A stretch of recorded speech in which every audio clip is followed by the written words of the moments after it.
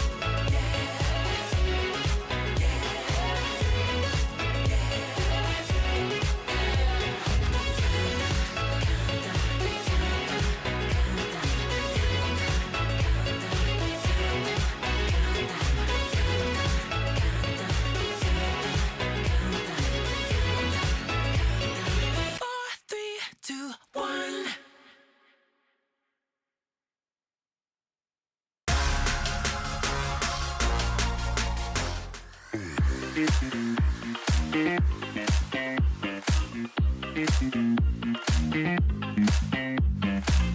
we go now.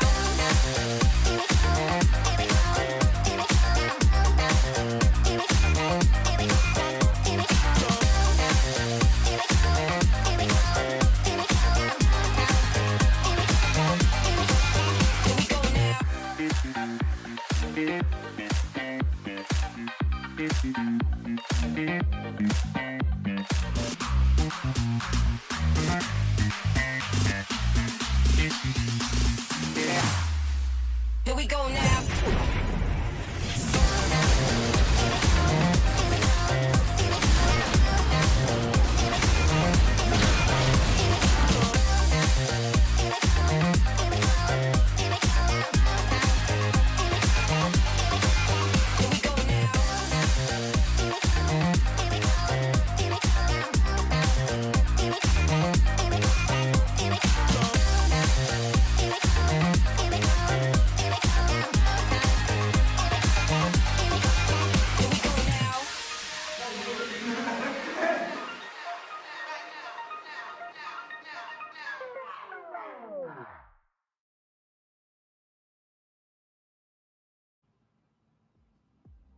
Welcome to the WCS MYSG 2022 Playday 8, and we are officially in the second half of the group stage. Who will rise and who will fall? And we'll find out as we have 4 best-of-3 games. My name is Holler, and with me is Contra. How are you doing today on this fine Saturday?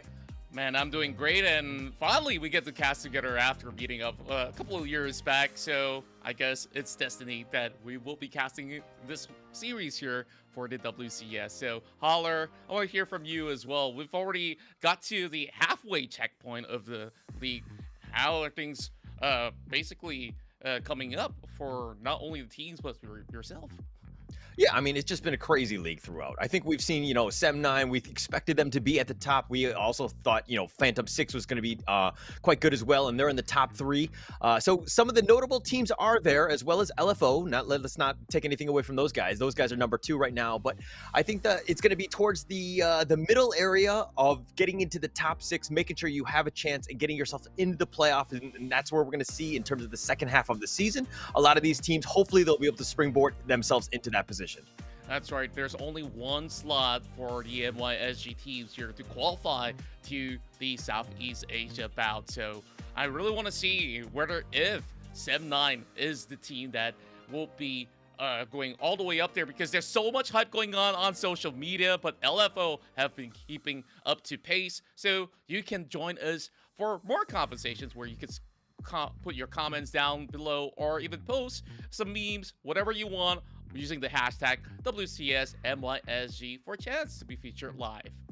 Yeah, and also just make sure that you just reach out to us. I mean, you will respond to those. The players will, Contra's dog will. Everyone and their mom right now is going to be participating in that in terms of that hashtag. So WCS MYSG, make sure that you get your voice heard. There's a lot going on, especially with, not only the games, but even outside of this. There are 8 teams right now, and I'm actually super excited because of the fact that we're in the second half. Which of the teams is really going to step up? Yeah, and this is where they will have to put the pedal on the metal. And, you can follow us on Wild Rift Esports MYSG on Facebook.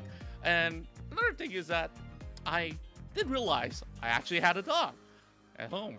I didn't see You it. do.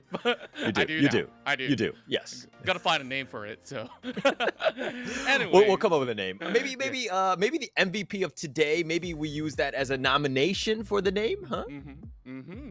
Perhaps so. So whoever comes up with it as the MVP, yeah, that dog will be stuck with the name forever. Let's hope the IGN's all right. So, Holler, we're gonna have so many exciting games for us here today, and we're starting off with a great series where we'll be having Upcar Esports taking on Phantom 6. We're gonna give all of you guys back at home a little bit of lowdown on what's gonna be happening throughout the course of the day in a few moments' time. So, when we look into how the meta has been shaping up, we see a whole lot of all these plays surrounding the jungler, making plays, and Upcar Esports so far has been getting themselves that momentum. I wonder if they could take down Phantom 6.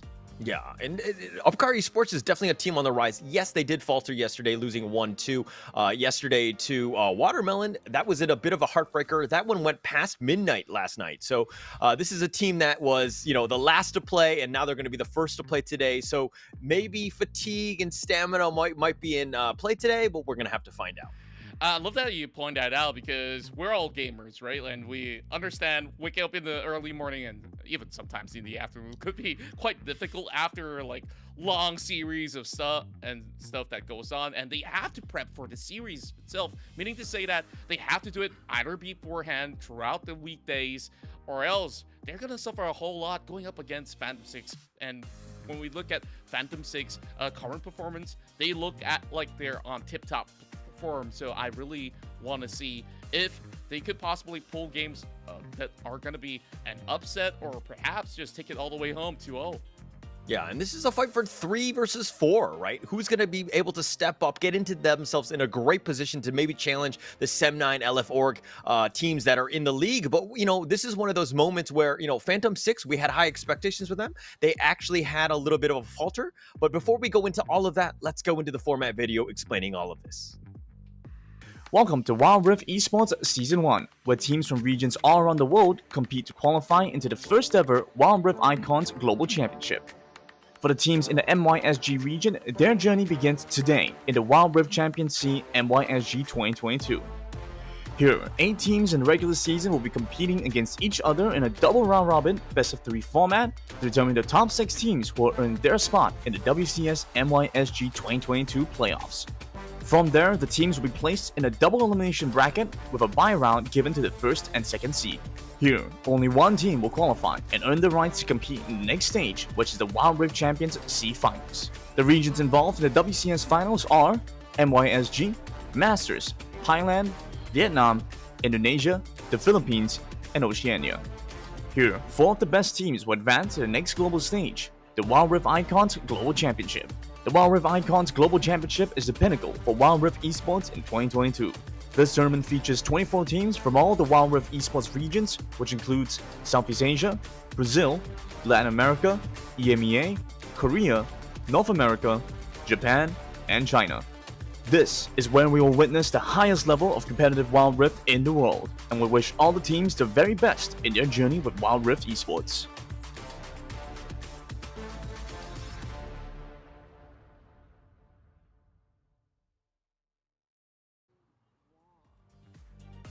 And there we have it, greatly explained by Grandom himself. So we've only got that one slot to challenge the rest of the teams across Southeast Asia and perhaps have a chance to go all the way directly to the global stage. So out of all these teams, definitely we've already seen 3 teams with high potential that could possibly go all the way into the C bouts. And of course, we don't really have to talk about how much SEM9 could possibly offer if they do go all the way there.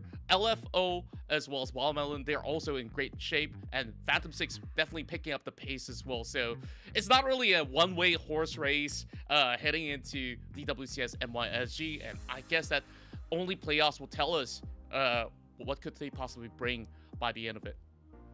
And a lot of the teams it's a bit of a rat race, right? In terms of who's going to actually improve, who's actually taking the lessons learned of those defeats and moving on, right? Yes, SEM9 did lose last week against Upcar Esports. That was a bit of an upset for them, especially since that was the first time they actually lost. But it's one of those moments where the other teams that have lost, how do they improve going into the second half of the season? And are they able to just then take those, lessons learned and then kind of take over SEM9? But let's go into the standings here and have a little bit of a breakdown on this.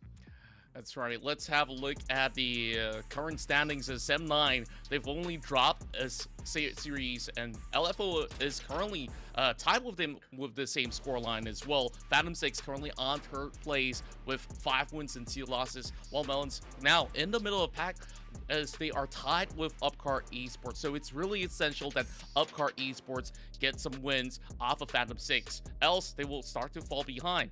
While Melon will get a little bit more of a leeway to basically push their way all the way up to perhaps a top 3. Yeah, and I mean, even if you happen to be PathSeeker, TODAK, or Reach the Peak, you still have a chance to get yourself, springboard yourself into the playoffs, and then it's pretty much anybody's game. Plus, the fact that the prize pool is there, you're going to get rewarded for every 2 slots that you go up. So it's definitely in your best interest to continue on playing in the league and playing spoiler pretty much, because you want to destroy the other team's chances, and give yourself a better chance of that prize pool. That's right, and we're looking at TODAK right now sitting at number 7. That's basically on the rate line where they could have the chance to be taken off from qualifying to the playoffs. But PathSeeker, they have been showing that they can take games off even against top teams. So TODAK, they're still having a pretty rough matchups that will be coming on their way, but I wonder if they could possibly pick up some good wins off of today, as they'll be playing later on the second half of the day. And TODAK, I just want to say one thing. I think that if we're looking at the stats that they've been providing, yes, they've been losing, and those games tend to make your stats look very difficult or very, insurmountable, or just not good, right? The thing is that TODAK is a team that they're doing things properly. If you watch the games, their laning phase is actually quite good. They're putting themselves in a good position to win. I always look at it as like chess of the early game, where you're making good moves, you're kind of neck and neck with them. You have maybe you have a piece advantage, and it's just a matter of faltering in that mid to late game, and they need to shore that up. Yeah, it's just a little bit of display of the lack of cohesiveness that when it comes down to big team fights. But I believe that once they play more games to come, they will eventually find that rhythm to get themselves up to the pace of all the other teams that have been performing very well. So let's also have a look at the schedule to keep you up to speed of what games are happening when. And we start off the series here with Upcar Esports taking on Phantom 6. To me, this is the highlight match of the day, as we start off strong, and we will have 7-9 versus Reach the Peak on our second series, followed by TODAK versus Wildmelon, and also looking for Org versus PathSeekers. Yeah, so we're going to see all teams play. Of course, this is a double round robin. We are in the second phase of the group stages. So all the teams have actually already played against one another. There have been some moments where, teams have lost, like Upcar Esports actually lost to Phantom 6 on play day 3, but now they have a chance. They've learned all the lessons. How are they going to use that in the rematch against Phantom 6 in our first series today?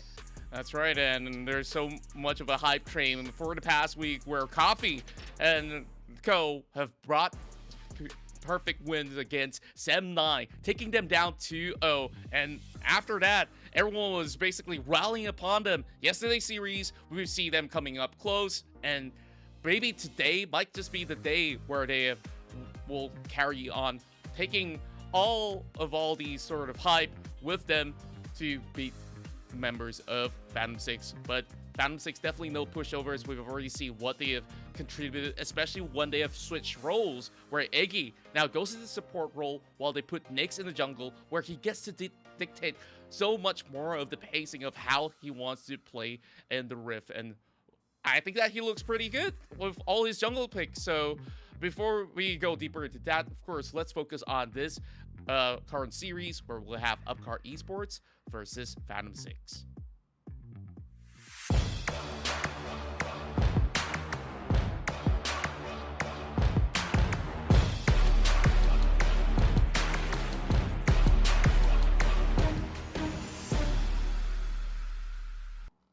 Upcar Esports lost a heartbreaker against Watermelon. They had game 1, they had it in the bag, and then they faltered in games 2 and 3. Maybe it was a little too late, but Zisune, Arashi, Ravens, Coffee, Beyond, we'll be seeing these guys, all 5 of these players, playing today against Phantom 6. I think that we've seen the strength of this team. We love the fact that Ravens mid is just like this high impact mid. We see Coffee just being able to just carry things on as an ADC, and this is a team I really like. I think they're on the rise. They definitely have some kinks to work out, but this is a team that is going to put some fear into Phantom 6. That's right. They're looking like a dynamic team, which could possibly pull up with multiple different types of composition. So Coffee doesn't have to rely on that vein that always gets auto-banned by every single team out there. And he has diversified so much. But does Upcar Esports want to lean on just Coffee alone? We've seen Ravens having that huge potential, but Zisune will always have to follow suit. It's all about Arashi here that will have all that sort of constant pressure on whatever he gets into any sort of game, where we've already seen he'll usually go for aggressive picks like Kha'Zix, but can this work out against Phantom 6?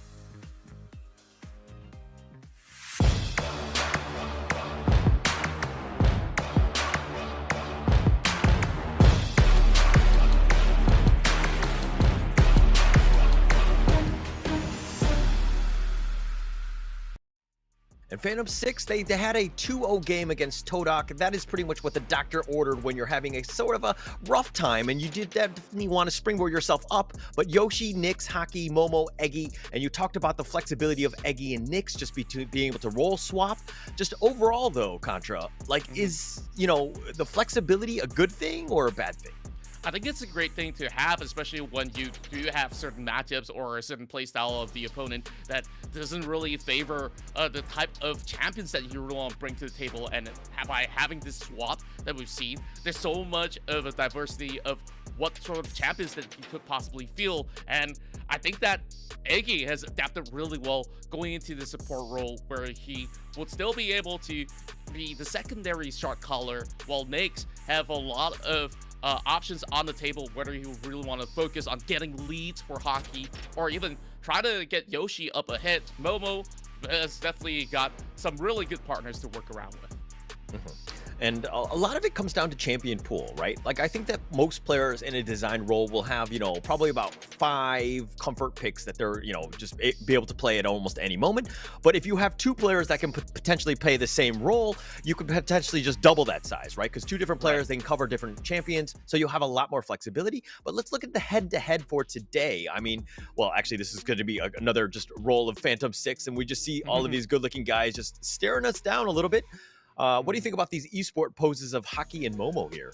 Well, just gotta flex those biceps sometimes, you know, like they're looking pretty mean with the death stare that they've been exerting throughout the course of the season. But speaking of both Haki as well as Momo, they are so reliable. Haki could play almost any sort of control mage that you could possibly bring to the table, but we're going to be comparing Coffee as well as Momo, both the main carries of their respective teams, though Coffee may not have flashy KDAs overall because he's always being targeted. He's always gotten those sort of opening picks. When he goes on that Kaisa, you know he's just going to dive head first with his killer instinct. Yeah, well, KDA to me is definitely a stat worth taking, right? Taking note of, right? Because if your KDA is low, that means your positioning is kind of questionable, right? You're not the top or somebody who's just going to go, you know, pretty much balls to the wall kind of thing. It tends to be one of those things where you really need to look at your own depths, right? And I think that watching the games and seeing where you're stepping out of place is actually going to help your team a lot more than anything else, especially as an ADC. All you need to do is stay alive so you can have that constant stream of damage going in.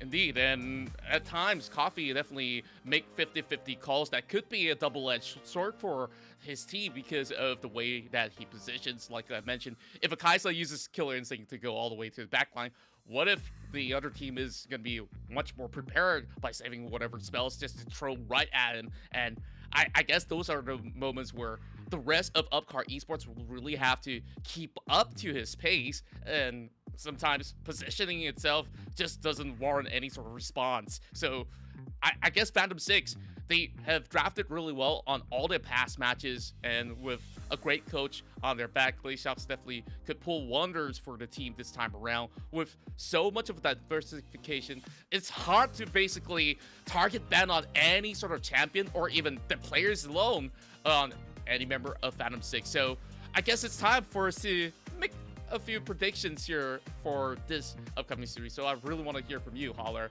What's your pick in this series? I went with Phantom 6 here. I just thought that they, I mean, this is the closest one. I was kind of struggling to see which team I really wanted to go with at the end of the day, but I felt like Phantom 6 was, you know, the game yesterday was actually quite impressive. I mean, yes, it was against TODAK and all that, but they just seem to be really in sync with one another. They seem to have really good team fights, just really objectively based team that I think they're on the rise.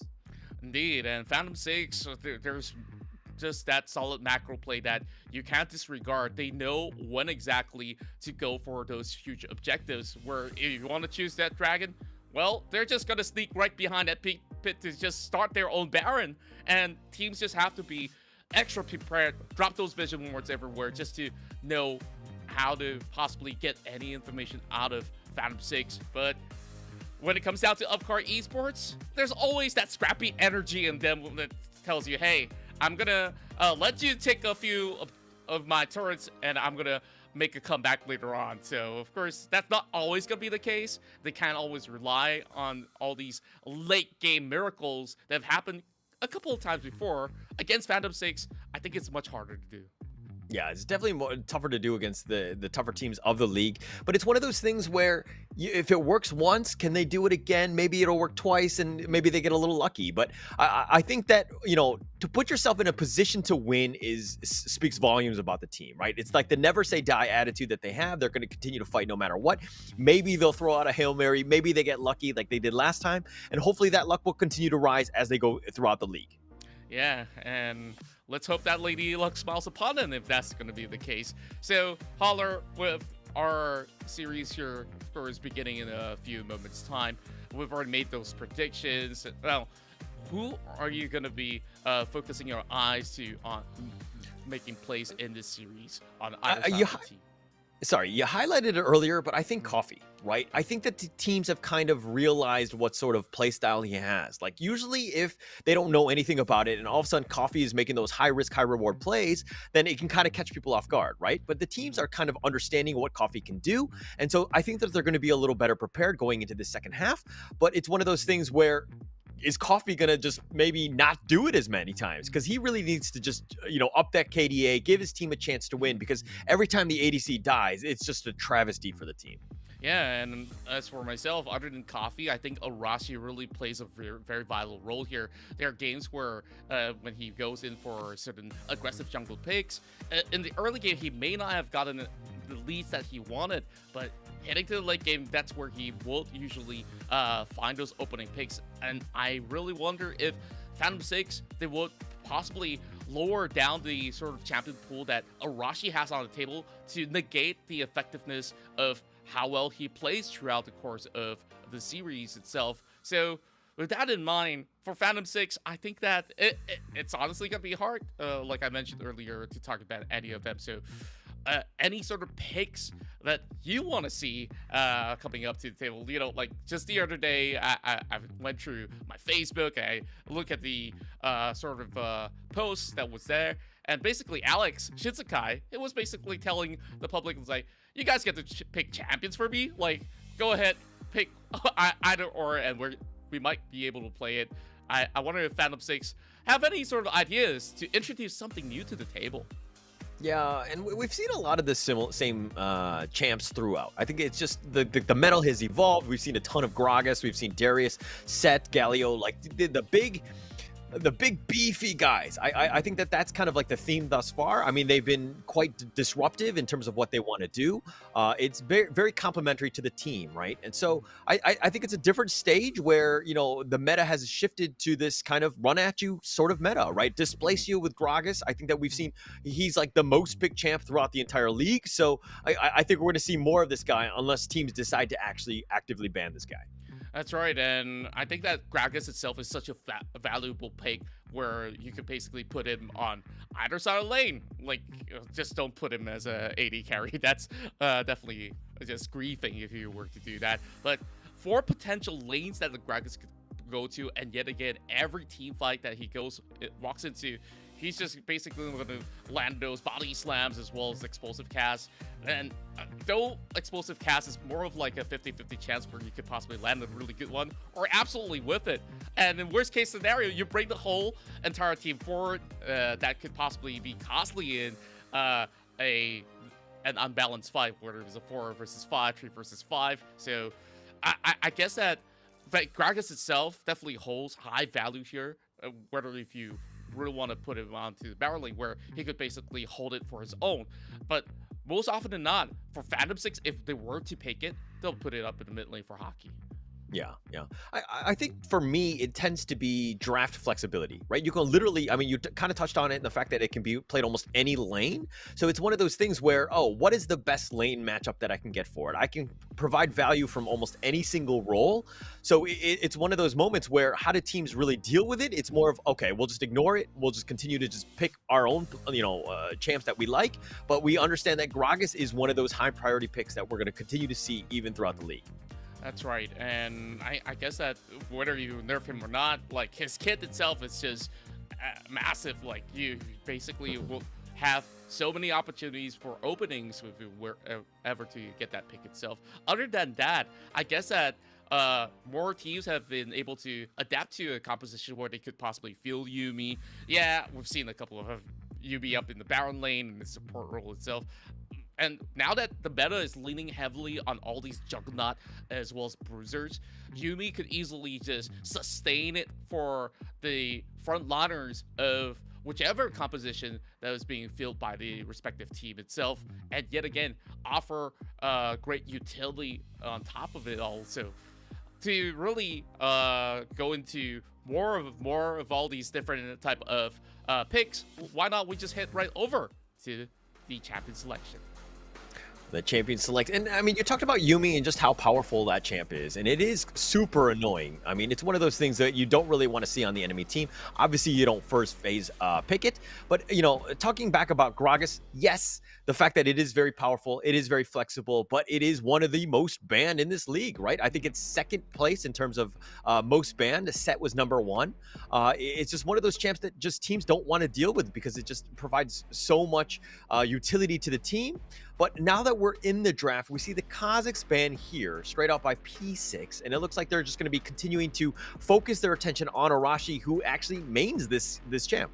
That's right, and what other options does he have? Maybe he might need to go for picks such as Lee Sin that he often falls back into, but we're going to be seeing Zed being removed from play. Vayne is basically no questions asked. You don't want coffee on that champion. He's currently ranked number 1 in the server, as he's basically the best Vayne player. Nobody wants to get pentakill in the late game. So as we go further down, like you mentioned, Gallo really offers a whole lot. You get to flex it over mid as well as support. So it's going to be hard to have him basically run all over the team.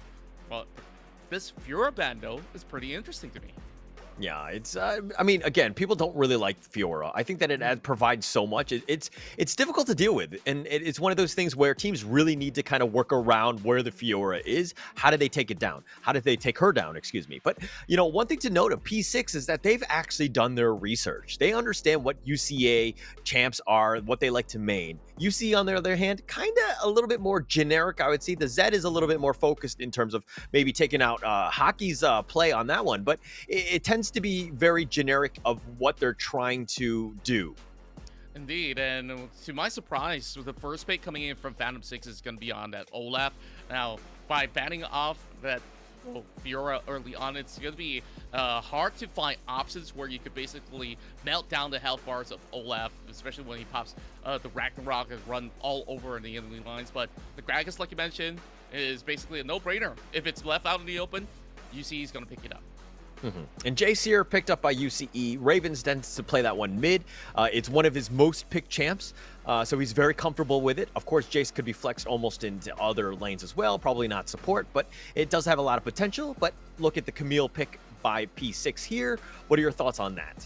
Well, I really do like the ideas that's coming out of Phantom 6 right now. Dude could easily set up a fight whenever you have the Camille to drop by with hook shot into the ultimatum. And something that's going to be tough for UCE is that Kaisa is now being stolen away by Phantom 6. So you have a really safe way of entering into a team fight. You don't have to just rely on Olaf to just basically start things off. And Hockey, anytime he gets into danger, he just repositions, go in with Killer Instinct. And I guess the good response coming in from Coffee and Co is that they pick Lucian. At least they will have a very stable laning phase for themselves.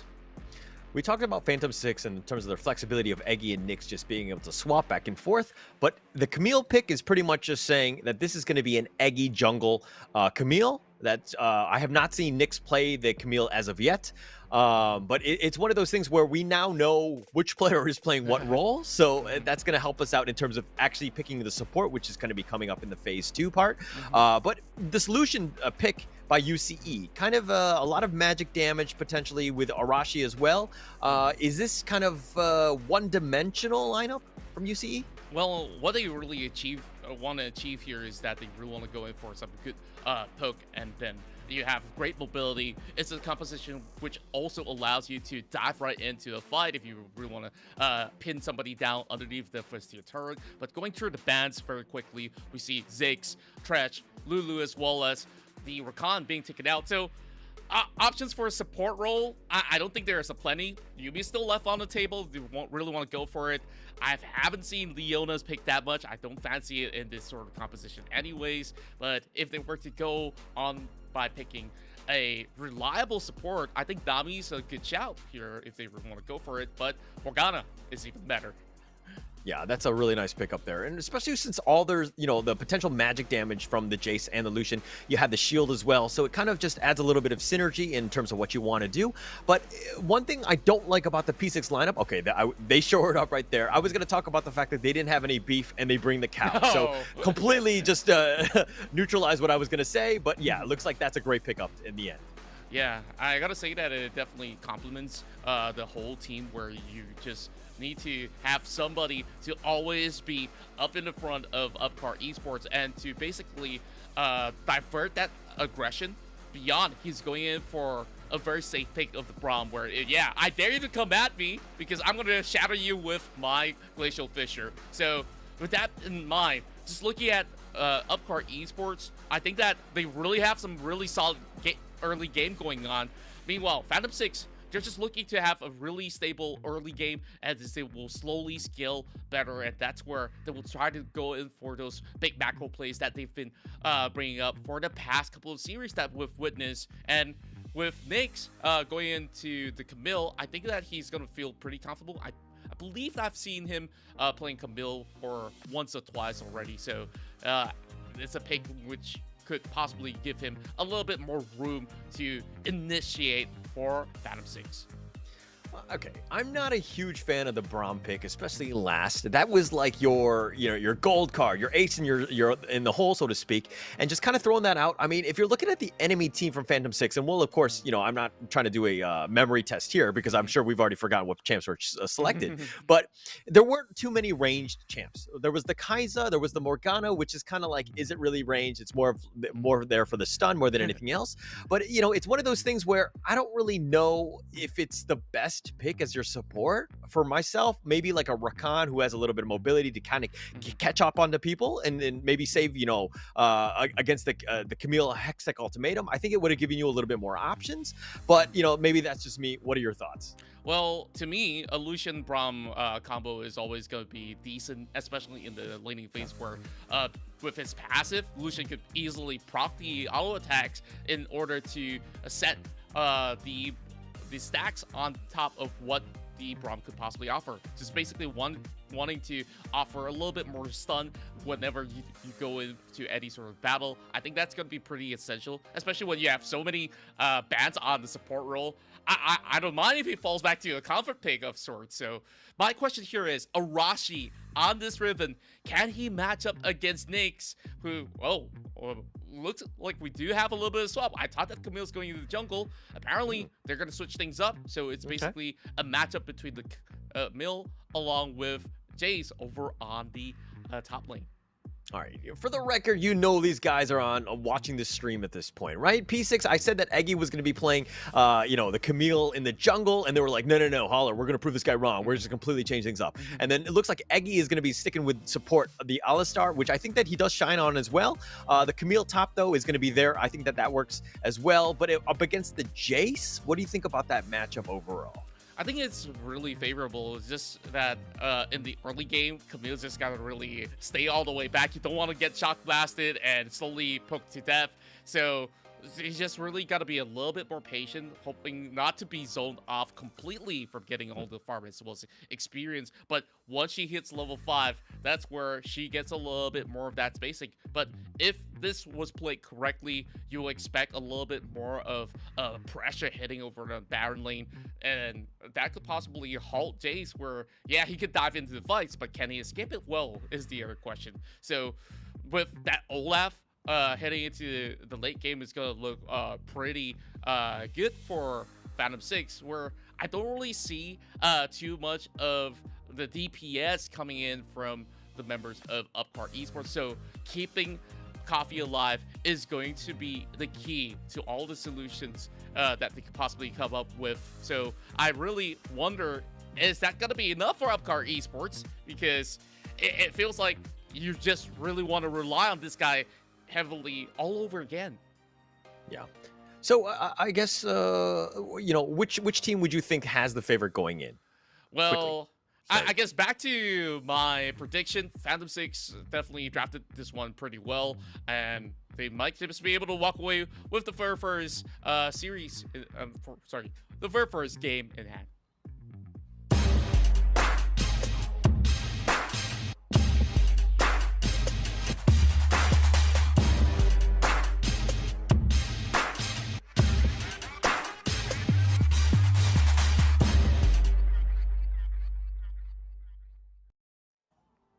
Playday 8, Game 1. This is going to be Upcar Esports versus Phantom 6. This is the hype matchup of the day, and we're going to start with a banger here. And of course, what do?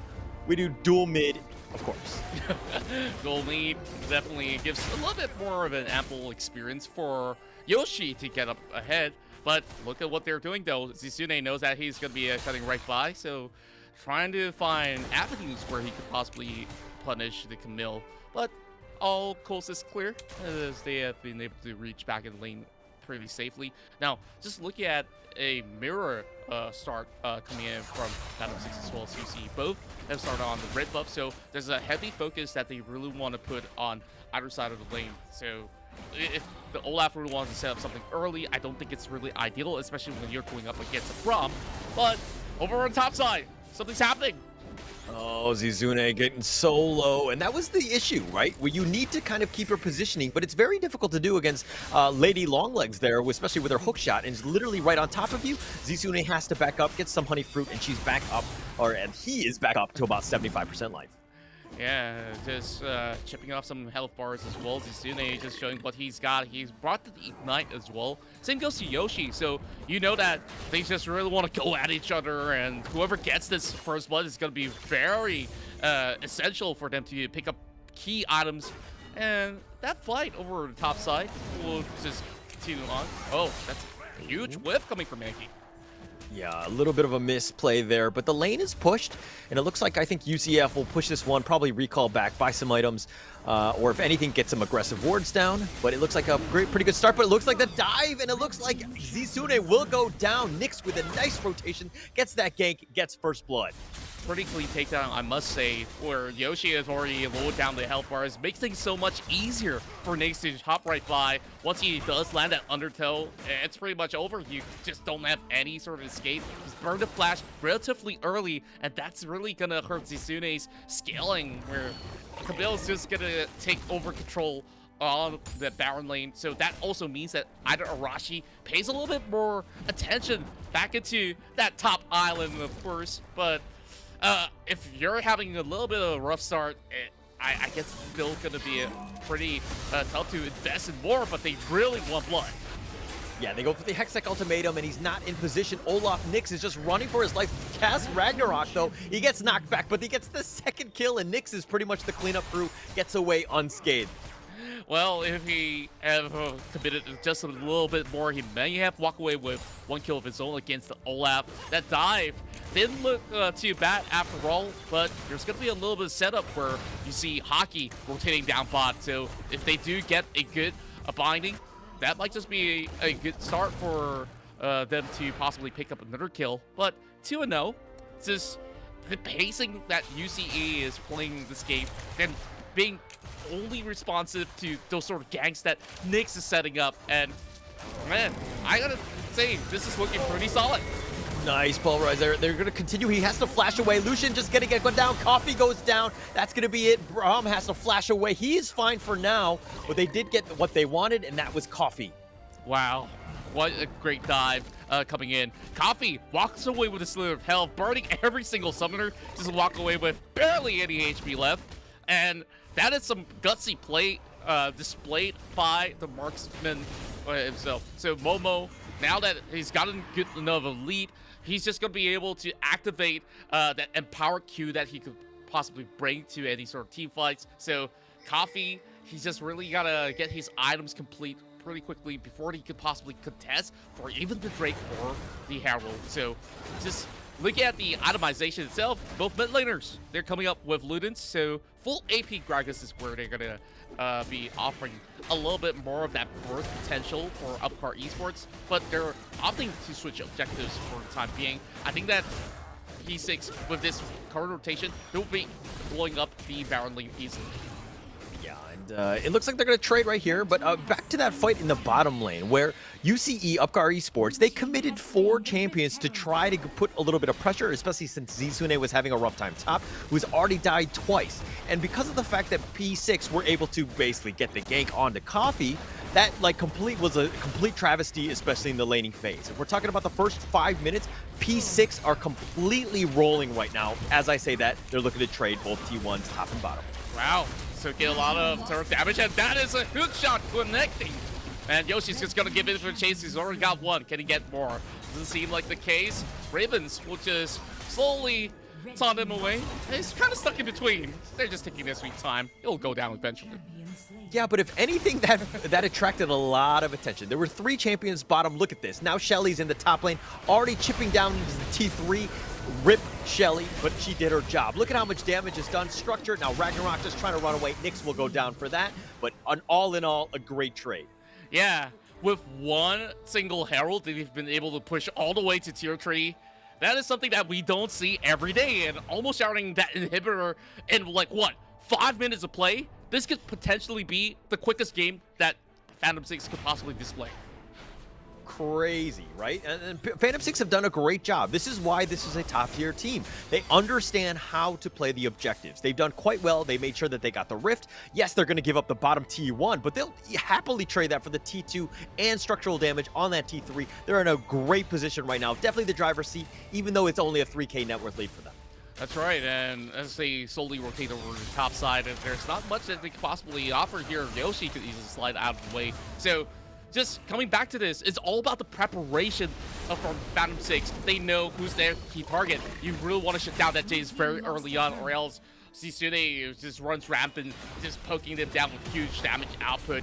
Now, Phantom 6, they're just basically taking free real estate here with more and more gold being stacked up. So 2 Trinity Force have already been completed by both Yoshi as well as Nyx. So I don't even know if you're going to be on Upcar Esports. It's hard to basically target pick onto any one of these members because who you want to be really going for. Camille could easily slide off of a fight.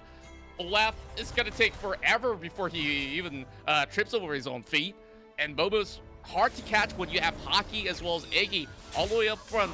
You could possibly pick them off, get them stunned. And Phantom 6, if they go for any 5v5s now, it could be a big win. Bruce Lee once said, be like water. And if you see what happened to Upcar Esports, we're pushing the top lane. P6 had completely reacted. They didn't take any sort of engagement that they needed to have done. They actually were pushing the bottom T1, and they provided a lot of space, basically taking whatever space was given to them. As I say that, it looks like Eggy is going to be going ham right there. He does have a nice little headbutt back. Glacier Fisher is going to be committed as well. Riven does get the kill on the Alistar. Beyond his solo, he has to shield to safety. And they do get the Olaf as well. Nyx is down, and they're continuing to fight. The Hextech Ultimatum is now going to be used, but it can't get a kill off of that. Yoshi now running for his life. No real chance. Riven with a triple kill, and this is a terrible fight for P6 as UCE are starting to roll.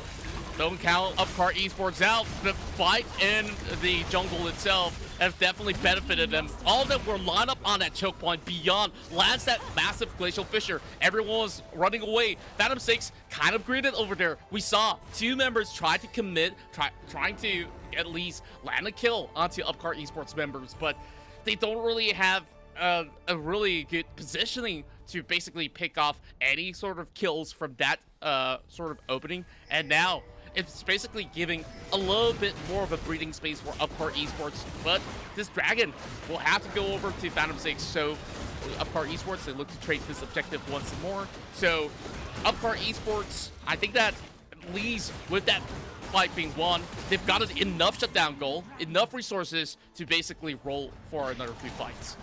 Yeah, and I think, I was complimentary on P6. That was my bad, right? And I'm going to call that one here. As I say that, UCE, they basically took the lead, and they actually have a little bit of an advantage. On that side, they've actually taken the Rift as well. This is going to provide a lot of pressure, especially since they have 5 going into the top lane. Add on Shelly, and you have 6 pretty much. And that's going to provide a lot of space, and it's going to be very difficult for P6 to defend. As I say that, they're going to continue here. Alistar's in the world of hurt. Hextech Ultimate is going to be used beyond shielding as much as he can, keeping his team alive. Yes, he even took the stun from the Morgana, and they should be fine, but they got what they wanted. They've gotten a kill thus far. I love how Upcar Esports basically ramped up, having Shelly to help them out on their pursuit over the top side. They've managed to take down Iggy, but that's just going to be a support. It doesn't really matter all too much. All we really want to pick is basically either Bobo or even Yoshi when it comes down to some of the team fights. But if they keep up at this current pace, they have possibly gotten enough sort of confidence to basically trample members of Phantom 6 by just brute forcing their way. Arashi gets a little bit more of a room now. There's going to be a little bit of pickup against Zizune, who couldn't really do much. Yeah, no real chance here. He's just running and just providing space. Hopefully just taking as much time as he can. But UCE are here. They're looking to make the jump. They do go on him, but Ragnarok is going to be committed. They do have the nice pulverize, slowing them down. They're on the run, trying to get away. The culling is going to be completely off the mark, and they walk away. No actual kill by UCE. Well, honestly, UCE, they should have basically assisted Zizune if they really want to go for picks, because that position itself is not really the most essential for them to even give chase against Phantom 6. There's so much room in the jungle that they could possibly wiggle off from, and I guess Ravens was hoping to get that lucky pick with that explosive cast, but that further pushes them away. Now, as we go later into the stage of the game, at least Arashi is displaying that he can play Riven at a top form, and oh my, another dive on Zizune. Oh, he gets knocked back. He flashes away. Zizune is running for his life. He's fine.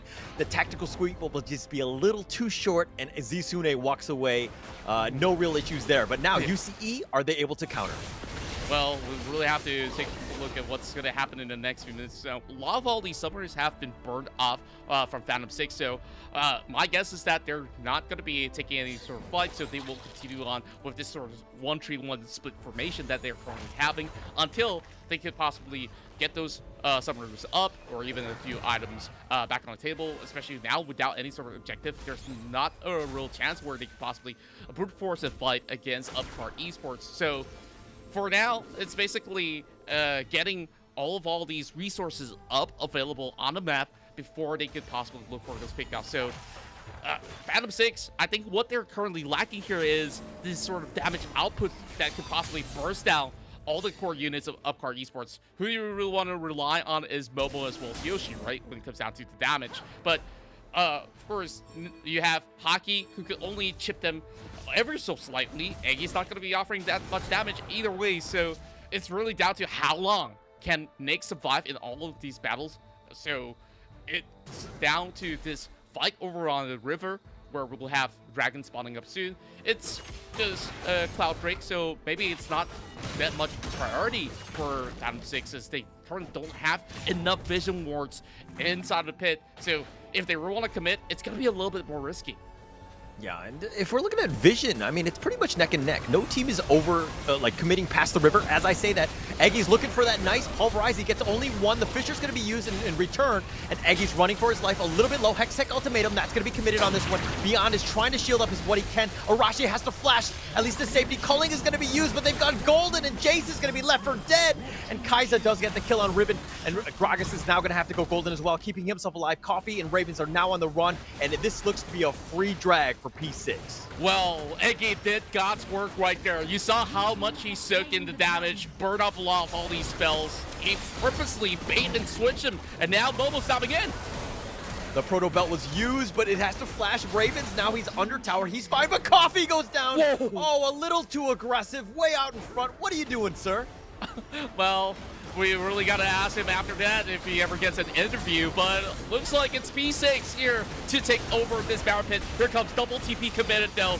Ravens have not gotten the out, but it's coming up in no time, and they will get the Baron over on P6. Oh, nice two-man stun. The Hextech ultimatum. He's going to flash and hookshot away. He's going to be fine. They got the Baron. They got what they needed. Now they're going to recall to safety. And UCE, it was one single bad team fight, and all of a sudden, now they're behind. Wow, just look at the mobility and the way that they basically time everything. Watch this fight again. Eggy, he started off the fight, burn a lot of spells, and that's where Momo says, it's go time. From the back, it was a perfect line coming from Yoshi where he dropped it ultimatum onto Arashi while they give chase. They may have actually shoved him away, but the rest of Upcar Esports, they're basically stuck in that awkward position where they won't have any sort of an opening to even test for that Drake. But here comes another one as there's going to be a boss slam. Ravens here. I don't know what he was trying to do. He should have saw his enemy, it's a you know.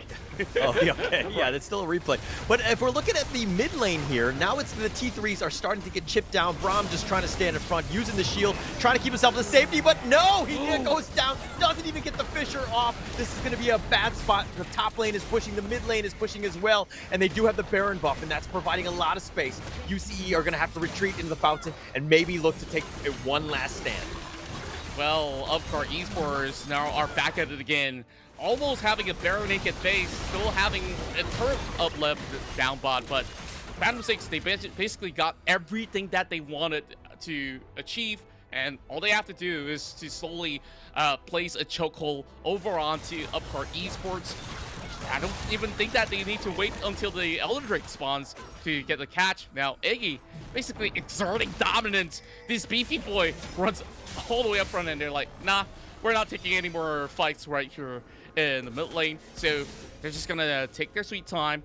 Upcar Esports, they really showed us some pretty solid team fighting. But the problem here is that once Arashi is out of fight, they don't really have anyone else to basically frontline that sort of assault. And beyond, all he can do is to peel back, defend Coffee's life as much as he can. So this is where Upcar Esports will have to play it perfectly, where Phantom 6 wants to force their way onto the last turn.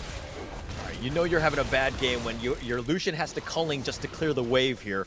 But it looks like they're going to back off here. P6 very disciplined, not understanding just they don't need to press the game. They have the advantage. It's just a matter of waiting it out, right? Back up a little bit, take advantage of all the map control that you have, and then just push all the lanes and take everything so that UCE will eventually starve out. This very smart play by P6, and you're going to see a lot of the top teams play like this. That's right, and Phantom 6 definitely listed as one of the top teams out there. As we take a look into itemization, the Kasa's almost got every item completed. Now she's just working towards the, looks like a Phantom Dancer. Well, first we'll have to take a look later on, but I really want to commend on both support players. They're really doing a whole lot in many of these fights. Oh, they're going to go for a as they go in, the Hextech ultimatum pushes them back. They're going to look to fight this. He has to go golden just to keep himself alive, but the headbutt pushes him away. Braum is down, Gragas is down, and they want more. They're continuing to fight. He goes in. Nyx might went a little too far. Jace has to go golden, and it looks like they're just going to clean them up. It's going to be there, and then the Nexus is up next. No real chance. Arashi goes down finally, and that's going to be Nexus. Game 1 is in the bag all the way of P6. 17 minutes. Great game to start the day.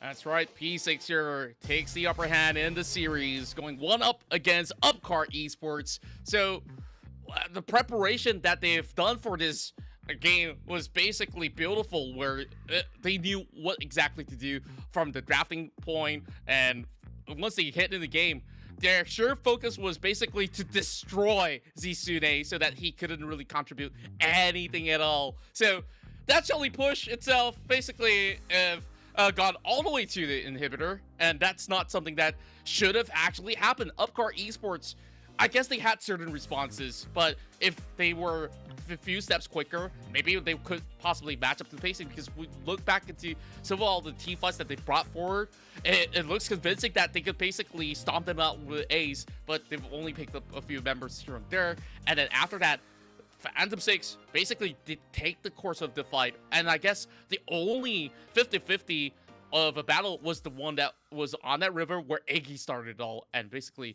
gotten it back for P6.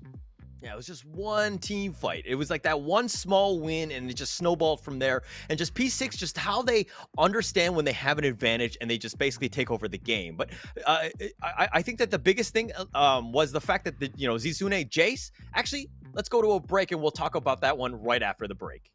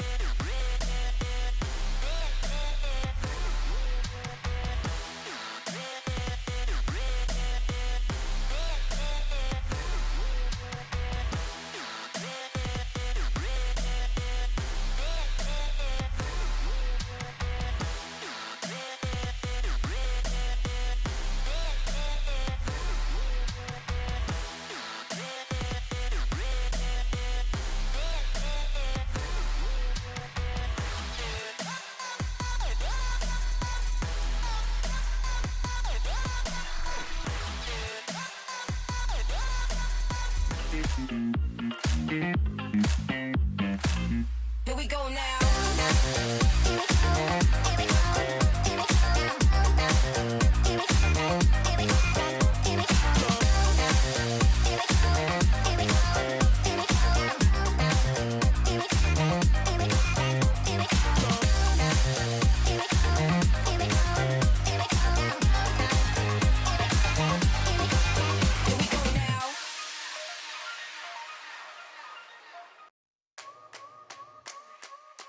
Yeah, show me my opponent. Top spot, I want it. My grind, I'm on it. Can't stop, keep going. Wanna know me, can't call me. I remember feeling lonely. I remember when they told me I would never get the trophy. Show me my opponent. Top spot, I want it. My grind, I'm on it. Can't stop, keep going. Wanna know me, can't call me. I remember feeling hungry. Now I'm coming for the trophy. Cause this is my moment.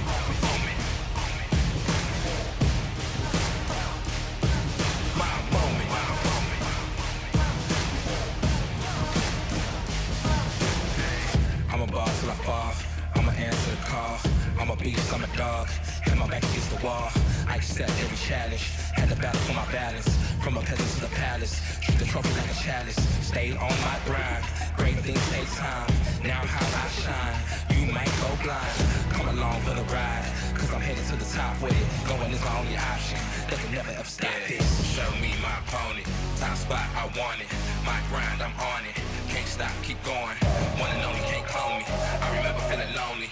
I remember when they told me I would never get the trophy. Show me my opponent. Top spot, I want it. My grind, I'm on it. Can't stop, keep going. One and only, can't clone me. I remember feeling hungry. Now I'm coming for the trophy. Cause this is my moment.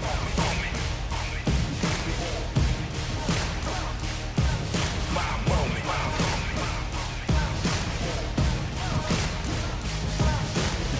So many days, so many nights. I had to fall, I had to fight, I had to find the strength inside, keep hope alive. Through the dark, I found my light and now I shine. So many days, so many nights. I had to fall, I had to fight, I had to find the strength inside, keep hope alive. Through the dark, I found the light and now it's mine.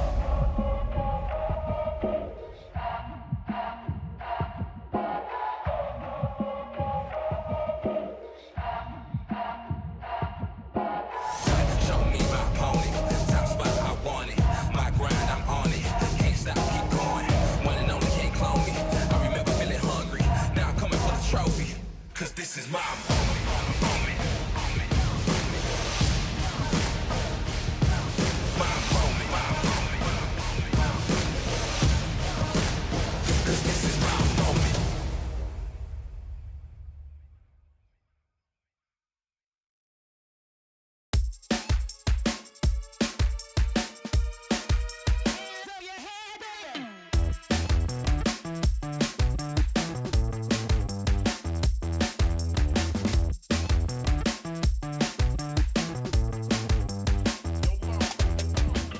Here we go now. Here we go now.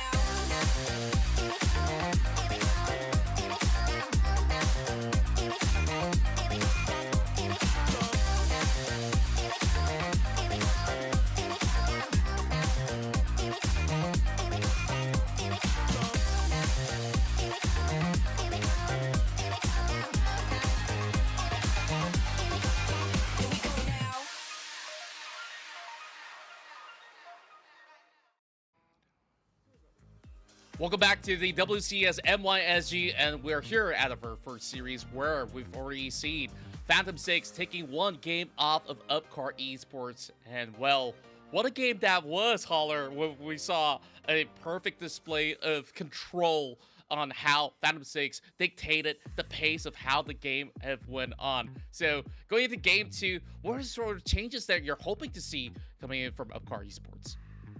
I think it was, they kind of went all in on this whole Jace draft, right? Jace is one of those champs where if you have a great game and you're able to snowball, you just basically control it. But it's one of those times where even in this one, where Phantom 6 basically just suffocated him, right? Didn't give him any chance to breathe, any chance to get going. He's just pretty much a ranged minion at this point, right? So it's very difficult for him to get going. And it was one of those things where, as a strategy, Phantom 6 was very smart of making sure that he didn't have a good game. Upcar Esports need to have a little bit, well, I would say, of more well-rounded draft to give themselves a chance in the event that Phantom 6 want to do the same strategy. Exactly, and I guess that maybe he may have actually thought about going for other options heading to the second game where he plays pretty good juggernauts like the Garen or even the Darius, so to speak. So I guess now that he have already had a little bit of beating up top, that will dampen his spirits to pick something that's a little bit more aggressive, like what was shown Jace or even the Fiora's banned away, so that it limits his option of his pull. And same goes to Arashi. He looked pretty good in the jungle on the past round, but without picks like the Kazakhs, it's starting to hurt them for a tad bit more. So I guess like they really gotta find something that could pull them through from that early game, because Phantom 6 knows exactly how to basically get those leads, forming up with those dives. So far, it's been looking pretty good, and Phantom 6, they just have to keep going at this sort of pace, or even having a similar draft. But let's take it all the way back to our first game as we get to talk about, you know, all the sort of stats that we have here on our screen. Yeah, and look at this. Zizune, again, 156. He was kind of focused on the attention. Really didn't get a chance. But Arashi had still a great game. 7-3-1, was literally trying to put the team on the back, gave themselves a chance. But the rest of the team, you're kind of lacking. And you talked about it, especially with Coffee being the only guy on the Lucian that could actually do any damage. Ravens and beyond, yeah, you can kind of have a little bit of crowd control. But when they Hextech ultimatum and they push everybody away and they're just focusing on Coffee and Arashi, and especially Zizune, like, you're going to have a tough time. And I think UCE are really going to look at this game and understand, hey, this draft really doesn't work for us. We do need to tweak it. We need to figure something else out. Exactly, and you know, I was pretty much caught by surprise that Upcar Esports, they haven't given any sort of focus on banning the Camille on the drafting phase itself, because Phantom 6, they're so comfortable. They picked it for multiple games already, so might as well just get rid of it if you really can't handle the pressure coming in from the Camille. So yeah, when it comes down to 1v1 matchup, if you do it right, Jace could still basically win that in terms of how you lane in this sort of pace. But I feel like there's plenty more options out there for Upcar Esports to show us a better draft. Yeah, you get the Gragas, which could possibly offer a little bit more of a team fighting prowess. But other than that, I felt like it wasn't really the ideal pick where you want Ravens to be making plays. And yeah, sure, somebody's just gotta basically follow up whenever he does land those sort of ultimates. So I just feel like Upcar Esports, they got that potential, but they just really have to clean up their act. That's about it. So when it comes down to performance from Phantom 6, Momo really does a whole lot. You saw those sort of picks that they get over the mid lane where they just bait and switch, hoping to get something out of return. And they've always been able to go in for good exchange. And Hockey, though he didn't really get those kills, look at the damage that he's done on that Morgana. 19k.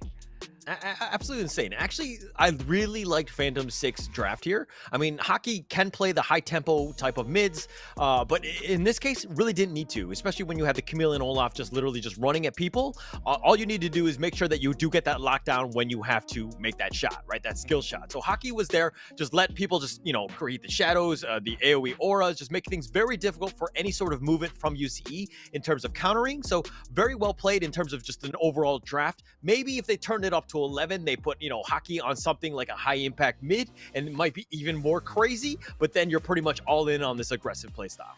Yeah, and I guess that they may not be all too ready to suddenly fit that switch, but is there any better time? Because this is the series that they will have to equalize regardless, or else you just have to sit off the entire day sulking about, oh, I should have done this or that. But I guess at Upcar Esports, they're just basically finding direction. Probably they didn't turn on their ways or so. So I will give them a little bit more time as well as leeway because they didn't exactly commit huge mistakes, huge flaws of what we've witnessed for the past matchup itself. So when it comes down to team fighting, they still have it in the bag. They have proved that they could still shut down Phantom 6 if they could possibly get them into a really good choke point. And that, of course, that was heavily relying on the sort of resources that they did have. But going back to the draft, I really think that Camille's got to go. There's no other way out.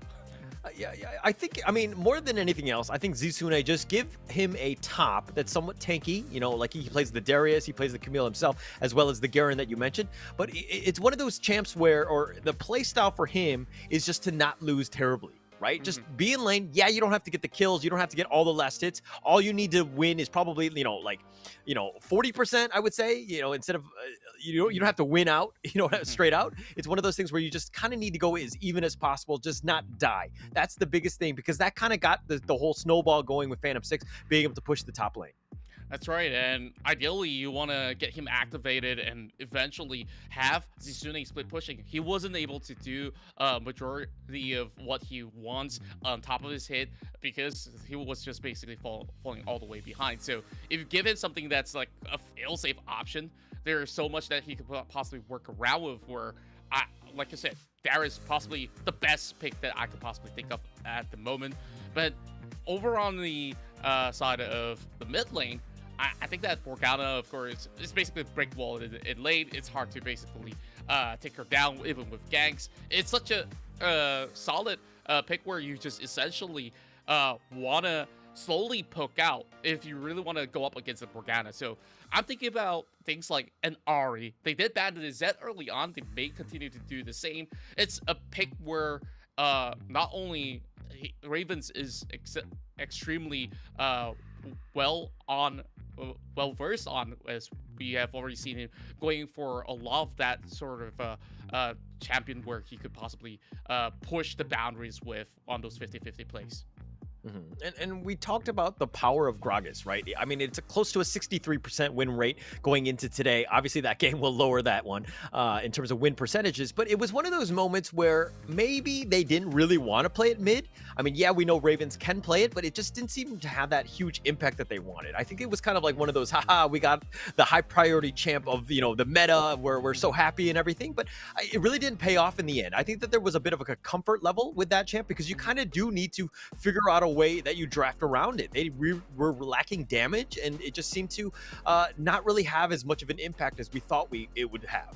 Absolutely agree, and if they were to go in for another Gragas pick right here, they should hand it over to either Zisune or Beyond, because that will allow him a lot more spacing. That's the juggernaut they could possibly hold on better over if they were to get dealt upon. But Upcar Esports this time, they start off on the blue side. They're to come up with a ban, and instead of the Camille that I hope for, they start off with the Galio, which we've seen Hockey play a plenty of in the past season. All the way up till now, he's just this reliable Galio that could possibly enter all these sort of team fights very easily and just offer a truck ton of damage when you go full AP. Yeah, third most picked champ in this meta. That is the Galio. So they're definitely going to focus on that one. They still have 2 other bans, so let's not worry that they might pick or ban out the Camille. Maybe they're hoping that P6 ban it themselves as they go a different direction. But they do go with the Vayne. Again, attacking the Coffee player, the ADC, excuse me, and just not really giving him that chance to shine on that champ. But Coffee, I think that it was one of those moments where yes, you can play the other champs, but if you're taking away his bread and butter, so to speak, he's gonna have a not as good of a game. Well, coffee, bread, butter sounds like a complete breakfast to me. Well, now going into the other sort of list of bans that we're seeing here, they really give a very high priority on this Viewer pick. I really wonder, is this a certain prospect for Upcar Esports to really go for something that could possibly benefit them a whole lot more, because there is still up online. You have Set, which is also available. We want to see what Phantom 6 pick this time, because they've already banned out the Olaf, so you won't be seeing Nyx going in the jungle with that. But Camille's still here. It's really down to what Phantom 6 really want to remove, either target in the jungle or the Baron lane. Yeah, and high priority items, or champs, that is, right? Morgana banned as well, Kai'Sa, and then the Olaf. They're very focused, but it looks like they're going to pick up the Camille themselves. I like this pick. If you're not going to let the other team ban it. And again, they knew they had first pick, so they didn't actually have to ban it, realizing that they had the first chance at it. So very smart play by UCE to start things off. Yeah, and that's going to be a Set for Yoshi. And if it comes down to a Camille versus Set, I still think that the Set will be able to hold his lane decently well, where Tsune would play extremely aggressive if you were to put this Camille over on the Baron lane. Arashi has played a couple of Camille himself, but to really counter all the members of Upcar Esports and upcoming team fights, they picked up this Rakan, which is going to be a very good pick for you to basically roam around the map, respawn, and basically to fend off against that. Alistar is always going to be a good shout. Yeah, it's going to be a great pick. I mean, you see the support in the Rakan. You understand the amount of flair that guy and sex appeal brings to the team. So he's bringing quite a lot, right? And so you just kind of counter that with the Alistar there. I think that's a smart counter pick there. But again, this is one of those moments where UCE completely changing it up, right? Like all the champs that they're picking, they're realizing that this is going to be a completely different strategy. I like that fact. But a P6 so far, though, these 2 champs, it seems to be a lot easier to play, and that's kind of what worries me from UCE's lineup. Yeah, and I guess that it's all about the ease of execution itself, where, yeah, you got that Alistar that's going to be going in for a hit pulverize, but what if they slam that Alistar all the way back? So that showstopper might be able to turn things around against Upcar Esports, but what UC here wants to accomplish is establish a little bit more of a global presence when you have Git as well as Destiny, and basically go for a 2-man gank, working along if they were to put this Camille in the jungle. That's going to be easy pickings for them, and I guess initiating well is going to be the key factor to Upcar Esports success. If they were to pick anyone, it has to be that Lucian, because Set's going to take forever for them to burn down. But on the second part of the draft, it's interesting to see that Corki being banned away. Yeah, we've seen a lot of Corki, though. A lot of the teams, this is definitely meta, where teams realize that Corki is a potential play. And it looks like P6 have gone all in terms of just trying to ban out as much of Coffee's champion pool as possible. And they're just really focusing in on that ADC slot. As I say, that Ziggs has been banned, but now that Darius banned there, not expecting Set or, Set to be the top laner and maybe jungle.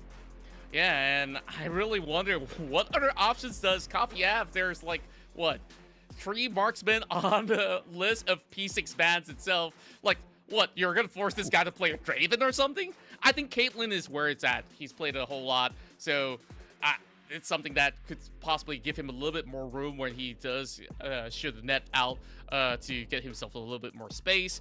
But late game, Caitlyn is not really the most ideal marksman that you want carrying the game, because she can only offer so much. But instead, they go for a better pick that we didn't think about, Tristana, coming in to make its way to the WCS. Yeah, I like that pick. I mean, the fact that you have a little bit of mobility to get away, because literally the boy band that's being formed from the P6 lineup is literally just going to run at you. They just want to just get on top of you and just sing bye, bye, bye all the entire time. Because of the fact that they just want to kill you as quickly as possible. These guys are going to be on top of you. It's going to be very difficult to get away. So the Tristana there, having that little bit of extra mobility is going to really help. Whoa, this is getting spicier than I thought. So instead of falling back to the tanks where you have the Dara still opened up, they're answering back with an Akali, and I guess it's very likely that we're seeing this Akali go up against the Garen in this matchup.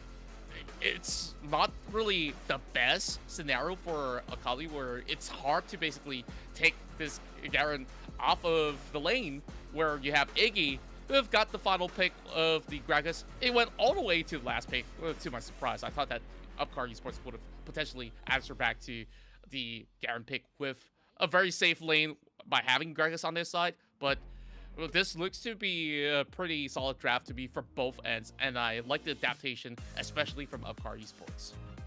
Okay, it's a tremendously bold move by UCE, right? It's one of those things where usually you want to simplify things after a loss, right? It's one of those moments where we make it easier for ourselves to get ourselves a better chance, especially in like the laning in the mid game, right? But it looks like UCE are like, no, we're mechanically sound. We understand how to play these champs. We're going to play high flying, high risk, high reward, just in your face style, in dashing in and out. I don't care if your boy bands are singing at me or whatnot. We're going to get away. It's not going to be a problem. And I think that UCE, it's a bold move.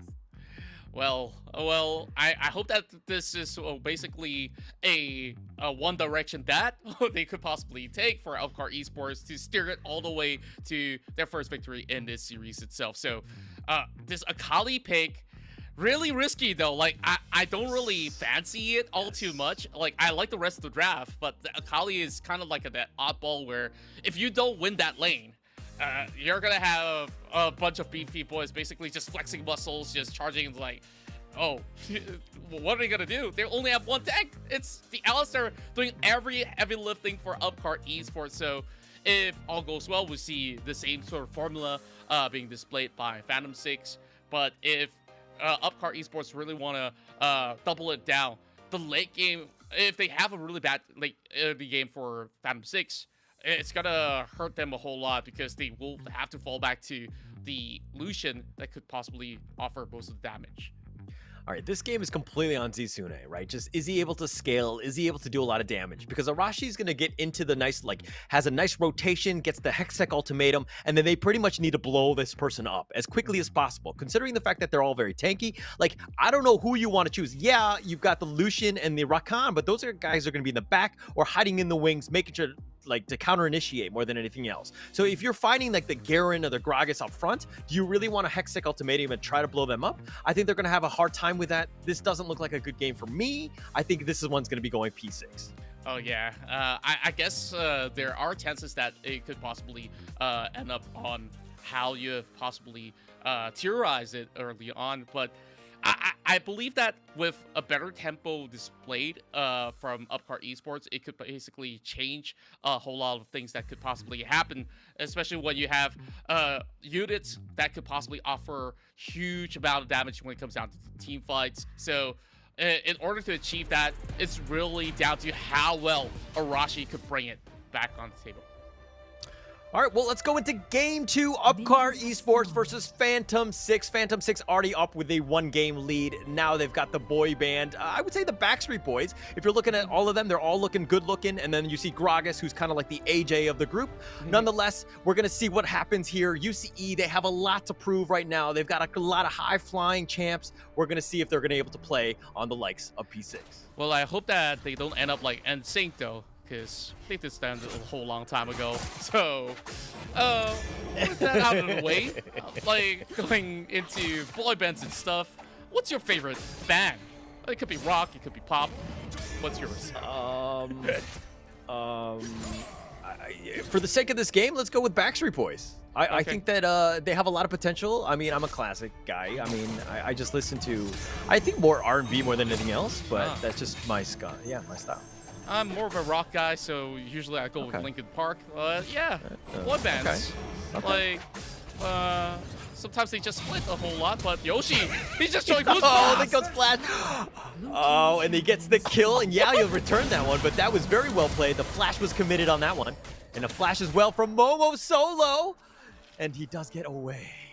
Man, I didn't expect it to be a 1-for-1, and it's so unlucky that Yoshi have gotten to the turret range, soaks in one shot, and it definitely helped to ignite out a whole bit. So Zizune, he may not have walked away with the first blood, but that gives him sufficient gold to actually have a decent time back in lane, where there's a little bit of contest going on for the scuttle. Let's see who gets it. Yeah, it's a pretty, it's a lot of champs. The huge commitment, I would say. Nice barrel right there. The tactical sweep is going to slow down Nyx. He's going to stick around. He's going to go for the haymaker, but he's stuck. Flashes away. He's fine for now, but the battle. Wow. Oh my gosh, the grand entrance right there. 3-man stun on point. Completely caught me off guard. I was flabbergasted, but a really nice play by Egg. Yeah, Iggy really holding them all back with 3 members up in the air. Saves Nyx just in the nick of time. Though he did burn the flash for it, it's gonna not matter all too much because they're just basically going back to the jungle. Have ample time to get the cooldowns off in a few moments. So Arashi, I like what he tried to do there, where we see him going with the food shot, diving deep, but they were a little bit too late with first smite being available. Nyx just got it pretty easily. So going back to the drawing board, mid lane matchup. Twisted Fate versus Gragas. I think it's all about that level 5 on what they could possibly contribute. In terms of rotation, obviously, Ravens will have so much more advantage. Now that he's also taking Ghost so that he could make more plays happen.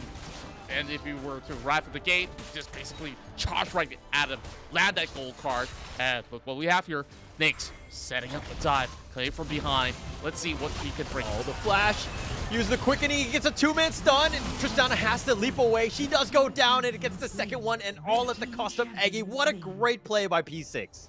Well, that's basically a 2-for-1, but it's so well worth it. He comes back, picks up a proto belt, and all he has to rely on was Iggy diving all the way back, and that makes it so much easier for them to basically get all these goals stacking up for not only Lucian, but also for Set, who's already contribute in 2 total kills. So Ravens, now that he's level 6, he's got to really do something with Beyond here, but the rotations have been matched by Iggy at the moment.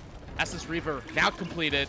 So this Tristana will take a really long time before he could possibly have a decent phase heading into the game. So Tristana, you're basically aiming for that late game potential of how Tristana needs to possibly work his way all the way back, where you ideally want to get that buster shot landing onto a unit that's immobile. But when you have a Rakan in the way, that's pretty hard to do. So Beyond's got a lot to work with.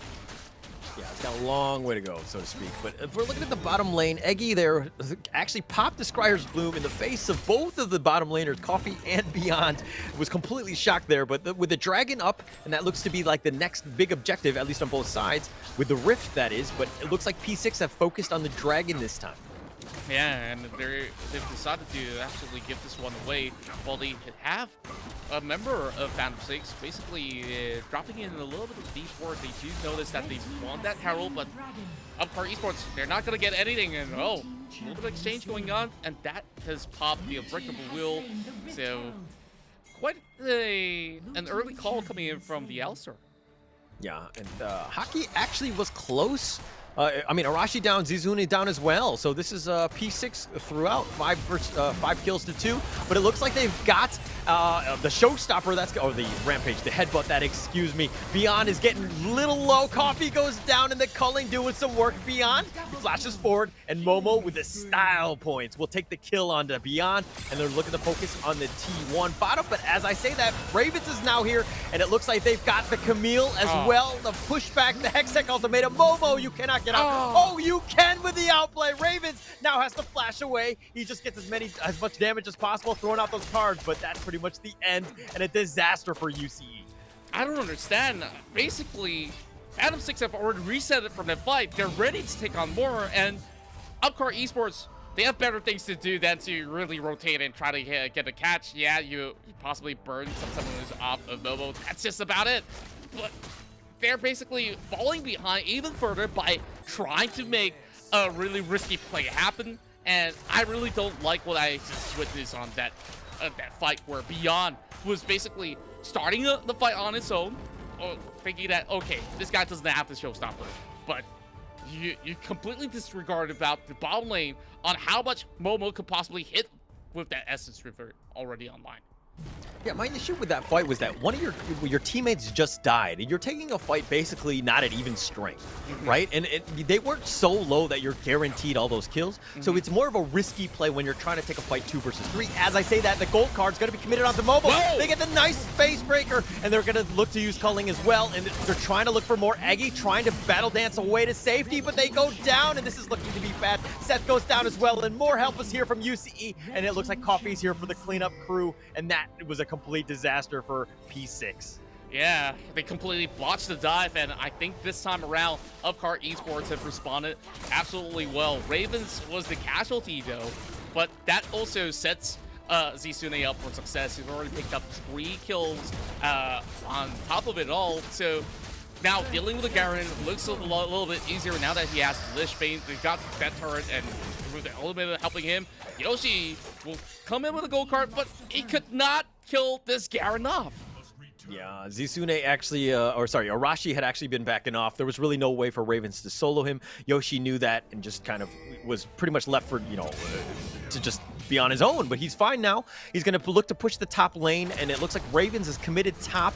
He's already made his way here, but look at this pressure provided bottom. Now Mobo's in position. Zisune has done a lane swap, and they actually miss it. They do get the turret, and that's pretty much what they need, and P6 will back off. Oh, something's happening in the jungle, though. There's a little chase going on as they try to pick off the Gragas. They got that 1 kill, and very spot on. They definitely did the right thing, noticing that the bottom laners were basically being shoved back by Zisune. Now they're going to start off a fight. Oh, nice judgment there. That's doing a decent amount of work. They get the execute. The judgment is on point. The culling is going to be a little on. Okay, it does end up hitting Coffee. Coffee will just jump to safety, but that's not the worst thing. They did get Shelly, and that did a little bit of chip damage in the T1 mid, though. Exactly, and I guess it's decent damage to shove them back for a little bit. Not exactly a Nerf gun that you were hoping for from inside of Upcar Esports.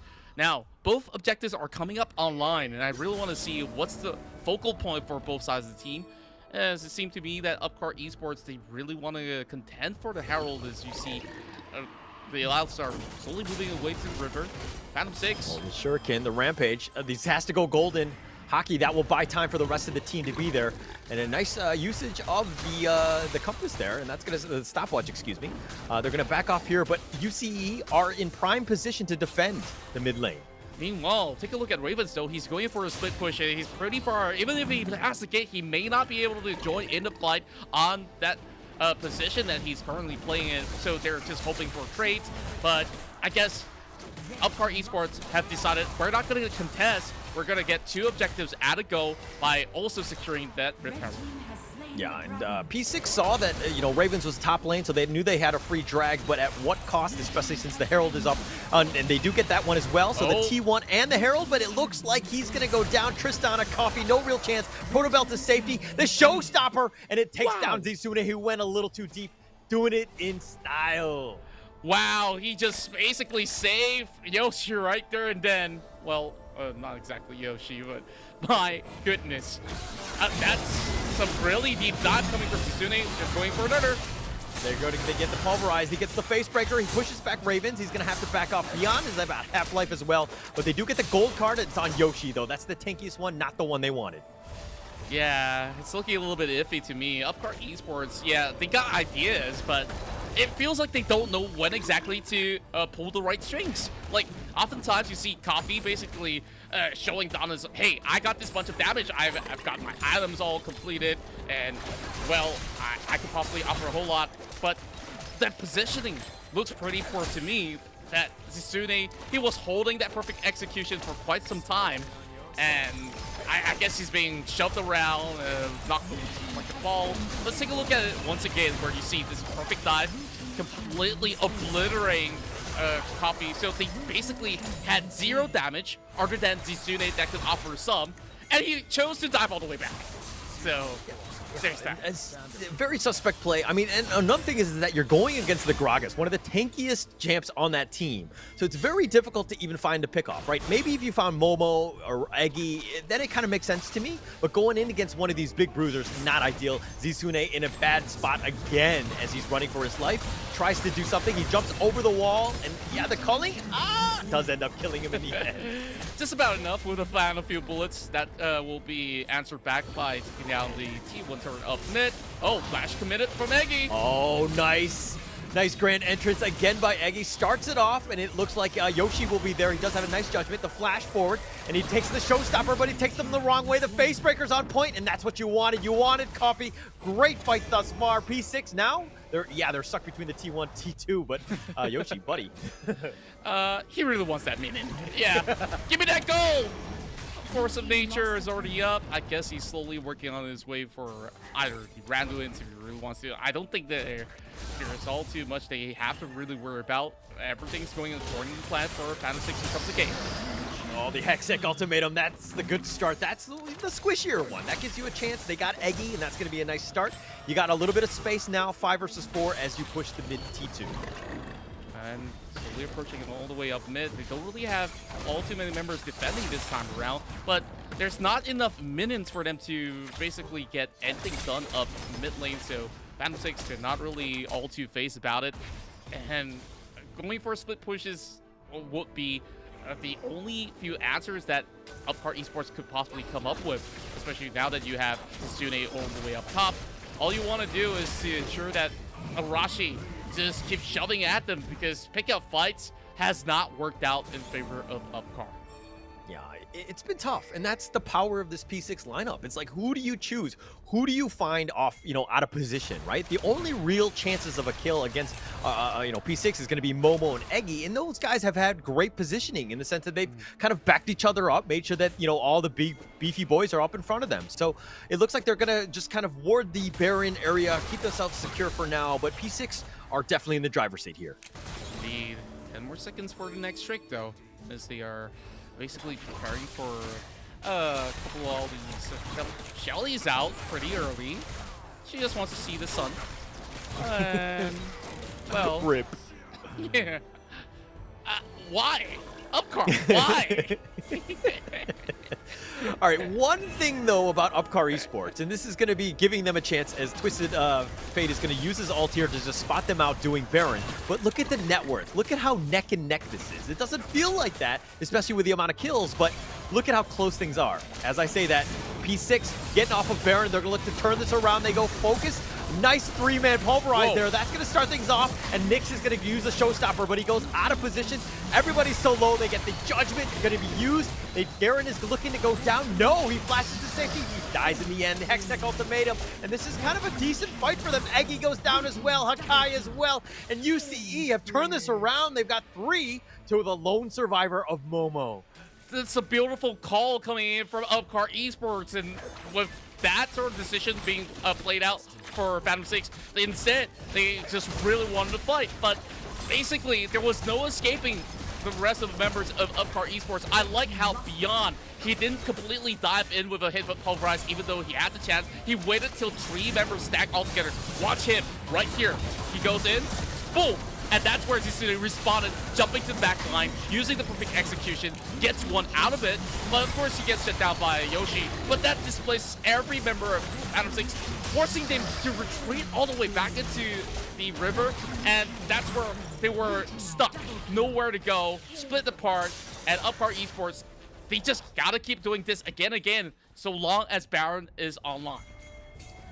To me, the one thing that really stuck out was Nyx's showstopper. The fact that you took, I don't know what champion was picked up on that one, but took it to the enemy team where they could 4 versus 1 you and blow you up and isolate you. That was a really bad showstopper. If he took him into the, his own team, he gives himself a chance to win because then they can focus on that one. But, it's just a misclick or, misdirection. It was a misplay, definitely. But Nyx there just slightly off on that last team fight. Indeed, I was really wondering on his decision to really bring it all the way back to the opposing team as compared to his own, because that could easily get them into a 5 versus 4 scenario. Here comes the Destiny once again, as they're hoping to pull Phantom 6 all the way back to their bottom lane and be really on for a fight. Showstopper Golden has to keep himself alive. Zisune there, but they did get the turret. That's something. Alistar's looking for some beef. No, he goes down. The Hextech ultimatum is going to be used. And Arachi's looking to go down. No, goes Golden. Keeps himself alive at least for a little bit longer, but she dies in the end. That's 2 for nothing. A very good fight for P6. Well, now that definitely forces Upcar Esports into another scenario.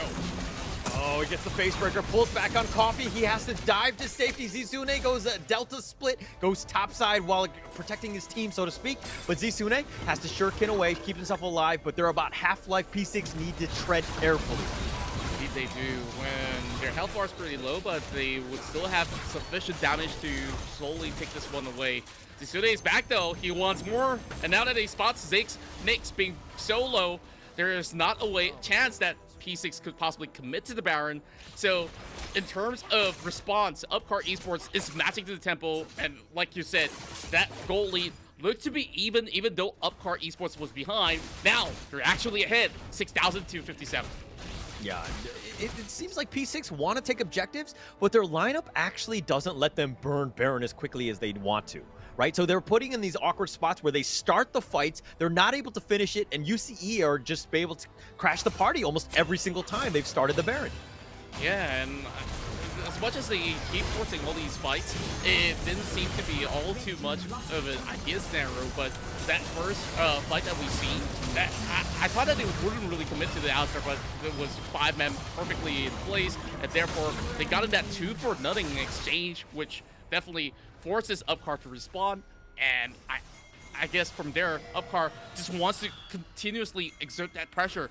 Now that you have 4 items on this Tristana, he's just gonna do a whole lot more. And now that Mortal Reminder is also online, those tanks are starting to have their health bar shredded. Yoshi, though, he's gotta be careful. Oh, the death push. Oh, no, okay, they spotted it out. Yoshi realized something was up. The spider sense was tickling, but P6, all of that is providing space for the Baron. This looks to be an easy one for P6.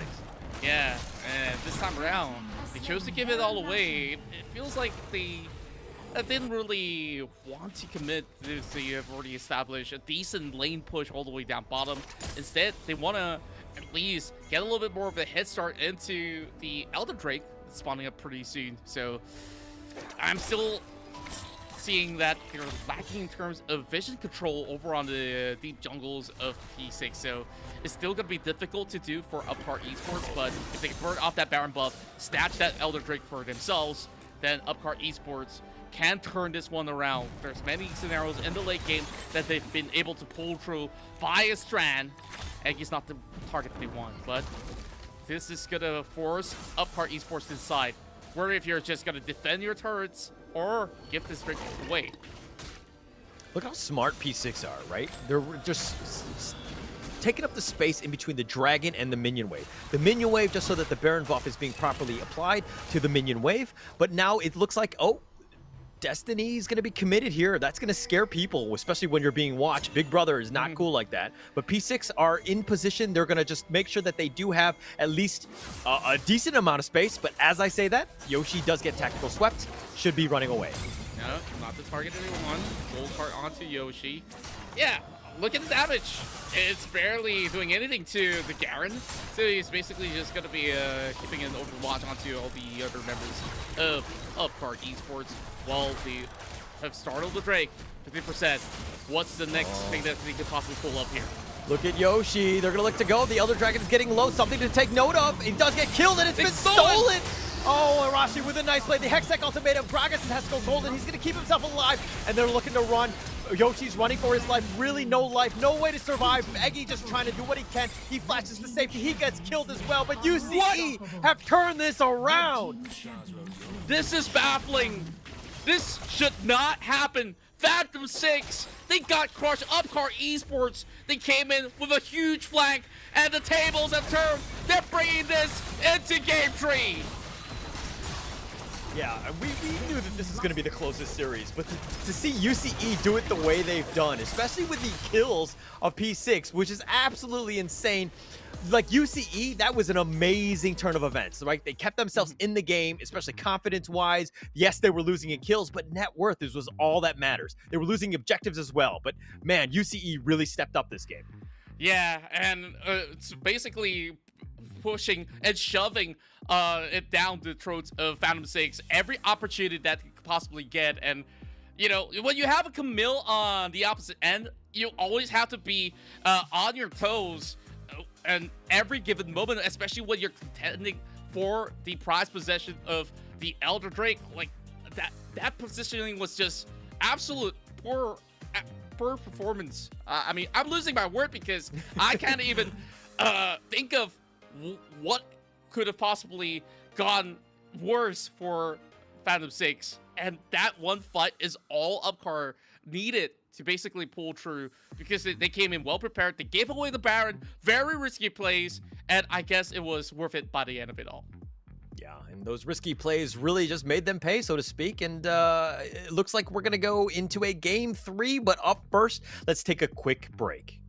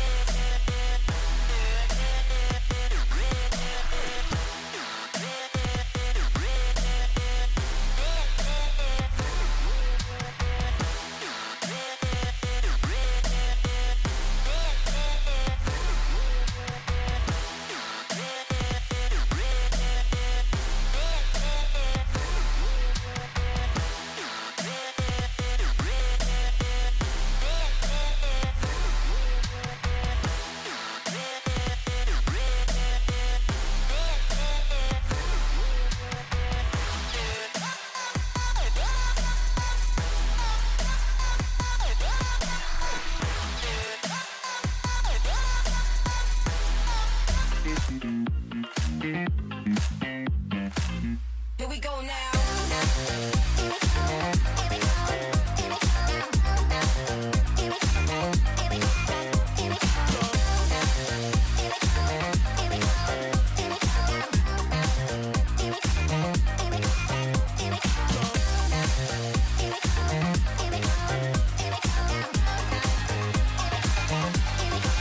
Here we go now.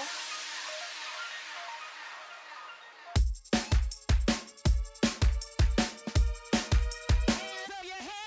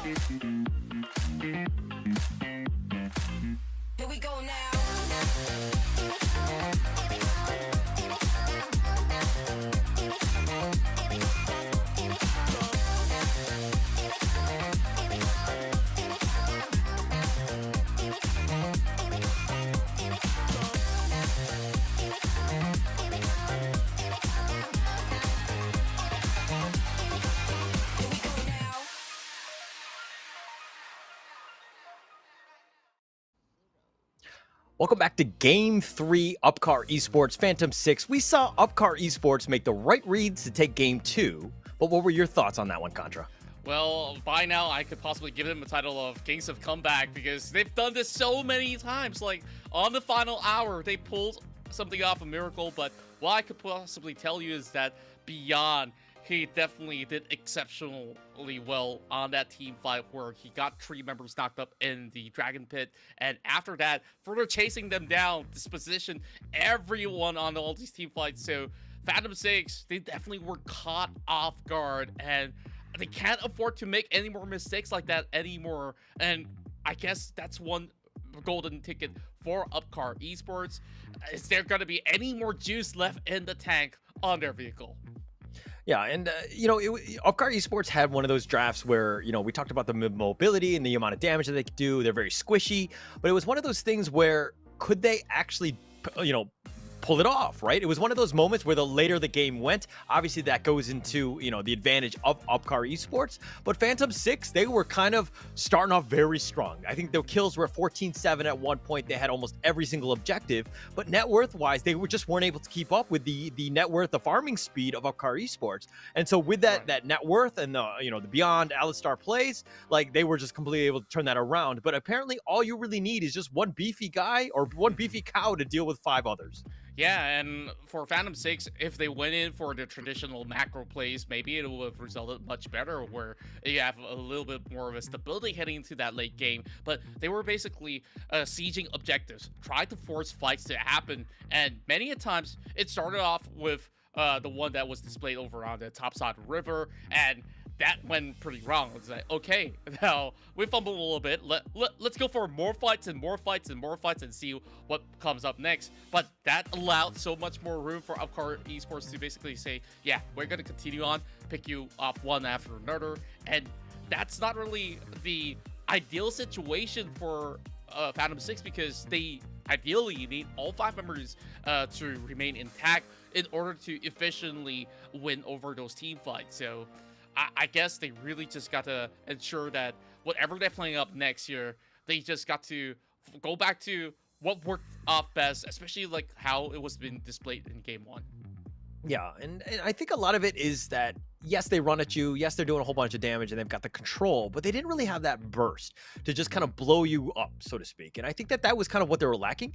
And even in the team fights, if you looked at the way Phantom 6 were taking the team fights, is that they were really spread around. This is a lineup where you just want to be 5-man, sticking together, holding hands if you need to, and just literally just running at the enemy team. And it really seemed like they were isolated. They got caught out too many times. They weren't able to prioritize the right guys at the right moments. Coffee ended up doing a ton of damage. We'll see the damage results after Game 1 because of the fact that he was pretty much left alone. He had his own way to get away, and being able to just not prioritize him, leaves a whole bunch of avenues for that team to do a lot of damage. Yeah, he looked great on that Tristana pick. And now, even if you were to ban whatever other champions on Upcar Esports, you could commit all 5 bans on Marksman itself. You're not going to stop Coffee because he's got an arsenal of tricks left up on his sleeve. That Tristana pick, I think, was a genius idea when you're left with so little meta picks that's still left on the table, and that allows him to, okay, I'm just gonna do my thing, go for a little bit more of a traditional marksman,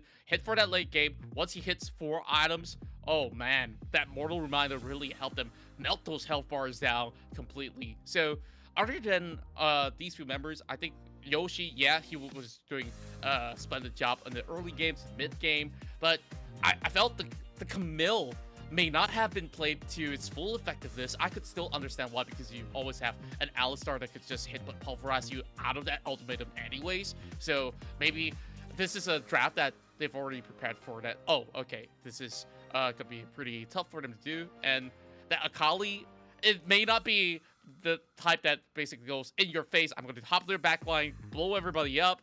He has contributed enough just to ensure that whichever carries that's going to be moving up front, they will have to consider that he's always going to be on the flank. And Upcar Esports, this is one of those moments where it was like a true test to the team, right? And I love the fact that we have these leagues where you have these best of threes because you can make mistakes, right? You can get punched in the face like Phantom 6 did in the game 1, and Upcar Esports came back, and this is how they responded, right? It was very, it shows their mettle. It shows how much this team is willing to just stick it out. The fact that, like, yes, even if we're losing in the first 5 to 8 minutes of that game, it did not look good for that team. But they were like, no, we can scale. We know we have the right champions for this. We're going to be fine, and we're going to get into this. But let's look at the post game and to kind of see exactly who was doing the most damage, who farmed the most. And looks like in terms of farm, Raven's there on that Twisted Fate with the most.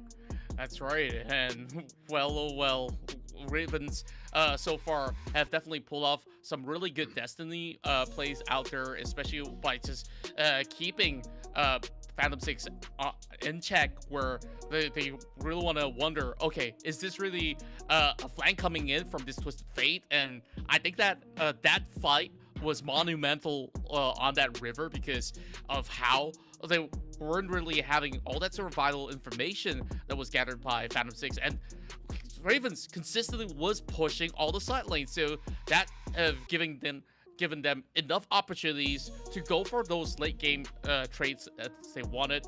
In terms of performance, you can say that Phantom 6, every member did really well, but it was really down to that final fight that resulted in their downfall, where it's just poor positioning. That's all I can say. Okay, you don't want to single out anyone from Phantom 6, but in my opinion, I just thought that Nick's, the showstopper plays just overall were not amazing. They were not top tier, right? His KDA says otherwise. He was definitely farming, but the net worth kind of speaks volumes here in the sense that he had, close to Eggy's net worth, which is not great as a jungler.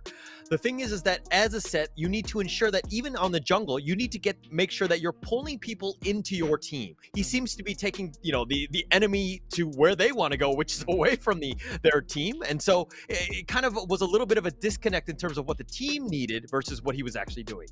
Yeah, and for the fact that they've already have two really beefy units, if you were to pick a set as well as Garen, you might want to consider your options on the table on what you could possibly offer up in the mid lane.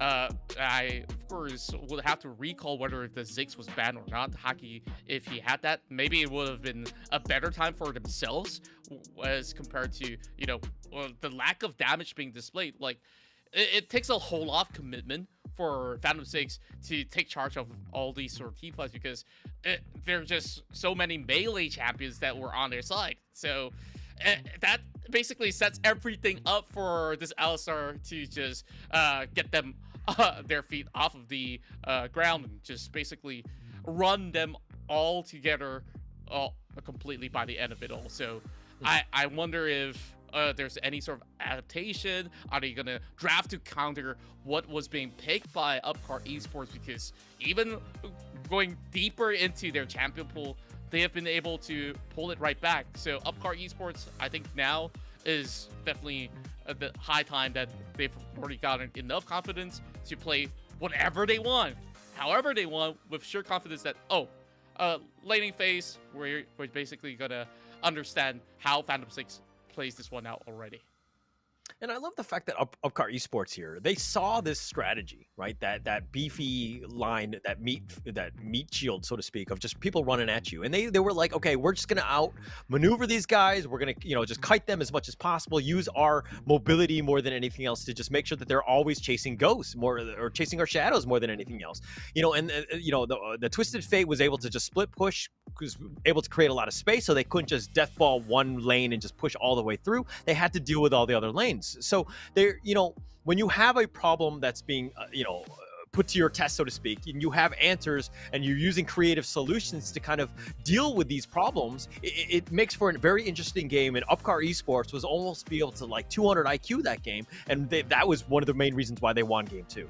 Yeah, and really comes down to how they drafted it out, where they've already answered, if Phantom 6 really want to go for a split push, how they did for the other past few games that they have already displayed before, they can't exactly do that so long as you have a Camille as well as Twisted Fate being on the same side as Upcar Esports. So if there's going to be any sort of specific ban, I don't think it's worthy to invest on Twisted Fate. So for the past 2 series, both Camille's being played out, both having wins, and I think that it's high time. Like, okay, if you can't really deal with it, just get rid of it.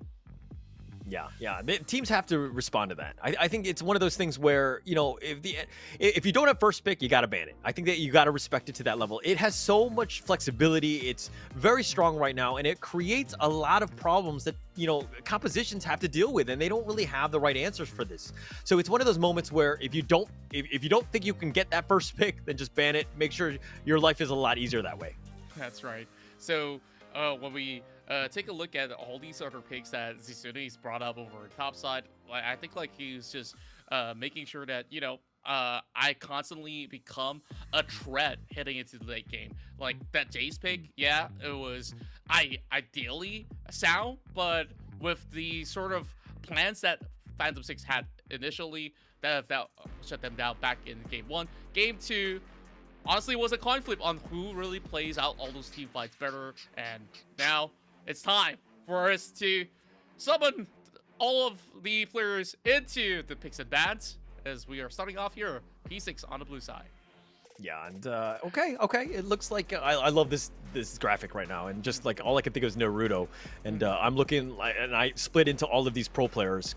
Yeah. Instead of just being a pub that I am. But, this is going to be the first ban, to kind of start things off. I wonder, okay, Twisted Fate, there we go. That's the respect ban. They're just saying that this was just creating too many issues against our team. We had really no answers. His gold card is any card at this point, just doing too much.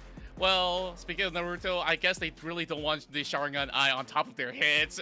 So, with that being said, so there's going to be less of a global presence or pressure on the side of P6. So, they identify, okay, maybe it really wasn't the Camille. We could still get it for ourselves. So, they will fall back to the same sort of bans that they have had back in game 1, where Fiora will not be played out for the entirety of the series.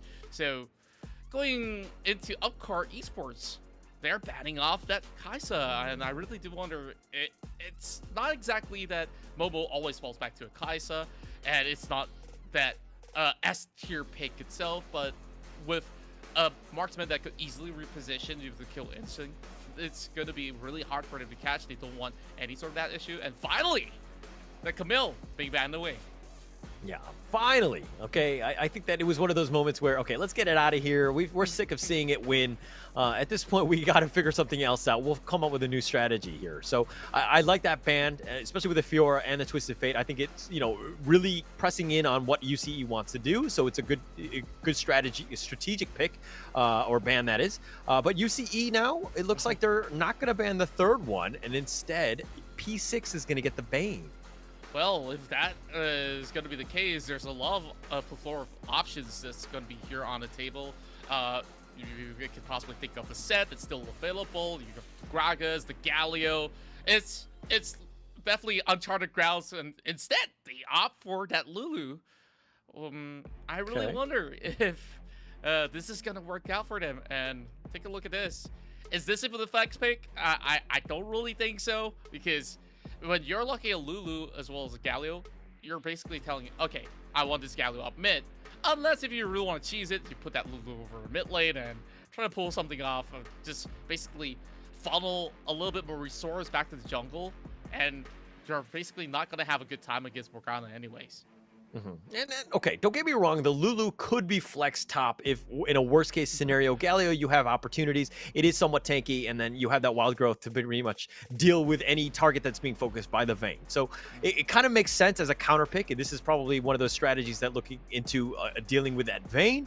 But with the Morgana and the Seth, who are kind of just creating a lot of havoc and control for the Vayne to just blow people up, might be a tough time. But as I say that, it looks like UCE pick up the Tristana.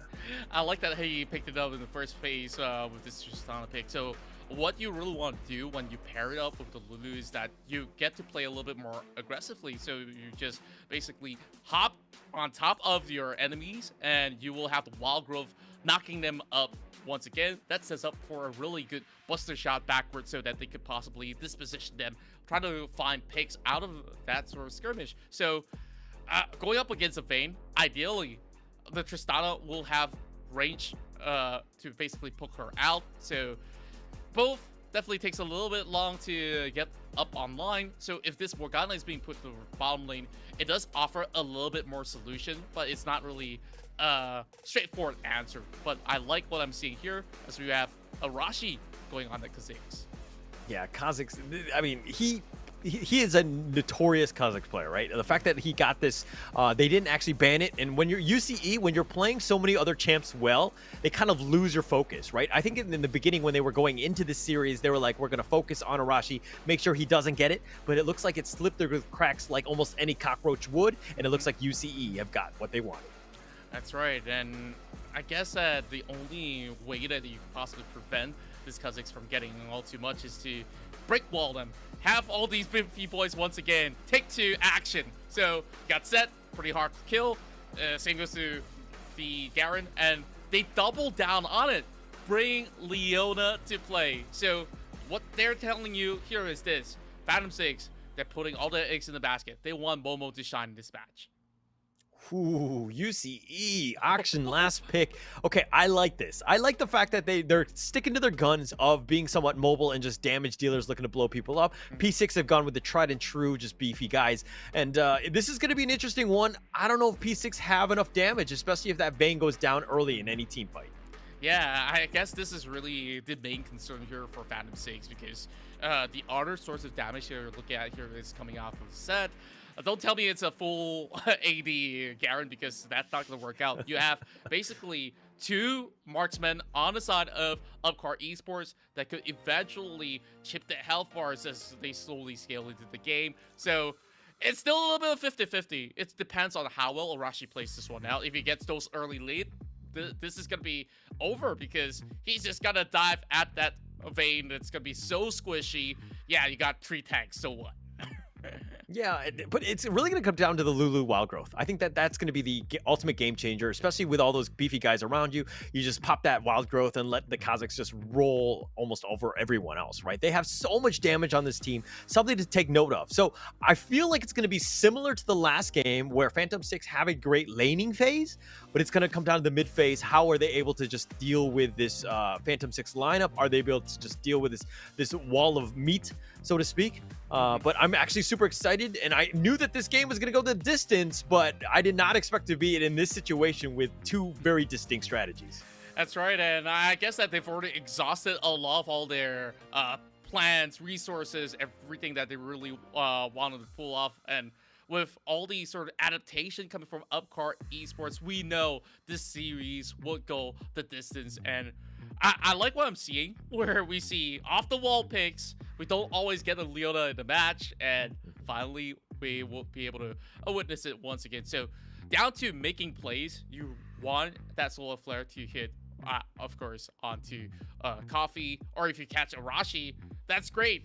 Good luck trying to land that one onto Akshan, though. So Akshan versus Garen, that's a lane that could easily be won, but unless if Yoshi just sits back, just chill, gets his items up, then it's going to be a lot harder. So Ravens got a lot to do here. So if everyone rushing into this team composition, which don't really have a dedicated tank, Upcar Esports, if they fall behind early, game over. Yeah, definitely. It could potentially be that way. I mean, if I'm looking at this one, the Dragon Lane is going to be the most important in the sense of dictating who actually wins. I think Akshan, as long as he plays safe, it should be very low kill potential. I think the mid lane will be pretty much a neck and neck, just a bit of a wash, no real action. Arashi and Nyx are going to have to make plays happen, but that, again, the Dragon Lane, most important one, who's going to get the most farm, especially early in this game. Yeah, so it's basically down to the junglers here to basically get them those sort of leads that they want. In terms of rotation, though, with the Galio brought into play, so they really got to look out for those heroes' entrance. So what you could probably expect is that Arashi will dive all the way back, send the Galio flying in as well. So that will be a beautiful way to start off a team fight. But that being said, let's head right into the riff as we got Game 3 here, about to start in a few moments. Game 3, Upcar Esports Phantom 6. This is pretty much the last time they'll play. Maybe they'll play in the playoffs, but we're going to have to see here. But this is all very important, especially since it's fighting for the 3 and the 4th seed right now. there's only 8 slots, so to speak. You got to get in the top 6, make sure you get yourself a chance. But this is a must-win game for both of these teams. I like the way you put it. Let's do consider the standings itself. Like, Upcar Esports, they're on an upwards trajectory, and at one point, Upcar Esports were tied with Phantom 6. Now, Eggy is just basically having everything dished upon him. But, early commitment of the Ignite. Not too sure what the hero will achieve, but just lowering down the health bars to make things easier if a gank comes in later on. Yeah. It's, the lane will push, a bit of a wash in the bottom lane. Nothing too crazy happening here. Both of the junglers right now are just kind of just trying to get to their levels more than anything else. But we thought it was going to be a little bit of a slow game to start, and we're kind of seeing that right now. So we got ample time for chit-chat and banners. So who looks better throughout the series? Is it Momo or is it Coffee? That's a good question. To be honest, I don't think Coffee had a great game 1, but I think that the last game was literally a redeeming game for him. I really like the way Coffee plays the Tristana. Very safe, positioning is perfect, and that's exactly what you want as a Dragon Laner. So give yourself a team a chance to do all the damage that you have, right? Considering that you have the most farm on your team, or you should. But as I say that, the flash forward, Ravens is going to commit for this, and a little bit of a wasted flash there as Ravens will go back into shame and back to the mid lane. Yeah, Upcar Esports will eventually get this, and that's due to Ravens also committing the flash, so here comes the gank. Yeah, Rashi, this is the first sighting of him, but no actual kill. Hockey, just a little too much at this point. It's gonna, nope, not recall now. Well, burning off a flash and dropping Hockey low is definitely great enough for them to basically dictate on how the mid game's gonna slowly phase out. Well, it's too soon to tell. It's only 2 minutes of the game, but if they were to head for objectives later on, that definitely helps them up. So Hockey will be forced to go back for a little bit of a slight reset. In terms of the Baron Lane matchup, yeah, this is what we expect Yoshi to do. Get those minions to be shoved under the turret by the Akshan, and it doesn't matter how much damage that the Akshan could possibly do, because he could easily regenerate by just staying AFK under the turret. And well, after that, you just have them farming up on items. So Upcar Esports, if they play this one right, they should have a decent lead going up in this early. Yeah, and you want any sort of edge that you can get. I mean, net worth literally neck and neck, no real chance. Exune, I mean, he's got a heroic swing, really doesn't have anything to really worry about, maybe from a gank, but Nyx, when you see Seth running at you, you can see this guy a mile away. So it's one of those moments where, as long as I got heroic swing, I should be fine. No real danger, so to speak. That's right. And as we carry on with the Farm Fest, now, it's definitely gonna be interesting if Hockey were to join any sort of team fight, because it's easily cancel out whenever he tries to attempt for the Soul Shackle, where you gotta not only dodge Raven's on hitting into the team fight, you have to survive, and there's also Beyond that could easily come in with the Wild Growth, knocking her out, so she needs to consider a very early status in chat if that's gonna be the case. Okay, let's talk target prioritization, right? As Phantom 6, who needs to die first in a team fight? 6.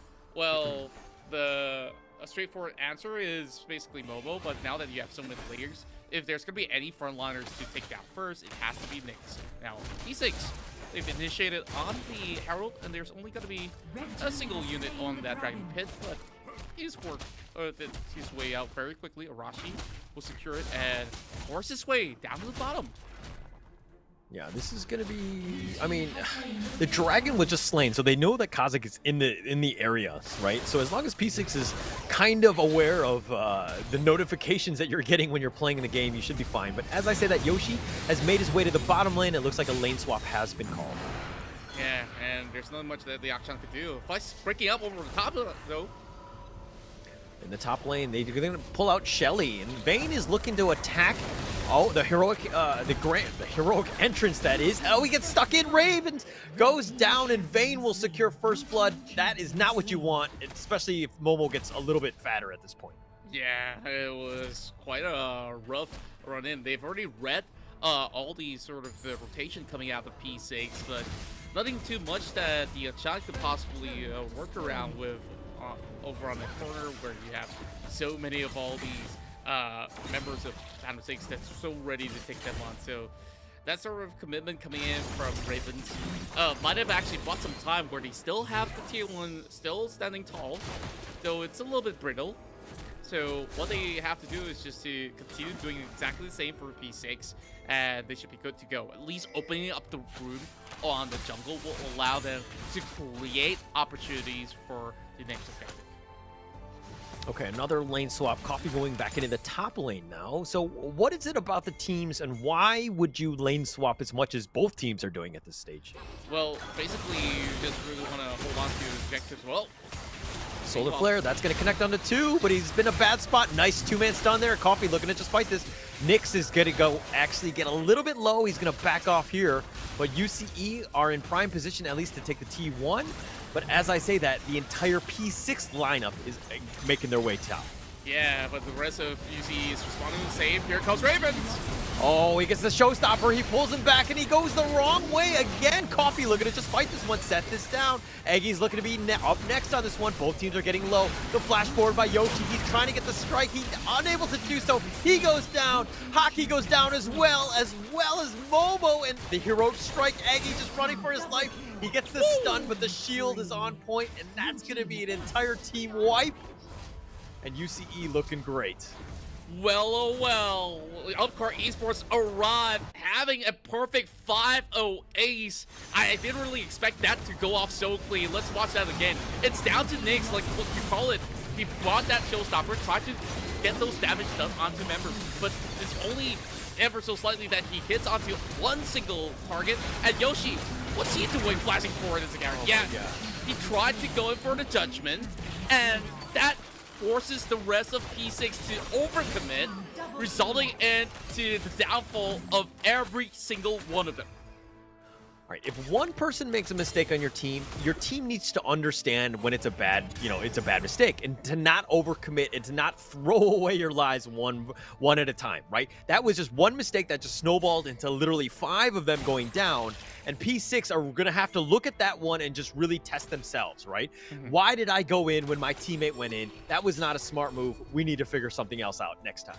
Yeah, and I really want to go back to the draft, because when you put an Akshan on the Baron lane, he's so punishable. It's basically the same case as how Game 1 went, where you could just basically trample upon a Jace. But Akshan, he's so squishy, you could possibly take it out easier. So maybe if they adapted, if they put the Bookland on the support role and pick something else up mid, they could have gotten away with so much more. Now, they're just basically banking onto this Bane that couldn't really come up online. Only getting 1 kill out of the many opportunities out there is really not much that you could possibly do to fend off against the rest of Upcar.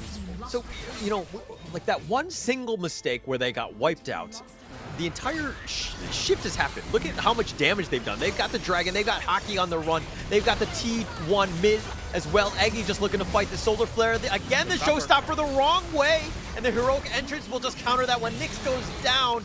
And Yoshi, it doesn't matter if you've got the Decisive Strike or the Judgment, you're going to have to just run away with your tails between your legs.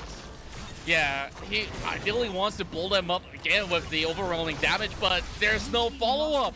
Who else has the damage to offer? If he keeps going at it, like, he's just got to take it out again, and again. There's just a little bit of disconnect that we're seeing here from Phantom 6. Upcar Esports, at this rate, 37k goal lead. They're just basically gonna go all the way into the tier to crush them up and just take the game if P6 don't respond well. Who you want to start a fight with? It's the Leona. This is not how you want to possibly pick it up. So Nyx, he needs to really hold back. He's being overly aggressive. Speaking of overly aggressive, Yoshi already at half-life, and now the rest of the team are lining themselves up here. But, okay, let me just take one notice of Set for Nyx. And yes, I've been overly harsh on the guy, but the thing is that it's not helping the team composition when you're taking the enemy further away from your ADC, who is Vayne, who has very short range to begin with, right? If you're pushing it closer to Vayne, makes more sense. You have more opportunities. But as I say that, Shelly does do some damage on the T2, doesn't actually kill. Solar Flare is going to be a little off the mark. UCE are in prime position to continue more pressure on that T2. But as I say that, Yoshi has to flash to safety, and now UCE will eventually start sieging this tower. Well, what goes around comes around. This is how UCE was treated back in game 1. Now they're doing a reversal against Phantom 6, coming with another chokehold of their own now, hopping on top of Hockey. Oh, Coffee going aggressive. He actually dives forward. Yoshi just trying to stay alive. He looks to turn this around. The judgment is not enough damage. Raven will limp away. He's fine though, but UCE continuing to put pressure. This is what happens when you put all the eggs in one basket. So, with one thing falls, it's just a domino effect for Phantom 6. Now, they lost too much. It's only down to the inhibitors that's still left remaining. And you saw Upcar Esports. That was a breeze of a team fight that they just picked up. They just basically run forward, go ahead, check out as much damage as you can, and yeah, voila. Yeah. They're just left on a pattern. Oh gosh, it looks like this P6, this composition has been completely solved by UCE. Is like they're in the driver's seat. They're up 12K, and it's not even 12 minutes at this stage, right? UCE, like, what can they do wrong other than maybe getting wiped a couple times? But Coffee, even going aggressive, Yoshi has no space to farm. Not at all. They're just gonna turtle in. There's no other way out of this. So, atomizations are definitely gonna be hard to come by for Phantom 6 right now. They're all stuck in between.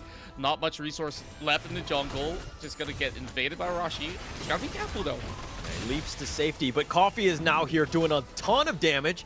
The micro step, that micro walk with the attacking, very smart by Coffee there, just doing as much damage as possible. But they have full map control. Very difficult for P6 to get anything going. Yeah. And I guess they really have to let go of the tier trait that should be spawning up in Jiffy. But Upcar Esports, they don't really have to rush for it. They just take their sweet time. Yeah, do a little bit jog, do a little bit stretch, and by the time they get to it, yeah, they could just easily secure this one. Now, the rest of Phantom 6, they just secure a little bit more spacing, having a little bit more focus over the top side, because they want to ensure that Momo gets all the money he could get working on his third item right now. Yeah, and UCE here, again, just very smart. They fixed all the lanes, make sure that all the lanes have been pushed in. So again, P6 really have nowhere to even split push, try to get themselves a little bit of space, because literally they're fighting over jungle creeps at this point. There's really no space for anything, and UCE just super smart, and now they're going to focus their attention onto Baron, especially since Exune is just creating a little bit of space. Yeah, just a little bit of redemption here to charge back to 100%. It's basically no chance for Phantom 6 at all. They're just going to run it all the way down mid lane. Let's see the chase happening. Here comes Raven. Nice taunt. Gets us onto 2, but there's no follow-up as of yet. Yoshi has to flash to safety. He's trying to stay alive. He does get up, and Akshan's ulted will be human shielded by the Eggy there, but now the T3 is down. The Nexus has now been exposed, and they got the Baron buff. They're going to push the bottom lane first. Well, oh well. Upcar Esports really revving their engine on this matchup itself. Now, it's down to a team fight over Nevada. And this is the catch that they wanted. Showstopper again. It's a suicidal one, and he does it again. Ravens is going to burn down there, so they got something out of this, but now P6 running back to their fountain. No real way to deal with this. The Baron gets all the heroic strike. He's just going in. I don't know if there's a little bit of disrespect there by Zizune solo, and the judgment is not on point, and that's going to be it. UCE take game 3 in style and completely own that one. Phantom 6, really no chance in that last game. Well fought and a well-deserving win for Upcar Esports. They knew exactly when to pull the trigger and what to do for this entire match. And in a way or another, it felt like Phantom 6 kind of choked in the draft for a little bit. Like, we know just by a glance that this composition doesn't offer this sort of damage that we wanted. And yeah, to me, yeah, Nyx could possibly pull off those forward type of showstoppers if and only if there was somebody else to set that fight up. He's not supposed to be the one to start it, and he kept doing it. So that's on him. Yeah. As someone who's played set and has done terrible showstoppers, I know what a bad showstopper looks like, and that was it, right? And I could say I could see pieces of myself in Nyx's play today, which is not very flattering of him. But it's one of those things where, hey, we didn't have such a great game. We just got to work out the mechanical parts. He's a very difficult champion to play. Everyone thinks that he's just very easy. You just hit R and you pretty much go, or in this case, the showstopper. But it's one of those things where you got to get the right angle, or else you're going to be in a bad spot. Maybe you flash forward, you bring them back in, you give yourself a chance. But it's one of those moments where those team fights, never really a good spot, especially when you're suiciding like that, didn't really give themselves much of a chance to win.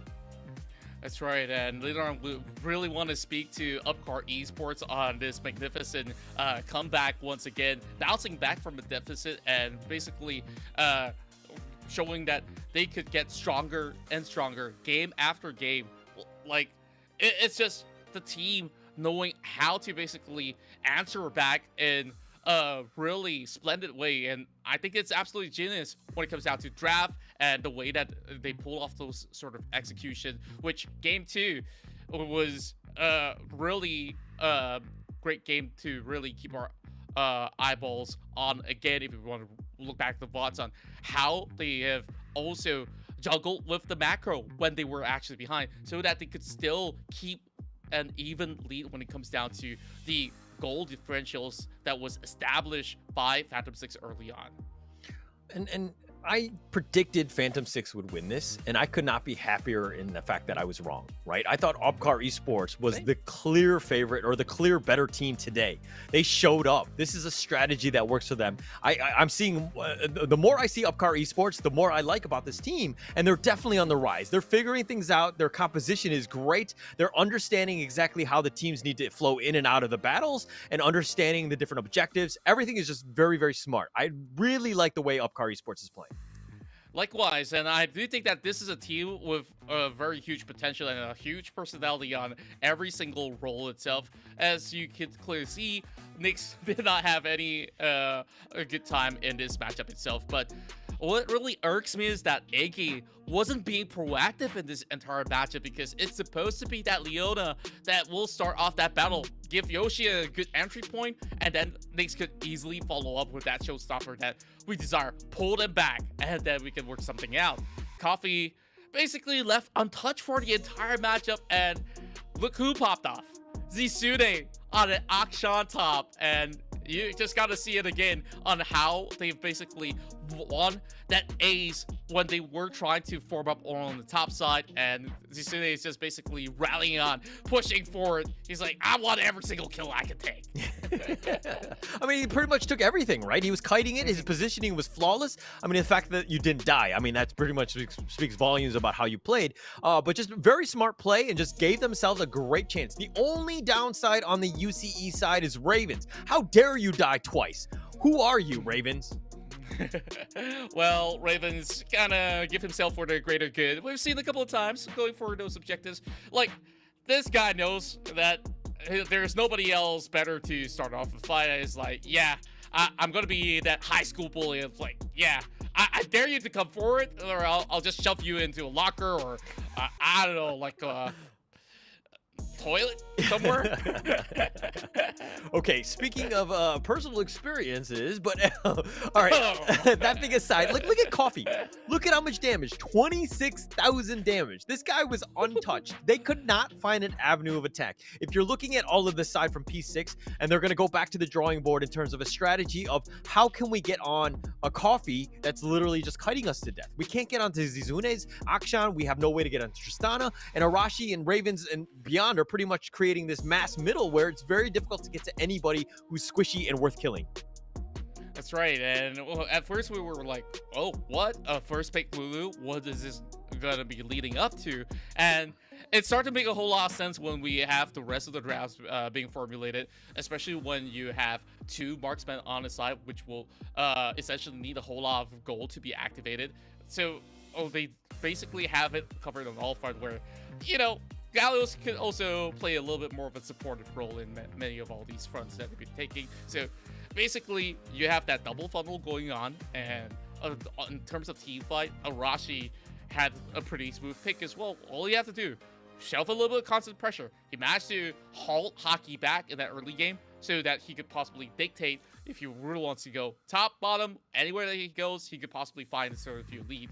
And Momo basically had nowhere else to go but to really fall back and just watch as turrets tumble, all the jungle camps get taken away. So they just basically had all the answers here on a list. So we're going to be speaking to one of the players of Upcar Esports after their perfect performance, coming back from a deficit to secure a 2-1 win against Phantom 6. And please welcome Arashi. Hey, Arashi, how are you? Great Hello, game, by the hello. way. Thank you. All right, in that game, that was an amazing game 3, right? What about it, turned it up for you guys? What, especially after that devastating game 1 loss, what was, being talked about within the team that really helped you guys into game 2 and 3? What we did was just play our comfortable style, like go to the way we used to play before. And then we tried it out, and I guess it worked for our team. I see. Of course, it definitely paid dividend by the end of it all. I really want to ask this. I know this may have been asked before. Like, on game 2, that was a very difficult draft that you guys were going through. You see, your main picks were getting banned away, and then Coffee basically had a list of ADCs being removed, and he came up with Tristana. Is Tristana the champion that you guys have been practicing with on scrims? Or is it like, there's no other options, let's go for it? How did that work out? I mean, basically we just ask Coffee what he wants to play, and then he just instantly lock in the Tristana. He didn't even say, he just basically hovered like, okay, it's the lock. Okay, we got our answer now. All right, so with an amazing game like that, and there was this is you're amazing on the Kazakhs, right? I think everybody knows teams are starting to ban that against you. But, when you got it into game 3 and you had a performance like you did, is there anything that you would like to say to Phantom 6 jungler Nyx? Maybe Jungle Diff? I think for the game 3, it's a drop dip. We already know how to play against the Bane. Maybe we out-rotated them in the early game. Okay. Yeah, and I think like after that they just snowballed. They didn't have enough damage to basically defend you guys off. So I want to know the secret sauce. Could you guys tell us, like, how do you guys always come up, or like you lose one game and you bounce back stronger and stronger? This is not the first series that Upcar Esports have done a reversal by now. How would you feel if we give you the title of Kings of Comeback? I think that would be nice. It's a good title. Yeah. So, any sort of like things that you could possibly give to our audience on like tips when it comes down to going competitive? Like, what is there any sort of like ritual that you guys do like to stay so calm and focused? I think for what that needs to be done is just that try to avoid tilting. I think that's the most important thing of all. And basically, if you don't tilt, you can think of ways to come back during the game. Okay. All right. Well, in that last game, the only person that died on your team was Raven. So he was clearly the LVP. But overall in this series, who did you think was the MVP of your series? I can say it's gonna be Coffee. I mean, he dealt like a lot of damage during the team, and we're like supporting side characters for him. Let him carry. Supporting her. Okay. All right. Okay. Well, that gets the job done. And on game 2, we see Beyond really doing a tremendous effort just to win that final team fight. So, yeah, let's of course see who exactly is the MVP of this matchup. Rashi did call it. He knew. Not only did we see the fact that Coffee was making plays, 81% kill participation. His GPM was off the charts with 850 approximately. Damage per minute was insane as well. And I mean, my God, when you don't die in certain games, you're gonna have a great game. And I think he proved it there. Rashi, though, I mean, back to you. Let's talk a little bit more about not only Coffee's performance, but who else from your team really helped you pull off this victory today? I guess I could say it was Ravens. I mean, we mostly talk about the rotations, what to do during the game. Basically, we shot call together what we can do. So I think he's also a key factor in our victory today. That's right. And I have one more question before you go, of course. Since you also have another player that's currently the substitute for Upcar Esports, so if you want to make comparison, could you tell me like the difference between how Zafarov plays compared to Beyond? I can say that Beyond is a more aggressive player than Zafiro, and Zafiro is like a more calm shot calling support, which is also good. Of All right. course. So it gives you a couple of weapons in the arsenal to fend off against whichever opponents that's going to be facing you guys up next. So, of course, I think that's all for me. Any more from you, Holler? Just real quick. I mean, just let's throw it back to Arashi. Any words that you like to say to your fans? Your mom, dad, your girlfriend, your dog, whatever. Anything? Any final words from you? All I can just say is thank you for all the support that you're giving us. It's giving us motivation to play every time we have a match. Okay. All right. Thank you so much for your time, Arashi. All the best throughout the entire league. I expect to see more of you. I want to do more interviews with you because I want to get better at Wild Rift. So I'm hoping you can help me out. Nonetheless, thank you so much for your time, Arashi. All the best. Thank you so much. All right. Take care and all the best. Wow. I mean, this guy, like, completely stone cold, even in the interviews, man. Like, he's just, nothing tilts this guy. He's not phased with anything. Seems to be, got a good head on his shoulders, understands the game, understands the professionalism of this, being a pro player. It's not an easy thing to do. And we're seeing this guy just completely just dominate games at times. Yeah, if I were to go through games like that, I'll be hyperventilating. And it's like, oh, I got to do an interview. This guy always comes in smiling, and like it's always great to have him. So Upcar Esports, they've picked up a few massive wins throughout their journey as they head into the middle of the league right here with another against Phantom 6.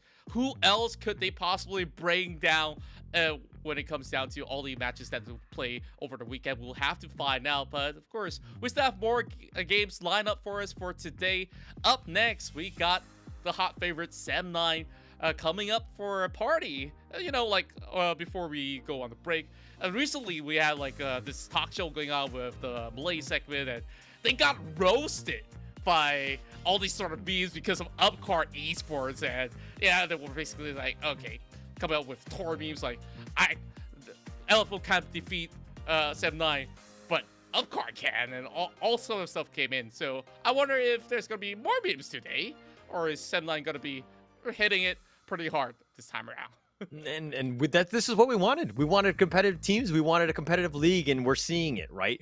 Every team is vulnerable. Every team can have a bad day and can lose. And so this is kind of why, yeah, you might be top 2 and you might have that bye going into the playoffs, but it's not over till it's over. Every team is going to play. All of these teams are on the rise. You're seeing the improvement day in and day out of all of the teams as they get better throughout this league. So it's going to be even more exciting as we go on days and days and weeks till we get to the playoffs. That's right, and I definitely look forward to the rest of how they would possibly develop. So with that in mind, of course, we've already seen the rest of Upcar Esports taking a win. Later on, of course, there will be teams like PathSeeker as well as Reach the Peak who are still currently struggling to find their own form. And Reach the Peak, I felt like they have really talented players, but they really got to form their own identity as well as how they could possibly bond together, and if they could possibly find that formula within that span of 1 week of rest that they've gathered. If they could possibly upset Sem9, man, that's the story of the year. Yeah, it would be definitely the story of the year. But reach the peak. I mean, they've reached the base camp, right? They've kind of seen the bottom. They've understand, what they need to do. But every time I watch this team, it seems like they're experimenting with different drafts, right? The different champions that they pick, they've done the jungle. Azalebi has done what? A Varus, a Thresh jungle. It just seems very off like I don't know if they're trying to 200 IQ it or whatever, but they seem to be drafting themselves into these awkward situations where they don't really give themselves a chance. There's a reason why there are certain champs that are meta, and we haven't really seen too much of that. But it seems like Reach the Peak are one of those things where I'm hoping that they get, they've had a week to practice, so to speak. I mean, yes, they did lose yesterday, but maybe they have something up their sleeve for Sem 9. Yeah, and of course, we want to see what Sem 9 experiments with in our upcoming match. But before we go into that game, let's take a quick break, and we'll come back for more.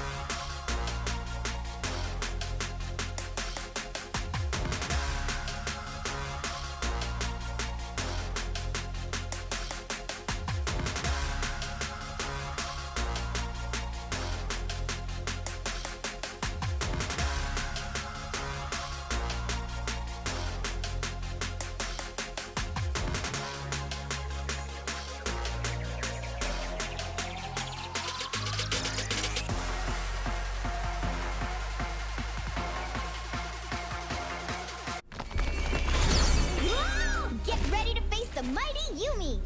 Oh, and book.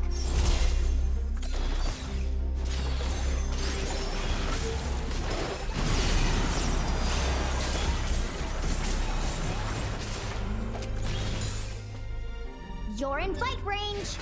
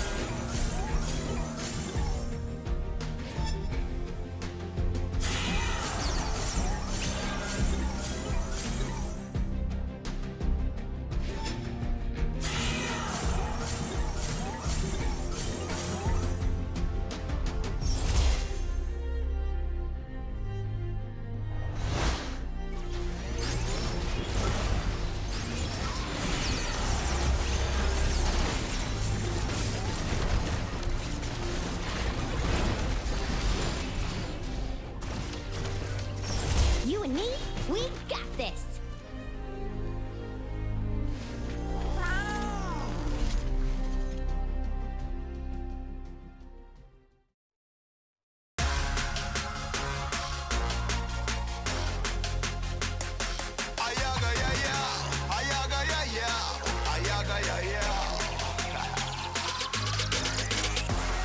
Hey yo, we do it for the passion.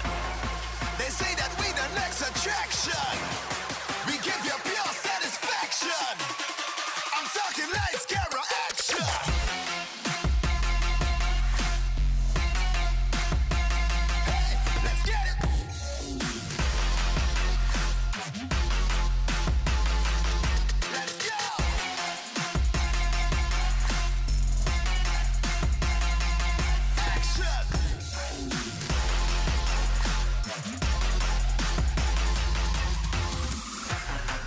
talking pure satisfaction.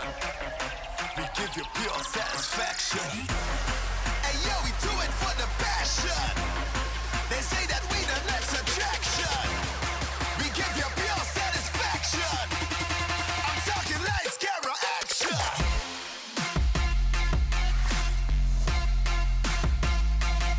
Hey yo.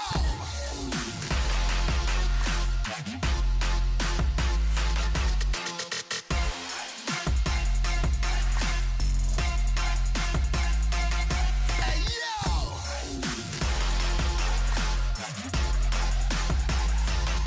You don't know, we the pros.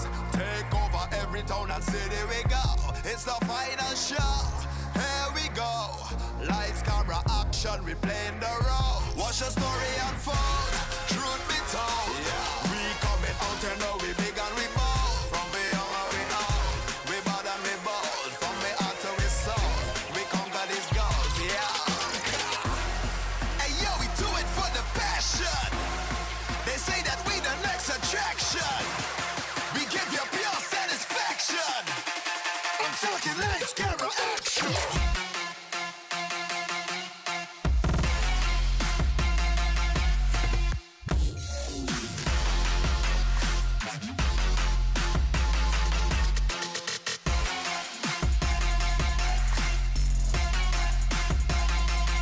Go crazy.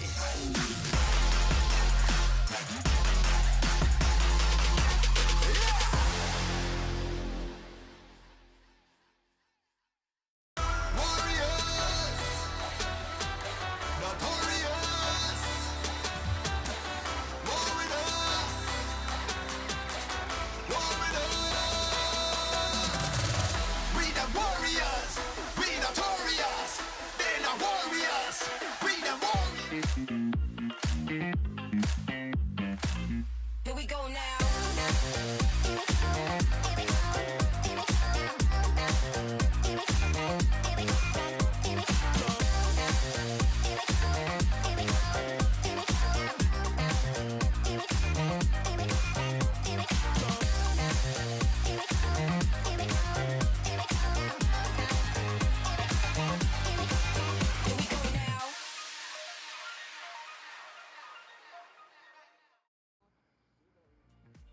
You're tuning into the WCS MYSG, and it's your boy here, Contra, along with Holler, as we're bringing you the second matchup of the day. So, of course, we initially had Upcar Esports that have upsetted Phantom 6 with a reverse sweep, and now we're in it for more. It's probably one of the hottest teams out there, Sem9, trying to get a further lead in the standings against Reach the Peak. So, in this series itself, what can we expect, Holler?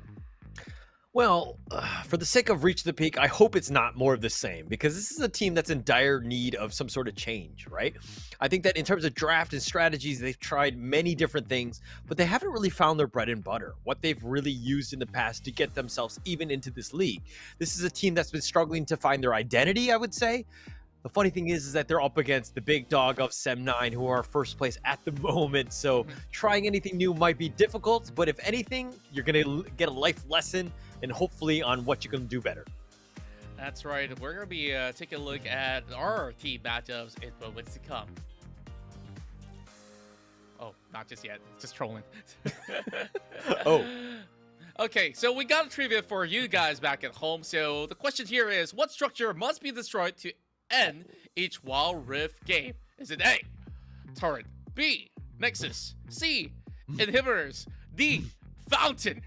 So your time starts now. Do, do, do, do. $4 million. Not just kidding. Or can we phone a friend, or how do we do this? But I feel like this is one of those questions where, well, you know, we're going to answer it at some point. We're not going to answer it. I don't think we need to spoil the answer, because the trivia will play itself out, and we want to let the production use their awesome slides for those kinds of things.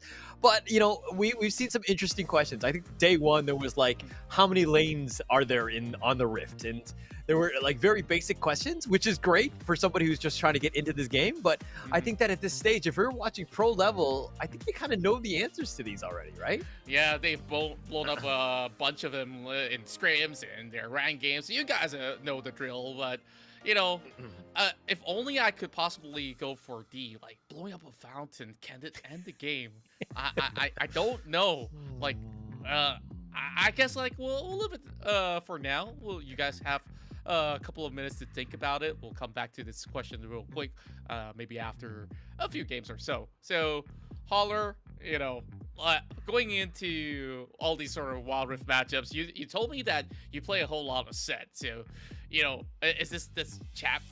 What draws you into that chap? Because like I play a lot of Baron lane, and I sometimes as a set I feel so helpless. Like I'm just right clicking against a kill on the opposite side that's gonna just throw stuff at me, just gonna wither me down slowly. So yeah, right. Give us some tips and tricks on set. Okay, for the record, I'm actually more of a jungle / support main, right? Oh, but I've been cool. playing because in my stack, I tend to find like our top is tends to be on the weaker side, right? Whenever, and so I was trying to learn how to play, and I was like, oh, I'll just use set, right? Like he's so easy. How difficult can he be? You just literally just run at the guy. But first, let's see the intro video of Sem9.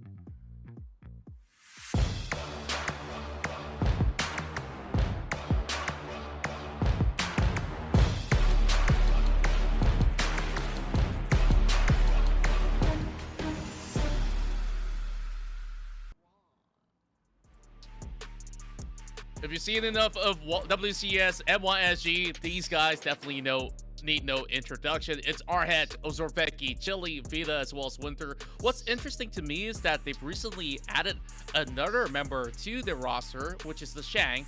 That's basically a Baron lane player. I wonder if we're going to be seeing any matches coming in for today for the series against Reach the Peak. So far, of course, the man to look out for is obviously Ozorveki, but we've had Vita, who's also appearing on that Dragon lane, where he's going to take over the role of what Sagi usually does as the main marksman of the team. Yeah, and I mean, almost all of these guys are pretty much MVPs, right? I saw Winner almost single-handedly carry a game on his Thresh. Like, Ozorveki, obviously, we've heard his name, so I think he has 3 MVPs in the league. He has the most throughout the entire league, but Arhedge is nothing to shy about. This is a top laner who is just straight up a menace. This is a crazy guy who's just going to run at you with his Darius. He's going to make you pay, and he's just a very scary-looking man, I would say.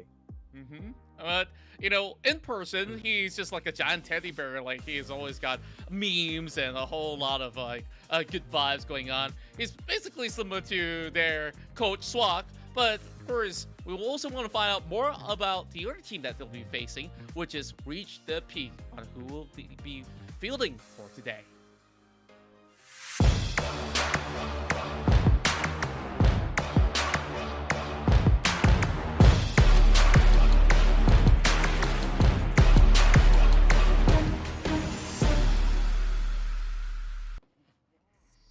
Reach the Peak here. I mean, we're going to see Tenmo, Guard, Yu, ZLB, and Guilty. And these are the guys that we've seen throughout. I mean, yeah, we have, I believe we have, C Blue occasionally sub in, but it looks like this is going to be the roster, at least for today. All of these guys are, they're struggling to find that first win, right? They're 0-14. They haven't found it. They've been close at times. They played well. I think that their laning phase needs a little bit of work because, again, it's going back to my chess analogy where if you have a better early game, you just set yourself up for success, and it's much easier to play the game once you do so. Yeah, and what I do notice that they possibly have formulated with brand new ideas is Guard this time will be moving into jungle, and LB will be playing the marksman instead. But we've seen a couple of times that they have put Xie Laoban into the jungle, which translates to Mr. Krabs, right? So Mr. Krabs says, nah, I don't think that I'm going to find too many scuttle crabs by working this way out through the river. So he's like, yeah, I'm just going to be going down to the bottom lane and see what I could work out with Guilty down the bot. So hopefully they could display something that's a lot more refreshing. And if they do upset Sem9 here, like we said early on, this could be the win of the century. Or the year. and I think that this is a team that, yes, they haven't had a great league thus far, but this is where we got to look at just baby steps, right? We just got to figure something out. Pretend like it's 0-0. Pretend like it's the start of a new season. Figure something out, right? Just start from scratch. Don't let the past haunt you put you in a situation where you can't play, games moving forward because you hate your team or you're not doing things, the way I want it or whatever it is. This is a time, again, clean slate. Let's start from scratch. Let's figure something out and let's just work from here. Mm-hmm. Like in terms of draft, I think like they do have pretty solid ideas, but when it comes down to execution, I guess that what we have seen time and time before, reach a peak, they just need to find a way to gel together. But before, of course, we get deeper into that, let's take a look at the sort of stats as we compare head-to-head Chili as well as Yuri. Yeah, 43% kill participation. That's a pretty massive one, especially coming from the mid lane. Yu has just a 36. But, KDA, this is where it's definitely inflated by the fact that they've won a ton more games. I think they've won 12 games as opposed to 0 of Reach the Peak. So this KDA is a very difficult time. I think it's very similar to my own KDA at home. But, I just play solo when I'm playing Wild Rift. It's sad times. But nonetheless, you don't accept my friend's invite. But then the goal per minute, damage per minute, all of these things obviously will favor the team that is just kind of snowballing. So you're going to have a much better time. So, after this, this broadcast, I'm expecting Aaron for a contra for you to accept my friend's invite, please. Oh, I will definitely do so. So, well, we'll slide in my DMs later on and we'll discuss how things go. So, now, I guess like when it comes down to head-to-head, yeah, it may not look all too grateful if you were to compare any Reach the Peak members. But when it comes down to damage output, he's still trying to match up to Chili in a certain aspect. It's more about effectiveness when it comes down to execution, which we were talking a whole lot about. But before we get to that, let's also go to the prediction. I think that this is a little bit more straightforward for me. Sam9, they've shown that they've been able to close games out efficiently. I think they could possibly do the same today. All right. Okay. So all the predictions are in, and we're going to be seeing Omo and Hound later today. They're going to be on the next series, but I think that it's kind of united, especially when a team is struggling to find that first win. It's very difficult to predict for them to win. But I've been wrong before. I was wrong in the last series. I can own up to that. Shame on Phantom 6, by the way. But because of that, we're going to have this next series. Every series is a new one. The drafts are going to be all different. So we're going to see if they can actually maybe out-strategize Sem9, take down the Giants. We're going to have to find out. This next series is going to be a bit of a banger. Yeah, I gotta say that Sam9, they love to experiment. Every single week, we see them formulate different types of drafts, different sort of ideation. They even brought James to play, which we don't really expect coming in from Sagi. And now with Vita taking over, I wonder what sort of pool of marksmen we're going to be taking a closer look at. Because when it comes down to playstyle, Vita possibly would like to play a little bit more of a caster type of marksman, where you got the Lucians and you got Varuses on the table. I think it definitely sets up for a really interesting draft, so to speak. And Shale Outbound's going to be moving into the bottom lane. How's that going to affect Reach the Peak once more? Because it's basically a huge blank paper here for Reach the Peak, and I really hope that they could possibly paint it perfectly for us. If there's any one advantage that Reach the Peak has done with the fact that they've kind of created chaos in terms of the role swaps, in terms of the champions that are picked, is that Sem9 kind of don't know what to expect from Reach the Peak, right? There's no, main, this is the single champion that they've been maining throughout the entire league. We've seen none of that. These guys have been completely almost like a dartboard, or the storyline of Lost. I don't know which one. It's very similar in the sense that it's like complete randomness at times, right? There's obviously some thinking involved in terms of how they're trying to create that strategy, but I think we have yet to see that similar theme throughout.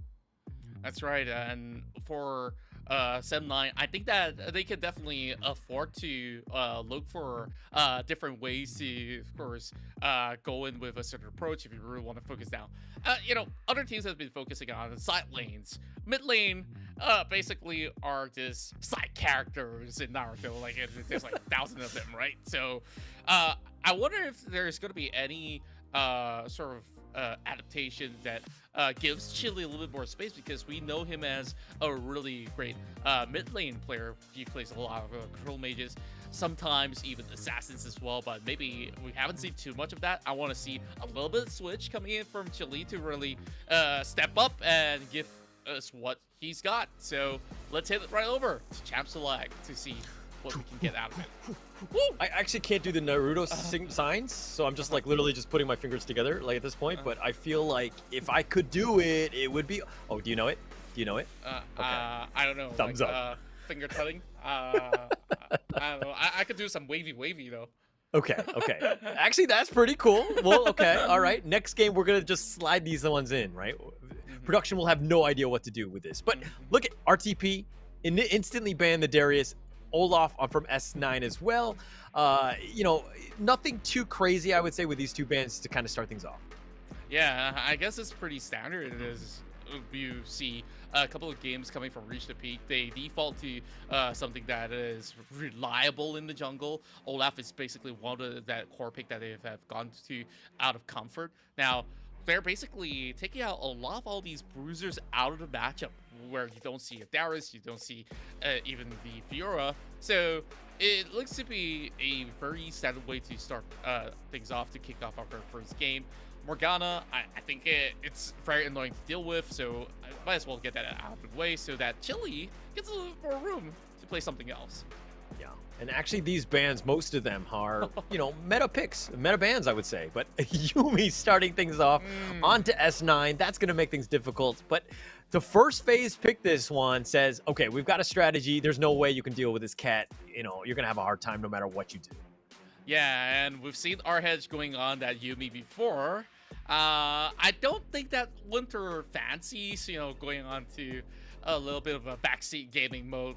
But hey, if the team's doing well, why not? Well, we're having both the Garen as well as the Zed now being picked up for Yu and ideally for Kenmo. So I guess if you're going to be facing off against a Yuumi, she's going to be left untouched. And, well, cats are cute, but sometimes they could easily claw you. And that's what's going to happen in lane, where you just get poked, and poked. Though it may not kill off a Garen, but it's annoying.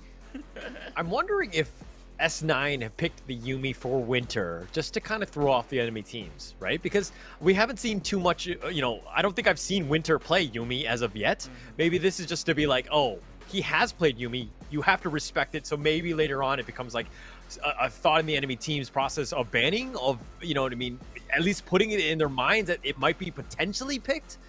I don't even know. Yeah, I guess that we'll just have to see how they will play this one out. Well, Becky yesterday have played Jace in the jungle, still works. Clearance in the jungle is still pretty efficient in Wild Rift for the Jace. While this is a little bit pickup that could definitely balance things out for a bit if they were to be suctioned in by Chili's Moonfall, if they were to go in for those big team fights. While it's not all too telling as of yet on how the draft's gonna formulate in terms of ideas for RTP, but you have Renekton, Camille, Vayne, all banned away. Just one more ban from SM9, and it's gonna be the Jax, which they could have picked it for themselves. Yeah, they probably could have, but I think that they think that the Garen is top, Zed mid. Okay, there's going to be your jungle right there with the Lee Sin pick up here. But, one thing to take note of, S9, yeah, you've got the Yuumi and the Jace, but you kind of don't have that front liner, somebody who needs to stand in front. So I really like the fact that they did ban out Renekton, RTP that is, because it does make a lot of sense into rounding out this draft. But S9 are like, we don't need any of that. We just need to just have damage dealers and just blow everybody up. Yeah, they're just gonna have a whole lot of fun at it while they pick up the Caitlyn as well as Riven to come into play. I think the draft looks pretty solid. Decent range pokes come in from both the Jace as well as the Caitlyn. Now, to answer back at that, so they really want to match up in terms of how they play the bottom lane tempo. So you got this Varus that will be basically airing it down onto those members, and on team fights, how they really want to start it, you get Leeson to get that insect kick all the way back, and then you start to work your way around it, and if all else fails, you can have that Lulu to still give them a little bit of a support. So when it comes down to both sides of their drafts, who do you favor?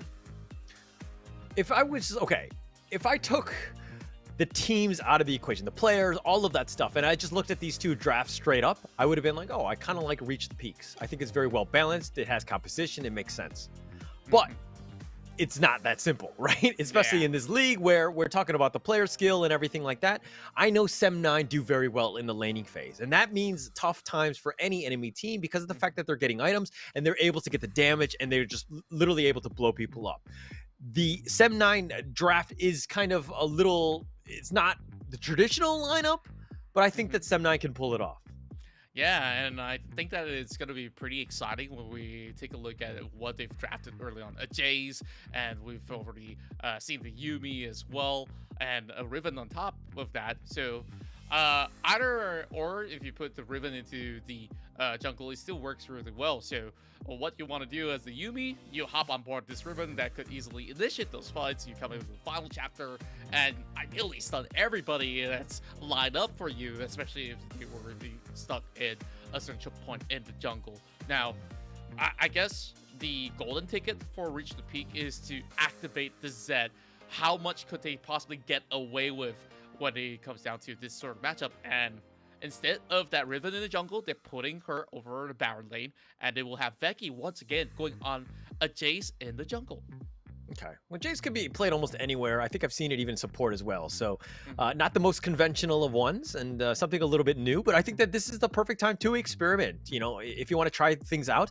My only concern right now is that, yes, you have the Riven for the Yuumi, but you also have the Diana as well. Just only 2 vehicles, and they are not the sturdiest of ones. They don't have no airbags in that, and definitely no seatbelts. So for Yuumi, it might be a wild ride. It might be very interesting, this game. You know, that Garen might actually hide some hidden airbags though. Like, he's got that huge huge armor going on. But yeah, I think that you've definitely brought up a really good point out there, where some of these players with Sem9, if they really want to go greedy, they deal full damage and you know, ignore all these sort of armory or magic resist and go pedal to the metal, then I guess if RTP wins a few team fights and put them behind, it's going to get a lot harder for them to navigate into the late game. And with a Zed, you also have a good potential for a split push to be played out over in the side lanes as we progress through the game. So before we hop on in the game, let's check out this video real quick.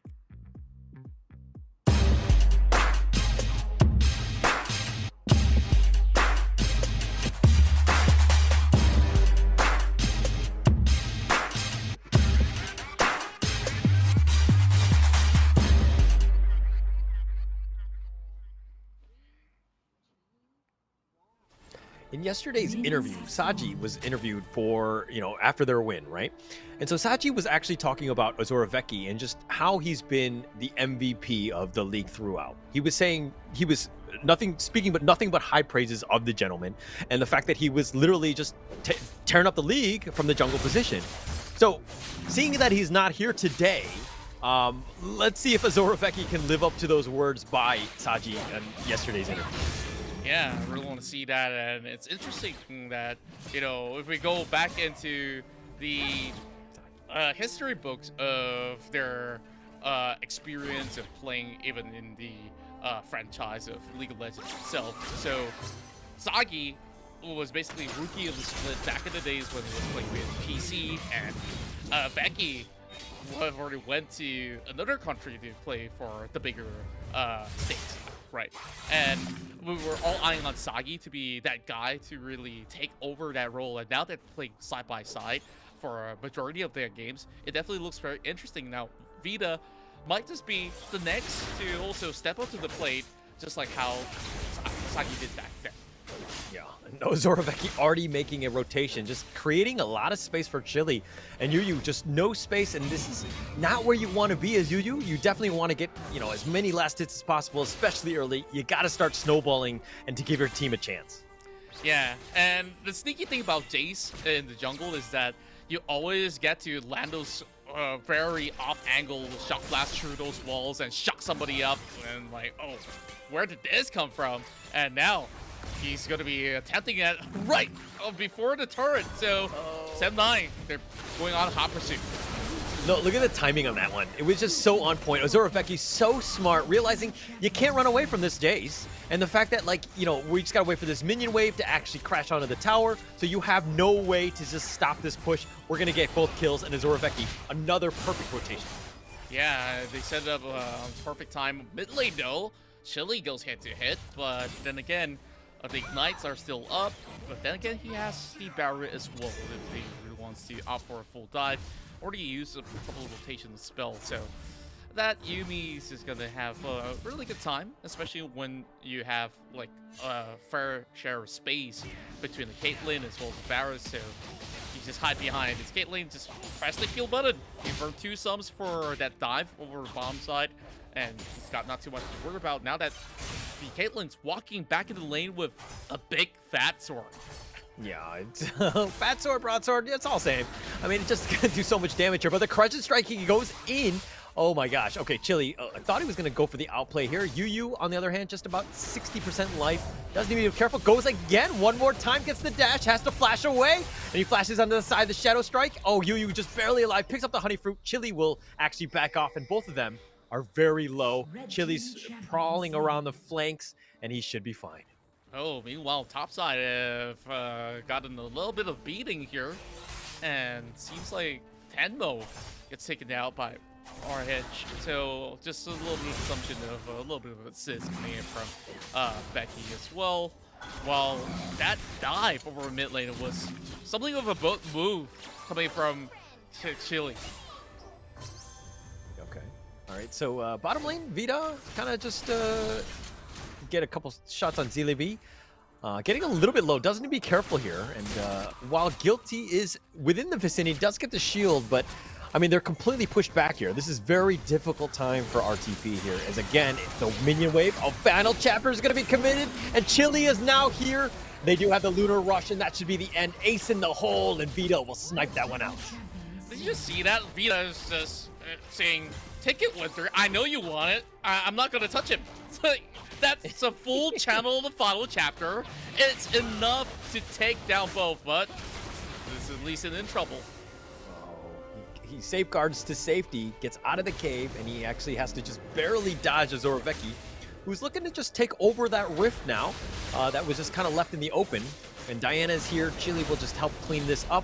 And I don't know if RTP can maybe... Okay, no steal, and it looks like it's going to go the way of SM9. Yeah, I like how they... Rush into Moonfall! It's doing so much work!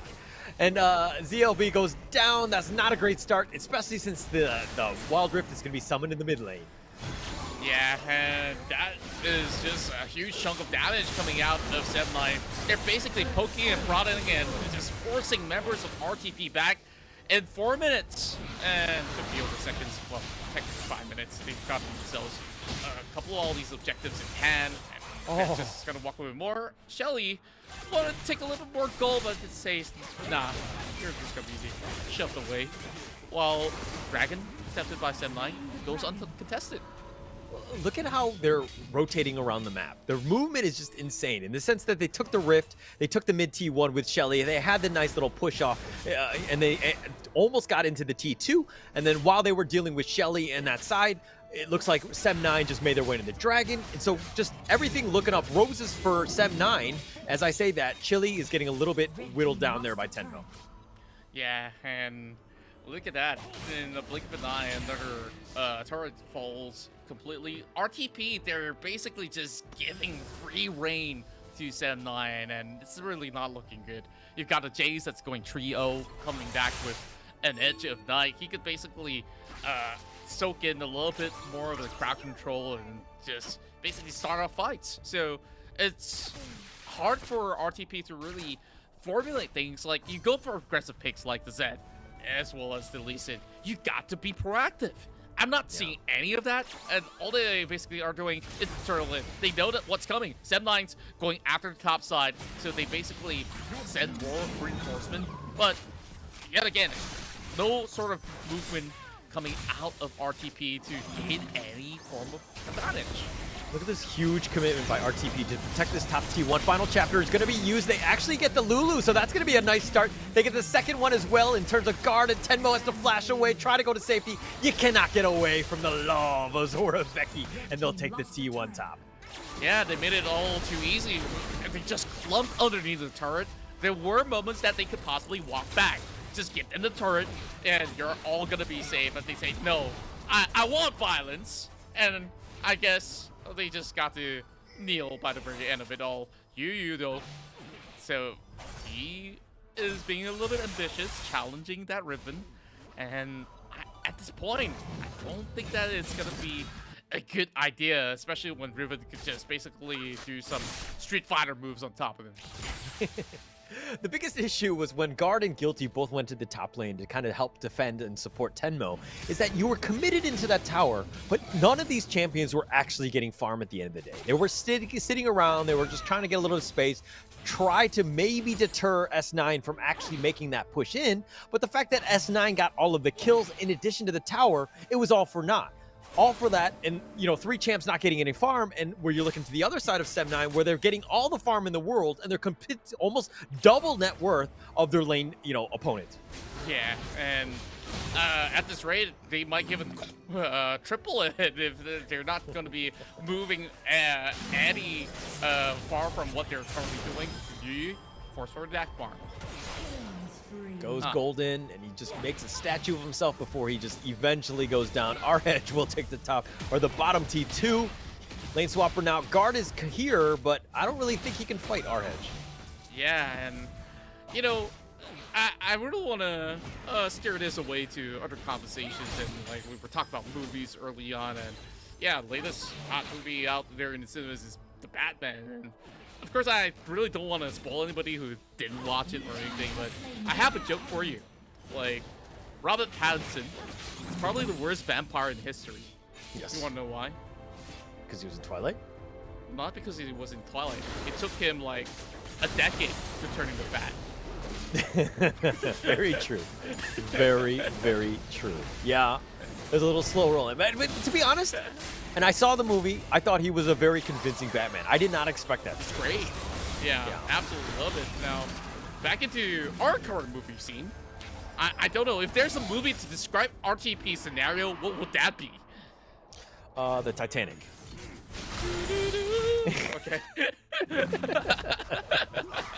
Okay. Yeah, I'm trying. Yeah, or kind of like any World War II movie where there's D-Day, right? And you kind of see like, jokes aside, I think RTP, they just haven't found their groove. They haven't found what works for them, right? It's one of those things where we can make fun of them and everything, but they're still finding a team that's still growing. They have a lot of potential, and we see a lot of the potential of them just getting better, but they just haven't been able to gel as a team as of yet. Yeah, 2 versus 1 though. And our Hedge, he walks away with it, almost escaping. He has to pull the flash. Now, the honey gets fruit. the honey fruit. He's going back for more. He turned around. Oh, nothing scarier than a well-fed R-Hedge. Right. And he's only got like 1 item and a half, comes back with Death Dance. Well, he's basically just teasing to see how much could they possibly get away with now that the Harrow summoned up mid. What's the response for RTP? They gotta defend this one, or else they will just break all the way into the Nexus within 10 minutes of current time frame. But here we go, a fight being forced. All right, well, they did kill Shelly. That's something. Oh, he's going to go for the insect kick, and he did. Final chapter. Guard is going to go down, and they're looking to turn this around. 3 of them are all in the run. Guilty just trying to run for his life. Oh, Zoraveki just going ham. But no, he goes golden, and he's under the Nexus. He's going to back off here. Tenmo is just trying to almost get sniped out there by a Zoraveki on the way out. Whoa, they're being so aggressive, and M9 really not pulling any punches back anymore, and it's like, okay, maybe we could do a record run to end this game at about 10 minutes, but not enough minutes for them to work around with. Guard tries to at least sniff off a member that's going to be off position. If we watch over this point where RH doing what RH does best, try to tease them, and he does get basically a good kick out of that, but they were not prepared for Chili's move ball that was set so perfectly that they caught the rest of the members of RTP. Yeah, and he kicked him back. But the thing is that Winter also had the final chapter right on top of, our hedge, who got kicked back. You know, it was one of those moments where even if they focused on the Riven, they would have been stunned because of the final chapter. So just really smart play of understanding that, hey, Riven can be out in the open, can be a little bit of the bait, and be out of position because I know that I have my team to back me up. Indeed. I've never really seen that many games where the lead gets ballooned to close to 50k by 12 minutes. And yeah, this was one of those. First, to look back into RTP, they're facing against one of the best teams out here in MYSG. I guess like it's really tough when you are put into this position where I guess sometimes the nerves really do get to them, but they have to just sit down and do nothing about it. Has to go golden to keep himself alive. Yui. He's going to back off here. Tenmo is sick of this. He wants to go in, but he has no friends. He goes down as well. Nobody else is in position to help follow up damage. Azura Vecchi going a little bit of aggressive there. He's going to back off now, but they have killed Zero, folks. Oh, and Zed tried to go for the death mark, not able to do so, and now they're just styling on the rest of them. The ace in the hole onto Guilty, and it looks like that's going to be it. The Nexus has been exposed. They focus their attention on that one. And 13 minutes, 17-0, Sem 9. Can we say mercy, please? Well, I guess they may have tapped out on game 1. Let's see game 2, where if they're going to have something to at least surprise the rest of Sem 9. That was probably one of the cleanest games that we've ever seen from Malaysia's #1. So Sem 9, now that they've not even dropped a single death to the hands of RTP, definitely feeling extremely confident. We know our hedge is definitely feeling it on that 1v2 pursuit. So what else can we expect from Sem 9? Like, this is just them doing what they do best. Yeah, I think we're going to have to find out, but let's first take a break.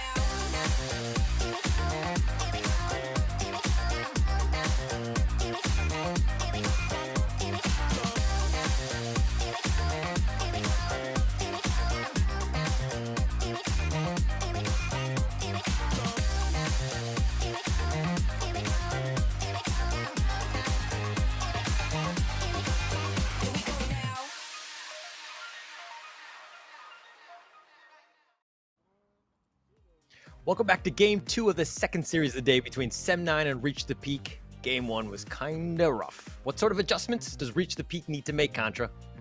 Well, adjustments, well, they just gotta ban all together and hope for the best, because we can see that in that game 1, they looked disjointed, they weren't being proactive. I guess like they just gotta stick to their own game plan than to just say, oh, it's Sem9, we have no chance after this. I hope that's not the case on how they're approaching this series so far, because they desperately need to win, and there's not much time left. We're already halfway past the entire league stage of the WCS, and they need to start winning. Yeah, and for me, it comes down to the laning phase, right? I don't think, Sem9 gave them any sort of room to breathe, but it was one of those moments where the teams were giving too much respect to Sem9, right? Even in the laning phase, they were playing very passively, just being like, oh, I don't want to challenge the R-Hedge. I don't want to challenge, any of these other, I don't know if they're afraid of them or what, but it seemed like it was one of those things where they were giving too much respect to the enemy team, something that I did not really want to see from Reach the Peak. Yeah, and I guess the only few attempts that we've seen coming in from that past matchup was Guard trying to defend, trying to land that perfect Dragon's Rage, but it's been pretty tough because majority of the members of Sem9, they're well prepared for it. They were looking for a dive either way, so basically that's helping them achieve what they really wanted all along.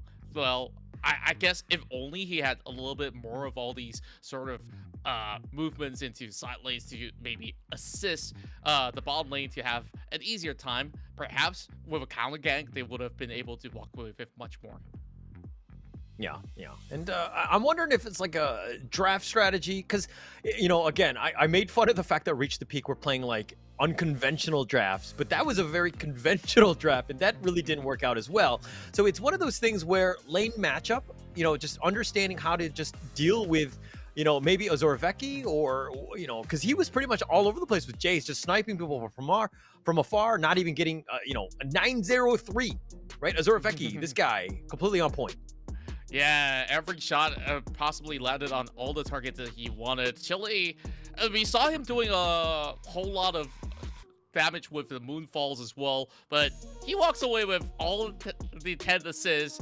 Well, Veki could have basically donated a few if he wanted to, but man, he's still on his way to receive more MVP titles for himself, so that's just solid performance overall, where we have Winter. I guess he answered your question. Does he look better on the Yuumi? This guy can play whatever he wants and still walk away with a perfect scoreline as well. Okay, all right. Well, you're saying that, okay, Yuumi, anyone can play Yuumi or whatever. Okay, then how about Azorveki play a Yuumi jungle next game, huh? How about we pick the champions for them, and then they play based off of whatever we want? I love to Challenge see it. accepted. Let's go. Yeah. Let's get it. Like, he basically just tells it, R-Hedge, you better leave your lane. Help me out here. Let me last hit the blue buff. Let me last hit that red buff. Okay, get back to your lane. I can handle the rest of it. So that is something that we may not have seen here at Wild Rift before. Some people have attempted it back in PC days, and it's scary to also tell you that there were some that actually walk away with win with Yuumi jungle. But is it cheesy? Yes, it is. Is it griefing? I don't know what to even put out of that. But going into stats, yeah, it only results to so much. Like, this is my main concern. I take a look at Guard's contribution. Like, it's basically equivalent to the support, which should never ever be the case, where Guard, he's got a lot to do this game. Maybe you get leads for Yu, that would have been great as well. And I think it's just hard where you're already going for a standard draft and you walk away with nothing much but to suffer, a defeat where you couldn't even pick off any sort of players. That's kind of on him. Yeah. I kind of felt like, I hate to use the term jungle diff, but it was one of those things where in the laning, you really felt the effect of Azorveki, right? He was all in the bottom lane, made sure that he got all the kills, did not give any space for them to breathe. And, to Guard's point, it was kind of like, where was he? Was he really making an effect, or was he just trying to farm? And at the end of the day, I felt like he was more, trying to get more farm as opposed to helping the other lanes. Yeah, this guy basically going MC Hammer on everybody, where he's just appearing if he doesn't get the kill, he gets those really solid pokes, which already helps the laning phase so much more for the rest of 7-9 members. So as a Lee Sin, what you could ideally do, maybe do some counter jungling. If you hit level 3, you got all the spell rotations, you could possibly try your best to at least halt the chase back, because he's honestly not the most efficient jungler when it comes down to, you know, counter ganks or stuff like that. So Jace, he doesn't have the highest of health bars, easily punishable. So maybe game 2, they have to strategize in the way that you let Veki have his Jace, and they just basically draft to take him down. If the jungler fails, then you can start working on the other lanes more efficiently. So perhaps this is an idea that they could possibly come up with, but of course, they're probably not listening to me anyway, so I don't want to,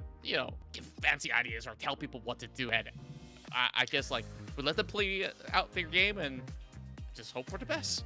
All right. I want to disclaimer this with a little bit of a warning, in the sense that I don't want to see in my pub games everyone just playing Jace jungle all of a sudden, right? It works because Azora Veki is very good. He has great map awareness, understanding where things are, and the fact that, like, because what happens is that if you get caught out, yeah, you got the knockback and you have the potential to maybe dash away a little bit, but you don't really, you have to have perfect positioning. And Azora Veki has that because he has this awareness and he's able to do this. He transcends the normal player, I would say. And so that's why he's in a great position and he's able to pull it off. Again, I don't want to see it in my pubs. Please don't play Jace jungle. Well, there are instances where maybe you can try it on your, if you're confident enough that you're as good as Veki, where you're not. Go on. I'm definitely not, so I'm gonna skip that part. But Jace, the weaknesses of putting Jace in the jungle, I think I've mentioned a few of it. Yeah, it looks great when your team is ahead. When your team is behind, you kind of wish you opt for something else. That's for sure, because there's so many of all the other options that could possibly get leads sufficiently for your team and still remain to be contributing into the late game. Now, essentially, with Jace in the jungle, it works something like a Pantheon. It feels good. You get those kills. Yeah. You feel like the Spartans from 300. If not, you just basically look like, you know, Captain America before he got those injections. Just a regular old guy at the end of the day. Yeah, you're gonna have a tough time. And I think that this is why Sem9 are able to do things like this, because of the fact that, like, you know, they trust the mechanical skill of, you know, our hedge, chili mid, you know, just being able to just control their lane, right? They're gonna have a good game and they're gonna give you space for Azora Veki to just run rampant, to figure out where the weak points in the enemy team is, and to just find those points and just snipe them out. Yeah, and currently, if we look back at the Sem9, is there any sort of weak links after all? I don't really feel like there was any that was being displayed when it comes down to the draft. I think that they knew exactly what they were doing. Basically, it was all coming down to execution. RH, he was basically given free reigns, like, okay, Veki doesn't need you right now, you just go on your own. It's like, okay, I'll just see how much I could possibly do. 1 versus 3, 1 versus 5. Yeah, no biggie, he walks away alive. So now that they're so confident, I think that this is the time where Reach the Peak honestly can look for punishment, because overconfidence could easily get themselves killed if that's going to be the case. So as we prepare ourselves for the next draft, I feel like regardless of what you ban against Sem9 has zero effect against them, just because of their deep understanding of the game itself, where they could just easily go in with other picks and still go out to show their true form. Okay, so Reach the Peak have tried multiple different strategies throughout the league. They've tried unconventional, you know, drafts. They've tried conventional drafts. At this point, I think they just need to go 5-man mid and just pray for the best. Just gotta go for a little bit of an ARAM run, huh? So, I guess it's a good time for Sem9 to display something that we haven't seen before. I think, like, fans have requested for Soraka top lane. I wonder if we're ever gonna see that from RH, since he's already played Yuumi. I will be surprised by a Tebow if that was gonna pop up any sort of games. This is to make life a little bit more miserable with all the mushrooms in the map. Yeah, that would be miserable. I think that we should have a social media poll and then choose Sem9's champs in the next game. I think that would be hilarious, and they would just be forced to choose that entire lineup, whatever it is, and then just to see if they can actually pull this off. I mean, they could choose, we'll choose the 5 champs. You tell me, you pick wherever you want it in terms of whatever role you want, right? I think that would be very interesting to see. But again, a little disrespect to the enemy team at the same time. Yeah, well, I guess like it's all professional game players here. They definitely know a certain etiquette, and it's all about sportsmanship as well. Yeah, I really want to fall back into troll picks itself, because we as a player probably have experienced a few in our Wild Rift games. Some has worked out really well. You probably will just go while on the chat. And is there any sort of like crazy picks that you never thought would have worked wonders, but it somehow worked out in your games? I haven't seen too many like that just kind of like catch everyone off guard and just like ultimately wins. But usually it's just like a snowball-y, like Yasuo, Zed, Katarina, like those types that just control the game and just take over. I don't know if they have any of those pocket picks ready, right? I think that this is a very balanced game in the sense that you don't have that potentially overpowered champion that can, like that pocket pick that just takes over the game. I don't think you see that as much. So it's going to be very difficult. And, they have to play stock standard. They have to figure it out. This is a team game. They need to figure things out within the team itself. And we're seeing, the synergy is not there for Reach the Peak. Back in the days, I played in both the PC counterpart as well. Something that's pretty wild was Janna AD. Like, how would you possibly execute it? You think like, it sounds like you're not gonna do anything throughout the game, but you gotta remember that shield actually gives you a bonus attack damage as well. So you put it on yourself and you start right-clicking at somebody. If they come in, yeah, tornado, and I was like, oh, genius! Never thought of that. Anybody comes in, when you just open up Monsoon and you're back to 100% health. So that will be pretty fun if we ever get games like that, but I don't recommend it, especially the Wild Rift. Yeah, it's definitely different.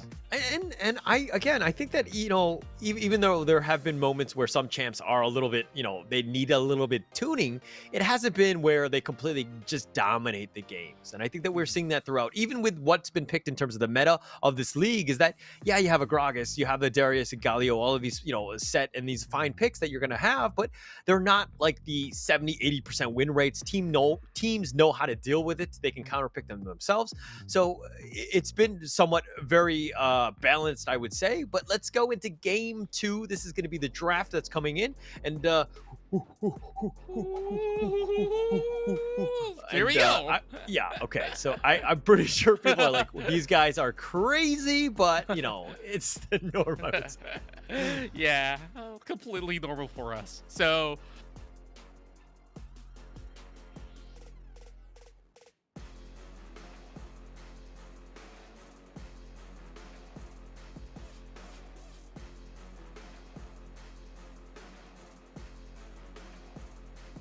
okay, so it looks like Jax, Zed, Lulu are going to be picked up all the way, and against the Gragas and the Set. And now Sem9, again, changing strategy here. Going to be going with the whole Phantom 6 mentality of just run at ya. We're just going to just take the big, beefiest boys. As I say that, they take the least beefy girl in the sense of Aurelia here, but this is an interesting lineup. Where do you think we're going to see this Aurelia, Contra? Well, Aurelia probably played in the mid lane, and I guess that you could possibly fight against the Zed really well, where the damage output easily matches what the Zed can offer. And if anything else fails, he just basically presses second spell, and he could soak in a little bit more damage. So I love that they're basically introducing us some different sort of picks heading into this matchup here, because that could possibly prepare them for other proponents on the pool that Chili has, because this is what I may have scrutinized over, because he played things like Diana a whole lot, very predictable, you can bat it away.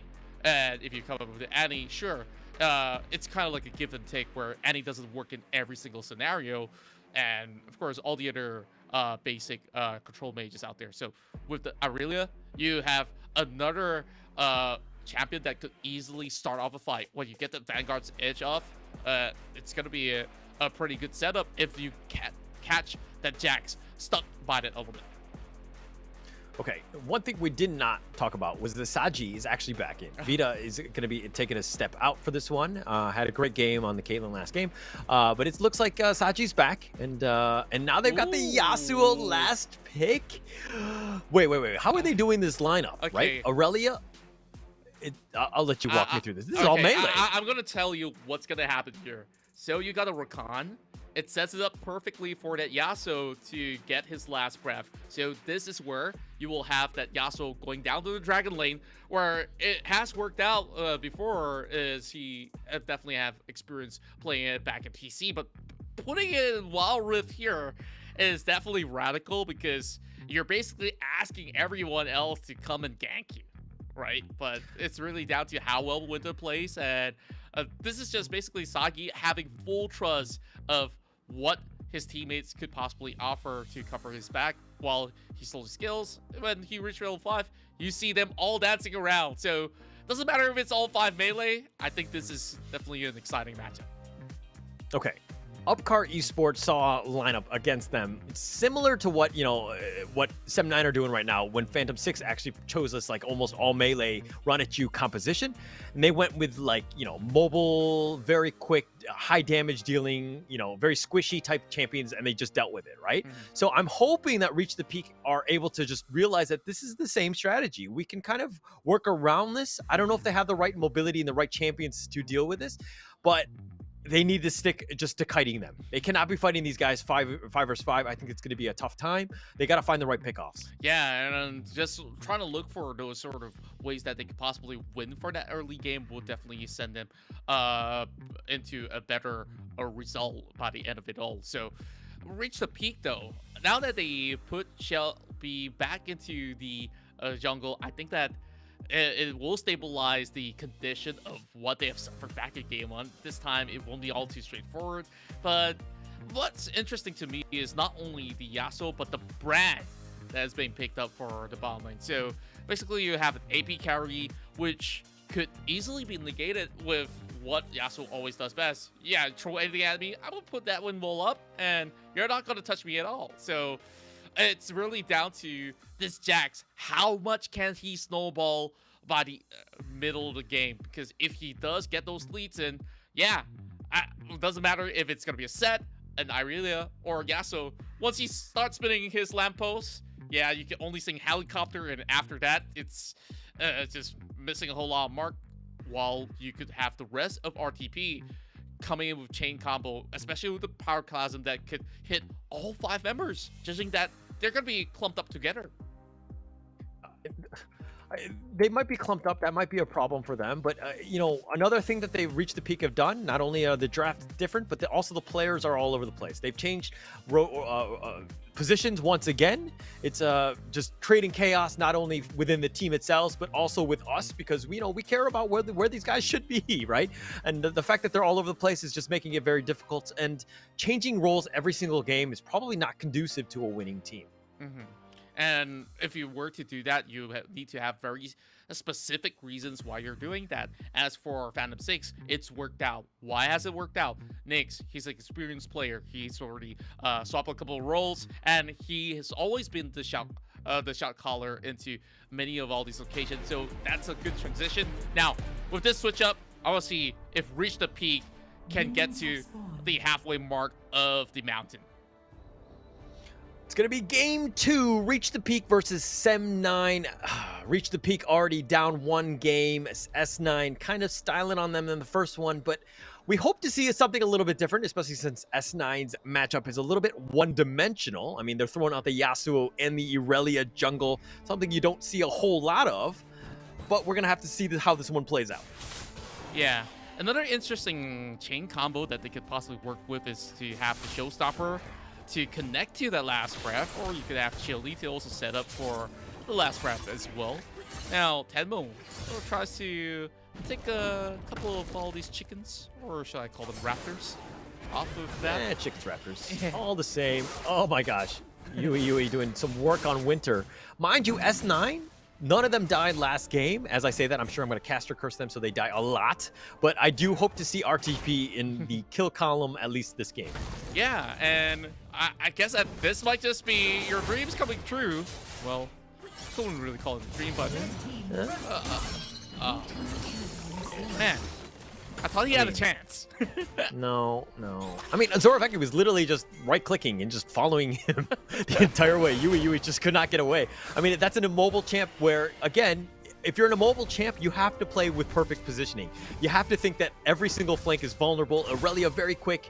And I mean, even with your flawless duet, you're going to have a hard time. So you got to be super careful. Yeah, and even though with all these sort of summoners burned up, I guess if he did save his shadows, he could possibly walk out of it. A dive coming in onto guard. Okay, so S9 or like your turret, doesn't matter. I'm just going to continue to dive. Guard goes down. And yes, they're going to recall away from the top, but they got their kill. Yep, I'm still waiting for that perfect opportunity where Reach the Peak could possibly get a kill off. I guess they're trying to farm up onto the bomb side early on, and easily that was sniffed out by Sagi. So he's just going to be safely farming underneath the turret. But the damage output that Yu as well as what we've seen out of Tenmo was quite convincing at first. If they can get decent enough farm heading into the mid game and keep up with aggression, they will be able to result to something. Now, Chili though, no matter how you really want to fight Gragas, you always have to be looking out for his body slam, and you can see that Tenmo kind of misstepping a few times whenever you want to go farm, and he easily gets punished for it. He definitely feels bad, and if this is gonna be the case, nah, I really don't think they gets the grand entrance. He misses the whirlwind though, Saji though, and has to use whirlwind, and unfortunately that does not hide his shame. Not at all, but at least they can compensate. Here goes Becky. Oh, he misses it again, and now Zoroveki here, but if anything, this is going to provide pressure on the T1 bottom. Yeah, I just love Yasuo players in general. Like, it's either they go 15-0 or 0-15. So, Sagi, he's not displaying the 0-15 type of plays so far, other than missing a few Hasakis. Yeah, that's just about it. Well, I feel like if you're 0-15 Yasuo, you're on my team. Oh. That's usually where I find them. But they say 0-10, 0-15 Yasuos usually have that late game buff, so yeah, I guess Sagi's we just have to survive, like yeah, a fail-safe option. Oh, I'm gonna be a late game monster. That's all I want. Oh, the explosive cast into the body slam, and he had death marks, but he's just gonna die anyways. And Vanguard Edge is gonna be on point. Oh. Get the flawless duet, but he's getting a little low, and that's gonna be the first kill going the way of RTP. We gotta hype that one up because we waited 2 games to get to this point. Wow. Becky, a bit more than he could chew, and well, they take what they can get, but that's on Alulu though. And Guilty, he's got a lot of work to do. Oh, Yui getting a little low. He's completely isolated, and he does go down. The Rakan will take that one. Chili running for his life. ZLV just gets a nice little play. Saji flashes over the wall. He's solo. He does go down again. Tenmo. Oh my gosh, they're starting to do it. They get a double kill. And this is going to be for Tenmo, and they've got 3 versus 4. Yes, they're losing Rakan going in, but for what reason? He goes down as well. And Zoroveki, oh no, sorry. Yes, Zoroveki running for his life does get killed by the tower. But a 5-5, this is the game. RTP, are they doing it? They are, and you know what, Holler? You asked for an Arab, you got it. They all went mid, and let's have a look at it again. Beautiful body slam. That sets up for that last grab onto Yuyi, and after that, the response from the rest that were working on that Herald, they just basically ran after Sagi, and that flash over with the Ignite was enough to stop him. But this is where, you know, Becky was just playing around. He thinks, okay, it's an easy pickup. No, apparently not the case. Oh gosh. Even Zoroveki going ham for that one, just going super deep under the tower for that. I don't even know if that was worth it, but okay, they're here now. In terms of net worth, we're about an equal game. It's pretty much a bit of a wash at this point, but This Yasuo Saji is kind of scaring me a bit. I'm seeing a little bit of a drop off from his other champs to this one. 0-15, let's get it. Death Mark, Vanguard Edge committed on Aurelia, already down a Facebreaker. That's going to do some work, and they get the nice little stun up here. They get the Showstopper, and they get that kill as well. And this is looking to be RTP, all 5 still alive. You know what? I think that Sem9 probably sort of regrets going into this draft now that they are all melee champs, like we've already spoke about early on. It's hard for them to basically get any pokes going in order to secure those kills that they were expecting. Even though that they do get the bottom slam, you get Saki going in, they need a little bit more backup other than that. So now you have a ballooning lead that's coming in from RTP, but Shelby's going to get punched. Oh, nice strand entrance there. ZLB, no real chance to get away, but he did get the turret bottom, so that's not the end of the world. But now S9 will focus their attention on the tower. And, okay, as I say that, Winter recalls away. Yeah.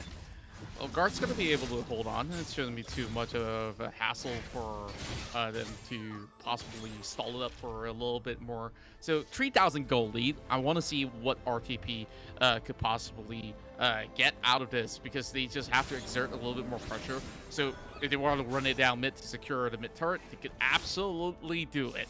So just having Yuyi to also garner a whole lot more of gold from all these sort of fights, it definitely helps them. This brand will start to hurt once he does complete his hunting guys into Landry's later on. Yeah, and I can't wait for that. That damage is going to do some work, especially since S9 are pretty much melee oriented. They're going to stick together, so that's going to bounce around. The ult, that is. The Facebreaker, a little off the mark. Arhedge just a little short on that one, but Winter is waiting in the wings. Zoroveki is making a rotation as well. But, you know, RTP, I like the fact that they know they have an advantage, and they're taking the enemy jungle. They're taking away space. Deathmark onto Arhedge. He's doing some work. He has the Haymaker to keep himself alive. He does tick away in the end. Vanguard's Edge. Zorovecki's still around, but it looks like they turn this around. They get Winter. Zorovecki's all by himself. The flash forward by Guard. He looks to go, and oh, he goes golden. Keeps himself alive, but that's going to just slow down the inevitable, and he goes down as well, and RTP are starting to feel it. Oh, this could be the very first win throughout the season here. Reach the peak. Now, they are showing their true form, and I love what I'm seeing. But M9, I feel like it's just basically over-aggression over and over again. They think that they could get away with it, but I guess all they can possibly do is just open a little bit more space for Saki to take one turret off so that they can possibly go in for some balance. Winter's tried a lot of things in this matchup, and take a look at his build. He's going Hexet Gunblade? Wait, AP Rakan. I haven't seen that in a long while. Yeah, okay, all right, yeah. Winter, nobody actually claimed he was a support, right, at the end of the day. So it looks like this is going to be this death rush. They try to go in. ZLB is going to spot this one out. They do get Yui. That's going to be a good start. He does a ton of damage, so that's a great start to this fight. They want to get more. They're trying to chase. No, they're going to give up on that one. They're going to take the T1 mid instead. Well, they got a little bit of a freebie there, though they were just basically mucking around where they were like, okay, I'm just going to hop in, and like, oh, there's actually somebody by the side, and well, good catch coming in from Winter, but here comes the rest of RTP if they want more. Oh, Proto Belts away, flashes as well. Death Mark, but it's on the Saji, and he gets a little bit low. They're going to go leave Saji for dead, and that's going to be a pretty big win for RTP. The dual flawless duet does get the stun onto ZLB, who's sticking around. His teammates are not around. The quickness is going to be used, catches 3, but Winter, where's the follow-up? There is none. He has the flash, he gets killed, and Winter thought he was the aggressor, but he goes down. Zoroveki now running for his life. Well, Becky, why did you have to do him like that? He was hoping to hop over. It was like, nah, you're going AP Rakan. You just got to bite the dust. You're no longer part of the team. So, well, interesting interactions. Well, RTP, I think that this way of responding into the picks of SM9 is definitely doing a lot of wonders for themselves. Like, every single time that they go for picks, this time, being so much more proactive. This is what I wanted to see all along from RTP. Now, contest for the Dragon, I guess this is where SM9 will try to go all out, where currently they don't really seem to have the numbers advantage over bottom side, so we'll have to give it to RTP. No real chance there. I mean, S9 realized that they're so far behind. There's no way they even try to go for that dragon. There's no way to actually take this one out. As I say, that face breaker, showstopper, that's a perfect one. You push him back. He has to go golden. He gets killed here, and he's wasted his ult. So that's a really nice fight for S9. I don't feel like that's a death mark. That's a question mark right there. Like, you're already taken down regardless. Why would you burn an ultimate, right? Like, sure, cooldowns may not be affecting the ult too much, but in essence, well, you really want to use all your spells on the right timing. And Tenmo, maybe if he death marked early on, he could have forced an escape. So, yeah, not that clean. Yeah, not clean at all. Not what you want to do. And it's one of those situations where you got to know you're dead, right? It's one of those moments where the R-Hedge, the showstopper was just completely on point, put you completely in a bad spot. You had no chance. So you just got to give it up, right? Maybe take your hands off the phone at this point. Yeah. Well, hands off the phone. Basically, he's just griefing, right? This is we're playing a mobile game. So currently, at this point in the game, I think Shellsby in a good spot. He's just gonna pick this one up. No chance. Saji goes down. Oh, when you're dying to the enemy jungler, you're gonna have a rough game. Yeah. Some regrets have been made by Sem9 by giving away that Jax, and that really worked in favor of Shelby. Now, Carol coming in. Are they gonna force this fight though? Guard is going in, gets the apprehend onto R-Hedge. He's got to be careful. The explosive cast is slowing things down, but Shelly now has been killed, and let's pay F to Shelly in the chat, please. F to pay respect. So, Shelly have been able to get a lot of money in the back for RTP. Look at who's heading into the 50k goal mark real soon. That's RTP against M9. 7,000. Well, I'm bad at math. It's just something coming at me. But if we look at late game, Sagi is slowly getting there. He's got Static Shift. He's got the Blue King. But I don't see any of these members really building defensively. R-Hedge, yeah, he's only got like one cloth armor, and that's just about it. All right, okay. I never thought I would have this feeling where, Saji was playing on my, the same team as me, because right now he's kind of like every other Yasuo that I've teamed up with in this 0-3-2 KDA. It's not great. He hasn't been making plays. Saji's been caught out a couple too many times. He's missing whirlwinds left and right. So I feel like, again, he's kind of like every Yasuo I've played with. Yeah. Yeah, I could definitely go back down to my memory lane of how many games I've had a rate screen by the end of the result. So let's hope it's not the case. Phase breaker quickness is going to be committed onto 2, and that's going to do some work. But they're doing some damage here, and they've turned this around. ZLB is one of the last surviving ones. He flashes over the edge. Darius does go down, so that's going to be a pretty big win. But ZLB trying to outduel everybody. But it looks like S9, that's the team fight they wanted, and here we go. 4K net worth difference, and now they're putting a little bit of pressure on that T2. Can you imagine if he had the Guillotine connecting? That will possibly be a pentakill right there. Well, not exactly penta. They've already had a few members going in for the picks. But this was a beautiful setup coming in from Zen9, where they basically caught them all off guard, walking directly into the trap. But you saw how much time SHLB has been able to buy by the end of that. So it's just a whole lot of resources being utilized just to escape that didn't really result to all too much for RTP, so Sem9 slowly gets back in the game. They're back in this one, but it's still, in favor of RTP. It is their game to lose. Objectively, they need to continue on what they're doing, take all the drags, make sure that they, push out as much as possible, get as much map control, and just force S9 to play their game. With that team fight, though, S9 back in it, and it looks like what S9 are doing are taking the objective. So, again, this is a terrible play by RTP, lack of awareness, and this is killing me right now. Yeah, I mean, what are you going to get for the top side? Like, you've already taken down to tier 2. You're only getting, like, a few minions where you could possibly defend this mid lane, perhaps. And here we go. Oh, Yui. Oh, there was somebody there. I think he's gone. He's deleted. Elton F4. That's where we're at. Yeah, no chance here. Has to go golden. Winter, a little too deep. Death mark onto Winter. Is he going to survive? He does not. He does go get killed in the end, but it looks like they're going to turn this one. They got the T3 mid, which is a good start, and Guard is there. He does have the wild growth, so he is a little bit tanky, but look at their Nexus has been exposed in the top lane. Wow. Yui, they're doing some work. ZLB was pushing the top lane hard. Well, he's sneaking in. Well, does he really want to go for a challenge? He might regret it, but he does have a little bit spacing. But He Sagi's caught there. the rest of the team. Okay. What is going on with this game? Saji catches him in on the back end. If only there was a camera that's currently heading into my face right now. I'm basically biting on my fingers. Like, what am I really looking at right now? I can't explain to you on how this have not really worked out for Sem 9, and for things that are going right and wrong for RTP. The should've, would've, could've is still laying down with a question mark. Like, they got that lead. How did they drop the ball so hard to a death rush? Like, Yes. that's I don't know, a kindergarten type of strategy that somewhat worked out.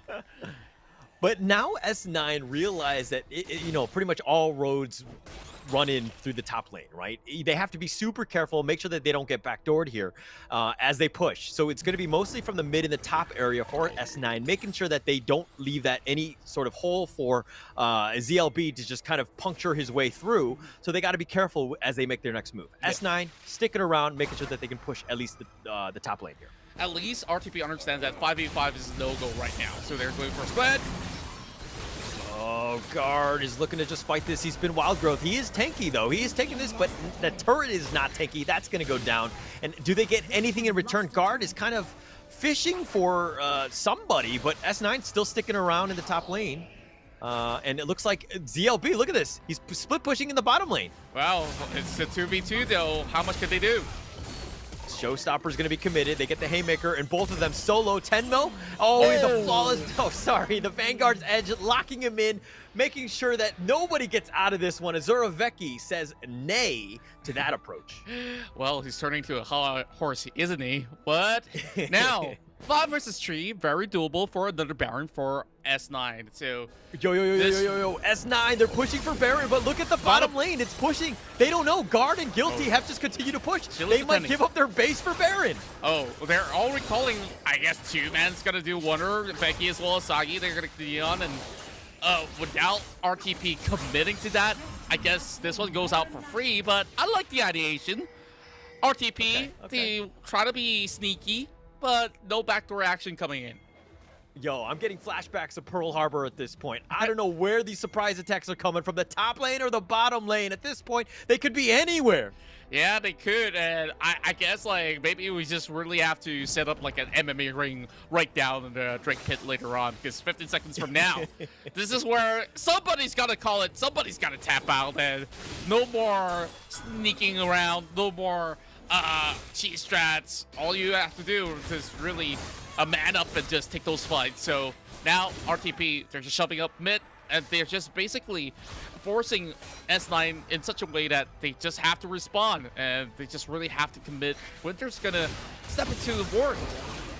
Oh, he gets the quickness. He goes right out to Guard, and he goes right in the Vanguard's Edge as well. Doing some work. Zed is down, and they're continuing on, and they look like he has the pullback. ZLB is running for his life, but he's kind of by himself. Yui's alive, but what can you do? The Elder Drag is wide open. He is the last one alive. Yui just running for his life. No real chance. Everybody else is like, we have Baron Bush. We can push the mid lane, and we can end this game right now. That's right, the Goose Chase about to end. Sem 9 have finally got that late game activation as they will close the series 2-0.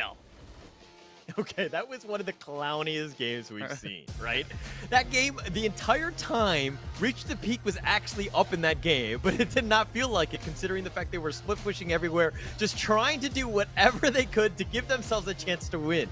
Reach the Peak, very interesting game, but Sem 9 just proving that team fight is the way to go. Sem 9 pulls out the victory 2-0. Yeah, but I do admire the effort that they've shown throughout game 2, where at least like we've got what we've desired for. You wanted ARAM, they gave you the ARAM, and every other team fights. Split pushes coming in as well. So we see that there was that chance, that opportunity where they could either snowball out of control, start to punish 7-9 for these sort of draft. But as it scales, like 7-9 still out in the back, they know how to close games off. And by taking the Baron for the first time, it definitely costed Reach the Peak to hold back the punches. It's like, okay, it's time for Plan B. Plan B is basically simple. Send everyone, your troops, all the way down to their Nexus if you can. Like, beat down whatever inhibitors that's left. But 7-9, they're not gonna fall for it. Like, there was that one chance where 7-9 was approaching the Baron. They know that they're doing it. So they're essentially saying, okay, hey, you got to take care of your base or else we'll end the game. But I don't see Reach the Peak members basically chasing after them in the Baron pit. You're supposed to stall it so that something happens over on that Nexus. So yeah. I guess it's just down to a final few executions that didn't really hit the mark. Yeah, it's just those tiny little things. I think that's the biggest play, right? In the sense that you force two people to recall back on that Baron play, right? Mm-hmm. And then that's an opening where you can take on a fight of whatever's left in the Baron pit. There were 3 champs at that time, but there was nobody else from Reach the Peak. Yeah. Who's gonna help out? Maybe you go for the steal, maybe you go with that lucky play, but it's one of those things where the team is not in sync with one another, right? You need to understand why you're making those plays, right? Why are you split pushing? You're creating space in other places so that you have an advantage with numbers elsewhere. Yeah, they absolutely tunneled down, and I really do wonder what the comps were really like when it comes down to those sort of moments, because it really felt like they start to have worries of their own. It's like, oh, guys, we can't 5v5, and if we were going to the pit, we're going to be obliterated in an instance, but you gotta try. Like, we've already seen that they can pick up at least a few members off when they go in for those sort of commitment.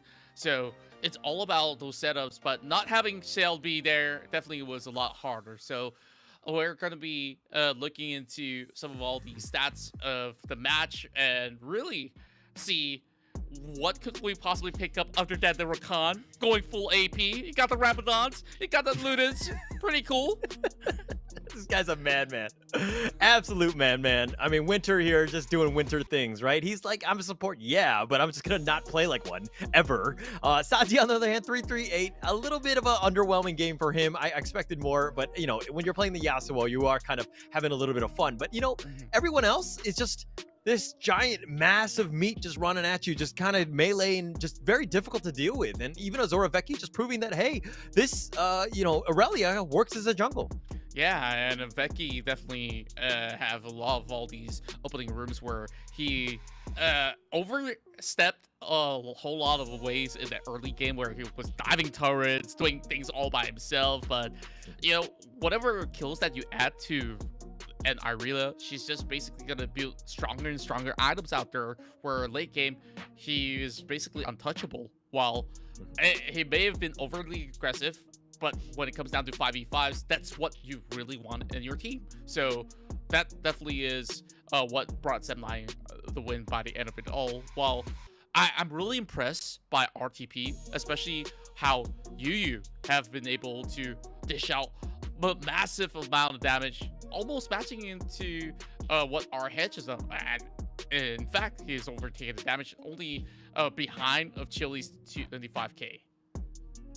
Okay, Reach the Peak here, and I know that I've been overly harsh in making some fun of them, but I think that from what I saw in that last game is actually your bread and butter, right? This is the strategy that they need to stick with. There are some minor kinks, and they could have won that game, right? It's just a matter of playing just some team fights a little bit differently, and they probably would have won that game. So this is one of those things where stop changing things around. At the end of the day, if you keep changing every single game, you're never going to get better at things, right? If you stick to something, and this is the format that I think is best for you, at least from what I've seen of your games thus far, I think that you'll have a much better time. So I'm pretty sure RTP is not listening to me and doesn't care what I say, but I think that this is probably, the best way for them to win. Yeah, I think you couldn't say it any better out there. And I guess that at least that they've been able to put up quite a showing in match number 2. If they were to go up against any other team with the same sort of performance, they could have actually walked away winning a game, or better yet, a series. So this is where they've already set a little bit more of a synergy for the team, and things can only get better. But they have to ensure that every other game from tomorrow onwards, they just got to start winning, because there's no more chances, or else they won't be able to make it to the playoffs. To be honest, even if you get shut out, I think that you just learn from these things, right? There are definitely things that, this is great experience. What time do you have of playing against top tier teams, right? This is your chance to kind of to gauge yourself and to learn from these mistakes. You have these opportunities to do so. It's like being in the ring with like a Mike Tyson in his prime. Like, you have those chances. Yeah, you're going to get knocked out, but you're going to learn from these things. And yeah, it sucks like in the learning process when you're getting knocked out, but it's one of those opportunities that you get these, these rare moments. But let's go to an interview with Chili and see what he has to say. Chili, how you doing? That was kind of shaky game too, but yeah, I'm just kind of chilling. All right, I have to ask this question. Winter, AP Rakan, what's up with this?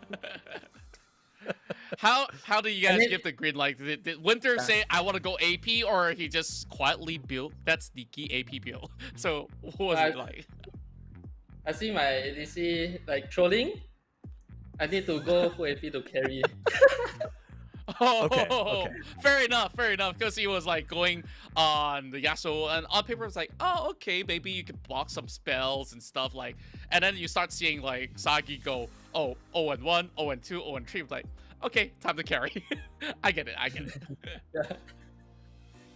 All right, so okay, I guess in that game, speaking of Sagi, right? Like, what is he not doing well on that Yasuo? Because I have to say, I was not too impressed. It looked like everyone else kind of picked up the slack a bit, but what is your advice to Sagi on getting better on Yasuo? I feel like we kind of like thinking like we want to do something like crazy for game 2, since like game 1 is pretty smooth sailing for us, and I feel like we do think that it's a pretty playable composition, but I think for Sagi, Yasuo is just a champion that is very hard to master, and for myself, even the champion is just hard to master. And like I myself, I was at mid lane, and then I hear like from my dragon lane like, oh no, what are you doing, Sagi? Because I feel like he misses like a couple of kills there with his like mistake on his mechanical. So it's like, I think that's what happened. And like Reach the Peak, they started to come in with so many of all these sort of surprises out there. What do you think about their personal performance for Game 2? Because there were times that I think they really pushed you guys to the point that you have to start defending the Nexus. They were also hitting the inhibitors, or were you guys just pretty calm? Like, oh, we still got this. I feel like we do come into second game like we already said like before the game, we are okay to lose that game because we are just like trying to have fun, but of course we still play seriously, and I don't think our picks are really that bad. But let's say like Aurelia jungle or even Yasuo is not really that good against their team comp because they have like Jax, Darius, all those champions. But yeah, I do think that their second game was pretty okay, and we were at one point, I think we actually could have lost that game pretty like easily, but we somehow just come back from that. Yeah. Were you ever worried, especially with top being exposed like that, the bottom was getting split push as well? Were you ever like, ooh, we might lose this game? I think every one of us, at one point it's like we lost, guys. But then, we just somehow come back. We actually thought that we would lose, Yeah, but of course, you guys with the wealth of experience, you guys played back at it. Like you said, like I saw the draft, was like, hey, pretty convincing late game, and you showed us that, hey, you got the Baron once, you got the Baron twice, and you closed it off really well. So, does this actually shock like Edo, who managed you guys? Is like, oh, my boys, might throw this one off. Like my job's on the line. I don't know. Was he like watching it all along? Yeah, I think like from the TODAK series, he's already prepared for anything. Okay, so okay, yeah, as you were saying.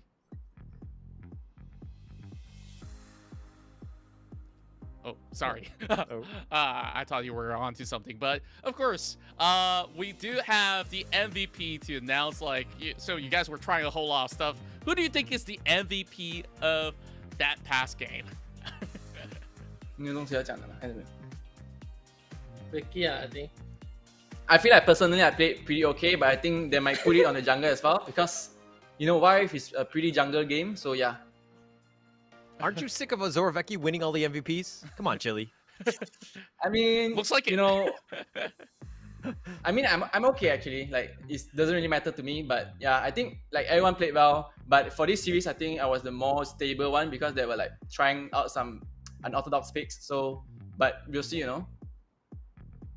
Okay. All right. So let's see the MVP. Who actually won today in that series? Who was the MVP from Sem9? Drum roll. And it is What? Saji. This is Production. Okay. We've just proved that production actually doesn't even watch the games. Okay. Yes. We were just talking about how Saji. Yeah, this is messed up. Okay.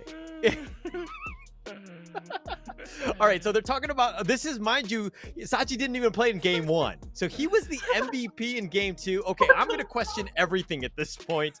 But Winner and Chili, what are your thoughts on this one? I mean, this is actually kind of troll, but I mean, it's funny, I guess. How much Sagi PayPal? How much did Sagi pay out already? Brownie points for the funny part. I think that was the slide for least valuable player, at least in that last game, right? Yeah. Perhaps just giving him a little It's bit the brownie first points MVP right for there. Sagi, so I guess there's one way that he can get it, I guess. Just play Yas. Okay, all right. Before we go, though, any final words, anything that you would like to say to your fans, anyone else that you want to give a shout out to?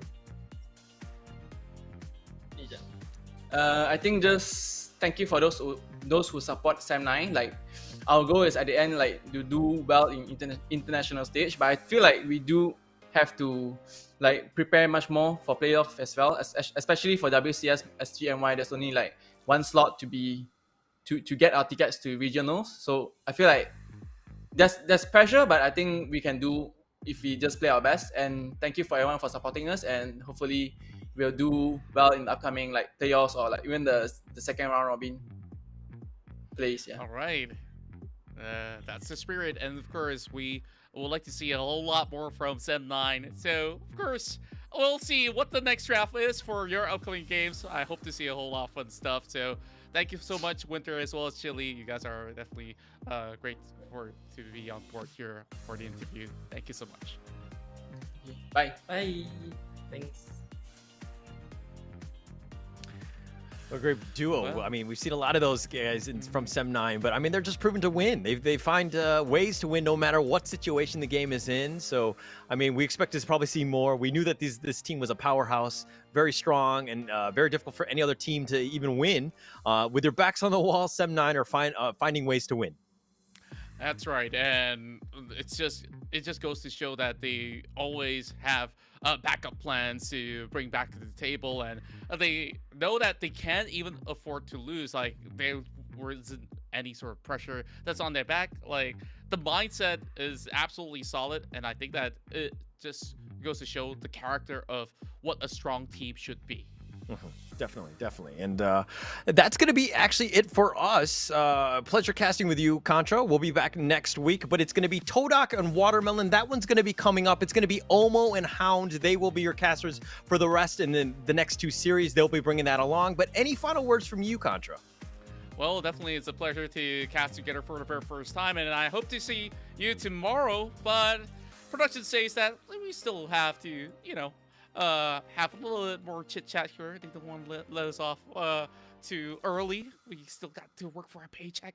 So, Got it. anyways, like, those sort of series definitely were entertaining, especially the first one was a nail biter. Hitting the second, yeah, Sem9 just coming up with something interesting. Sagi did deserve that, but we'll give it to him anyways. So No. He is not an MVP in my heart. Okay, I don't know how you played that one out. I don't know who made that. It's like they don't even watch Wild Rift at this point, right? That just seemed like one of those things where panic mode. Number 4, Saji. Okay, ADC. Let him have the MVP. We'll figure something out because that guy clearly. I mean, yeah, he might have had decent stats at the end of the game, but you kind of pad in those stats when you're kind of winning at that stage. And they did not get to that stage where they were in a winning position because of Saji's play. It was more on the back of everyone else's to put themselves into that position. But yeah, it's one of those moments where it's not all about the stats, man. Yeah, it's not always the case. I guess, like, from what one of our dear production members were telling us, is like, oh, it's all about consistency. Well, what consistency?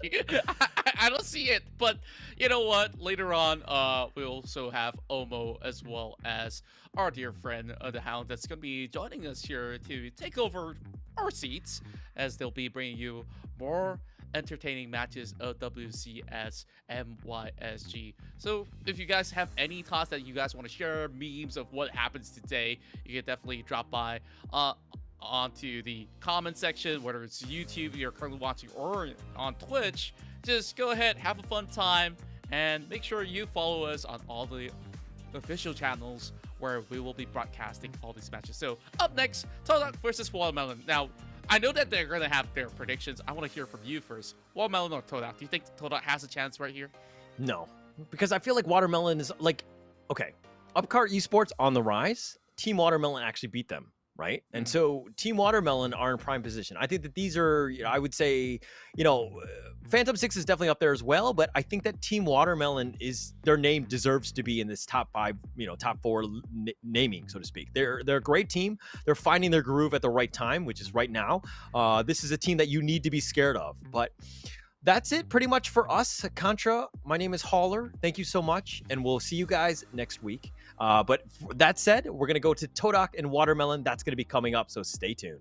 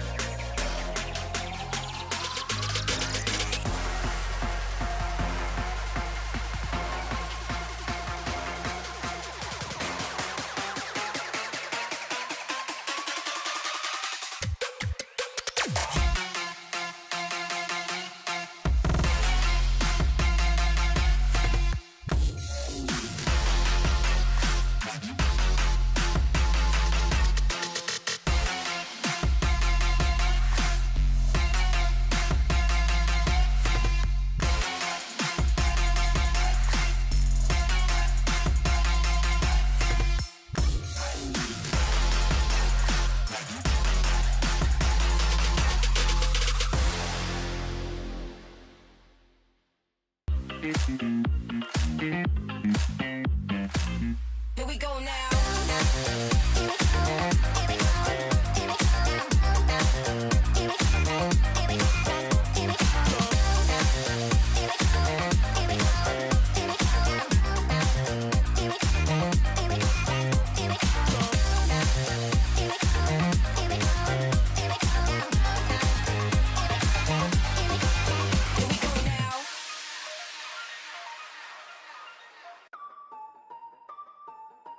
Bounce. Everybody love a comeback. Gotta love a good comeback. Now you witnessing a comeback.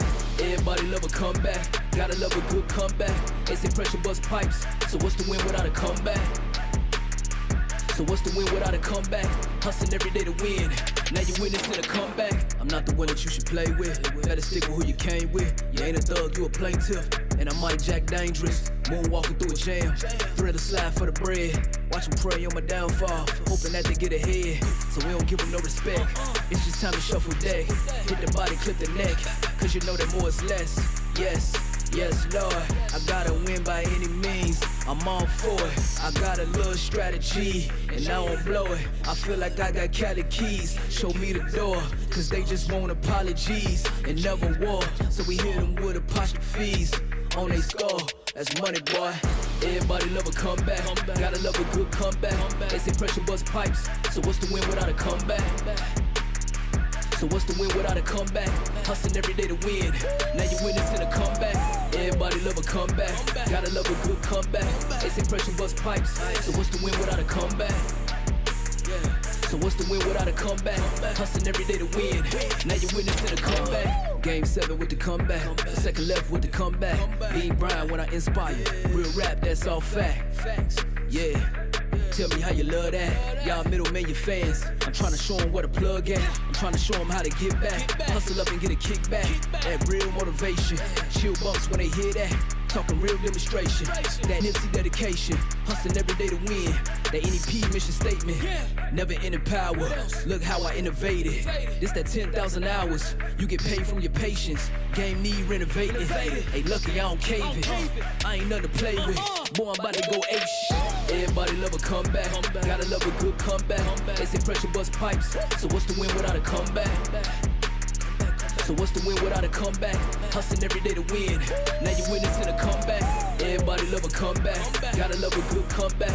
They say pressure bust pipes. So what's the win without a comeback? So what's the win without a comeback? Hustling every day to win. Now you win this in a comeback.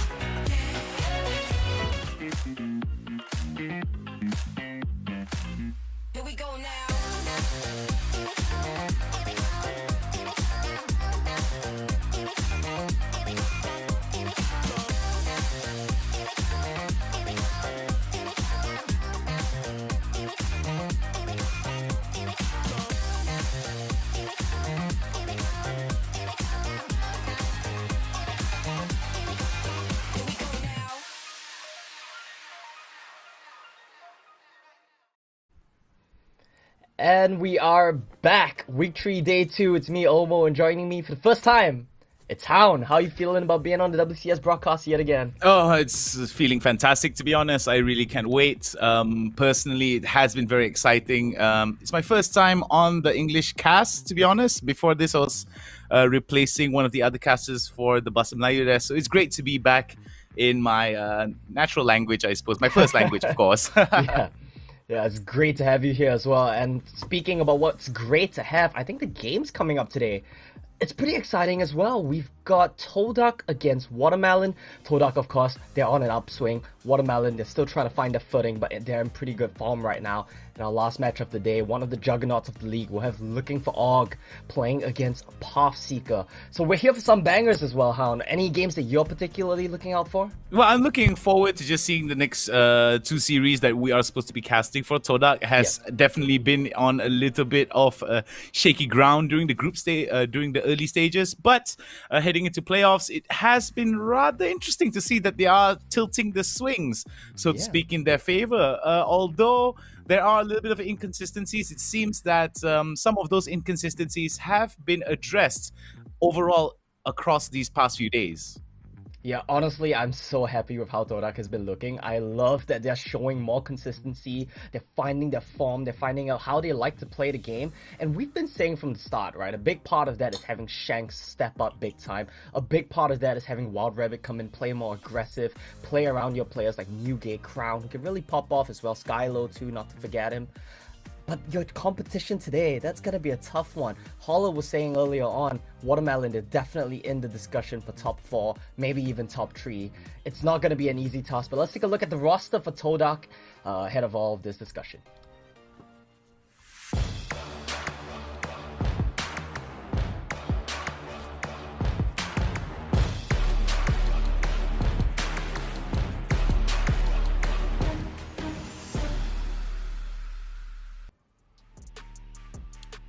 And there you have it, ladies and gentlemen. Crown, Newgate, Skylo, Wild Rabbit, and Shanks. A lot of the hopes of TODAK is definitely going to be lying on Shanks, and of course, Wild Rabbit being enabled by Shanks. But of course, Crown himself will have to be given a little bit of credit as well for being able to pop off in some of these games. It has been very interesting to note that TODAK has been how to say, not just inconsistent, but they've been trying to find their footing. But I think this version of TODAK has definitely shown that they are able to roll with the punches, so to speak. Yeah, I completely agree. I feel like this is the best iteration of TODAK that we've seen. They haven't had too many roster changes, right? Mostly only swapping in and out their bot lane, but I feel like this is the most stable one. This roster has the best roaming potential, and Shanks, Skylo, and Newgate, they can step up big time when they're required to. And like you said as well, props has to be given to Crown. I remember his Darius popping off top damage in a game, and I feel like this team dynamic that we're seeing out of TODAK, they finally found their footing. They finally found how they want to play the game. And honestly, I feel like this is a team which is in contention for playoffs. Second round robin starts today. It's the start of something new here for TODAK. Can you make it into playoffs? We'll find out. We'll have to find out, indeed. A little bit of a suspense for each and every one of you guys at home. However, we will be doing our level best to make sure to break down all of the plays that are coming to you as it transpires. So for those of you who don't know, right, let's go over a little bit of the stats here. Gragas, Darius, and Set, some of the biggest and more popular pickups here. But before that, let's take a look at Watermelon. Let's check it out.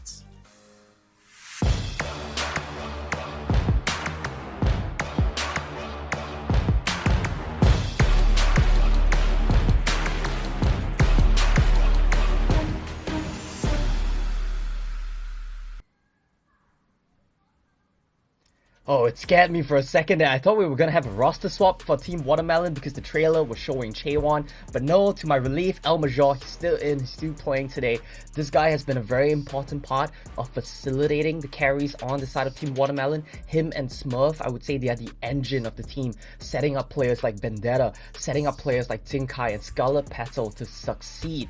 We know how hard these guys can carry, but how can you carry if you don't have the backbone of the team supporting you? I totally agree. A lot of the foundation of Team Watermelon really revolves around the fact that some of these players have to enable each other to make sure that they are moving forward. So a lot of that really revolves around the fact that some of the pickups that they go in the jungle, especially in the top, in some of their compositions, really revolve around engages and, of course, ability to be able to skirmish really, really well. However, will this playstyle actually be bringing them success against TODAK? We shall have to wait and see here, Omo.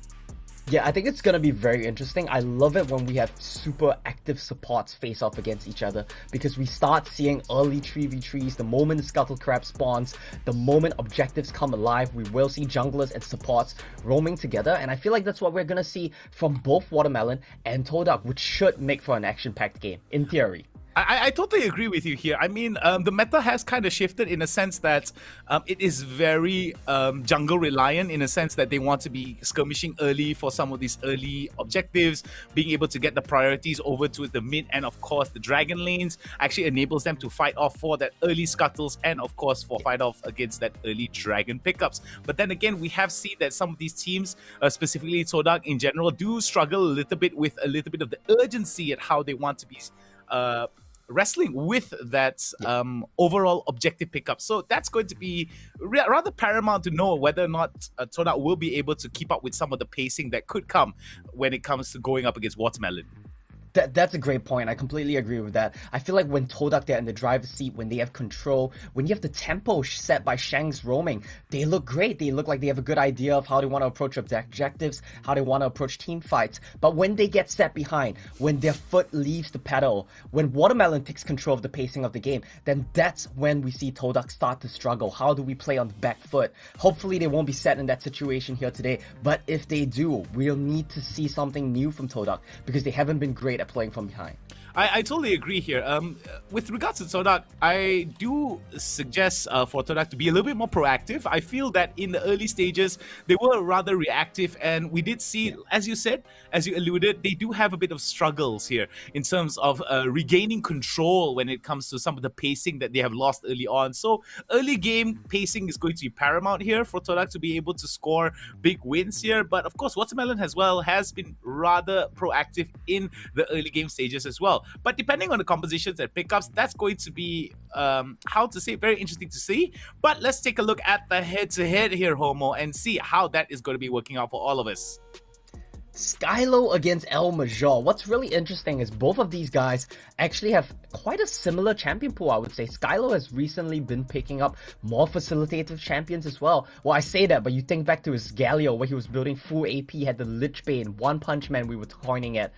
This guy can do huge damage even when he's put on a more facilitative champion. And you see that as well. His damage per minute, 863. Skylo has been a big part of the success of this team. When him as well as Newgate start stepping up, they have much better performances overall as a team. Whereas El Major, he's generally still just relegated to more supportive roles. He had a Diana game yesterday. Honestly, didn't go great. When he swapped off the Galio, when he swapped off the Gragas, the team as a whole looked much better. So maybe having that flexibility in the mid lane position is gonna help TODAK more here today.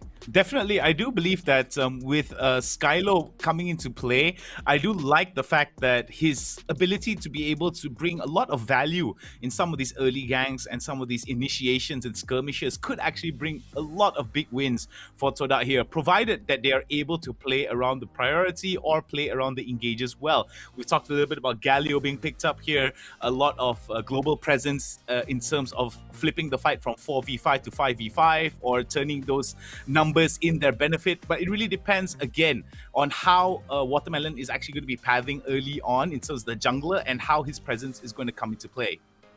Yeah, and I think that's something which could also go in the favor of TODAK. If you're looking at it theoretically, if you're looking at it on paper, one of the good things about the jungle pool of TODAK, they like to play early game junglers. We see the Lee Sin be a big pickup for them. We see the Olaf be a big pickup for them. This could potentially be a point in which they use to attack the game, because we know Watermelon, we know Vendetta. He likes to scale. He likes to play the late game junglers. You got the Jax, you got the Kha'Zix, you got the Fiora. If you don't let him scale, that's how Upcar took game 1 against them yesterday. Maybe that's TODAK's formula to success here today.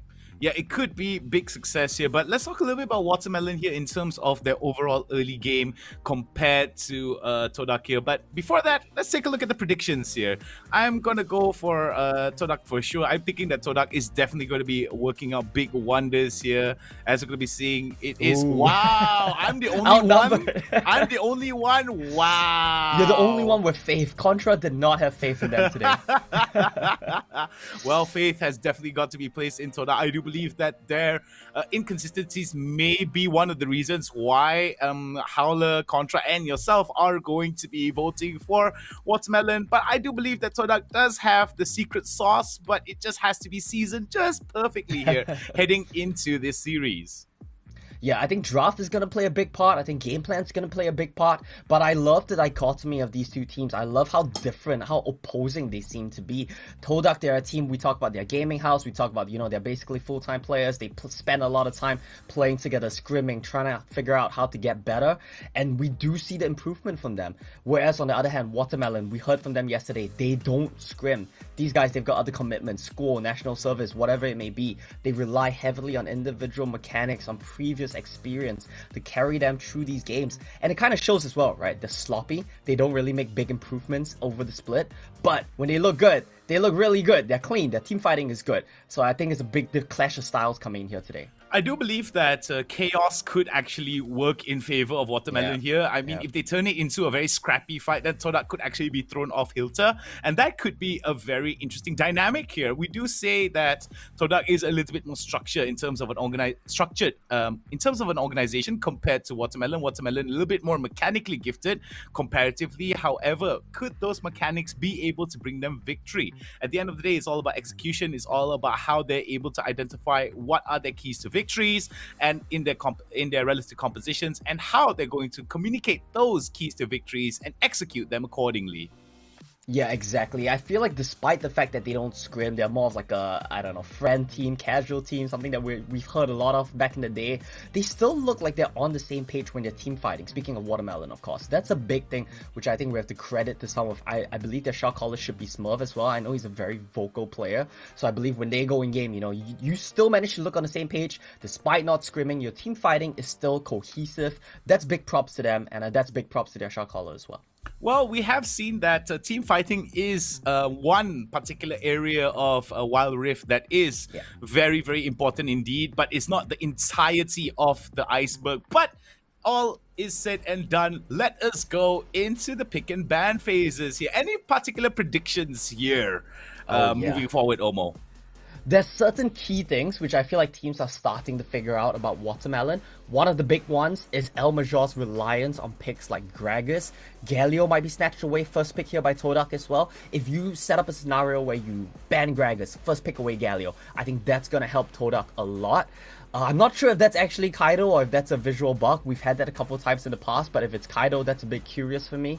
I feel like Shanks had a great performance throughout the split. Yumi being banned away by Blue Side, I'm not a fan of that. I feel like you should first pick that champ.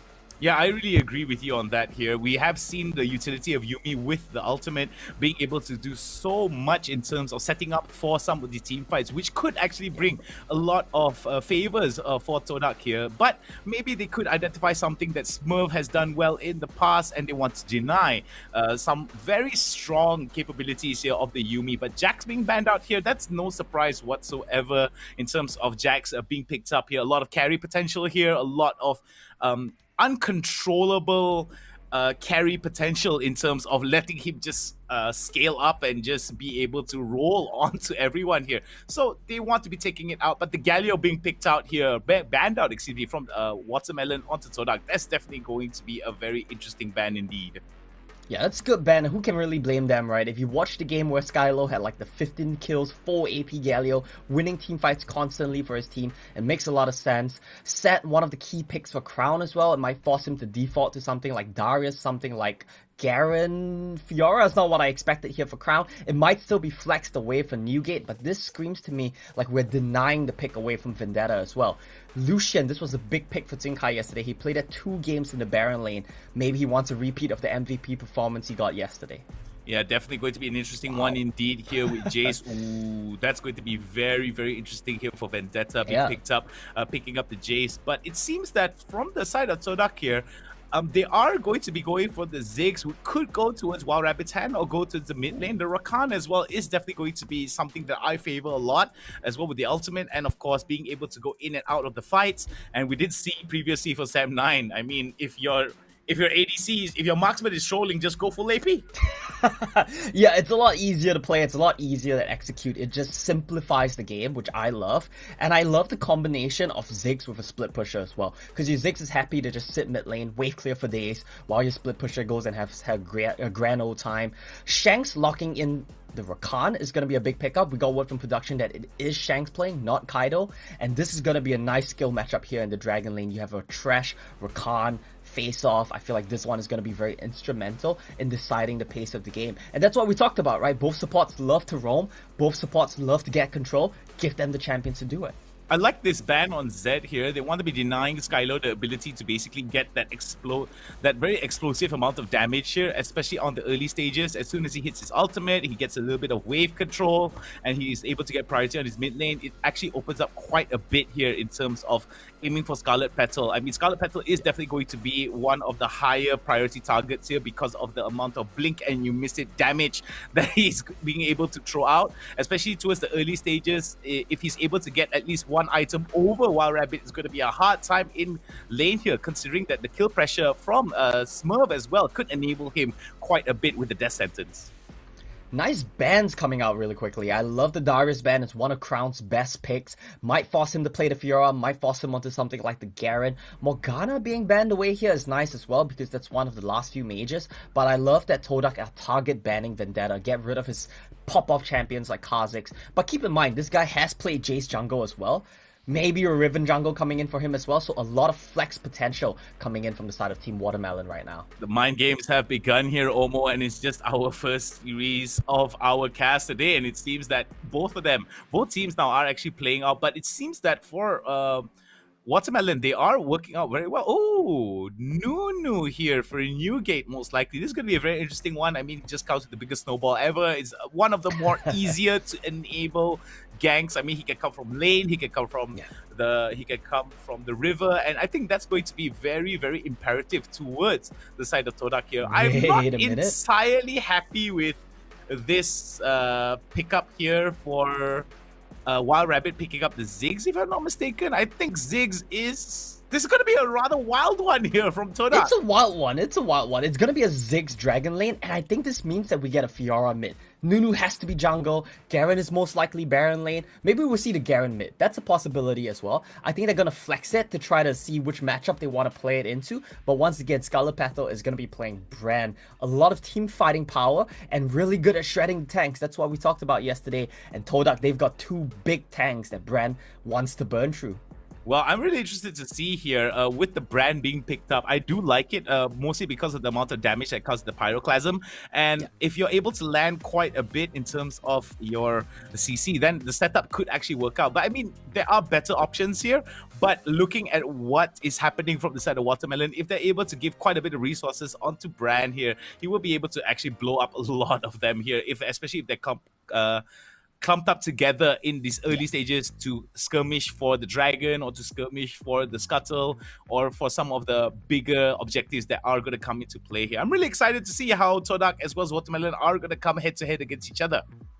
Yeah, and honestly, Watermelon, their team comp, it just screams Watermelon to me. It fits them so well. A lot of high mechanical execution champions which rely on you to play to the limit, not make mistakes. Lucian, Jace, Riven, trash as well to some extent. You have to play it very well. You can't afford to make mistakes. And once again, they've drafted no tanks. Whereas on the side of TODAK, they've got the tanks, they've got the easy engage, they've got the front line. They keep execution simple. And I'm a big fan of that. I think that's always going to make your game much easier to play out.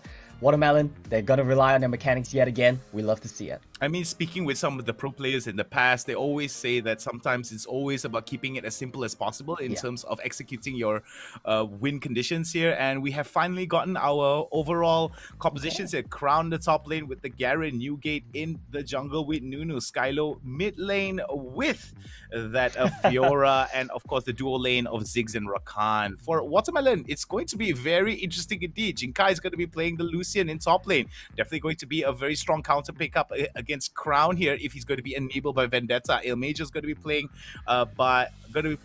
Jace in the mid lane, Scarlet Petal as well as Smurf going to go up with the Brand as well as the Thresh. I'm liking this pickup here. Not the most usual compositions that we see here from either side of the teams here, but they do fill up a lot of what is needed from both in terms of the utility as well as the damage. I'm going to give a slight bit of damage variety here onto Watermelon compared to TODAK, but I do believe that TODAK does have the beefiness to be able to tank that early engage damage here.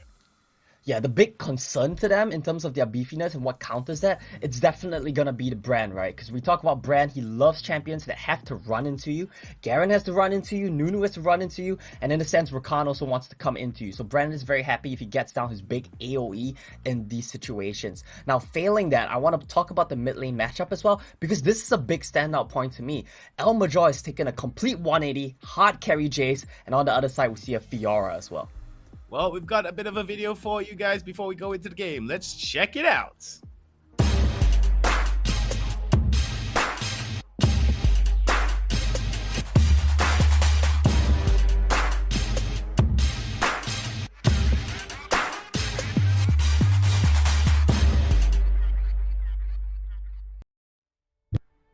And here we go. Omo TODAK on draped in blue, whereas Watermelon draped in red, befitting of the color of watermelon indeed. So we are going to be seeing very interesting early excursions here, a little bit of trying to open up onto the Garen onto its Crown onto the top lane, but nothing much here. Vendetta is going to be starting off on towards the Krugs here, could actually path towards the top lane to enable Jinkai a little bit of scaling over Crown later on. Yeah, they want to protect this Lucian, right? That's the name of the game, but so much heavy trading already in the bottom lane. We talk about how aggressive these two supports want to be, how they want to control the tempo of the game, and we see them do it from level 1. Yeah, it's going to be very interesting indeed here. Wild Rebel. Oh, wait, but before that, Skylo onto its Ilmager. Flashes in. May get the trade here. A little bit question mark there on towards that. But I mean, you get that first blood advantage here. It's definitely going to work out favors here. 300 gold advantage early on for Skylo here. It's going to work out wonders for him. And a good thing as well is he manages to crash the wave, so even if he dies, at least he forces Elmajour to lose farm. And that's why I want to pay attention to this lane. Elmajour, it's a complete change of pace. It's a complete 180 of what he normally plays. Yesterday when he played Diana, Watermelon, they looked disjointed. They didn't really know how to play around that carry pick for him. Gang from Newgate doesn't really work out, but this doesn't matter. This all doesn't matter. The mid lane matchup is what matters. Skylo playing Fiora mid. I wouldn't even say this is a good matchup for Fiora mid. You want to be playing some melees generally, but if Jace missteps, and it seems like Elmajour did, you can definitely punish him. Yeah, but wait, before that though, Vendetta opening up quite a bit onto the mid lane here. Won't be able to get out much from a Skylo, but we do see biggest snowball ever as well as Shanks now very early. They are going to try to at least open up a little bit here onto his Vendetta and Ilmager. They will be able to get that scuttle, but gotta be careful though. The fight could not favor them because Jinkai is already going in onto Crown with the dash. Forcing away the Garen from this situation, but what's great about the gang from Newgate there, he freed up Shanks from the bot lane. Shanks couldn't move, he was getting pressured. Wild Rabbit was getting chunked out, you gank him to free him up to move on the map, and that secures you the topside Scuttle Crab. Help me help you, that's basically what Newgate was saying right there, and it works out for TODAK. Well, Smurf as well as Shanks now trying their level best to get at least a little bit of value on towards their respective lanes here. We do see that from Ilmager could be, oh my goodness, here we go. Dead, knocked up with the knock up again. double the knockup, double the value here onto mid lane. Skylo will be able to get another kill. Skylo gets another kill. That was a great play coming in from TODAK. They know that the Jace had no flash. With no flash, you're so vulnerable to this Nunu snowball. They come one from the left, one from the right. There's nowhere to go. El Major, he's getting shut down. Oh, very wise indeed here from Smurf to be able to try to go for the death sentence, but Shanks a little bit too quick on his feet. The agility of Shanks definitely going to be something to highlight here. I do like it that Shanks is enabling his team as much as he can here with the roams. I do believe that Smurf is a few steps behind, but look at that. Newgate is everywhere, everywhere. He's just constantly looking for these ganks, and that's exactly what Nunu does. And that's what is so good about this Nunu pickup into the Lucian, into the Jace. Sure, Lucian has a dash, but if you roll a max-size snowball, it's also kind of hard for him to dash out of it. He can still force his flash. It's so great into the Jace, who has no counterplay. If he oversteps, he's dead. Look at the lane swaps coming in right now though. Both Dragon laners going to be swapping to mid as we get ready for the 4-minute objective fights. Alright, 4-minute objective fights is going to signify early skirmishes here. 5 seconds until both the big major objectives of Herald as well as Dragon going to come into play. So this is going to be very interesting indeed.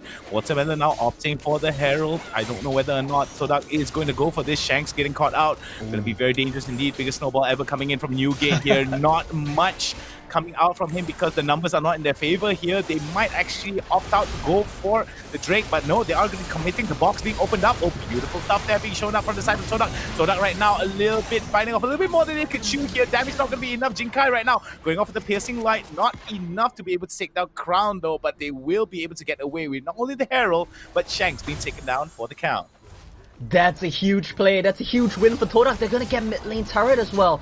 Easily going to get this one. They might even get a charge down on the second turret. They didn't even need the Herald, to be honest. They didn't even need the Herald here. I mean, there was a little bit of value here from Shanks being sacrificed in that attempt here. Will be able to open up quite a bit of pressure and priority over the mid side, freeing up Skylo to be able to go for some of these roams here. And this is one more big value here for the side of TODAK if they're able to get this Infernal Drake, which they do, giving them a little bit more damage in the process. Watermelon desperately try to trade. They get the top tier 1 turret on the other side, but that's all they're going to get. Skylo, 1v2. Oh my goodness. So close yet so far. Skylo, the love taps. Oh no, the days have gone and Vendetta will be able to walk away the victor here. Over to the bot side, we do see a little bit of love taps here coming up from Ale Major onto Newgate. Newgate will have to be careful of that. Shanks right now gonna go for a bit of the chase here. Almost gets it onto Vendetta. So close right there. Both these guys with a sliver of health. Skylo and Vendetta, that duo could have gone either way. But keep in mind, Skylo, he still traded 1-for-1 in a 1v2 situation. Great setup, great play from him. Using the gold lead, using the setup that his team played for him to just really snowball his own lead. That's a great usage of the gold from TODAK. On the other side of the map, they trade back, they take down Crown. But if you kill a Garen, I don't really think he minds. That's his job, right? To soak up the pressure. Alright, 6 minutes means that there are going to be some items completed up here. Boy. Beautiful stuff. Spinning to win is going to be Crown here. The Martin just is being brought down, but it's not going to be enough. He will be taken down here. Sport is going to get the kill. Shanks will be able to get taken down in this turn, but it is going to favor TODAK here with a 2-for-1 exchange. Nowhere to run right there. Good play from Shanks. We talked about it. This guy, when he's leading the charge, his team always looks so good. And we do see here Scarlet Petal now getting that stun onto Crown. Nothing much is going to be followed up here. A little bit of pressure being built up over to the bot side. Vendetta now going to try to go. Satchel Charge will be able to get it, but he goes into tree. Might be able to get the double here. Gets the double. Could he go for the triple? It ain't going to be the triple here as Vendetta gets away. A little bit of punishment here coming in from Watermelon onto TODAK for them overstaying. Yeah, and TODAK, they've been looking good. They've been finding good trades, good skirmishes, but I smell a bit of trouble on the horizon here, Hound. When Vendetta starts getting kills, remember this guy, walking highlight reel. He's 3-0-1, he has 5,800 gold. You don't want to see that if you're playing against Watermelon. Let's talk a little bit of itemization here in terms of the dual laners. We do see that there is going to be a bit of a difference here in terms of Wild Rabbit as well as Scarlet Petal. One of them going to go for ROA as well as the Haunting Guys. We do see that Luna's Echo as well is going to be picked up for Wild Rabbit. So that shows a little bit of, how to say, differences of damage here. But when you compare Scarlet Petal and Wild Rabbit's a little bit more aim and hits kind of... kind of damage, whereas Scarlet Petal, I mean, he just pressed one button and he is able to do quite a bit of damage to follow up here. So a lot of Wild Rabbit actually revolves around the fact that he hits those skill shots. Very imperative of him to be able to get some of those fights off immediately. And honestly, he's been doing a great job at it. His ultimate placements have been on point. The Herald fight, the bot side fight, the two big ones that stand out to me, constantly hitting multi-man. And we talk about how Bren is great at playing into short-range melee champions. Well, Ziggs is definitely the opposite of that. So Wild Rabbit doing a good job at trying to shut down Scarlet Petal. Skylo. Skylo here, yeah. Skylo could be in a little bit of danger here. No commitment coming in from the side of Watermelon. Watermelon very wisely so decides to get a little bit of pressure on towards the Baron side and could actually open up another attempt to get the Herald. So this could be a very strong opportunity for Watermelon to get a little bit more advantages in terms of turret control. But we have seen again, TODAK are not exactly shy of being able to sacrifice one of their members here to be able to get a bit of an advantage. And look at the side lanes. I actually want to point out what's happening right now. Zinkai, he's starting to put on the pressure, and I love that they're lane swapping the Fiora to come to match him as well. Because the Garen into Lucian, you're just a punching bag. But Fiora, he has active kill pressure on you if you ever misstep. Zinkai immediately forced to back off to his own turret. Look how safe he's playing right now. But Watermelon, at least they managed to secure the Rift Herald. Very wisely done here from the side of Watermelon. They are going to be scoring one big objective for themselves here. The first objective for them in this game. But could it be that they are going to go for broke here and go for another one? This could be the case. They do have a bit. Oh, Skylo now gets hit. Beautifully done there with the Flay and Death Sentence. Death Sentence not on the mark, but we do see biggest snowball ever. Jinkai in a little bit of trouble here. Shank's going to go very aggressive indeed. Skylo goes in, puts the flash. This is going to be a beautiful one indeed there coming in from the side of TODAK. TODAK right now going to go very aggressive indeed, and it seems that damage is going to be working in favor. Look at that, Pyroclasm comes out. Skylo almost gets taken down while Rabbit explodes. Oh no, the deeps might take Skylo down. We'll be able to get away, but we're going to be seeing a beautiful Drake take here from the side of TODAK. Maybe Ale Major could do something. Man, El Major, he's standing there with the Shock Blast, but it doesn't matter. You've got the tanks, they're willing to just block that. Poke champions do suffer into tanks generally, but TODAK, good team fight from them. Good repulse from Skylo to bait out Vendetta. El Major, he wants to go on Crown here. Ooh, but nothing much here coming in from El Major. Could have actually gone for the full commit, but doesn't have enough mana to be able to complete his full rotation of spells. Crown now is going to be able to go on with the Perseverance. Will be able to stay very healthy in lane here, considering his itemization. Yeah, he's buying a lot of armor, and I feel like that's a good play for him. But when it comes to big team fights, the Bren is going to have a lot of value. Leandri's Roar combo now completed. That's a big power spike here for the Bren. Scarlet Petal, a lot of expectations going to be on him and the next Dragon team fight to really hit big combo. Newgate definitely acting as a nuisance here for the side of Watermelon. Man. Watermelon now losing another turret, 2 turrets in favor of TODAK, as well as 2 Drakes at 11 minutes. So this is definitely going to work out in favor of them, get a little bit of sustainability as well as damage.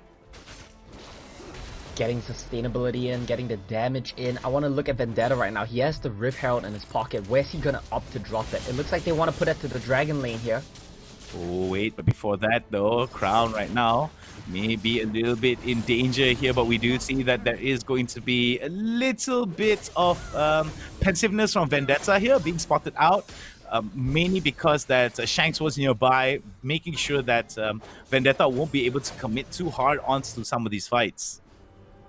Yeah, but the game state right now is slowing down. That's not a good thing for Watermelon. Your Lucian doesn't scale as well as a Garen. Your Jace definitely doesn't scale as well as a Fiora. Nunu is happy to scale because he's going to be tanky late game. Ziggs is happy to scale as well. The mid game power spike is what Watermelon really needs to play around, and your late game insurance basically just comes down to Vendetta on Riven. Watermelon needs to accelerate the tempo of the game. They have a 3k gold lead, but this gold lead hasn't moved. It's been 3k for like the last 5 minutes.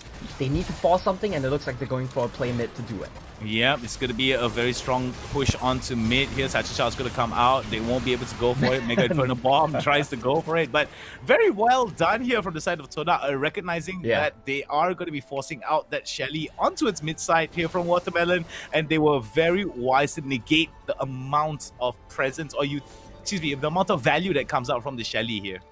Yeah, I don't even think the charge got off from the Shelly. It's just so good. TODAK managed to kill it before it even got a charge. And that's just the range advantage. That's just the team combat advantage. They will outscale. They have a solid front line, a solid back line. Watermelon have to find ways to disrupt that. If you drop a Rift Herald mid, they're happy to just stand there. Nunu tanks everything up, and you run out of options. TODAK, they understand their team comp. They're playing to it very well. And I think they look good. I think they have a good shot to take this game. Let's talk a little bit about what Watermelon can do here to be able to put... It's hard. Oh, wait. Oh, hold on. From the side of TODAK, a little bit of exchanges here from Ilmager as well as Crown. Nothing much gonna come, but we do see that over onto the top lane. We may see a 3-man dive here by Ilmager. Gonna get chopped, gonna get hit, knock up for days here onto the bot side, and they will be able to score a very big turret onto the bot side here, their third turret of the game. So I'm gonna talk a little bit here in terms of what Watermelon can do. I mean, Vendetta and Ilmager here, if they're able to go for the flank, maybe they'll be able to enable a lot of problems here for Wild Rabbit, because if they're able to close onto Wild Rabbit, it's going to be a hard time. Yeah, exactly. They have a win condition, don't get me wrong. They need to find the flanks, they need to find good angles to access the team fight. But with how TODAK have been playing, so disciplined, so structured, it comes down to our objective. This 10-second away dragon, this is everything here for Watermelon. They need to find a good team fight, because if you lose this, TODAK get another dragon, they're set up to win the game. I really don't see a way back in for Watermelon if they lose this setup, and you can tell everyone is moving here right away. They know that this is the win condition. TODAK, they're happy to play it a bit slower. You have TP for Skylo. He's willing to just go side lane first and see how the fight unfolds before deciding if he wants to come down. Watermelon though, it's do or die for them. They need this objective. They need this fight. Yeah, it's very, very imperative for the side of Watermelon here to score this. They do have quite a bit of information here. Oh, beautiful stun on the tree by Vendetta here. They'll be able to get it quite good. Vendetta in the middle of it, knocking up on the tree. There goes the culling there by Jinkai. Beautifully done there from the side of Vendetta. Vendetta definitely on the Vendetta here against TODAK. TODAK now very much even in terms of the kill line here, but in terms of the goal line, slowly but surely TODAK is closing the gap. Yeah, closing the gap. Watermelon, they get the dragon and they get 1 kill. Is that enough? I'm gonna have to say I don't think so. I feel like they need a more for the team fight. Just killing Wild Rabbit is not significant. It might give them access to this mid lane turret. That's gonna be good. They want to break the ability of Ziggs to just hold that. But once again, they can't break this turret. The brick wall of TODAK is too strong. I'm liking what TODAK is doing here. They're very well aware of what these fights are, which fights benefit them compared to which fights they should just back out of. And they're very good at mitigating some of their losses here. Wild Rabbit gets down and out, they immediately back out. Let's take a look at the replay here. Oof, it's really a good play from the side of TODAK to just identify, you know what, we don't have to force this anymore, we can just back away, we've lost Wild Rabbit. And honestly, Watermelon, they had to commit so many resources to get on top of him as well. 2 flashes from both Riven as well as Trash that they're not going to have in the next fight. And all the while, 4v5, Skylo, he was happy just hammering away at the topside turret too. TODAK, they are slowly edging themselves back into an even game state. To be honest, I would already say this is an even game state. 1k advantage for Watermelon, it means nothing at this point. Yeah, it really means nothing considering the volatility of both these teams here. I mean, it is a very even game state, but it is a very, seesaw kind of control here. I mean, for a while it's on TODAK, for a while it's on Watermelon, but in terms of objectives here, it paints a whole different picture. Yeah, whole different picture. If you really look at the champions, if you really look at the team comp, if you look at this Fiora, there's no stopping him. No one can really do anything against him at this point. Zinkai's gonna die, I think.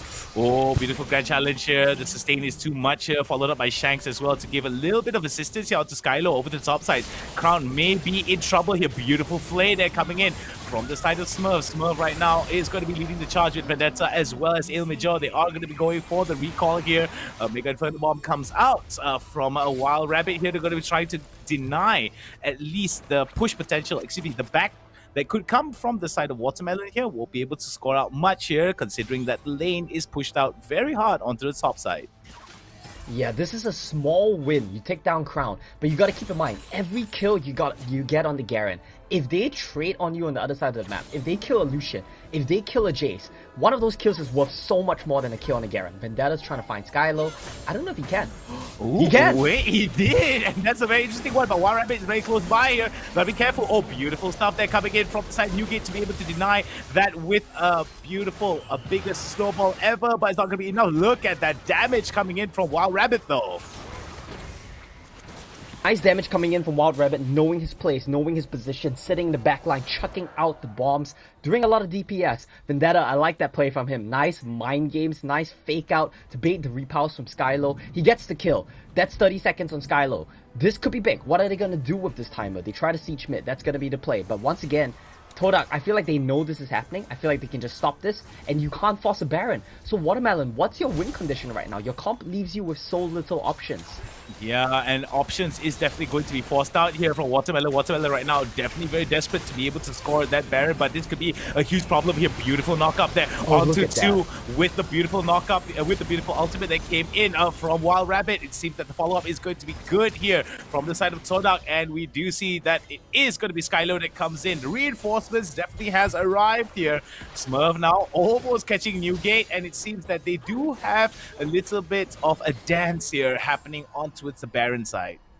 Yeah, forced to recall right now. Watermelon, they're all so low. But look at that, 15 seconds until the Elder Dragon comes up. TODAK, they're in position. They set up first.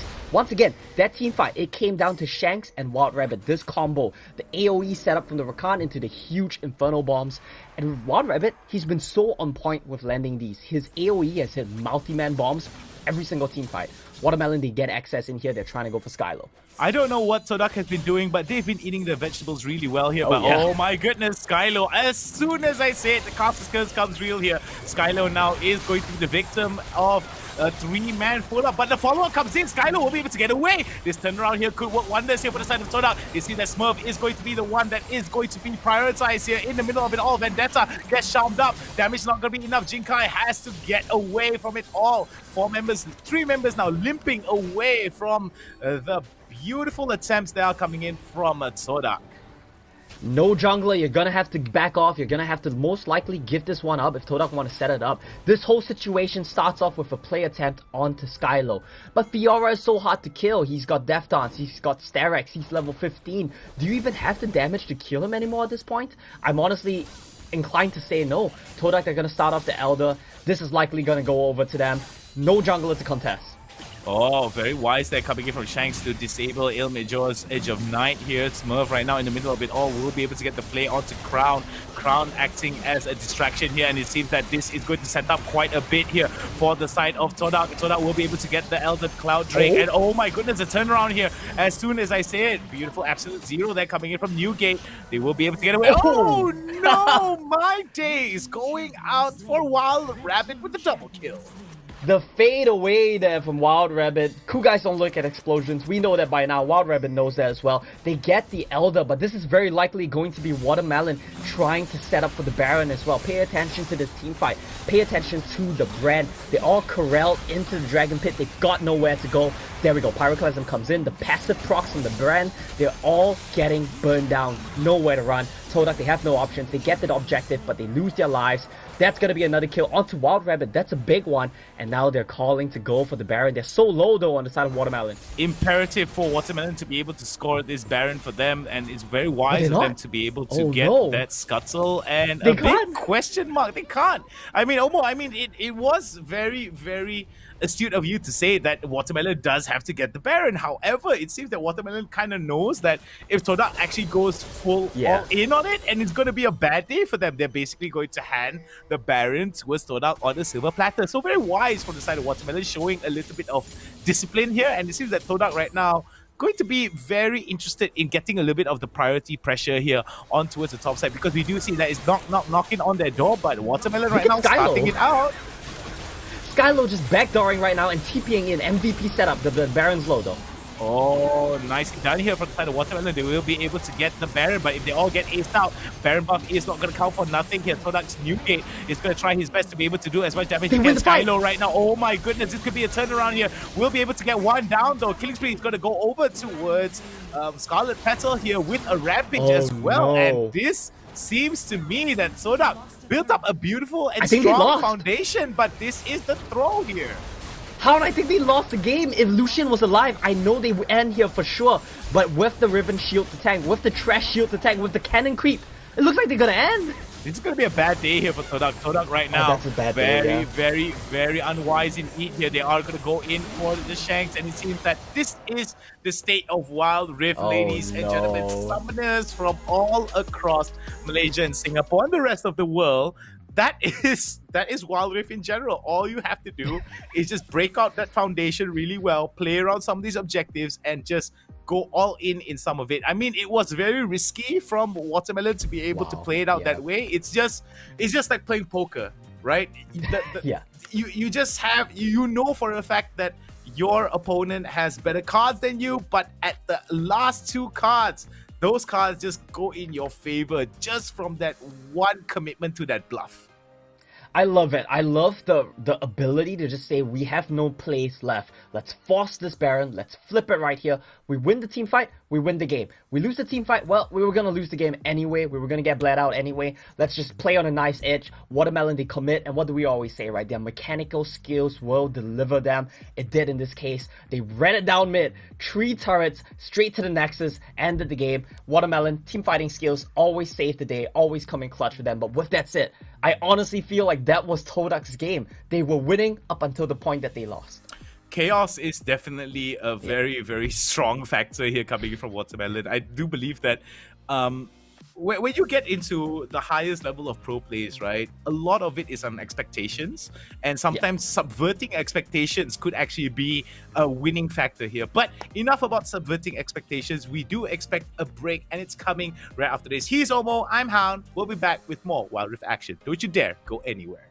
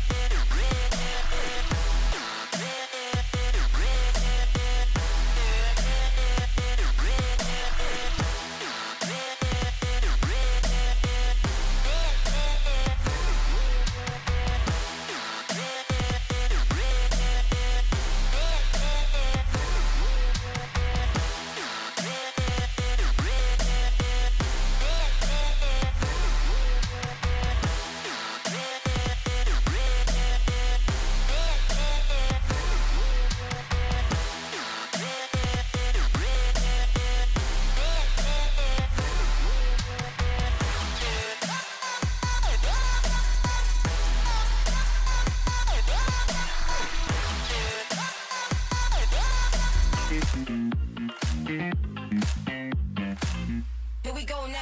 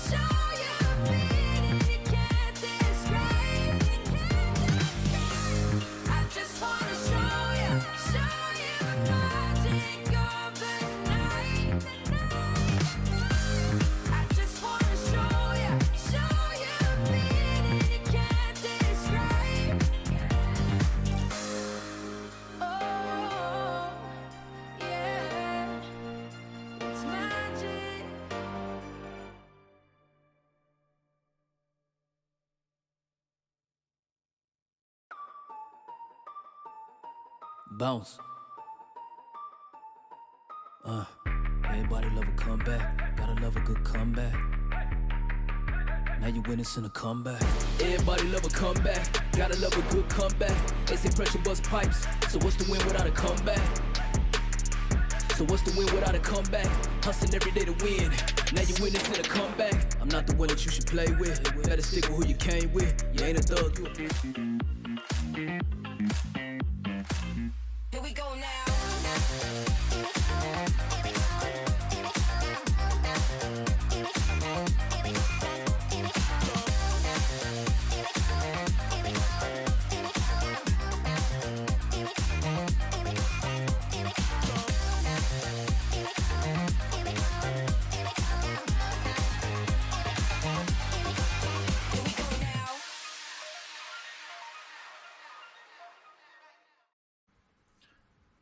And welcome back to WCS Malaysia Singapore 2022. It's day 8 of the playoffs for the regular season. I'm Hound, alongside with me is Omo, and I hope you guys are ready for the stuns, the knockups, the throws, and of course the crazy team fights that we have been watching thus far. TODAK, Watermelon, 1-0 here in favor of Watermelon, despite the fact that TODAK was setting the table so well in their favor here, Omo. Yeah, we were just talking about this during the break, right? TODAK, they were doing all the groundwork. They had completed all the steps they needed to win the game. They just needed to play it out. Don't take a risk. Don't flip the game. But Watermelon, they force you into a scenario where you have to react. They start the Baron, they challenge TODAK, they throw down the gauntlet, and they outplay TODAK where it matters. 3 mid turrets were standing. It didn't make a difference. With the Baron buff, Watermelon charged down mid lane, flipped the game, won game 1. I feel like all that was needed to be done from TODAK was just have a little bit of discipline and the ability to just say, you know what, let's not fight this. Let's just delay it a little bit, lose out 1 or 2 turrets. It's fine. We can still be able to come back into this game. But I think that TODAK was a little bit... it's sunk cost fallacy, right? They've invested so much into that particular fight and they just wanted to just go into it. And that was their undoing. It's really unfortunate, right? Because I feel like in the last few setups, in the last few objective fights, they were so disciplined. We were talking about it as well. At the Mountain Dragon fight, the moment they lost Wild Rabbit, the call came true. Let's back off. Let's reset the fight. Let's not overcommit. But the moment it came to Baron, they just went all in. They just doubled down and Watermelon punished them for it. Honestly, a big part of that team fight as well, Xingkai on that Lucian. He was relatively quiet throughout the game, but finding Wild Rabbit there, that was a key pick-off, because with the Ziggs dead, that's your cue to push.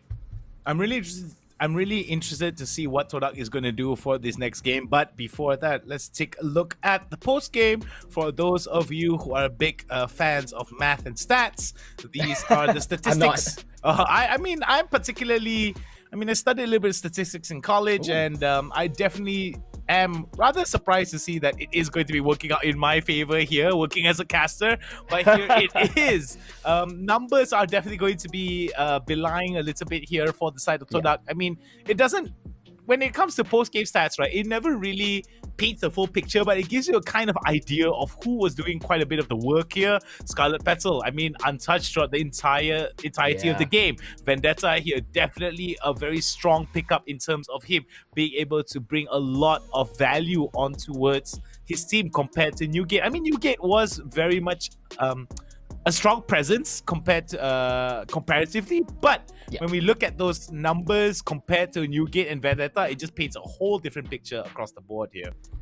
And if we're looking at the stats, right, we always say the stats don't lie, but they don't tell you the whole story. If you look at Xingkai's KDA, you would just be assuming this guy is just a typical feeder solo lane Lucian. But in reality, when it came down to the team fights, he did his job. He found the picks where he was supposed to. He got the key kills. Last Baron team fight, that killed onto Wild Rabbit, instrumental. He did the DPS, and that's what I want to look out for. I want to look out for the damage stats when we take a look at that one. I feel like this Lucian together with the Riven, oh, you can't forget the brand as well, right? They must have done a ton of damage. Look at that. Top damage, of course, it's going to be the Ziggs, but following that, this brand from Scarlet Petal.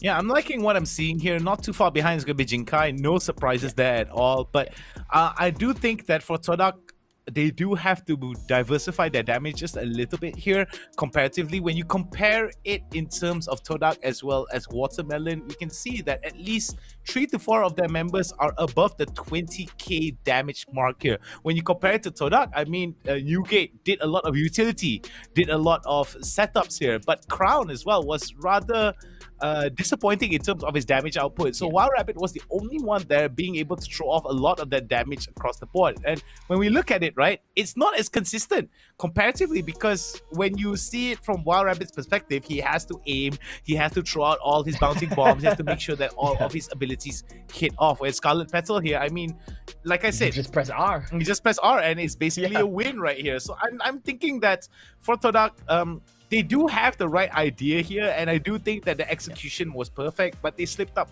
in a massive way. I mean, it's just a banana peel on the floor, and they just fell and broke their backs literally from that particular Baron fight that works so well for Watermelon.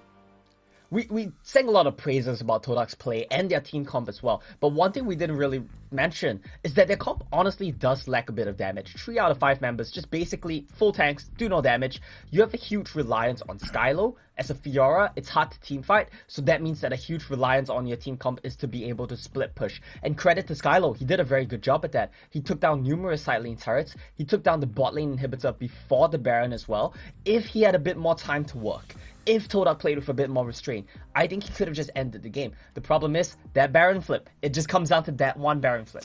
Yeah, I mean, we've seen it happen on so many levels. I mean, from a solo queue right up to world, right up to world level, right up to professional level, and beyond. Is just one Baron play could be a total change of fortunes for either team. And we do see that TODAK was on the other side of the coin here, and it was all in favor of Watermelon moving forward. But we do see that, I think, moving forward, TODAK does have a little bit of the foresight to be able to actually identify that, okay, we made some big mistakes here, and I think that they will be able to, okay, we'll identify this particular mistake, we'll roll it back, and we'll see how we're going to be able to fix this moving forward. I do hope that we are going to go to a game 3 here, but if this is going to keep up and Watermelon just decides to choose chaos every day of every month or every week of every month, then it could be a hard time here. I mean, it can be a little bit hard to see the clearer picture from the side of Watermelon here, operating on a very chaotic level, but at the end of the day, when even you don't know what's going on, even if you don't know what's happening, how can your opponent predict that as well, right? Exactly, and TODAK, they played structured, they played by the book. Watermelon, they threw a wrench in all of that. That made it so hard for TODAK to adapt. But I'm gonna be real with you here. I really liked what we saw from TODAK. I really like how we saw from the start of the split. They kind of looked, to be frank, they kind of looked pretty bad at the start of the split. Yeah, but they week did. by week, we saw huge improvements from them. And this team that we're seeing in front of us now, if you tell me that their scoreline is like 1-6, 1-7, I wouldn't believe you. I would just think they're a middle of the pack team. I feel like TODAK have what it takes to bring us to a game 3, and I hope that's what we see here.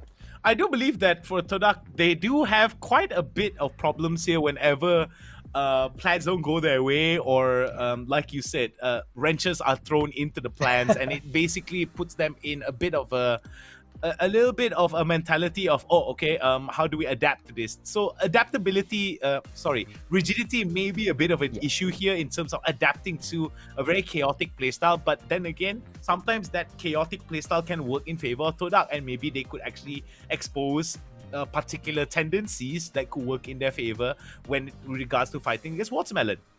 You know, I would like to see that. I think it would be fun to watch. I would like to see more chaos from TODAK. And I believe they can, because we've seen them play kind of messy, skirmishing, scrappy compositions as well. The Lee Sin pick is a big one coming in from Skylo. I think that's something we could look out for. Newgate on something like a Galio, sure, it was banned away this game. But more team fighting focused picks. We know they can scrap. We know as a team they're good at skirmishing as well.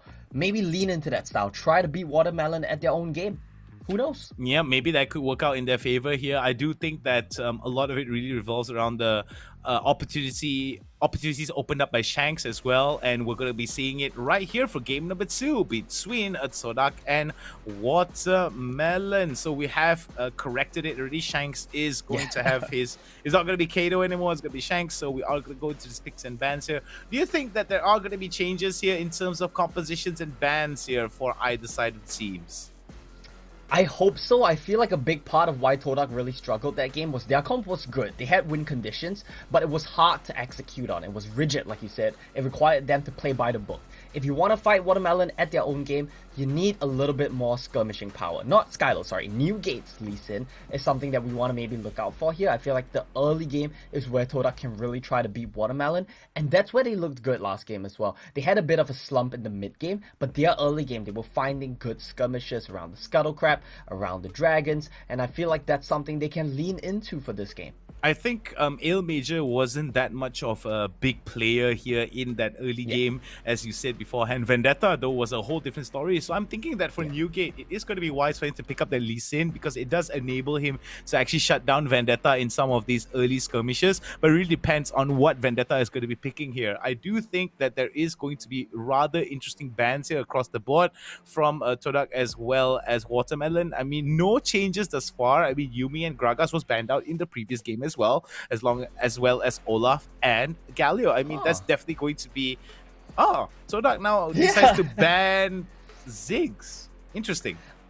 I guess they just really don't want that. They don't want the Ziggs to fall into the hands of Watermelon. But this time around, it screams to me that now Wild Rabbit and Shanks, they want something with more power, with more oomph. They want to attack the game themselves, and they want to get rid of the Ziggs to make it easier for them to do that. We've seen Draven trash from Wild Rabbit and Shanks in the past. Maybe we see a repeat of that. Okay, Fiora again. Gotta respect that. Maybe they'll go towards Crown here. They are going to be playing a bit of mind games. Could be a flex pickup, as you said, as you alluded in the previous pick and ban phases here for game number 1 between TODAK as well as Watermelon. This is going to be very interesting indeed. Jinkai immediately going to go for the ADC pickup, the Kaisa pickup here, which can actually be a very interesting pickup because we did see that Jinkai actually picked up the Lucian, which we thought was going to go onto the bot side for Scarlet Petal and as well as Smurf here, but it seemed that they were using the Lucian onto his top side to actually counter Crown and his ability to be able to bring a little bit more towards his team. But Lulu now being picked up here. Enchanter support, lot of very interesting pickup here for the side of Watermelon. Yeah. I think it's just saying that both Dragon Laners, they are done playing mages. It's back to hyper carry duty. And to me, this is the perfect spot for TODAK to pick up Draven Trash. If there was ever a time to run it back, it would be now. This is a good lane matchup for you. I don't like this Jace pick because in the past, Crown has played a bunch of Jace. I don't think it's a strong suit. I think he looks much better playing a tank for his team. Darius, Garen, something along those lines. Set, band away, sure, but something along those lines. Orianna here likely going over to Skylo or Wild Rabbit. It's still a flex pick. What's good about TODAK's draft, it's very flexible. Any of these picks could go basically any row, whereas Watermelon, they're pretty much just shoehorned into the Kai'Sa, Lulu bottom lane. It's very interesting to see that control mage or like a control mage like Orianna is going to be picked up here. We've only seen it being picked up a total of 7 times thus far, and immediately we're going to be seeing a Morgana in the mid lane here. I do like it. I'm a big fan of a Morgana mid lane, mostly because of the amount of utility and damage that comes in with the Desecrated Soil, with the second skill, if I'm not mistaken, as well as the Black Shield, as well as the binding that could work out wonders here in the team fight. In a team fight context here, as soon as Ale Major gets in the middle of everybody and opens up the Soul Shackles, it's going to be a hard time for TODAK here. It immediately forces out the Flash, or at least forces out Zhonya's, or any kind of counter here towards Ale Major. So it's really interesting to see how TODAK is going to be dealing with this here in terms of Skylo and Ale Major going up against each other. And both the Jace and the Orianna are so vulnerable to that as well, the Dark Bindings especially. But keep in mind, Vendetta, he loves to play the hyper carries. You've got a Lulu to buff him up. You've got the Black Shield from the Morgana to buff him up. This is a very potentially scary situation for TODAK. If Vendetta finds a lead in this game on a carry champion, he could just run the game completely. We know Watermelon, they're fond of these funnel compositions. This is pretty much along those lines. And Trash is still not banned away. Draven Trash is still available. It's still an option on the table for TODAK, but it seems like they're leaning away from that. What's going on here?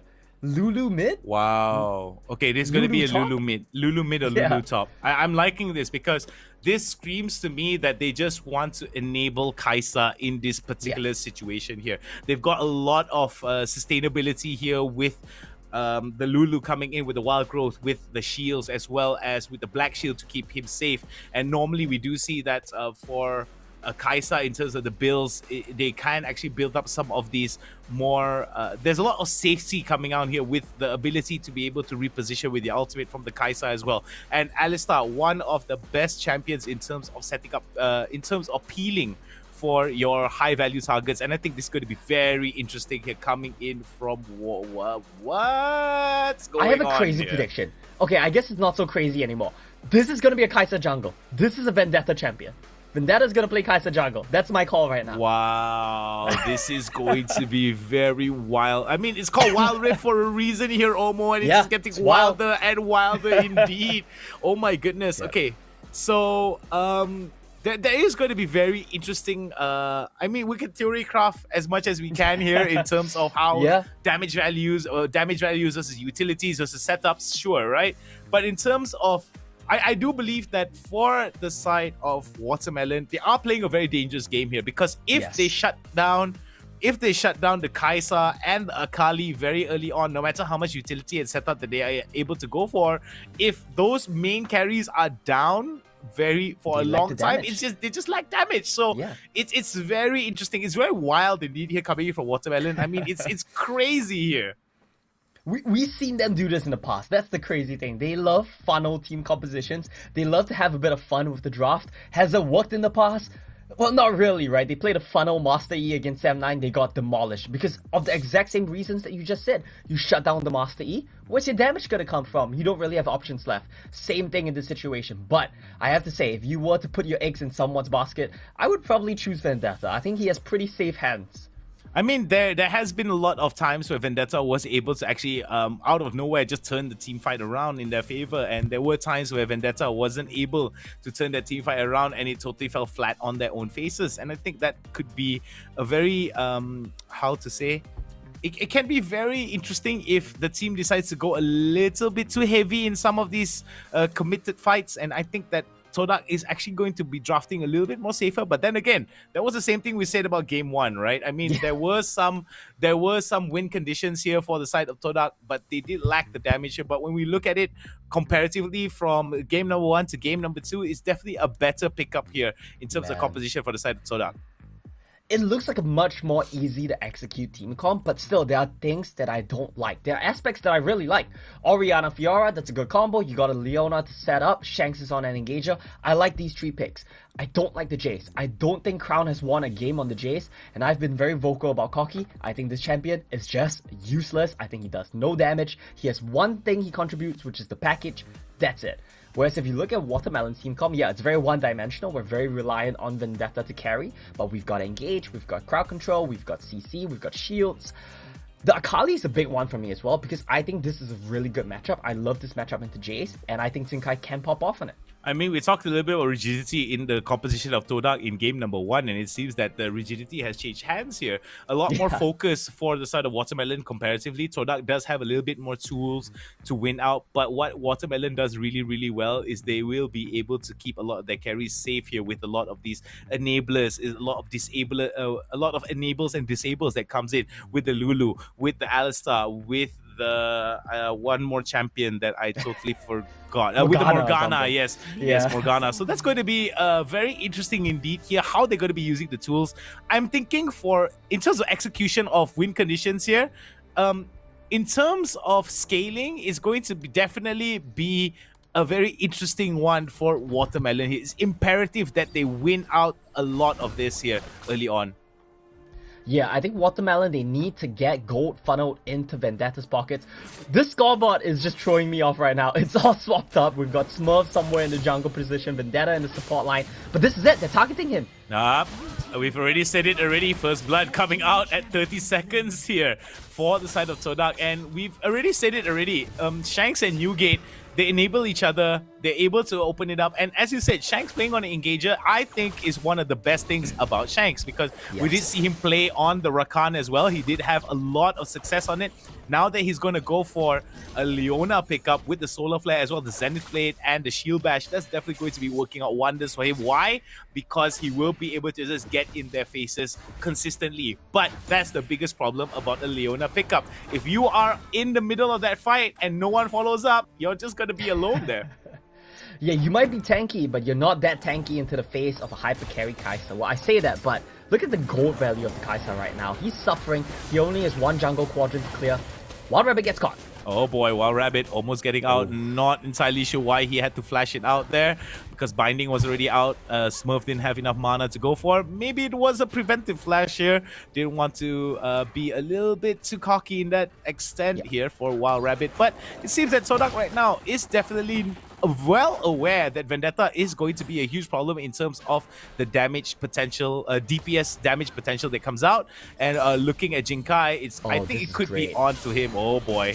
Newgate, Crown. Oh my goodness. Bad days have started here. Crown will be able to score 1 kill over the top side here. And it seems that TODAK right now, very well aware what they need to do, are just going to execute it for the entirety of this game. They keep this up. Yeah, this is really good from TODAK. Why I criticized the Jace in the past is Crown wasn't really winning his lanes, and he wasn't really setting up plays together with his team to ensure that the Jace gets a snowball going. Well, this time around, we're seeing a new TODAK. They set up a stack and dive wave onto the Akali, using the tempo from Newgate so extremely well. Newgate is struggling with the blue buff. Now they're going to kill El Major. Oh, beautifully done there with Shanks as well as Skylo. Shanks enabling Skylo with the Command Protect as well as the Shockwave to be able to get it on towards Ale Major. And it's going to be a hard time here very early on for the side of Watermelon moving forward.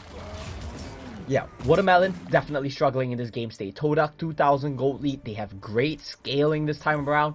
Cocky, even though I say he does no damage, he does scale pretty decently well. But the big factors to me, Fiora, Orianna, we know how well these two champions scale. We know what they can do in the late game. And well, Watermelon, your Kai'Sa is struggling. 2000 gold still, he's trying to catch up. The bot lane's punishing. Scarlet Petter and Smurf right now gonna punish Wild Rabbit, considering that Shanks hasn't been in the lane to enable Wild Rabbit. So this could be a bit of a problem here for the side of TODAK if they're committing towards Shanks enabling onto Newgate. Look at that, Newgate as well as Shanks and Crown. They're gonna be moving out here. Oh, Solar Flare misses out, but they still get it though. Look at that, Shanks in the middle of it all though. They try to contest every single red buff spawn. They don't want to give Vendetta space on the map, but he secures it this time around, gets out of dodge. Zinkai in trouble though. Zinkai will be in a little bit of trouble here. Crowd goes through the skies, decides to drop the hammer onto Jinkai with not much effect to follow up because of the smoke bomb dropped by Jinkai. Yeah. Just gets right out of dodge, and now this is the timing. 4-minute objective spawns. Watermelon, do you want to contest? I would say no. I don't think you're ready yet. I think you want to give your Kai'Sa a bit more time to scale. But if we pay attention to the waves right now, I love that El Major is just not taking farm. He's giving farm over to Vendetta every time he makes a trip to mid lane. And like we expected, Watermelon not opting to contest. They are just gonna trade. But I feel like TODAK, they can get this and rotate down in time if they want to. Yeah, I think this is going to work out wonders for the side of TODAK. They will be able to get that Herald down for the count. And this could actually open up more for the side of TODAK to be able to score a dragon for themselves here. Smurf is going to be hanging out nearby. Doesn't commit towards this here. He's got to be careful. El Major as well as Vendetta, Smurf, and Scarlet Petal are making their way. It's going to be a 4v4 fight here. Newgate could be in a little bit of trouble. Binding has come out. Shanks is in the middle of the fight here. They are going to be zoned out as Jinkai comes into it. It's going to be a 5v4, but it seems that Crown more concerned with opening up that top side turret. Yeah, they're going to use this opportunity to funnel gold in, but the package comes out. Beautiful steal there coming in from Newgate, and it seems that the fight is going to be working in their favor here. Jinkai in the middle of it all will be able to get 1 kill for Vendetta, and the perfect execution will be able to get 1 as well. Wild Rabbit and Shanks taken out for the count. They get the steal, they get the first turret. Things are looking up for TODAK. It's not a big win. They lose 2 kills in that fight, but still, they trade very well. TODAK, they've been playing their macro pretty solid. I'm very impressed with TODAK. I'm very impressed indeed here. A lot of the inconsistencies here could be a thing of the past if TODAK decides to play like this throughout the entirety of the playoffs, and this could be a signifier of a new and improved TODAK. I don't know what they've been eating, but they've been eating their vegetables very, very well indeed here. They've been growing to a big, strong team across the course of the double round robin. Now they're gonna go for a second turret before Watermelon has even taken a first, using the Fiora plus Rift Herald, so effective at just shredding 2 turrets. Oh, nicely done from TODAK here. 2 turrets in their favor. And I think pacing and pacing is definitely going to be working out in favor for TODAK. Why? Because if they keep up this pace, Watermelon is going to be playing catch-up throughout the entirety of this fight, and because that damage may be lacking for the side of Jinkai and Vendetta, this could actually work out in favor of TODAK. This could really look out this could really work out in TODAK's favor. I'm just trying to run it through my head right now, like what solutions Watermelon have to this problem, and I feel like it's the same situation as last game. You drafted yourself, very few options to play out side lanes. You're very reliant on two things. One, Akali must kill Jace in the side lane, and when Jace has this much gold, it's hard. They force on mid though. Oh my goodness, Shanks misses out nice. on his Zenith Blade.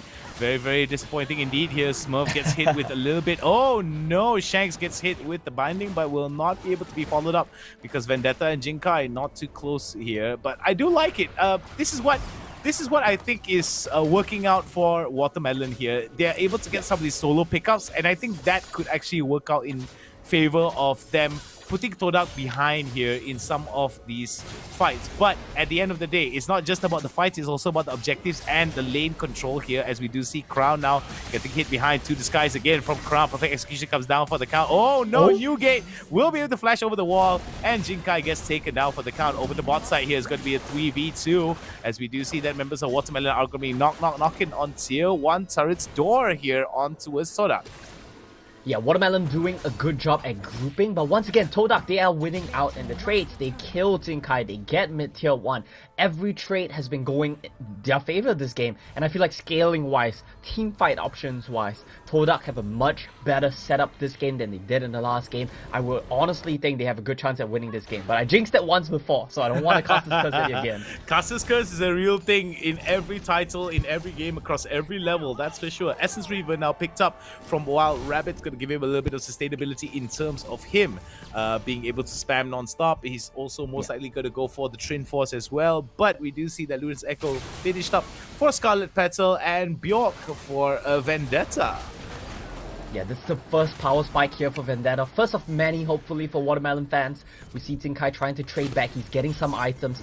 That funnel of turret gold into Crown really helped him a lot because Akali can really dominate this matchup if she gets a lead. Problem is, with how fat Jace is, well, we're going to have to come back to that. Shanks in the middle of the fight here will be able to get the solar flare as well down for the cow, but we do see that the damage is going to be working out in favor of the side of Watermelon. Watermelon now slowly trying to turn the fight around. Wild Rabbit being chased down with the perfect execution coming out for the side of Jinkai. Oh my god, Vendetta L Major very, very low indeed here. Black Shield will be able to get it, but look at that. Woo, coming out from Crown to be able to shock him down with the Shock Blast.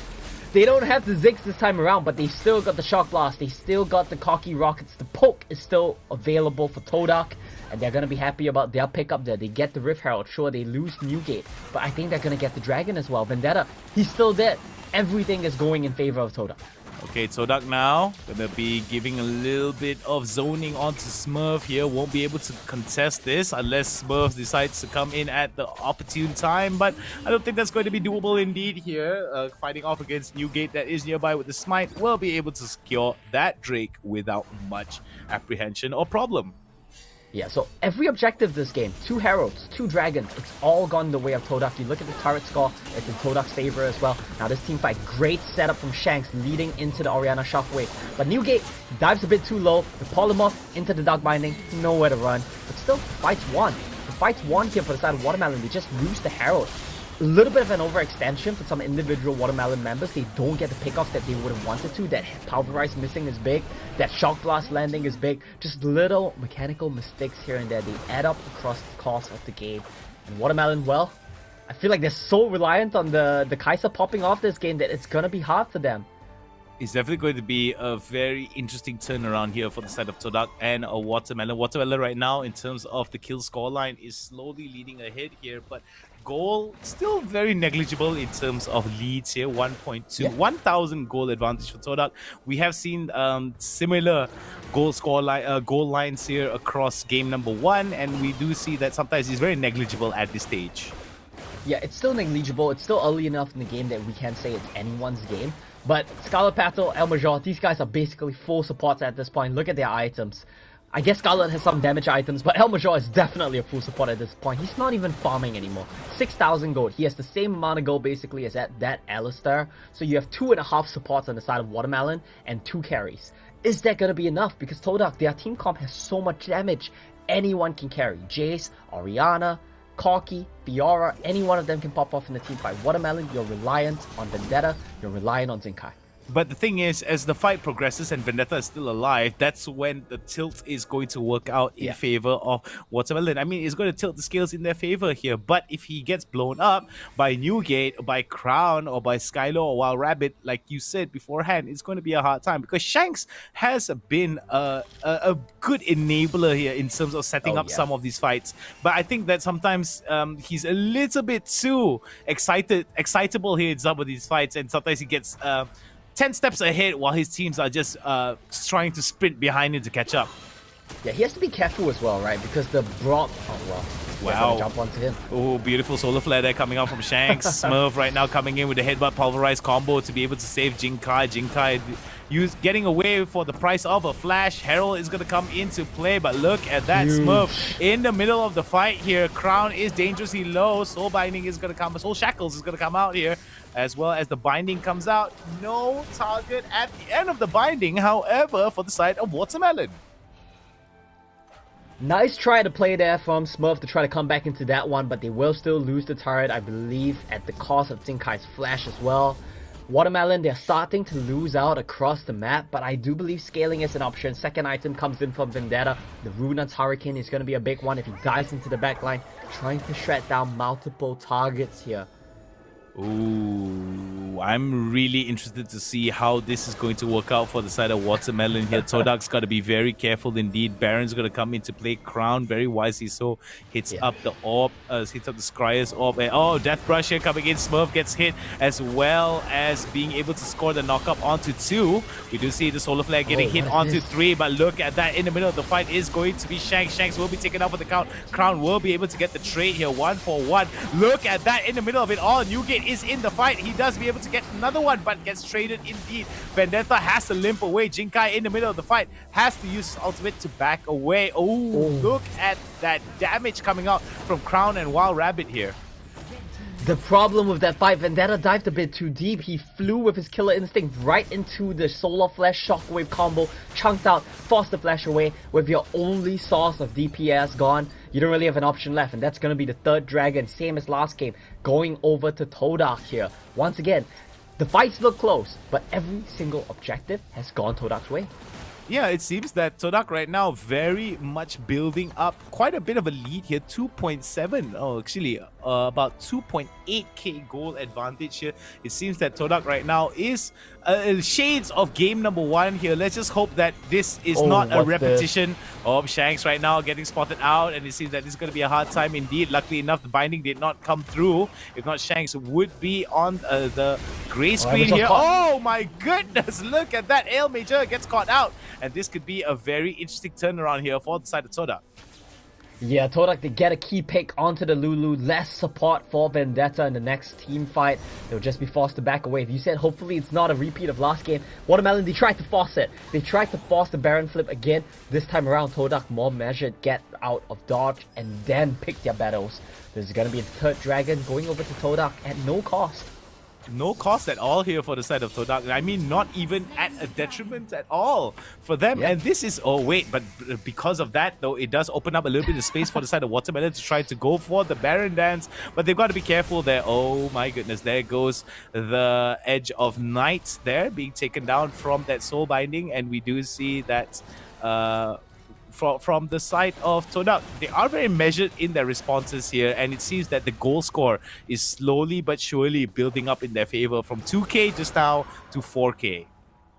Yeah, they're getting the gold, they're getting the dragons, they don't need to flip Baron. They've learned their lessons from the last game, and they're looking much better off for it. I like the Twin Shadows pick up for Crown here on the Jace, gonna be able to reveal Akali in the Shroud. That's gonna hurt so much of that Akali's power in these team fights, but still, on the side lane, you have to be wary. They're gonna flip it again, they're gonna start it again. Oh my goodness, it's gonna be a turnaround here. Watermelon could actually pull it off really, really well, and we have seen it time and time again that they are able to come in. We do see that there is gonna be a teleport that there coming in from Wild Rabbit.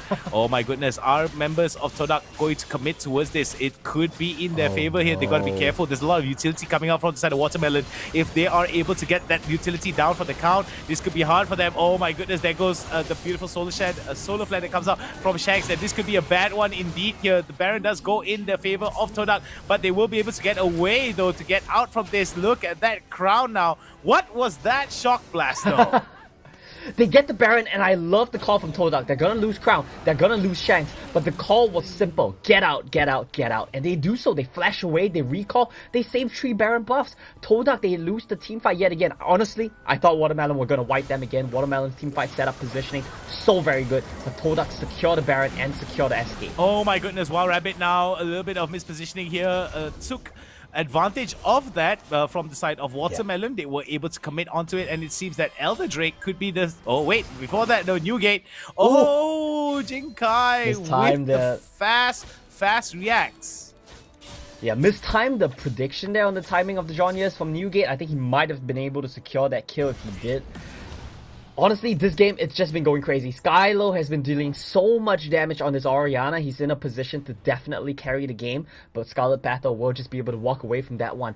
Good restraint to hold the Black Shield until the Shockwave came out. I'm liking what Watermelon is trying to do here. They are forcing the hand of TODAK in a lot of ways and slowly coming back, but the scoreline here is definitely in favor in terms of kills for the side of Watermelon, but in terms of overall goal, objectives, it's shades of game number 1 here for TODAK, but TODAK a little bit more measured in game number 1 and game number 2. Yeah, definitely, and they've already survived 1 Baron Troll. I feel like they're in a good spot to keep pushing their lead for the game. Look at this cart wave coming in. 5 cannon minions, Baron buffed up. You won't be able to wave clear this. Watermelon, they have to fight or they're gonna lose. Alright, there goes the Solar Flare. Scarlet Petal was going to be the priority here, and it seems that in the middle of it all is going to be an exhaust heading out onto Jinkai. Jinkai not being able to do as much damage as he wants, and here comes Wild Rabbit to supplement the damage. Newgate is going to be the casualty in that fight though. Yeah, while all that was going on, El Major and Vendetta, these two buddies were chasing Newgate down in the bottom lane. Vendetta, look how aggressive he went in. Wow, Vendetta with the flash. I do not know what was the value of that flash. I felt like that flash was of no value whatsoever from Vendetta. A big question mark here, but then again, we aren't the players, so we don't know what's going through their minds here. But look at that. Oh my goodness, Vendetta. Very, very wild indeed here in terms of him going up and Adam on towards the side of TODAK. Now, TODAK and Watermelon right now maybe doing a little bit of a dance here for the Drake as the Drake comes into play. This is really good. He played like a mad dog, stopping their bases, stopping their positioning to get set up on the dragon. They're positioned here in a good camping position. They won't have Vendetta's damage though. Oh my goodness. Here comes Shanks. Those Shanks there in the middle of the fight there will be able to get that Solar Flare onto one. Beautiful Shockwave onto 3. We do see one of the members here go golden. It was Scarlet Petal. Scarlet Petal throws out the binding. Will not be able to hit as we do see Void Seeker narrowly hitting Shanks. You gotta keep in mind, while all this is going on, the super minions are marching in the top lane. They're losing turrets in the bot lane, and Newgate's still alive. He's stolen the Baron. Can he steal the Elder? Oh, this could be very interesting indeed. Newgate does have it, and this could be a turnaround here in their favor. Look at that. Immediately we do see Smurf come in with the beautiful headbutt pulverized, but we do see he is going to be taken down. Newgate as well gets taken down for the count. Vendetta in the middle of 4 members, but will be shot down. Oh my goodness. Watermelon bit off a little bit more than they could choose. Shanks right now going for the chase. As we do see Scarlet Petal. Oh my goodness, going to go for the soul binding. Will not be able to go enough. Gets hit with the shield here as well as the Zenith Blade. This could be hard times here for the side of Watermelon. Oh my goodness, the Torment desecrated soil. Petal. Oh my goodness, what is going on? Scarlet Petal, you maniac. Look at the health bar. Skylo, Wild Rabbit, and Shanks all dropped because of the tormented soil. But what did we point out? The waves were the problem for Watermelon. Their base 200 HP. They lost the bot lane inhibitor, all 2 minion waves. They weren't able to set up prior to the objective. They just went for the flip, and their base is in shambles. I believe that Watermelon could benefit quite a bit here from playing a little less intensively and focusing on the defense in that sense. I do know what they're trying to do. They're trying to put TODAK on the back foot and get them to respect the team fighting capabilities here. But I mean, team fighting is not the main way to win the game. At the you end of gotta the kill day, the you Nexus, just got to right? destroy the Nexus. And this Yeah. could be a hard time here because it's already opened up. They have Newgate that could come in for the split push if he so chooses. And this could be Yeah. a hard time here for the side of Watermelon. I feel like Watermelon kind of shot themselves in the foot here because of that particular Elder Drake take up here. Yeah, this is gonna give them a nice setup angle towards the Baron. They're gonna rush this. With the Baron up super minion creeps, I don't think Watermelon can defend. I feel like they need to contest this, but it's already gone. Oh, it's down for the count here, and this could We're be going to game the three. beginning of the end. And Yeah. another game 3 here for the for day 8 of the playoffs, because we're looking at this game for match number 3, round 2. It seems that it's going to be a heck of an interesting one in favor of TODAK here, because TODAK, all they need to do is just tighten their death grip, and Watermelon is just going to be like the one drowning under the pressure. This time around, I genuinely see no way for Watermelon to come back to find a miracle. Vendetta tries to find something, but I genuinely feel there's no options left. You just need to split push. Look at this engage. Beautifully done there from Smurf to be able to come in with the engage here. Vendetta in the middle of it all gets hit up with a lot of shields here from the Lulu as well as the Morgana. But look at that, Jinkai in the middle of it all. This could be a turnaround that could work out in their favor. But look at the bottom side though. Crowd comes in. They don't have enough damage here. They do have Vendetta as well as Scarlet Petal. The teleport's going to come through. Look at the amount of damage that comes in with the riposte here. Crowd in the middle of it all. A few more hits there could be the end of it all. Wow, Rabbit, Nope. what's going on? No! Oh, no! The ace! Oh, what? I don't know what to tell you here. I was laughing so hard. I just recovered from COVID. I was laughing so hard I started coughing. They tried to rush the Nexus. The Nexus was so low they thought they could just end. 2 TPs invested. Look at all the TPs in the inventories of TODAK. They even had the cocky TP, but he just sold that for Jonius. They inted it. Frankly, they just inted it. They yeeted it into base trying to end. Vendetta held on. The Runan's Hurricane, the AoE. He's gonna push for the inhibitor. I don't think he can get that actually. I think he can at least get this. He'll have to back off. But still, Watermelon, their base is still in shambles. TODAK, they didn't manage to end the game. They still can though. They still can, and that's the thing here for the side of TODAK. But what Watermelon has to be at least thankful for is the fact that they did get the ace. That means no more Baron buff to deal with, and that's going to be a little bit of a silver lining there in their favor here, despite the fact that they did have their Nexus being taken down. I think that TODAK actually just needs to run it down mid, to be honest, and not get caught. They just need to get as much pressure as they can on all these side lanes, build it up a little bit more. I mean, it's going to happen with the super minions anyway, and the fact that they're able to just come into the mid lane and just crash onto Watermelon could be the winning factor here. Yeah, honestly, they just need to be patient. Same story as last game. You've already won the game. This is just a formality. The game is yours. There's a 5k gold lead to Watermelon, but if you look at the game state, it's definitely TODAK's game. They just need to be patient. You just need to not throw the game. Honestly, you want to wait for another Baron? You completely could. There's no rush to end it right now. Just let Newgate consistently pressure the side lanes with this Fiora. Watermelon will always have to answer, and eventually, something's gonna give. Something's definitely going to give here for a Watermelon if they don't play this properly. 1,624 for the Nexus here. Just a few hits as well could be the end for the side of Watermelon. Crown right now, very wisely so, will be able to actually get up a little bit. Oh, Vendetta. What is Vendetta doing here? Vendetta got to go very aggressive onto Crown. Will be able to get that Edge of Night down. And that's going to actually work out wonders here, considering that the next team fight could actually revolve around the Baron Pit. Yeah, the Baron Pit is going to be the next objective. No more dragons going to be spawning. We don't have another set of elders. That's it. One and done. Baron Nashor though. It's alive. And I think Watermelon, they're going to rush it. They're going to flip it, maybe. Oh my goodness. I am not a big fan of this, but we have seen Watermelon pull this off. Chaos.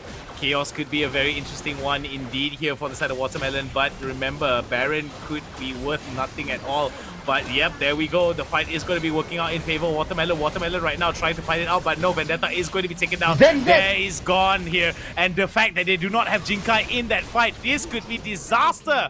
Oh, double kill going over from Skylo. Disaster strikes for Watermelon here as they committed a little bit too hard. And Newgate did a big brain move right there. Total 5-hit move in terms of him getting Yes. the attention of Jinkai, forcing Jinkai to go down ontowards the barrier, ontowards the Dragon Lane. And the fact that they were able to just aim Vendetta as soon as Jinkai showed his face onto the bot side means that they just didn't have the damage to be able to cope here. I'm gonna be real with you here as well. This Proto Belt pickup for Vendetta has cost this team so many team fights. If he just had an Hourglass, he would be able to dodge out on so much of the damage. Scarlet Petal as well in that team fight, he was lost. He wasn't sure what he needed to do. Do I recall? Do I flash over the wall? He was undecisive and his team paid the price for it. Overall, Watermelon, they're getting pulled around the map by TODAK. They have no play. They have no option. Oh my goodness, in the middle of it all is going to be No way. Jinkai. Jinkai No goes way. golden. Oh my god, this could be bad here. No! Oh my goodness gracious me. The trolls are real, ladies and gentlemen. Oh my days. With I think the that's it, Baron by the buff, way. That should be game. I think that could Yeah. be game. I think it is. I feel like Watermelon, they just stay in their base, buy TPs on everyone, just wave clear. The moment Vendetta crashes the wave into the turret, just TP your entire team in, and that's it. That's game. They lost it. They managed to lose it. How did they lose it? They lost it. Like I said, Watermelon chaos did not is, win this game. Chaos is one heck of a way to play, and this is why Watermelon is one of the dark horses in That's there. it. There TPs. it goes. TPs are coming down. We don't need a game number 3, No. ladies and gentlemen. This is a turnaround here. Newgate is the last bastion of hope, but it's not gonna be enough. There it goes. TODAK goes 0 for 2 in this matchup against Watermelon. Look, Pound, Watermelon did not win this series. TODAK lost this series. There's no winners here. Yeah, we just saw an interesting one for sure. Both times, TODAK had the game firmly in their grasp. This just gives me PTSD of the match that they played against Sam9, that they very nearly won, and they just tripped up at the finish line. Yet again, this has got to haunt them. TODAK is definitely going to be going back to the drawing board for sure here, because they had... It's just a matter of, I mean, you have him up against the ropes. All you needed to do was just press a little bit more, but you just dropped the pressure a couple of times here from TODAK. And I felt that some of those team fights, Watermelon just has an uncanny habit of just putting all of their chips onto that last card and just turning it up to 11. Genuinely, it's like they're losing. Oh, they won the game. Just suddenly, just like that. We would never be able to guess it. If you look at the game states right before the last team fights in both Game 1 and Game 2, 90% of the people you survey will tell you that TODAK are going to win this game.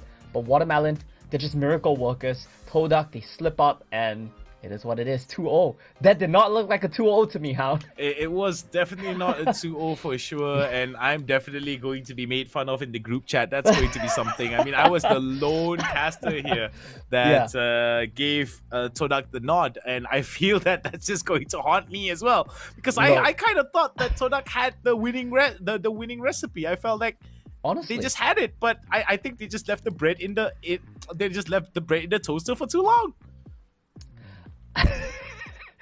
Genuinely, I'm not gonna come away thinking of this as a Watermelon win. I feel like your prediction was correct, Hound. I'm just gonna say this was a TODAK win. This was not a Watermelon win. I mean, you win by a mile, you win by an inch, it's still a win. I mean, at the end of the day, you know, I mean, a dub's a dub, I guess. A dub's we a take dub, those. you know, and a gigantic pie to the face for TODAK today for sure. But I believe that they shouldn't be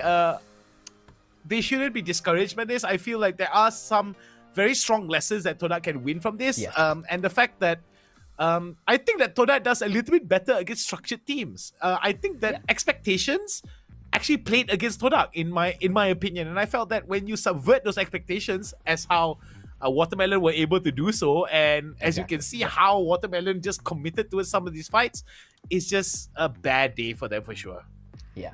Commiserations to TODAK, honestly. I feel like there's, like you said, a lot of things they can learn from this. You look at the KDA, I feel like, honestly, it doesn't tell the whole story. This game, look, no one played perfect. No one played horribly. It was pretty even across the board. Once again, by the way, Scarlet Petal, the deathless dragon laner here, he just cannot die, be it Brand, be it Morgana. He's always pumping out the damage, cleaning up the team fights. Not something you typically expect from a Morgana, but he did it. I was really thrown back by Smurf and Ale Major playing these two support champions to basically enable Vendetta and Jinkai a lot. And we did see it time and time again that the shields were basically almost the reason why Vendetta was able to walk away from some of these fights. And I mean, walking away is not exactly justice to that. Limping away, yes, that's for sure, But a lot of credit has got to be given to Shanks as well. I think he is a very talented support. I do feel that for what TODAK did well, Watermelon were just able to all right, they think they had the advantage, and Watermelon were just able to, like a cowboy in a western, just flip the table and start shooting from the hip. Yeah, I don't know how they do it. They've got the miracle factor. They've got the X factor. They make it work every single time. Like you said, it's not clean. They limped away at the end of the day. The problem for TODAK now, it's not individual plays. It's not early game. It's not mid game. It's how do you close out the game? Yeah. And I feel like this is the last thing they need to fix. Because, look, they've shown so much growth. Like, this team is completely different from week 1 TODAK. But still, unable to close out the games. Figure that out, and I feel like TODAK, you still got a shot at playoffs. Yeah, I think TODAK just needs to add just a little bit more salt and pepper to the broth and just make it perfect. Because I think that's just the missing ingredient. Like you said, the mid game was pretty good. The early game was pretty good. The late game, I felt that was where they dropped it really, really hard here, Omo. And I think that for TODAK, they really need to just go back and just really, really consider, all right, this is what we do well, this is what we do bad, and hyper-focus on that one particular thing and just come up with varieties of ways to close out the game without directly interacting with Watermelon. Because I felt that they could have closed out the game without interacting with Watermelon as much. Yeah, genuinely, they could have played it much more stable. They didn't need to walk into many of these team fights. Let your Fiora do work here. And once again, both games, TODAK plays a high priority on Fiora, but they weren't able to use the Fiora to win the game. Fiora is a game-winning champion. She does it by herself with little need for backup, but you need to give her the space. And both times, TODAK, they were too impatient to allow that to happen. So either lean away from that Fiora pick or lean into it and figure out how you can play around that. Exactly like you said, find out options to win the game. I want to point out something a little bit hilarious. Look at both mid lanes damage right now. Skylo 40k, El Major 5k. Yeah, but utility score will definitely work in favor of El Major for sure here. I did like the fact that Smurf was able to initiate some of these fights with the help of El Major as well as Scarlet Petal. I do like what Watermelon were doing, and in terms of comparing game number 1 and game number 2 in terms of the damage lines here, a little bit more variance for the side of TODAK. But then again, damage doesn't win fights. It's just destroying the Nexus wins fights at the end of the day. And how you get there is basically just being well aware of your win condition. And TODAK had a lot of understanding of win condition. It just, I felt that towards the later stages of the game, I don't know whether it could have been confidence or could have been like pressure, or it could have been a combination of both those things. That was where they just dropped the ball. Yeah, honestly, and Watermelon, these guys, they move up to tied for 3rd place, I believe. I think they're tied with Upcar and Phantom 6, or one of those two teams. I don't quite remember, at 5-3 right now. So they're still heavily in contention to be one of the top few teams here. But the problem is, they clearly need to brush up their game going to playoffs. Now, we've got an interview with Smurf, like you said, one of the key engagers of the team. Let's get his thoughts on that series. Hello, Smurf. Hello. Great to have you on the show. Hello. So it was an interesting one. It was a 2-0, but it didn't really feel like a 2-0. What are your thoughts after that series? It was a hard game, but I think luckily they give chance. I think. Yeah, I think their ADC, I mean their bot lane, like gave us quite a bit of chance to come back to the game. Yeah.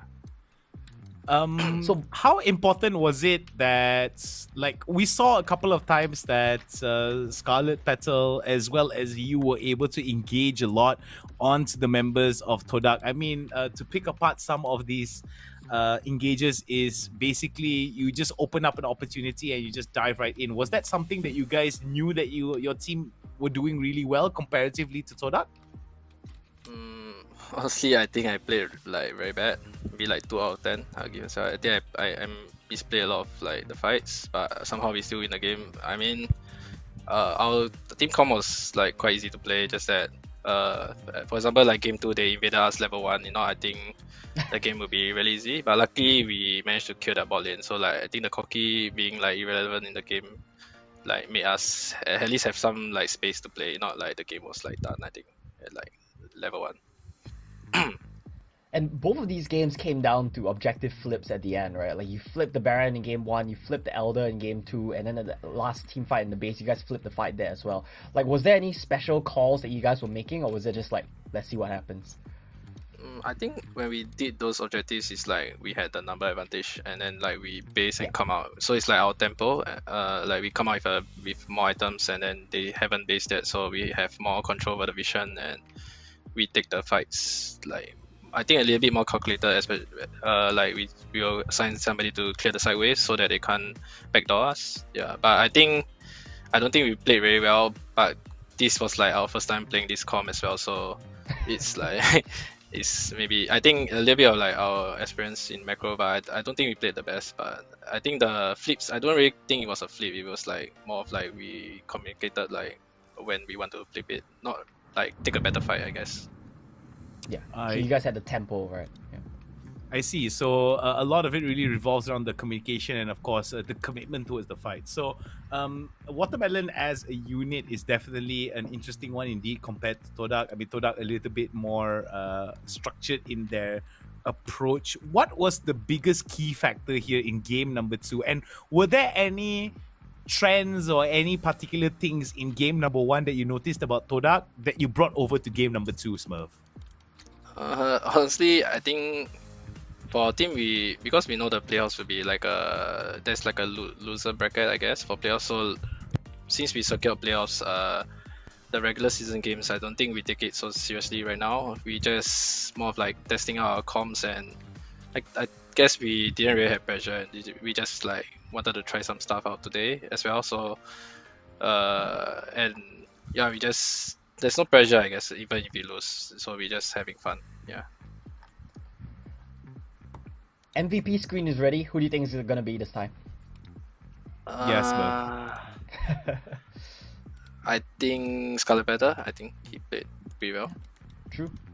Yeah, I would like to agree as well. Smurf, there were some really interesting moments here coming in from you, but we have to call this interview to a close here. Thank you very, very much for your time. We do wish you the best of luck for Team Watermelon. But before that, before we say goodbye to Smurf, let's show the MVP. My bad, guys. I'm very, very sorry. Let's take a look at the MVP. Hey! Yeah. Scarlet Petal. 1500 damage per minute. Oh, 560 damage taken per minute. I mean, that's like 3 times the amount of... Wow, it's just crazy. Goal per minute of 809. 72% kill participation here for Scarlet Petal. Yeah, insane performance. Is there anything you want to say to your AD? I think he played really well, I guess, and I think if he didn't play well, we would have lost the series, I guess. Yeah. I actually have one last question before we let you go. I think this means that now you guys are tied for 3rd place. I might be wrong on the math, but I think it's like Phantom 6, Upcar, and you guys are tied. Do you think that at the end of playoffs, you guys can be 3rd place? Or do you feel like, these two teams are going to be tight competition for you? Like I say, if we scream, I think we can win. And the Phantom 6 game, I think we could have played better during the Phantom 6 game. I think because our Scarlet Panther wasn't feeling well that day as well. So when we meet them again in the next Robin, maybe we can perform better, I guess. And we need a bit of revenge because Clickshots Gaming quit our team to join Phantom 6. Yeah. Yeah, so hopefully when we reach there, when we fight them again, we'll play better, I guess. Yeah. And I can imagine so. I can imagine so. I mean, because we don't scream, so he wants to play for Coach of Serious team. Yeah. Oh, okay, so just remember, guys and gals, if Watermelon screams, they wouldn't win the game. So that's just Smurf 2022, that's for sure. Thank you very much, Smurf, for your time and for your efforts. We are looking forward to seeing you again for the next few days of the matchups here. Thank you very much, Smurf. All right, thank you. Bye bye. Wow. We don't scrim. We're chilling. We're We want chilling. our revenge. Yeah. Grudge match. Yeah, I mean, that's just wow. I mean, like at this level, it just goes to show how mechanically gifted members of Watermelon are, and maybe how tightly they play as a cohesive unit, comparatively. And sometimes, it just goes to show that everyone loves a little bit of an underdog team. You know, I mean, sometimes it can be very, very how to say, intimidating when you go up against an organization that has all the bells and whistles and all the structure of so on and so forth, and you just have watermelon come in, it's like, we don't scream, we just go in, we just try comp and we win. Easy clap. Like you said, right, we're locked for playoffs. There's a lower bracket, so these are our scrims. We're scrimming here in the WCS. Just ballers. We are very ballers indeed here, and I do believe that coming in from Watermelon, there's a lot of room for improvement here, and I do believe that if they're able to get access to some of these more, I don't say it's high quality like pro player mentality. Maybe it's sharpening a few of the concepts that could come, some of the aspects that are weak in their game to basically inch out whatever weaknesses that they have. It could benefit them in a huge way for sure, Omo. Yeah, I mean, I have high hopes for Watermelon. I have high hopes for TODAK. I feel like both of these teams should be placing higher than they currently are. I feel like Watermelon can definitely take sole possession of third place. I feel like TODAK can definitely be a playoff contention team. At least to make it into playoffs. I wouldn't say to be one of the top few teams, but to be a middle of the pack team, they can definitely do it. Watermelon, like Smurf said, Scarlet Petal wasn't feeling well the last time we played against Phantom 6. Well, he's playing like a madman right now. Oh, yeah. And their rematch comes in really soon as we enter the second round robin, so that's something I'm looking out for. I'm looking out for that as well, and I'm looking forward to seeing how these two teams are actually going to be going back and forth with one another. I do think that the potential for some of these teams to actually bring out the best in each other is definitely highlighted here, the WCS, and I mean, it is the best proving grounds for a lot of these teams here, and it seems that Watermelon is slowly but surely becoming one of the more wild picks here in terms of them and how they're able to stand toe-to-toe with some of these other teams here. Yeah, and it's always fun to watch. They're experimenting, they're testing new picks, they're testing new strategies. Going to playoffs, let's see which ones they keep, which ones they lose, and which ones they perfect. That's what I'm looking out for. We've got one more match coming your way here today. This one should be not as close as the last match that we just saw. That's going to be LFO against PathSeeker. I feel like that one should just be handily in the favor of LFO. Yeah, I'm thinking the same thing too. PathSeeker has been a very has been in a bit of a rut looking forward here, and I do believe that there is a lot of issues here in terms of PathSeeker, but we don't want to be discrediting them even before they play off against LFO. There is a lot of opportunities. I mean, we've seen TODAK actually make quite a bit of, I mean, even in losing, TODAK has actually shown how much they've improved overall, and it's just very sad to see that one little detail about TODAK and their end game is just the difference between winning and losing, and that's the margins we're operating here in the WCS here, Omo. Yes, exactly. You win or you lose by a knife's edge in a lot of these games. You have to play it cleanly until the end of the game, especially when you're playing against one of these top teams here. Watermelon, one of the top 3 teams, tied for third currently. You can't be affording to make these mistakes against them. Same thing for PathSeeker. You're going to be playing against a top 2 team later today. What can you really do? It's going to be tough. You can't afford to make mistakes. The pressure is going to be on. And I feel like PathSeeker, if we're looking at it, this matchup in terms of stylistics, I feel like they're going to have a hard time against LFO, because where LFO drop games are against teams who can create the chaos. Let's see if PathSeeker can do it. We'll come back after a quick break. Don't go anywhere.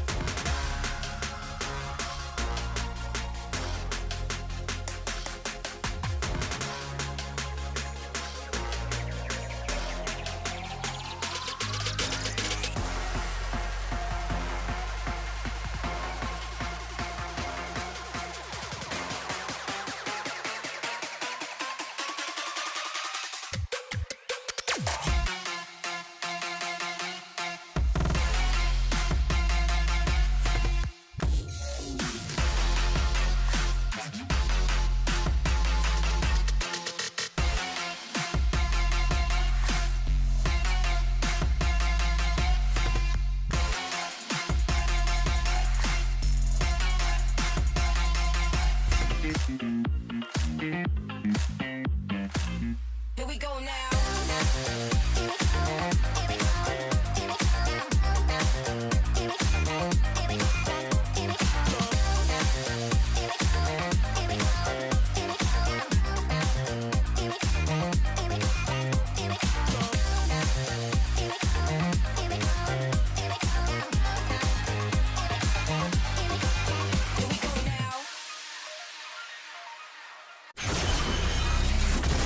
I'm undisputed.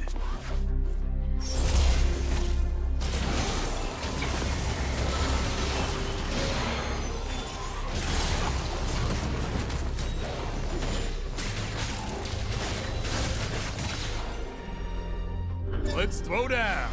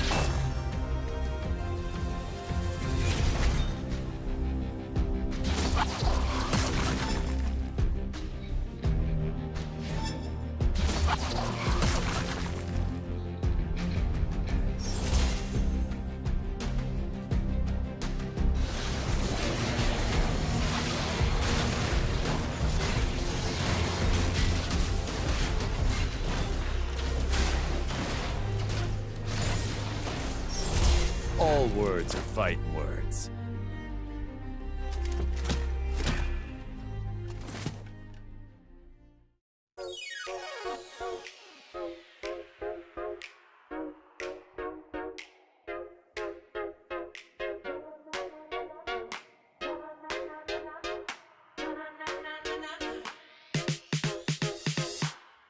Somebody blow up the ceiling, 'cause we're back with another one. Can't get enough of this feeling. I can't sit around. Don't you wanna start over? Don't worry about a thing now. We were born for this moment, but we gotta go now. There's nothing you can't do if you want it. Dreaming day and night, yeah. Gonna get it right, yeah. There's nothing you can't have, so get on it. Anything you want, yeah. Take your pick and say, what's next? I wanna change it up. I can't get enough. Na na na na na na na. What's next? I wanna live my life. Yeah, I'll be shining bright. Na na na na na na. What's next? Na na na na na na na. Na na na na na na na. What's next? Yeah. Hey. Na na na na na na na. Na na na na na na. What's next? Next. Next, next, next, next, next. What's next, next, next, next, next, next, next.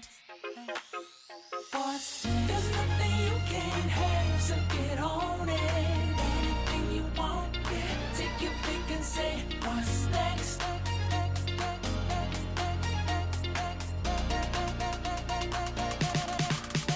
What's next? I wanna change it up, yeah. I can't get enough.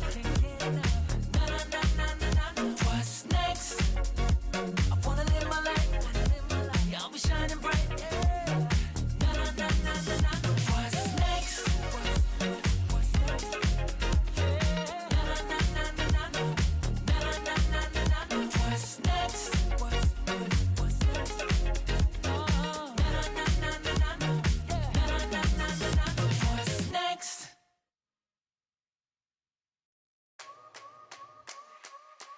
Yeah, show me my opponent. Top spot, I want it. My grind, I'm on it. Can't stop, keep going.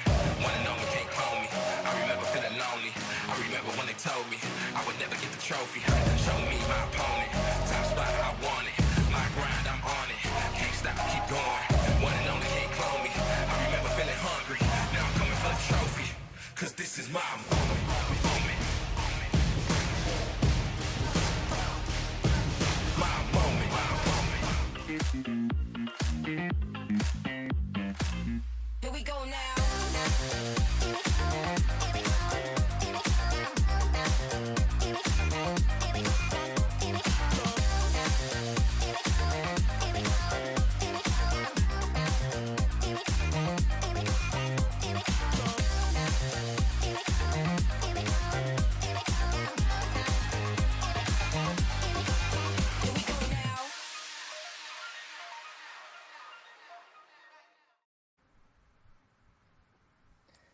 We're back. WCS MYSG, thanks for joining us. I'm Momo. With me is the Hound himself. We just saw a blinder of a matchup between TODAK and Team Watermelon. We've got one more coming your way here. LFO, they're going to be playing up against PathSeeker. It's looking to be heavily LFO favored, but PathSeeker, they've pulled off some miracles in the past. Yeah, pulled off some miracles of the past. I mean, LFO has been looking like a... They've been looking like a titan here on the second standing, I think, if I'm not mistaken. They are the top two teams, and looking at it, they do have quite... they don't have much to lose here going up against PathSeekers, so I do believe that it is going to be a very interesting one indeed. And for those of you at home who do not know, we want you guys to follow us at all of our relevant social media places. And of course, you do have to submit your comments or posts using the hashtag, that hashtag button here, WCSMYSG, for a chance to be featured live. Do you want to join the conversation? Do you want your saucy comments to be featured live on stream? Make sure you join the conversation here with the hashtag WCSMYSG to stand a chance to do so. So join us for that conversation. If you like my haircut, or you like Omo's glasses, or you like Omo's voice, let us know in the comments below, wherever you Or choose if you to hate follow. my voice, let us know as well. Same hashtag, same channels. Same channels, of course. You can follow us at Wild Rift Esports MYSG on Facebook, and of course you can check us out on Wild Rift Esports on YouTube and the like as well. So make sure you go there and check it out. It's just a click. You just take your mouse and just click the button right here. It's as simple as that. It's as simple as that. Yeah. And a great chance to be part of the conversation as well. Let us know your thoughts. I want to know your thoughts on our upcoming matchup, LFO against PathSeeker. I'm going to be real. I'm a bit heartbroken by PathSeeker because there were times where they looked really good. Yeah. They won some really important matches. And then I think they just stopped winning. They're in a bit of a slump, right? Like you said. Yeah, I think for PathSeeker, there's just some kind... I think they're just missing a lot of the most important pieces of the puzzle. And I feel like there's a lot of... there's a lot of issues with how they want to put it all together. But for that, though, we have a little bit of trivia, and we have the answer for you guys. For those of you who were able to answer it, here we go. What structure must be destroyed to the end? We were just talking about each this. Wild Rift game. We talk about it all the time. It's the Nexus. Okay, if you can destroy the fountain, well, you should try. You should try. Yeah. And Fountain see what dive happens a little bit. It's fun. Yeah, it's fun. Of course, those are for style points. You can only fountain dive if you know that the Nexus is just one hit away from winning. Don't do it when the Nexus is still full HP. Just don't do it. All right, just don't do it. I've seen it happen in the game. I mean, I've seen it happen in some of my games. It's not fun. Especially like. You don't want to be TODAK going up against Watermelon in that aspect. It's a heartbreaker for sure. Yeah, that's exactly it. You got to destroy the Nexus. That's what we always talk about. Kills don't matter if you don't get the objectives, if you don't destroy the Nexus. Let's see who's going to be destroying the Nexus in the next matchup between LFO and PathSeeker. I actually went to look at the match results. In my mind, I feel like there was a period where PathSeeker, they were just like winning every single game. And I went back and I looked at the match results. And that was because there was 2 weeks in a row, or 2 days in a row rather, where they played against TODAK one day, and they played against RTP the next. So they've really just been beating up on teams lower than them in the standings. We'll touch on that a little bit more. Let's take a look at LFO, one of your juggernauts here.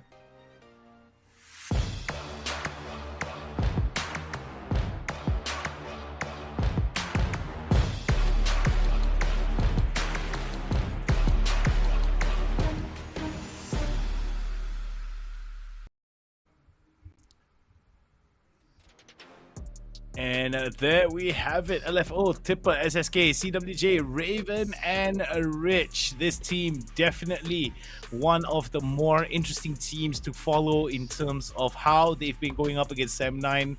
And they are very comfortable in the second spot of the entire standings here. Tipper, I think Tipper is from Thailand, as well as Rich.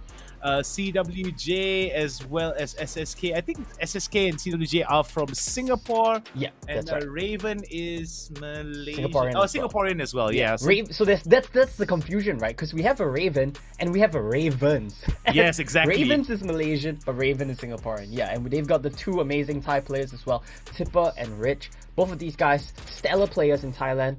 I don't wanna give a region power ranking here, but coming to Singapore, Malaysia from Thailand, it's a little bit easier here for them, and it's been showing. They've been having a good time flexing their muscles on stage. I mean, Tipper and Rich have been very much some of the tipping point, so to speak, for a lot of them. But not to give any, not to take away from SSK as well as CWJ. They've had some crowning moments as well in terms of how they've been able to show themselves on the Rift. And I do believe that that's going to be a very interesting one indeed in terms of how they are going to be showing off their potential here, going up against the opponent team of what's it called again? PathSeeker, yeah, PathSeeker. That name always escapes me as well. I always PSK. What does PSK stand for?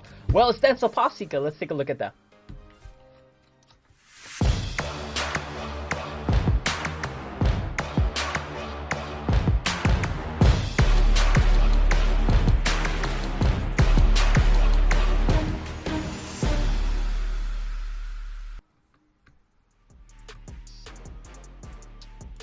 Team PathSeeker on your screens right now. It looks like William is back in the mid lane today, so Kevin not going to be starting today from according to this. We'll see if that's actually accurate once we get to the game.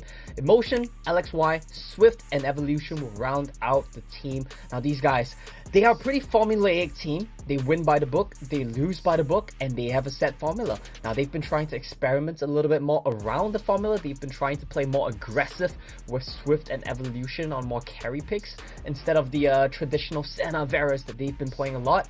Let's see if it works out against LFO here, if they default to their standard. Yeah, this is going to be very interesting indeed here. I think for PathSeeker's Swift, the lone Singaporean player here, surrounded by Malaysians. I think Emotion, Lexi, Kevin, William, Kevin, as well as Evolution are Malaysians. So it's going to be interesting to see how the different playstyles. I always enjoy seeing players from different countries, different regions play together, because I mean, if they are speaking the same language, then sure, there's no barriers to language, there's no communication barriers, but also communication barriers aside, stylistically, I mean, some regions, some countries just play differently across the board.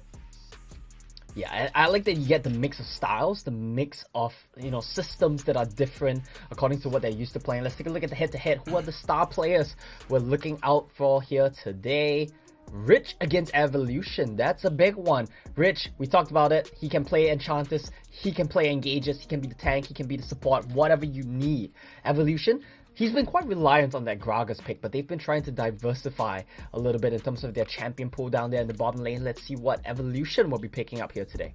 LFO and PSK going head-to-head with a total of 38 KP compared to 29% kill participation, 6.1 to 1.1 KDA comparatively. The damage per minute is 439 compared to 185, and damage taken per minute is 456 compared to 344. So these numbers definitely communicate to you. Skewed. It communicates to you how proactive Rich is in terms of how Rich is engaging in some of these fights. I mean, it's not some of the highest kill participations here in terms of where we compare it to some of the other teams, but Rich definitely is rich in the KDA aspect here compared to his counterpart Evolution. Yeah, 1.1, I feel like production didn't need to show that. Didn't have to do him like that. I don't think he wants that 1.1 shown up on screen there, but it is what it is. Let's hope they'll have a better showing here today. A matchup I would have liked to see is, of course, between Tipper and Emotion. We'll touch on that a little bit more. We're going to take a look at predictions. I can't help but feel like the desk is going to be pretty united on this Yeah, one. I mean, aside from TODAK, we all know where this is going to go here, and there's no surprise there. I mean, PathSeeker has been on a slump here. They have to do quite a bit in terms of what they are trying to achieve, and I feel that this is going to be very important for PathSeeker, not only to basically get the experience, but also just test their mettle against a team that is at the top of the ladder. Who knows? I mean, sometimes some of the teams, I try not to look at it in a team like, oh, the team's at the bottom of the ladder or the middle of the pack, they don't have a fighting chance against the top teams, because sometimes some teams are kryptonites, sometimes specific playstyles could actually work against these top teams. So maybe we might see that PathSeeker could be the case here, but statistically, I don't think that's going to be the case. But we have seen crazier things happen today, haven't we? We have. And honestly, if you look at the way that LFO like to play the game, they're chaotic. We thought Watermelon was chaotic. Oh Wait till boy, you see yeah. LFO. They like to mess around. They like to have a bit of fun. They'll fight you at top lane and bot lane at the same time. They do not care. And that kind of playstyle, while it's fun to watch, it lends itself to a lot of upsets. We saw Upcar take a game from them. We saw Sam9 take a series from them. We've also seen Watermelon take a game from them and break the chaos, right? Fight fire with fire. Now, PathSeeker, it seems to me that the path is clear. If you want to take a game from LFO, you have to beat them at their own game. Punish them for overreaching. Let's see if they can do it. Well, it's going to be very interesting indeed here if PathSeeker is able to actually be able to punish members of LFO. And looking at it from a standing point of view here, I mean, LFO is very much comfortable at the top spot here. They are with a +9 point aggregate here comparatively when you compare it with Phantom 6 and Upcar. I think it was Phantom 6, Upcar, and Watermelon that are tied for third place, if I'm not mistaken, right? Yeah. But looking for, LFO is still very much comfortable in where they are here. So even if they drop this match here, they're still going to be very much safe in where they are. But then again, you know, it has been crazier things have happened thus far. Yeah. And maybe it could be, you never know, you know, PathSeeker could have just unlocked the next level of chakras in their mind and just, you know, open it up and it could work out in their favor. We're here for the second round robin. We might see a new form of PathSeeker. They've been experimenting with some things before we started the swap. Let's see if they have anything new prepared. And like you said, right, we've seen crazier things. Sam9 got 2-0'd by Upcar. Oh yes. That was something that I think a lot of us across the analysts did not see happen. And I feel that Upcar is one of the dark horses here. But then again, I mean, Sam9 does have an uncanny ability of adapting towards some of the challenges, and I think the experiences also goes a long way here. A lot of the members are professional players from other things. But enough about Sam9, enough about all the other teams. Let's get into Champ Select here between LFO going up against PathSeeker. LFO on the left side of your screen, whereas PSK, PathSeeker, on the right side of your screen. Alright, let's start this one off. PathSeeker, you know what you have to ban. You have to get rid of that Yuumi. Rich is so strong on it. He carries games with it, does high amounts of damage while healing, buffing his teammates. Off the bat, LFO, I like this ban already. You want to get rid of Galio. I think you want to get rid of Gragas as well. That's something which Emotion loves to play. That's something which fits very well with their Senna combos down in the bottom lane. Get rid of these champs. I like how immediately, for as soon as Galio is banned out, there's a lot of diversity in the mid lane here, because normally when you see Galio being picked up in the mid lane, for example, I mean, Galio is a very flexible champion. He can be played in the bottom lane, can be played in the mid lane, and with Galio being picked out here, we don't see a Twisted Fate in the mid lane automatically just to counter that global presence. So I'm a big fan of the Galio ban here, mostly because of it does create a little bit more variety in the mid lane. But then again, Wild Rift we're still releasing a lot more champions here, so variety may not be there's still a lot of champions that are favored comparatively, because the meta is in such a way where it's already settled down in such a way. But then again, it's always great to see that there is a little bit of variety of bans here across the board, but still across what we have seen thus far here, Omo, not that much changes here. Set, Gragas, Kha'Zix, Galio banned out here. Nothing crazy, right? You want to get rid of the strong picks. LFO, they're heavily target banning LXY. Kha'Zix as well as Jax have been two champions he's been very successful on, so you want to get rid of that. PSK banning away SSK's Lee Sin. He's going to be happy about that one. I don't think he's a champion he's particularly skilled with, but we'll see, right? Yuumi being left out. Big mistake. You ban away Lee Sin, you ban away Gragas, but you give them Yuumi?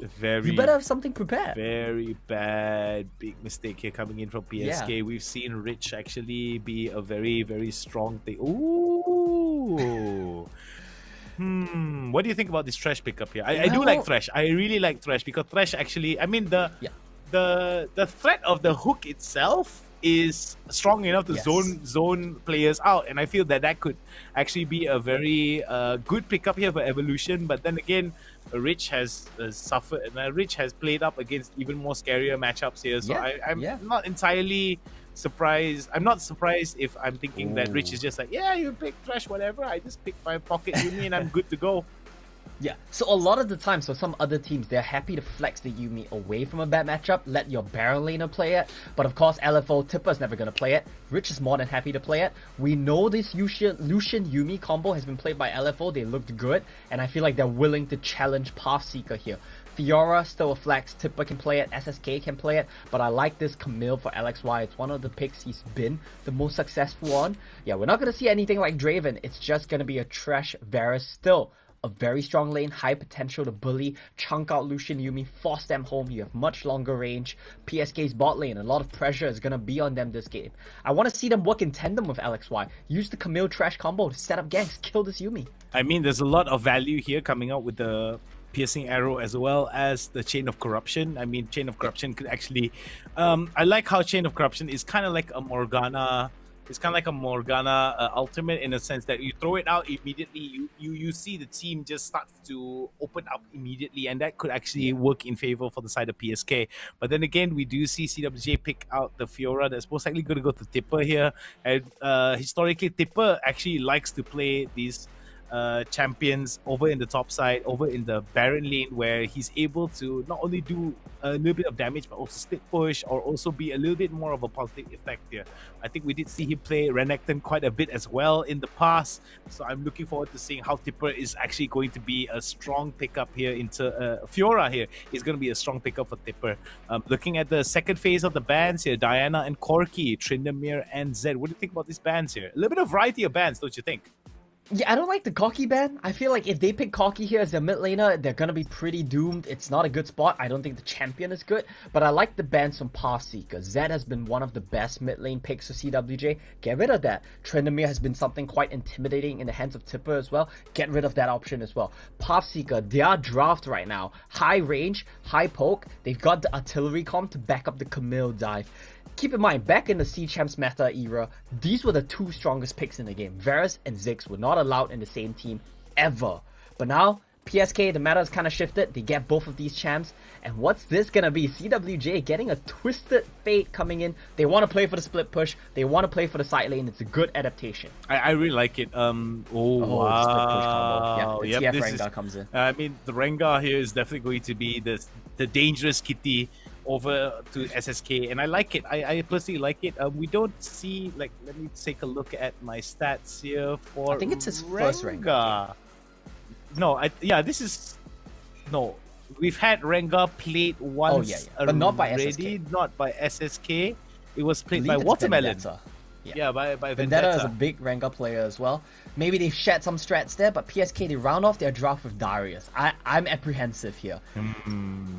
This is going to be a tough matchup into the Fiora. Tipper has a lot of space to outplay him, but I also want to point out another fun fact. I'm not sure if you were there on the Bahasa desk, but there was an interview with Emotion where they asked him, who's a better Darius player, who's a better Baron laner, yourself or Tipper? And he said, I rank myself second behind Ahedge, ahead of Tipper. Well, now you're playing Darius, it's your time to prove it. Yet again, into Tipper.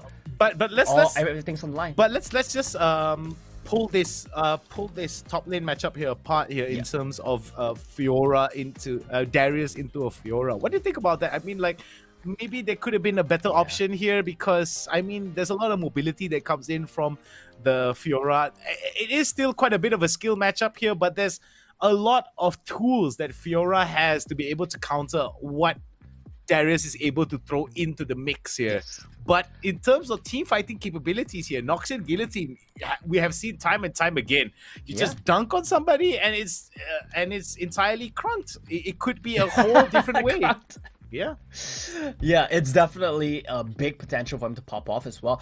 I think there's much better counter picks to the Fiora in lane. But if you want something stable, because you have to consider the external factors as well. You're not just laning against a Fiora. A Twist of Fate and a Rengar are going to come flying your way as soon as they hit level 5 as well. So Darius, maybe something like a Garen would be the best options to hold the fort down in the Baron lane. Emotion, we know he's very comfortable on that Darius. And he's popped off with the Noxian guillotines in team fights as well. So let him have it again. Let's see what he can pull out. I'm pretty interested to see how the Yuumi is gonna come into play here. I mean, attach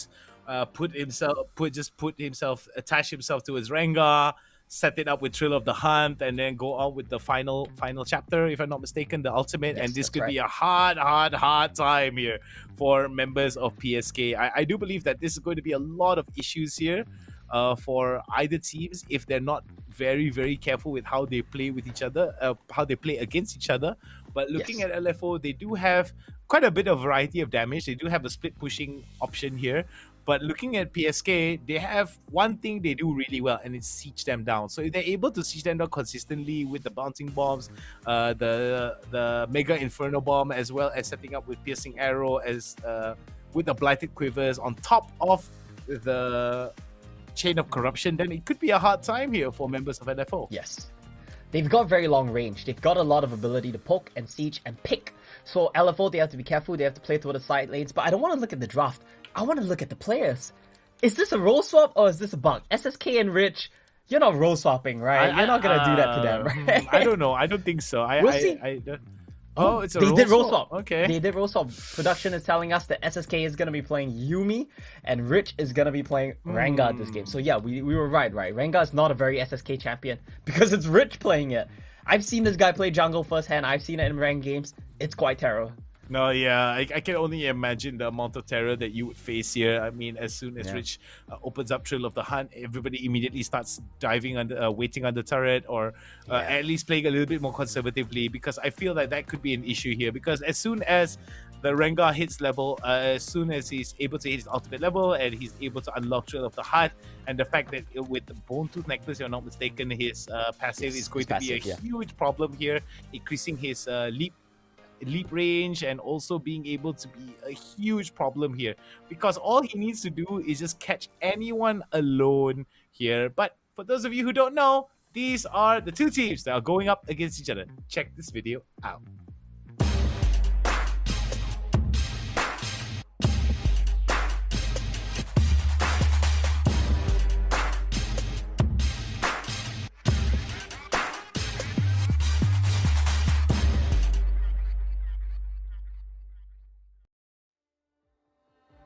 Okay, ladies and gentlemen, LFO on draped in blue, whereas PathSeeker is going to be draped in red. LFO against PSK, game number 1, our final series of today. Potentially 3 games, but maybe LFO will be signifying to us. Yeah, I mean, potentially, but who knows, right? Yeah. Who knows? Well, one thing I want to point out, this role swap, it's interesting, it's fun, but the thing is, when you play Twisted Fate Rengar, you need a lot of communication between your mid jungle. They need to be on the same page. We know SSK and CWJ, they speak the same language, they've played together for a while, we know they can do it. But now it's Rich and CWJ playing mid jungle, can they do it? Not to mention the fact that Raven is now playing with a new support, SSK, who, fun fact, back in the League PC days, when they would play small tournaments for fun, SSK would like to play support for Raven, and that's something that they've had going on for a while back there. It's not the strongest combo, but it's something to keep in mind. Yeah, it's something to keep in mind. At least there's that level of familiarity, and I feel that level of familiarity will definitely carry over to success here. Emotion here definitely going to be very much in trouble. Not to say in trouble here, it's definitely going to have to play quite a bit under the turret, and I feel that's going to be the case because Tipper is going to be poking onto the vitals, will be able to sustain quite a bit, and Emotion, even if he decides to go all in, provided that Tipper doesn't fumble on his own toes, it seems that Emotion is going to have a hard time throughout most of the stages of the laning phase here. Yeah, Emotion has one job this game. He has to be the brick wall. His back is against the wall. He's going to be hugging his turret, I can think, basically the entire game. But the good news for him is that's all he needs to do. Yeah. Oh, look at that buffer! My goodness. Tipper going for the lethal. Not quite enough. The barrier saves the day. But Emotion, you just need to be stable. You just need to not boom your lane because your bot lane's winning. Yep, it's going to be very interesting here. For PSK, it seems that the jungler may actually want to play on towards their strong side, which is bot side, and I feel that could be the case here. With Swift and Emotion, it all really dependent on whether or not the Death Sentence could land, or they could actually wait out until Swift has access to his ultimate, and that could actually work out in his favor. Rich here is definitely going to not be spotted out by Emotion. Could be very interesting. Oh, comes in with the apprehend and the spin to win with the decimate here. Don't know whether or not Rich is going to. I think what they're waiting for is Emotion to actually start the push, and Right here now. we go. Here comes the jump scare kitty right with the grand challenge, and it's an easy first blood, excuse me, for Tipper. Yeah, nowhere to run right there. Nothing Emotion could do. The moment he steps up for the wave, he will get punished. And that's a good call from Rich and Tipper. They know the wave is going to bounce. They know it's going to come back to me. So I'm going to sneak in the bush first. I'm going to prep this ahead of time. Now, no flash. Barrier up soon. But this means that a repeat can easily come in. You have the Destiny's Gate. Oh boy. It's going to bot lane though. Oh boy, here we go. Yeah, I don't Beautiful final chapter here. Chain of Corruption follows up, gets exhausted here, almost gets taken out with the piercing light, as well as the passive that comes out from Raven here. Almost gets taken out, but luckily enough, heal will save the day. Honestly, such a botched play from LFO here. Number one, I don't think you make that play towards the bot side. If you're actually trying to macro out this game, you 100% make a play towards the top side. Yeah. Try to just blow up the lane there. But they, LFO likes to do this. They like to be greedy. They like to win on both fronts. I feel like two things they could have done better there. Be more patient on the final chapter. And of course, CWJ pulling a red card. That's never going to be good. Yeah, I mean, it's never going to be good for CWJ as well. And I agree with you here. Normally, for most sides here, I mean, normally when you look at textbook League of Legends, you want to be playing on your strongest side, or the side that you're going to be winning, which is Tipper going up against Emotion. And we've seen it already that, oh wait, but over to the top side though, we're going to see the Grand Challenge come in, Repulse comes out, beautiful apprehend there to follow up from the side of Emotion. Emotion right now will be able to get the full stack here, gets the hit with the Noxian Guillotine. Will he be able to get enough? No, he will not. Oh, the Ignite takes him down, and it seems that we're going to be seeing LFO as well as members of PSK now fighting out. Beautiful gold card that goes on to Evolution, but it could be bad here for CWJ as he is caught up in the middle of it because of the Hextech ultimatum that came up from LXY. Honestly, a terrible team fight, and honestly, a misplay by Tipper in the Baron lane as well. CWJ eats the hook, forced the flash away so low from the get-go. Consolation prize is at least Rich secured the dragon. He's gonna go for the Rift Herald right now as well. It looks like Tipper, that topside play, misplayed numerous times. Early repulse, not getting the vitals down, but the heal was enough to save the day. Oh, Emotion missing out just by a pixel onto Rich there with the apprehend.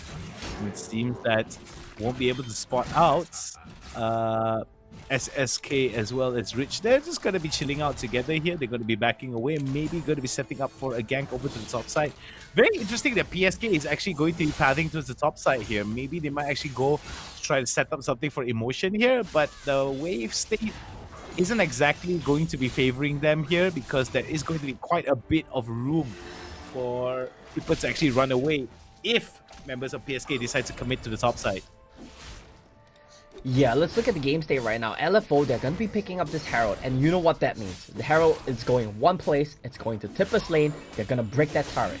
That's one option actually. They might be wanting to put it in the Ziggs lane, but there we go. Yeah, you know LFO, they like to play to snowball the game, they like to play for tempo. This is the number one tempo play they can make. Emotion, they're going to stop his base, they're going to dive in. A very The wise, Ignite to stop recalls. very wise they're coming in from LFO, just making sure that Emotion will not be able to get away. And a little bit of a proxy lane here being set up, mostly because that they want to set up for an easy first turret over to the top side. Nothing much in terms of detriment that's going to be experienced for LFO. They are going to continue pushing out onto the top side here, and it's going to be a full-on tilt onto Emotion here. And it seems that LFO very, very textbook in terms of their approach here. Another tier 2 turret opened up for them. just snowballing the game. We talk about this. You give them an inch, they will gladly take a mile. While all this is going on, because William made the rotation up, CWJ get some free times, get some love taps into the mid lane turret as well. And look at the gold score. Nearly 3,000 lead for Tipper.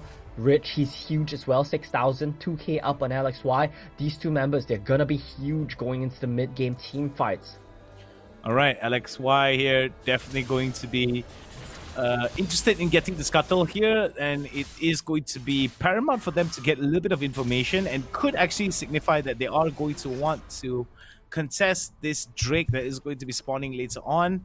A little bit of time here between that and the objective spawning, so it's going to be important to see how members of PSK are going to be pathing over to the top side, over towards the side lanes. I feel like a lot of it really revolves around the fact that Tipper is now free to do what he wants, and because Emotion will not be able to push freely past the tier 1 turret. But before that, the Evolution getting caught with a jump as well as a gold card. It's just going to be an end of days for him. Oh, Rich gets caught there. He's got to be very careful. Final chapter comes out. Hextech Ultimate goes over on towards Rich. Rich may actually be taken down. No, he doesn't. Oh, he does get taken down there from him. Raven will be able to get away. And look at that, the culling goes over towards William. Almost takes down Emotion though in that turnaround. But look at that! The final tick there from the Airy takes him down. Oh man. They almost weren't able to take down Rich, and they almost weren't able to take down Raven, but ultimately at the end of the day, PSK, their long range poke pays off when it matters. Tipper gonna get jumped though. Oh boy. Okay. Mistakes across the board, but this is very LFO. They like to make these plays, they go aggressive, they get punished sometimes. And I think this is the thing that PSK needs to be very wary of here. I mean, despite the fact that it is going to be a 4,000 goal advantage for LFO, nothing entirely, not to say it's something they can't redeem themselves from here, but they've got to be careful because Rich is in the play. He does have his ultimate. Thrill of the Hunt is going to be available. Teleport is coming into play for Tipper. Tipper right now, very strong, very much concerned with putting himself against William here. Look at that Emotion and LXY right now in a little bit of trouble, but LXY will be able to get one, but gets hit with the final chapter, last chapter here from the side of SSK's. Ravens will be able to follow up. We do see Emotion, Swift, and William, last 3 surviving members here from that 2-for-1 exchange.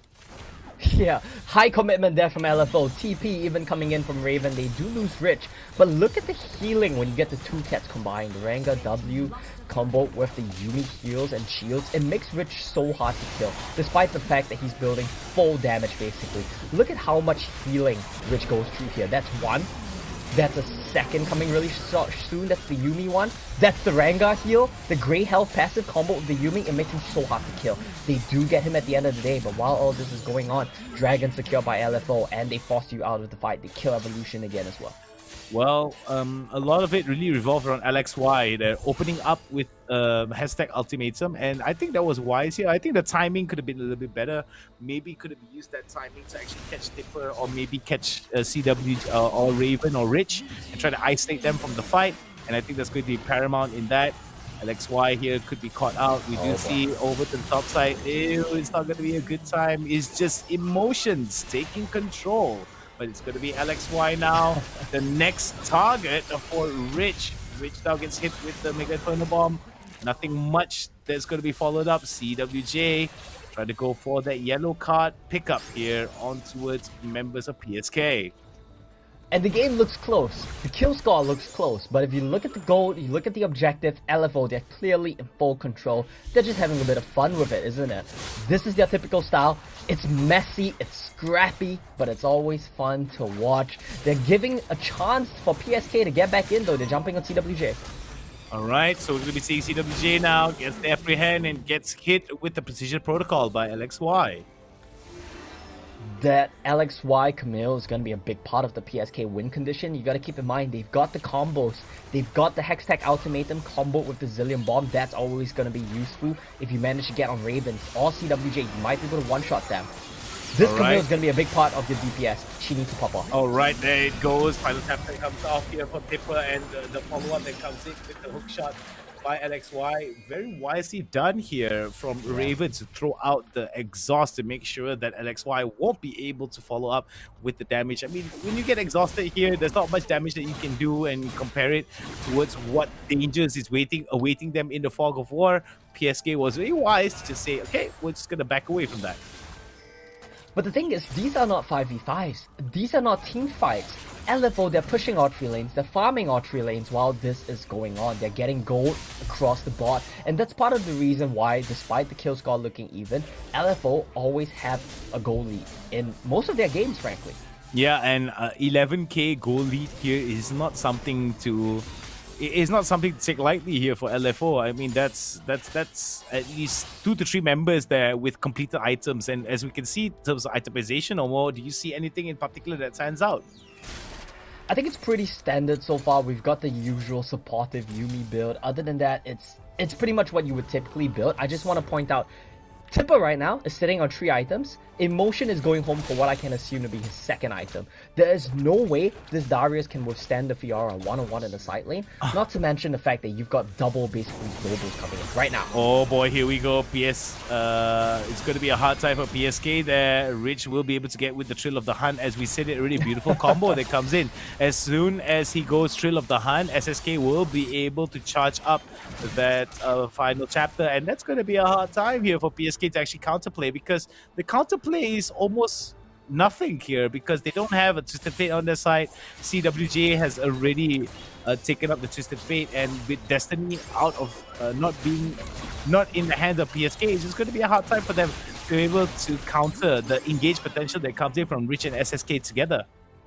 Yeah, and look at this. They're trying to find CWJ again. They know he pushes extremely deep on the weak side of the map on this TF. They're trying to set up wards, they're trying to set up picks, but LFO, they push all 3 lanes. I can't keep saying this. They will punish you on the other side of the map. Rich overextends, he gets taken down, but this is the cue for CWJ to push. Alright, PSK now gonna go It's just for one of the those Herald. games. It's just one of those games, and I feel that LFO is just schooling members of PSK here in terms of basic pressure, and I feel that LFO just has a better grasp of a lot of these concepts here.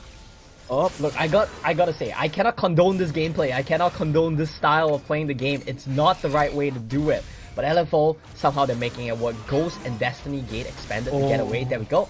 Cancel out. Oh my goodness, CWJ in a lot of trouble here. Oh my goodness, will he be able to get away? No! Oh, whoa, LXY now gets hit with a gold card. Oh my goodness, LXY could get taken down. Oh my so close. Nearly a double kill there. But look, other side of the map, what happens? Over to the bot side though. Oh, that was just that was just a questionable chain of corruption there from Swift. A little bit short in terms of the range side here, but over to the top side, we're going to be seeing Rich right now being able to get William in that turn. Yeah, they're just trading.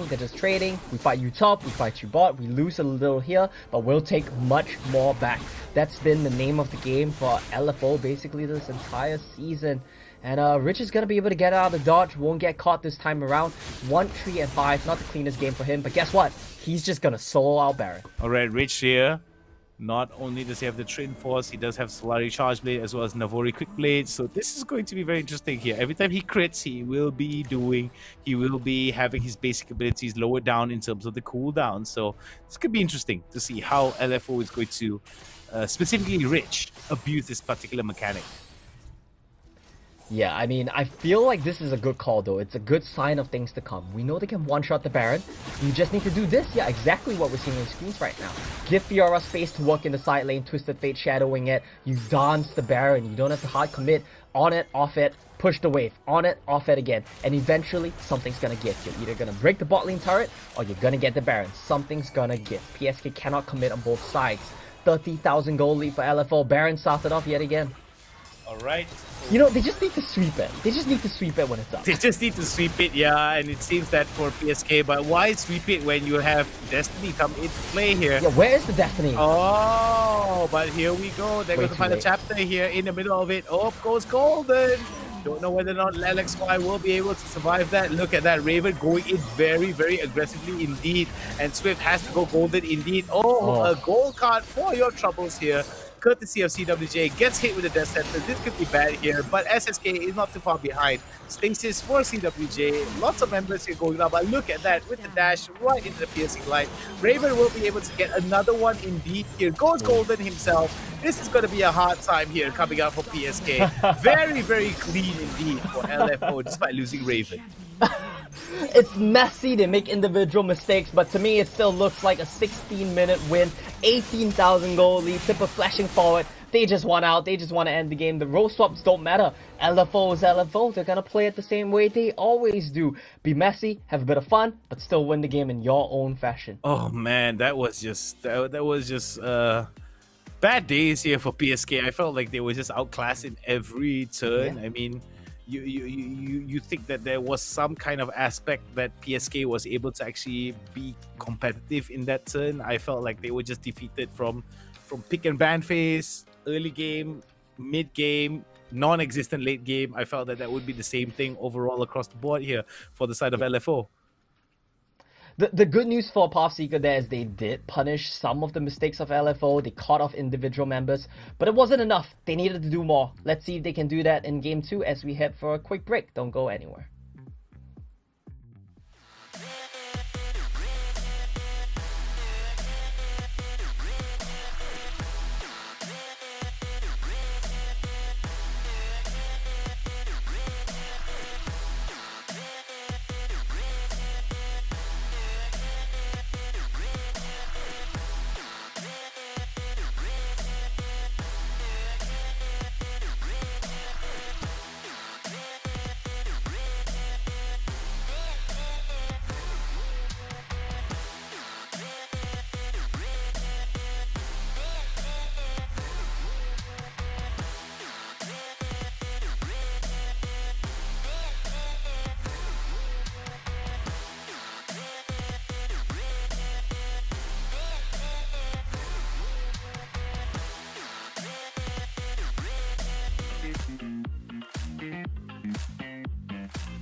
Here we go now.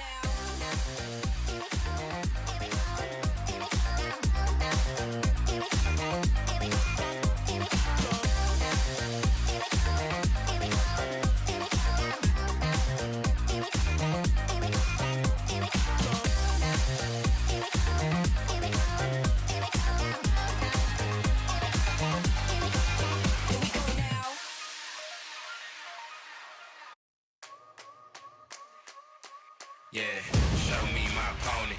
Top spot, I want it. My grind, I'm on it. Can't stop, keep going. Wanna know me, can't clone me. I remember feeling lonely. I remember when they told me I would never get the trophy. Show me my opponent. Top spot, I want it. My grind, I'm on it. Can't stop, keep going. Wanna know me, can't clone me. I remember feeling hungry. Now I'm coming for the trophy. Cause this is my moment.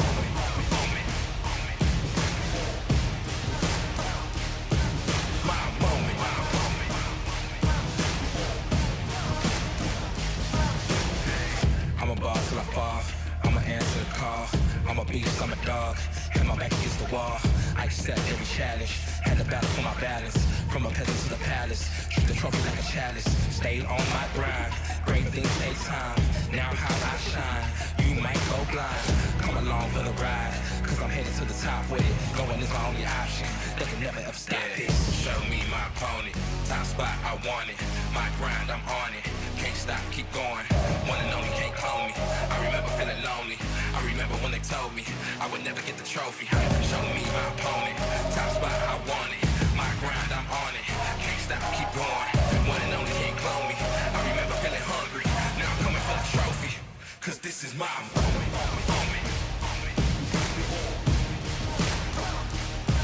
My moment.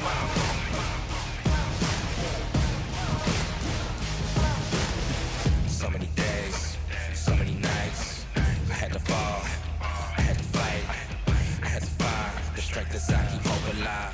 Through the dark, I found my light and now I shine. So many days, so many nights. I had to fall, I had to fight, I had to find the strength inside, keep hope alive. Through the dark, I found the light and now it's mine.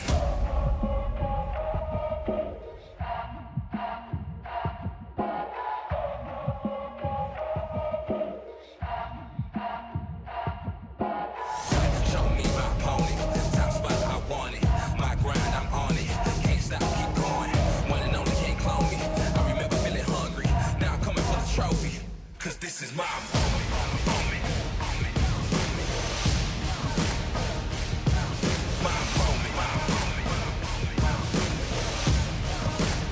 Cause this is my moment.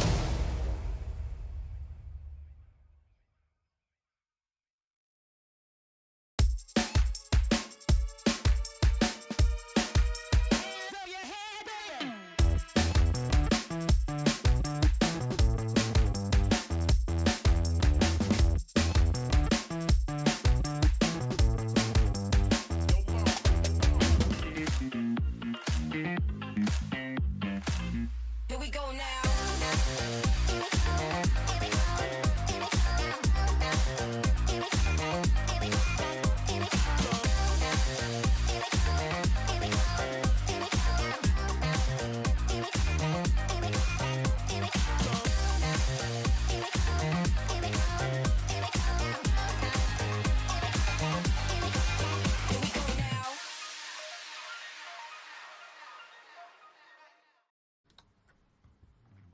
Oh hey, didn't see you guys there. What's going on? I'm Hound. Alongside with me is Omo. We're going to be your casting crew for today. We're gonna be your source of entertainment, and we do hope that you guys are enjoying the show thus far.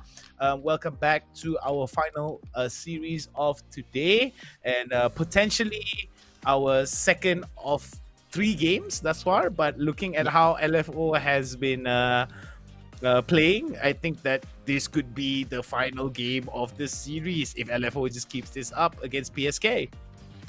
Yeah, and speaking of entertaining, they've been making it entertaining for us. The previous series as well. It was a fun one to watch. The games today have been good. I mean, I'm looking forward to the next game because I want to see not if LFO will win, not how LFO will win, but I want to see if they have any more role swap shenanigans. Yeah, I'm looking forward to seeing how that works out for members of LFO here. PSK though may need to pull on their socks, or at least pull on some of their pocket picks, or maybe even crazier strategies to try to throw LFO off their high horse. Not to say high horse, throw them off balance a little bit. So this could be very interesting to see whether or not PSK will be adopting a little bit more wilder strategies here. I mean, there's nothing much you can lose here going up against the top 2 teams, so might as well try and go with some wilder strategies here moving forward. Yeah, agreed. And at the very least, ban away the Yuumi. I can't keep saying this, guys. You can't keep getting away with picking Yuumi. Even though it's not Rich playing it this time around, I feel like the champion's too strong. I feel like it fits how LFO wants to play with their star players. Let's take a look at the post-game screen here. Yuumi, of course, undying. It's hard to kill the cat. Tipper had a great performance as well. And of course, Emotion. He was the punching bag of LFO that game. Swift, though, despite the fact that he wasn't doing as well as Raven here, only 1 death and 3 kills and 3 assists. That isn't too bad here by any margin for the side of PSK. So it does indicate, at least to me, that LXY has to be a little bit more proactive in setting up some of these kills and ganks here for Swift as well as Evolution, because they were the strong winning side compared to Raven and SSK, and I felt that could have worked out wonders for them here comparatively. But then again, sometimes we as casters, we can see everything, but because we can see everything, sometimes we're not limited. We don't have the full idea because of the fog of war. Sometimes because of the lack of information, it works differently for some of the pro players in terms of understanding why they do what they do. Yeah, of course, it's always much easier for us to say certain things, but when you're actually in game, when you're actually up in the rift against players like Raven and SSK, it's gonna be a very hard time for you there. Of course, Swift and Evolution, they had a good lane, they had a decent lane, they got leads, they forced Raven's base early on, but I feel like they could have done more. If you're meant to be the stars in this draft, if you're meant to pressure your opponents, I think I need to see more out of you here. Of course, it was a relatively close one in terms of kill score, but LFO's usual style of playing all 3 lanes, farming all 3 lanes, meant it was still a decisive victory at the end of the day. Very decisive victory indeed for LFO. A scoreline of 16-9 with a very good variety of damage across the board here. Looking at PSK as well, they aren't slouches in terms of damage here, but Emotion compared to Tipper, wow, that's just a huge difference here. about almost 2 times damage here in favor of Tipper compared to Emotion in terms of being able to output that damage. I think it goes to show that a lot of it really revolved around the fact that Rich was setting up the ability for Tipper to snowball, and Emotion was, for the lack of a better word, was not relevant in terms of the damage here.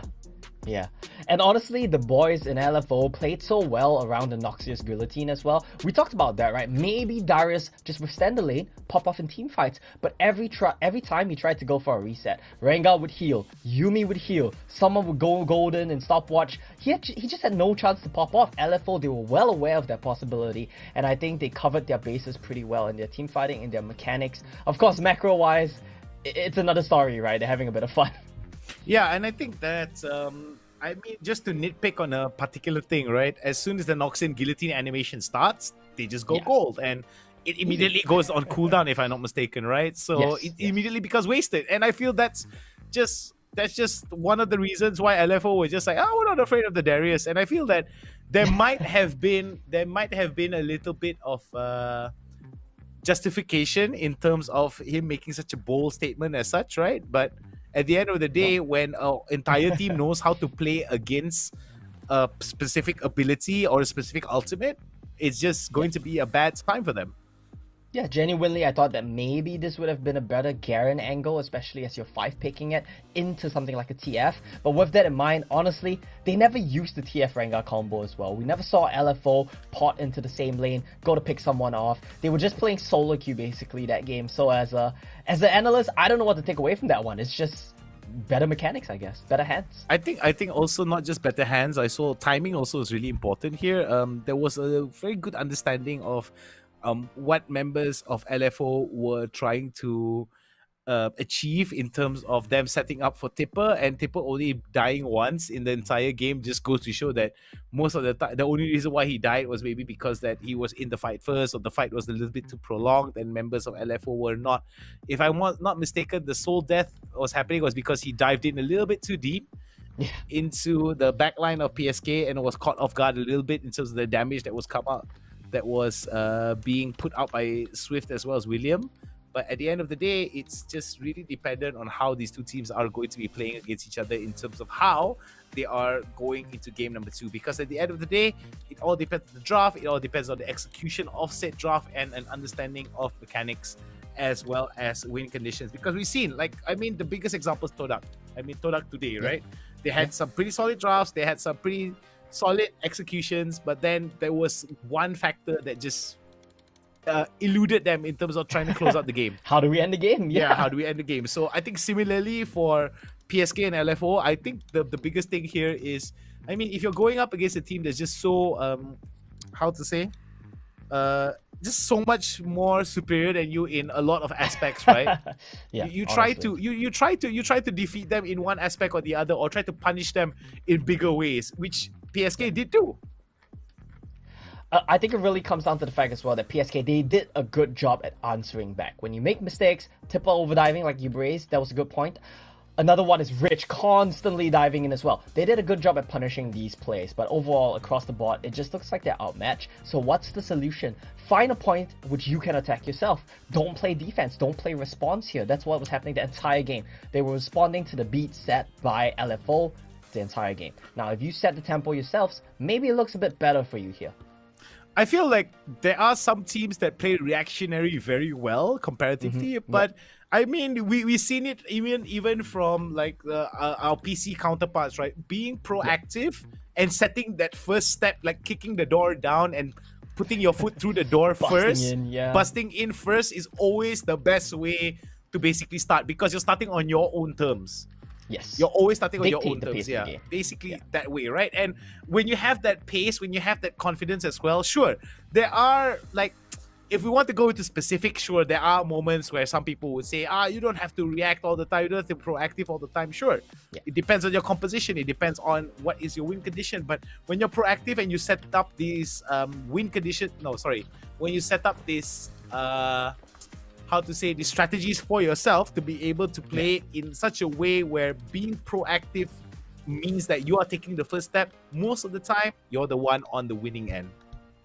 That's exactly the case, and I don't want to beat a dead horse, but if you think back to the series between TODAK and Watermelon as well, TODAK controlled the entire game. Why? Because they would always move first, they would get the inside track on objectives, and the moment Watermelon starts off Baron, the moment Watermelon starts off an Elder Dragon play, TODAK is on the back foot. They have to respond, and Watermelon, they are set up, they're ready to go, they take the fight. It's the same thing we're seeing here today, right? Proactiveness pays off if you set the tempo. Like Smurf said, tempo is so very important in these games. And LFO, well, it looks like they're feeding, it looks like they're inting, but they're always ahead on tempo. Yeah, and I feel that's going to be the case here. But enough about theory. Let's go into practicality here. Yes. We're going to go into our potential final pick and ban phase between PSK, who is going to be on the blue side, going up against LFO means that they are going to be having the first pick up here. Tipper will be opened up in terms of getting the counter pick onto Emotion here. So I'm pretty interested to see not just the picks, not just the bans, but also the picks that are coming in from the side of PSK.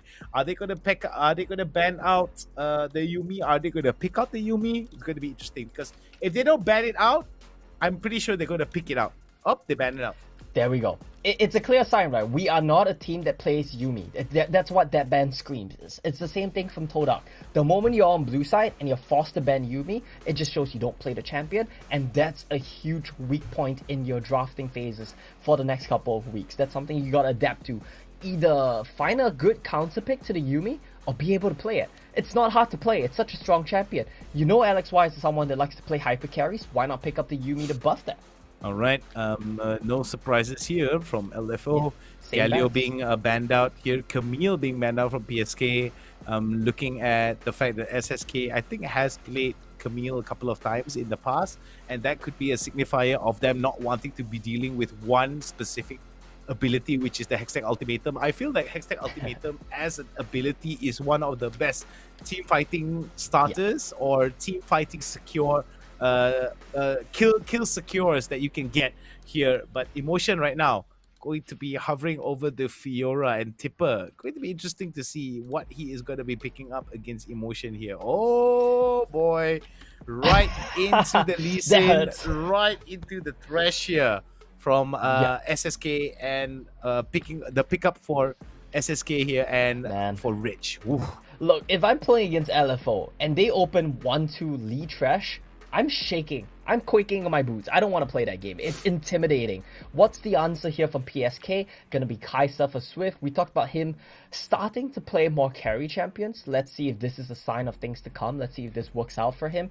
That Fiora pickup as well. Could go to Emotion, could go to LXY. Let's see how it plays out. Last pick is still available for LFO. There we go. Just gonna be a default Kai'Sa Lulu lane.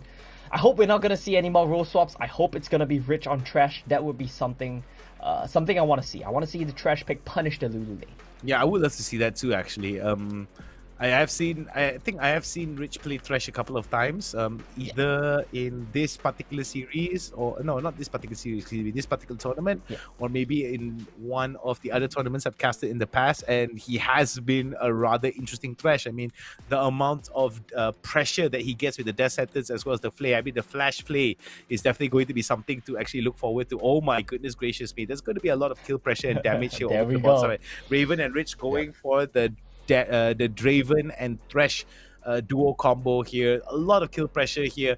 I do believe that comparatively, Swift is going to take a little bit of time to build up in terms of the scaling. And while he's going to be taking up that time to build up, a Draven in the early stages of the game is with the two spinning axes. I mean, if you're able to juggle those three axes and just continuously throw out those three spinning axes out, and you're able to maximize your damage, it's going to be a hard time.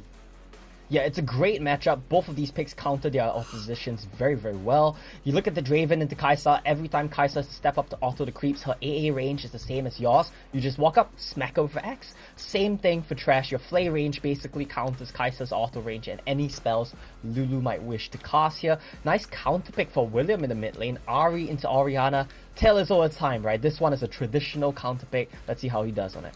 I'm pretty excited. Ooh, oh, that's a good one. This is a good one. This is actually a really good dive cop here. Okay, now looking at PSK, right, is slowly coming into full circle what they want to achieve here. I do like what PSK is going, and yes, very beautifully done here in terms of LFO. As you said, as you pointed out very astutely here, Akali coming out for LFO. I mean, no surprises there. There's a lot of opportunity for PSK to actually bring the fight towards LFO, but they've got to be careful as well because there's a lot of flanking potential. But they don't have to worry that much because Swift will be able to reposition, as well as William will be able to reposition. So I feel that that's not entirely going to be the case here.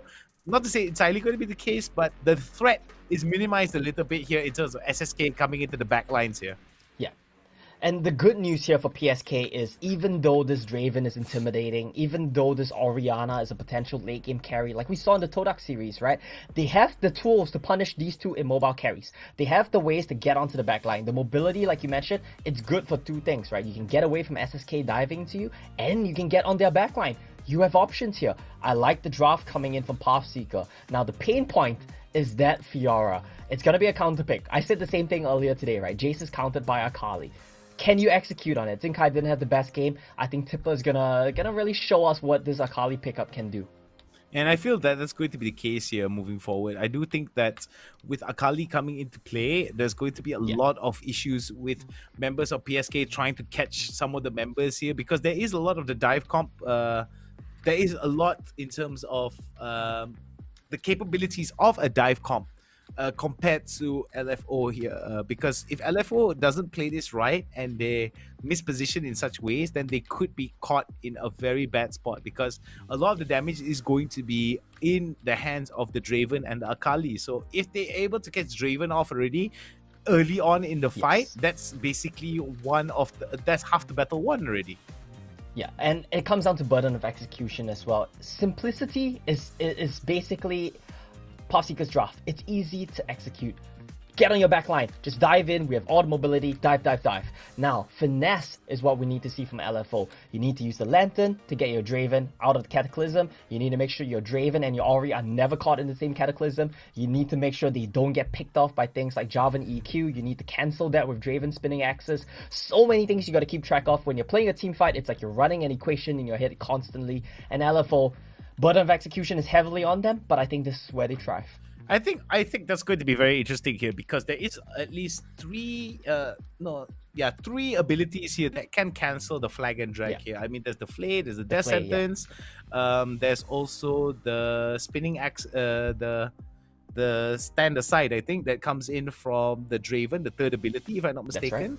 Right. And I think on a more harder scale, more inconsistent scale to actually pull off is the Dragon's Rage as well that comes in from SSK. But I feel like for the most part, Dragon's Rage is going to be used either to initiate some of the fight to basically deliver Swift or William into the hands of LFO, or maybe used as an execution tool. Depends on how SSK decides to build this here.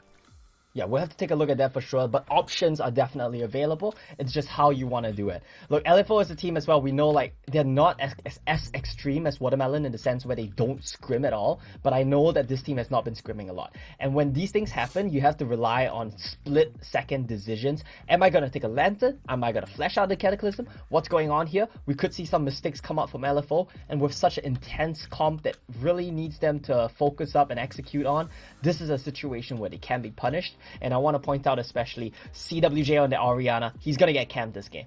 All right. Well, enough about that. It's going to be LFO going up against PSK. PSK in blue, LFO in red. 1 for LFO thus far. Could it be a 2-0 clean sweep, or could it be forcing us to go 1-for-1 and forcing us to go to a potential third game? We shall have to wait and see. Overall, any stray observations here, Omo, in terms of the opening seconds here? Yeah, looks pretty standard so far. Raven as well as Rich, they're going to be starting off in lane. That gives them already a lead in the lane that they're already going to win. So they don't need this advantage, but they're going to get it nonetheless. I want to see if Alex Y goes for an early gank. William with some dangerous trading at level 1. All right, Emotion, Tipper.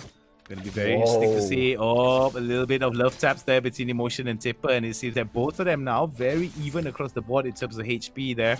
Going to give a slight advantage onto Emotion here, mostly because of the early game lunge. The early game mobility that Emotion has with the lunge, and I do believe that sustain wise as well, it's rather even across the board here for Emotion and Tipper. Tipper is reading him like a book, by the way. He's spacing every single one of those lunges from Fiora onto the Vital. It's so clean to watch. Yeah, very, very...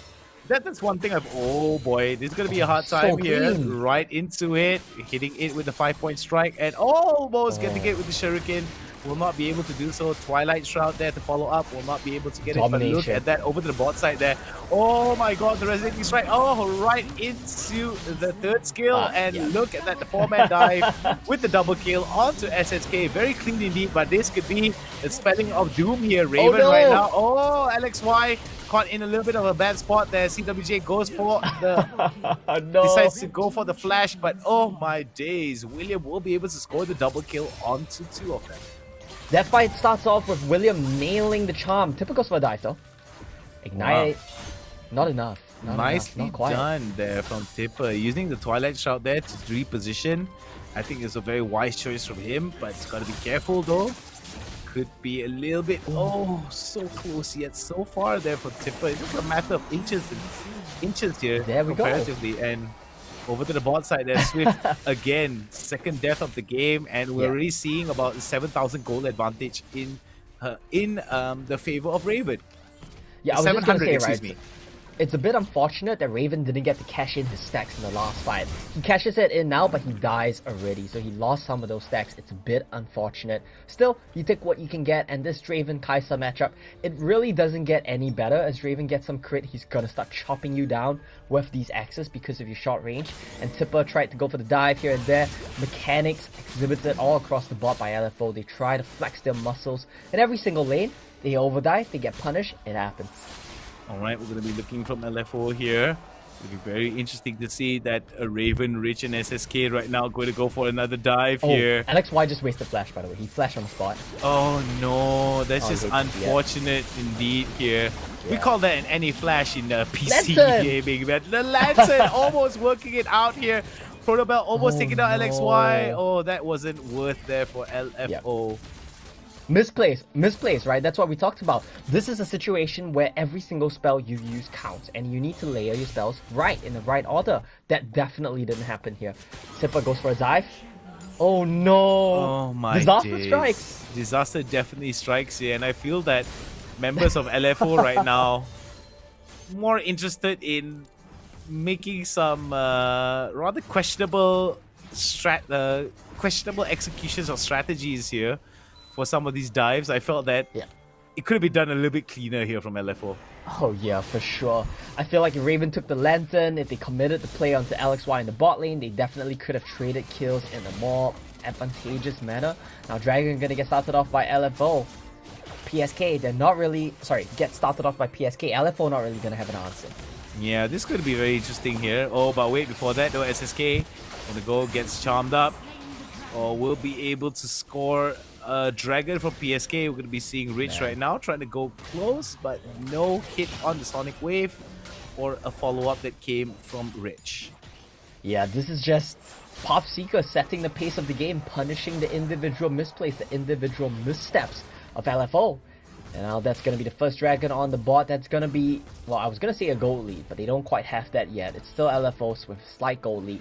Now Rift Herald going to get started out. Numbers advantage. It's here for LFO.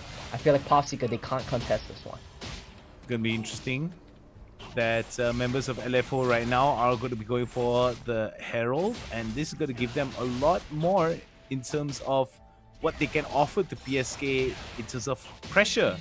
SSK right now will be able to get it. No contention there from LXY, but LXY right now may actually... Oh, wait. Oh, boy. Ooh, beautiful. Dragon's Rage right into the flash. Very reactive indeed there coming in from SSK. SSK, one more point of HP. Perfect execution to get away. Tipper will be able to walk away. Not too far behind from SSK. Yeah, 2 flashes used to get out of dodge there from the side of LFO. Nothing really spent by PSK, so that's a nice win for them. This Fiora scaling up very well. We know Emotion can perform on these carries. Now he has the space to. Let's see if he can deliver on that. Yeah, it's going to be interesting to see how LFO is actually... They're not to say they're playing from behind. They still got a rather... A small lead in terms of goal. I mean, just what, 600 goal lead advantage here? Nothing too scary, but for what I'm seeing here from PSK, that this is an opportunity for them to come into play here because they are leading ahead in terms of kills, most of which is going to be in the pocket of William. And this is going to be very important for him to actually pop off here because Ari, in my opinion, is one of the more versatile champions. Not entirely specialized like some of the other control mages like we see like CWJ, like Oriana, or maybe like other mid lane champions that I feel are specialized in it. For Ari, she can do a lot of things great, but master of none, so to speak. Yeah, pretty much, right? She has good mobility, she's good wave clear, she has catch, but nothing is really exceptional. Nice turret tick here from LFO. Gonna dodge out on the charm. Alright, a little bit of damage there with the orb, but nothing to follow up. Spirit Rush has been taken down there. William is going to be rather exposed here due to the lack of mobility. LXY is still very much close by. Flags and drags to Krugs to farm up a little bit, but no other follow-up that's gonna come from the side of PSK. Oh wait, I spoke too soon. They're gonna keep going. Oh, beautifully done there. Right into the Sonic Wave, Resonating Strike. There we go. Into the Cataclysm by LXY. LXY goes in for the poke. Void Seeker misses onto SSK. SSK right now going to be holding on, but they are going to be able to able to get it down. This is going to be bad here. Nicely done there with the flay. SSK! Where is his health bar? Doesn't have one. No red left. Entirely gray on the health bar. But life stealing will keep him alive. The turret drops. Swift oversteps. Has the flash but walked into the flay. And of course PathSeeker, they're getting punished. LFO, they're making it work. You have to play this comp with a bit more finesse, and they exactly do that. They bait out the Ari ultimate initially, and on the re-engage, that's when they go all in. I found it a little bit weird that William maybe wasn't paying attention because he did sidestep. He didn't make any attempts to sidestep, but this follow-up was just beautiful. Here, look at the amount of damage is coming in from members of LFO to follow up, and SSK is just walking away with no health at all. Ooh, oh my goodness! I thought he was out. SSK. Where was the repulse? I swear he still had it. I thought he was out, but I guess that's not the case. That wasn't the case at all. SSK predicting, looking into the future and determining that emotion is not going to go back alive in that exchange.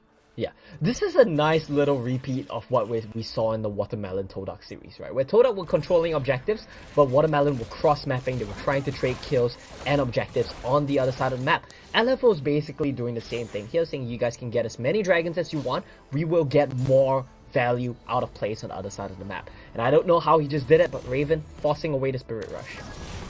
Coming in from LFO, they've got to be a little bit careful here. CWJ, oh wait, Rich as well. CWJ's got to be careful. They are a little bit outnumbered here. No opportunities for flanks. Tipper right now gonna go for the Twilight Shot right with the 5-point strike. Trying his best. Oh, right into it. Goes for the riposte. Not gonna be enough. SSK just waits a little bit. Let me put a resonating strike in it. And you look at how the more experienced players play around the repulse. They always play a bit patient. They always bait out that spell. We saw the same thing from Vendetta in the last series. We see the same thing from SSK here. Take a step back, take a breath, and bait out the spell. Then you go in, then you pick up the kill, then you pick up the Rift Herald. LFO now, full control, 5,000 gold lead. They are able to make a mountain out of a molehill, give them an inch, they take a mile. They're gonna go play for mid lane turret very shortly as well. Alright. Oh, it seems very unfortunate that SSK was able to get that blue buff here. I think was intended for CWJ. Oh, the charm hitting the siege minion. That's just sad.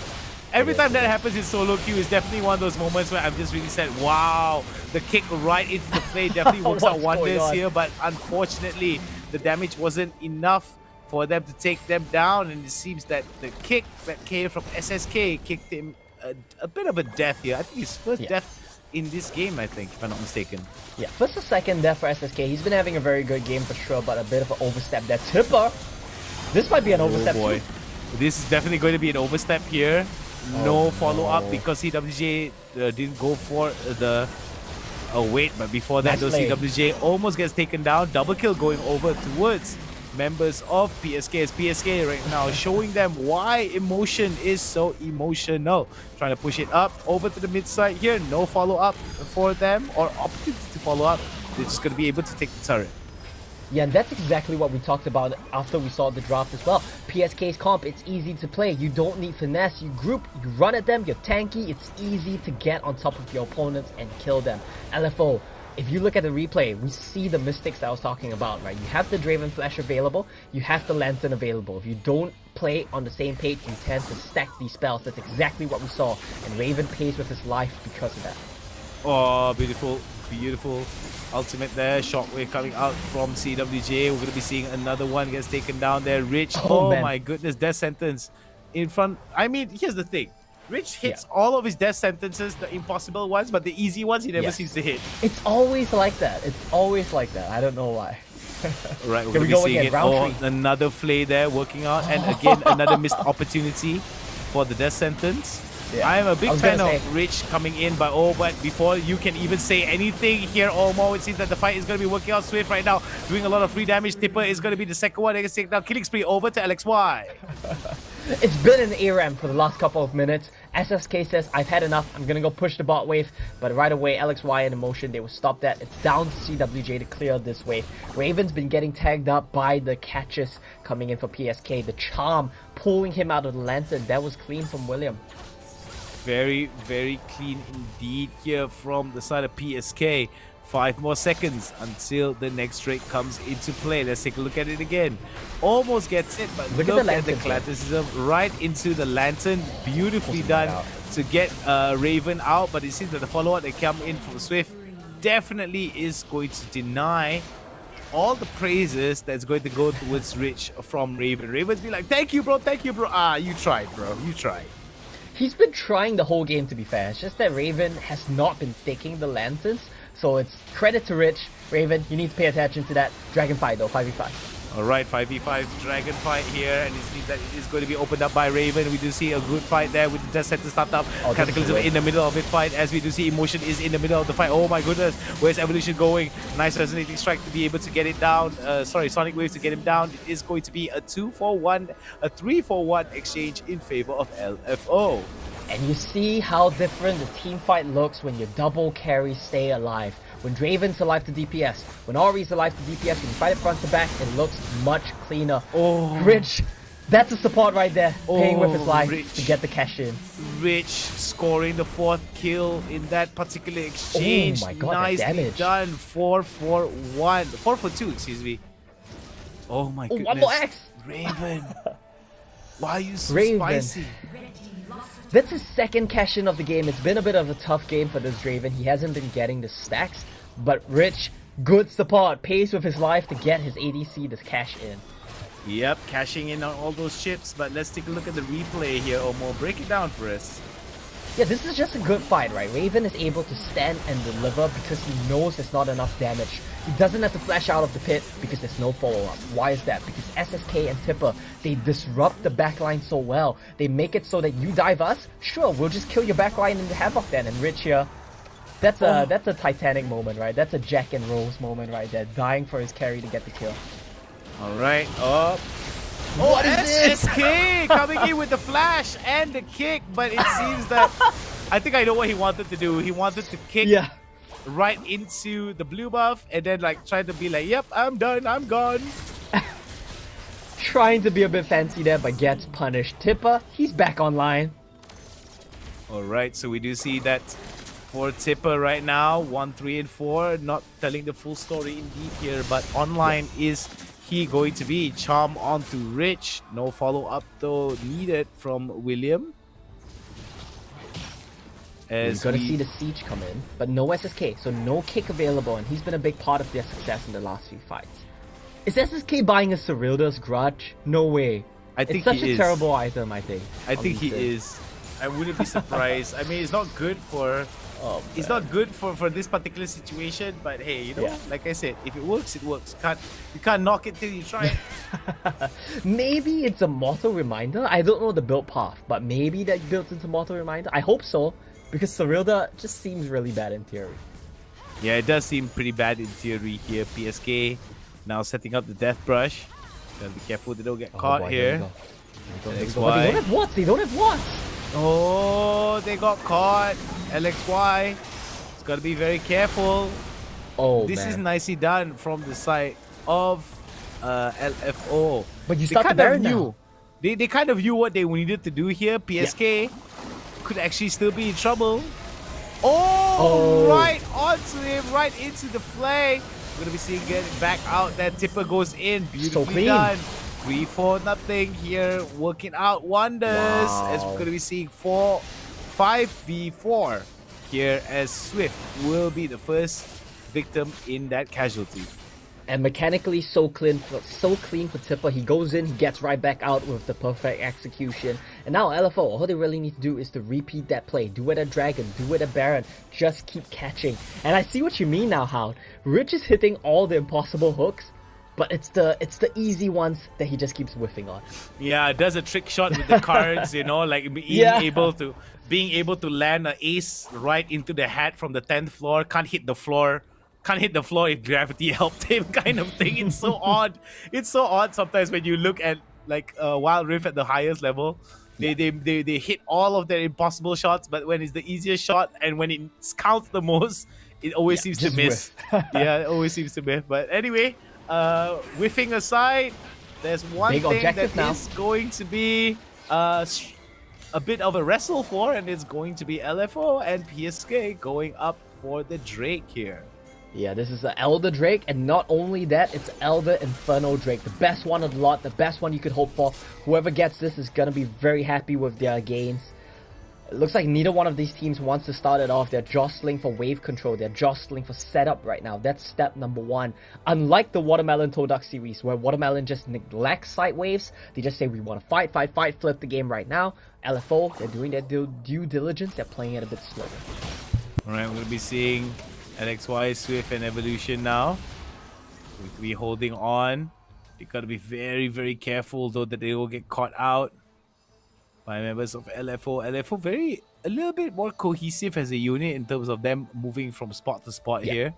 Line of scrimmage is still going to be held on by a majority of members of PSK.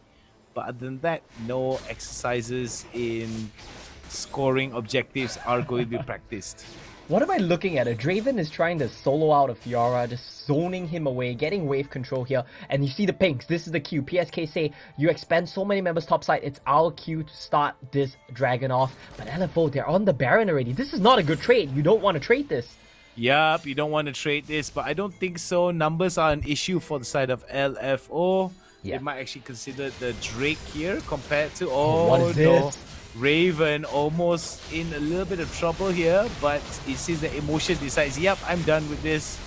As we're going to be seeing the fight now break out, it's going to be a beautiful one indeed. We're going to be seeing the first casualty. They're coming in from the side of LFO. Rich is being taken down. We're going to be seeing Emotion get taken down as well. As we're going to see Evolution now. Another one gets taken down. William also gets taken down. Swift is going to be next. LXY now in a little bit of trouble here. Swift goes golden, but it's not going to be enough. He is going to be taken down either. It's going to be game. Ladies and gentlemen, we don't need game number 3. This is GG here.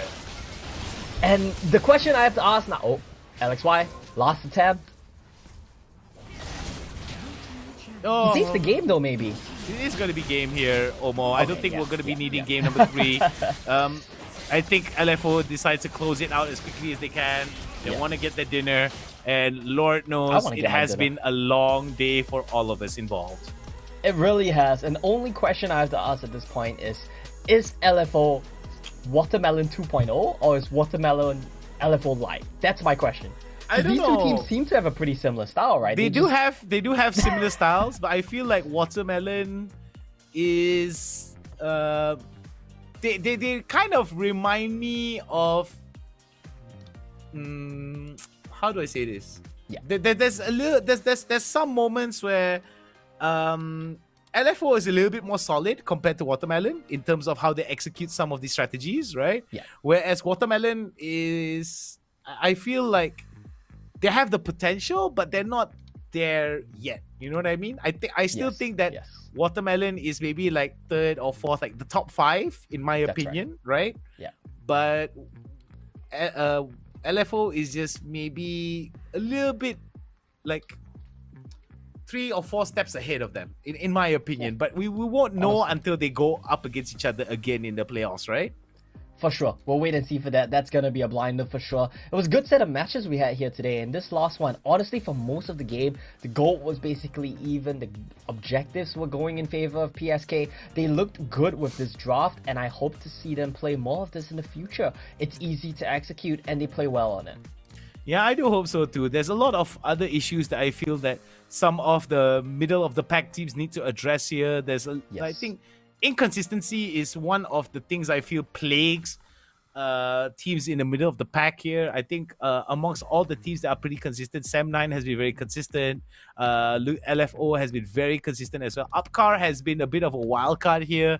I think they're one of those teams that I feel that could be a spoiler for a lot of the top tier teams, in my opinion. I just feel like they just need to find their footing a little bit and maybe diversify a little bit, because I think the meme is what, Coffee and Friends, if I'm not mistaken. Yes. That's the meme. Yeah. So for Upcar, yeah, for Upcar. So I feel that if they're able to maybe branch out a little bit more outside of Coffee and Friends, maybe there could be another way to go for it, But then again, we can't say, because in the short amount of time, so many teams can improve so much in such a short amount of time. And of course, the double round robin just started today. It's the first day of that. There's still a couple more weeks, I believe 2 more weeks, and 1 more day in this week as well, for these teams to improve before we head into playoffs. A lot of things I want to look out for. TODAK especially, I've liked their upward momentum. Hopefully they keep it going and they make it into playoffs, but they'll have to fight very closely against PathSeeker, who had a stellar game 2 as well, despite losing in this set. Yeah, I think there were a lot of things that PathSeeker needs to actually fix out. But at the end of the day, it all really depends on the amount of what they do with the time and how efficiently they do it. Let's take a look at the post-game stats here, Omo. Yeah, of course, CWJ not dying, but also not finding many kills. I think the stellar performances from Rich and SSK, the support and junglers, back in their original roles, paid off much better. They looked much cleaner, and they were definitely dictating the pace of the game. The roam from bot to top, the dive in motion comes to mind as well.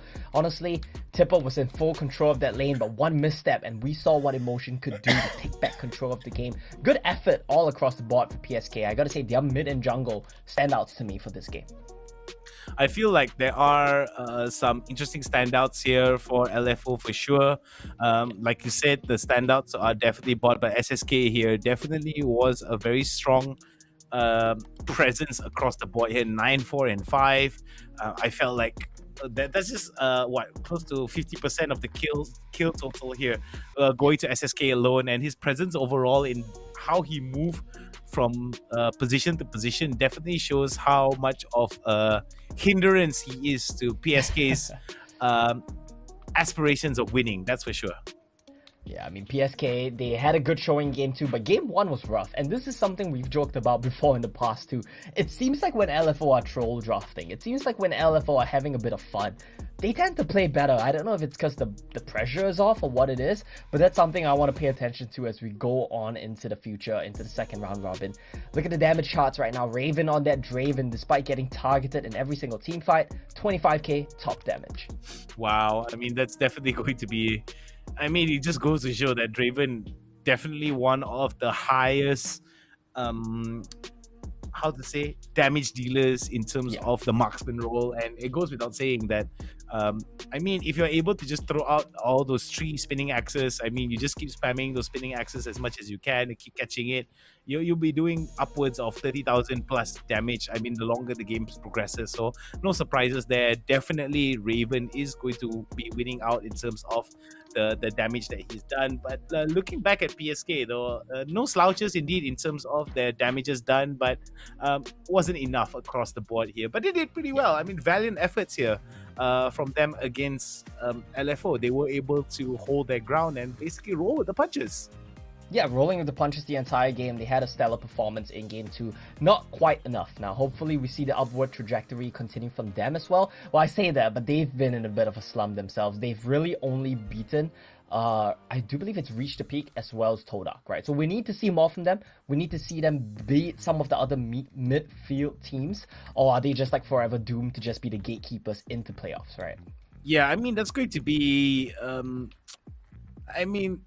Those are moments where you don't want to be gatekeeping for a lot of the bottom of the pack. I mean, not a good spot. Not a good spot to be in, but there is benefits to being there. I believe that experimentation, being able to just take a little bit of risks here and there to basically limit test a little bit. But then again, if you're going to be limit testing here at WCS, maybe only some teams can get away with it. I feel like Watermelon is one of those teams, right? Yeah, but for sure. for the most part, it may not be the case. But for those of you who missed out on the majority of the show, we've got highlights for those of you guys at home. Let's check it out as we watch it. Take it away, Omo. I mean, it was a pretty crazy one indeed here This from is a LFO. big one, right? That charm being nilled from William as well as LXY. These two guys, they were a big part of the success for the team, and they delivered, right? They 1v1 their counterparts. They got the triple kill. They got the tempo, and like this, they're getting the engages constantly. But this fight, Raven and CWJ being untouched, just means it's a disaster. Yeah, there was quite a bit of issues here for some members of LFO. I mean, I did see that some of the pace, not to say some of the pacing, but some of the team fightings were not in their favor here. I felt that there was maybe an element of greed involved, or maybe an element of overestimating their damage here. But PSK did show that they did quite well in some of these exchanges, but Swift there tried to get away. But look at the amount of damage that was coming out from Raven. It's just absurd. Just a lot of damage, and this last-ditch attempt here from LXY wasn't enough. At the end of the day, he almost took down Raven again, and he's been doing a good job at targeting this Raven, but not quite enough. Yeah, Nexus already opened up and exposed. No surprises there in terms of LFO being able to close it out with a bit of a flashy mechanics there at the end from the Oriana here from CWJ just to close out. But other than that, I think that wasn't that much of a surprise here. Genuinely speaking, I think for the most part, most of the predictions from the casters as well were very accurate. I mean, with the exception of mine for TODAK. It was close. It was very close. It was pretty close, but then again, you know, like I said, win by an inch, win by a mile, still a win. Win to win, yeah. All right, we have got an SSK. interview, huh? Yeah, that's nice. SSK from the side of LFO going to be joining us here. All right, let's welcome him onto the show. Welcome to the show, SSK. How you been? Hope everything is good with you. Hello, Welcome nice back. meeting you. We've been having Raven for the last few weeks. It's been getting a bit boring, so we requested for you here today on the English show because you're more entertaining. Ooh. How do you feel about the game? Am I? Welcome back. I think so. It was a great game. So I felt surprised at the first game because I didn't know I was gonna play support too until the last second when Rich said he wanna play Rengar. So what happened there? What was the conversation? Like I asked, cause I picked the Yumi first, I think, if I'm not wrong. So I asked, hey, Rich, do you want to swap me? And then I said, oh no, I want to play Rengar. And I said, oh wait, really? And I said, yeah, rare. And I said, okay, then that's all that happened. Yeah, you love to see it. It's always fun to see these role swaps happen. Did you have fun? You said it was hard, right? You said it was difficult. First time you. Oh, where do you hear it from? I have my sources. It was very difficult for me to handle Yumi because it was very different from the PC counterpart where I get a lot of experience from. So I learned it over the games, over the course of the game. Yeah. It must have been a very interesting way to actually learn a particular champion in terms of the mechanics. I mean, you do have the experience from your PC counterpart, but the translation of executing such mechanics in Wild Rift is definitely going to be different. So what was the biggest challenge here? I mean, playing that swap. I think biggest challenge is playing the champion itself because I don't think PSK was much of a challenge during that game. So it's just like another ranked game where I just practice my champions. Yeah, that's about it. Okay. Are we gonna see more role swaps from you guys, or is this just a one-off thing? Yeah, I think we'll play more role swaps where like if it's more suitable, is it suitable for the team composition and makes sense, and why not, you know? Because yesterday reached the peak DD, so I asked the admin, hey, is this allowed? I'm not sure of it, and then they say yeah, it's allowed, and I say, oh, cool, it's something you can do too, you know, something like that. Okay, so yeah, go ahead. One question I want to ask you. I mean, PSK isn't exactly one of the higher tier, not to say higher tier, higher ranking teams in terms of the standings. But what was the biggest thing about them that surprised you in games number 1 and 2? Let me think. I think the jungle played quite well this series. A bit of a jungle gap. I think it's hard for me to like punish him really well. Where like compared to other junglers in the WCS MYSG, they're quite headless. That they don't know what they're doing. But for this, I don't know what his name, but I can see that he have a direction. He know what he want to do, and I think that's something that surprised me. I like the subtle shade, the compliment, but I don't even know his name. It's Alex. It's Alex Y, if I'm not mistaken. Yeah. Yeah. So who do you think was the MVP from your team, SSK? Let me think. I think maybe me. Production I has think it we ready. played, Quick. Yeah, I think maybe me. Because of the second game, we played a very random game where I ended up with a 4-man kick. So I think that won the game. So maybe production will see that and give it to me. Well, let's see if production agrees. Yeah, I can always see you in the game looking for the big kick angles, but let's see if production agrees. Yeah, let's take a look at that. Okay. Our guy SSK from LFO with a 68% kill participation, a goal per minute ratio of 760, damage per minute of 733, and damage taken per minute of 589. Nice. So the second round robin has started. It's not the best. It's okay. It's not bad. So I want to ask you one more question. The second round robin started today. Tomorrow, you guys have a rematch against Upcar. The last time you faced them, they took a game from you. Do you have any words ahead of tomorrow's game? They took a game from you, yeah. I don't remember. You don't remember? Yeah, but I think... I think every time we are 1-0 up, we'll get very complacent. So that's how... Like, until now, there's no one that take 0-1 up us, right? It's always 1-1. So we always 1-0 first and 1-1. Yeah. So I think we always complacent after the first win, and we tend to like want to play more games, get more screen time, so that maybe we get offer, Sponsors will notice. So yeah. I hope that worked out well for you. Yeah, the more screen time we have, the more chance we are gonna get Orcs offer, like sponsorship from any organization. So yeah, I think that's something that there's no losing. We play more. If we lose, we get more games and get more screen time. If we win, we get to eat dinner quickly. So it's a win-win. It's a win-win. All right, that's one way to look at it, I suppose. But in all essence, do you have any words for fans out there, potential sponsors, or your opponents? Because it's going to be a very, very interesting playoffs here moving forward. Yeah, I just think from what I see, I can see that teams are improving over the course of this period. And even it's fine even if like the other 6 teams are excluding us cannot beat anybody, but I can still reach the peak. So I think they still have something going on for them. Yeah. Man. SSK never disappoints every time he's in front of a mic. That's for sure. Yeah. You've been doing a lot of fan service lately. Thank you for joining us for the interview, and hope you have a good game tomorrow. Yeah, thank you very much for having me. All right, bye. SSK. I mean, that's. Love the guy. I like how there's an element of candor and just very off color about him. That's just so quite refreshing sometimes to see in professional esports. Sometimes it's always great to see. A lot of the times the players tend to be a bit more shy, tend to be a bit more withdrawn, especially like the first couple of times on broadcast. Yeah. But SSK is one of those guys. He's been around the block a few times. He's a veteran for sure. He knows his way around a mic.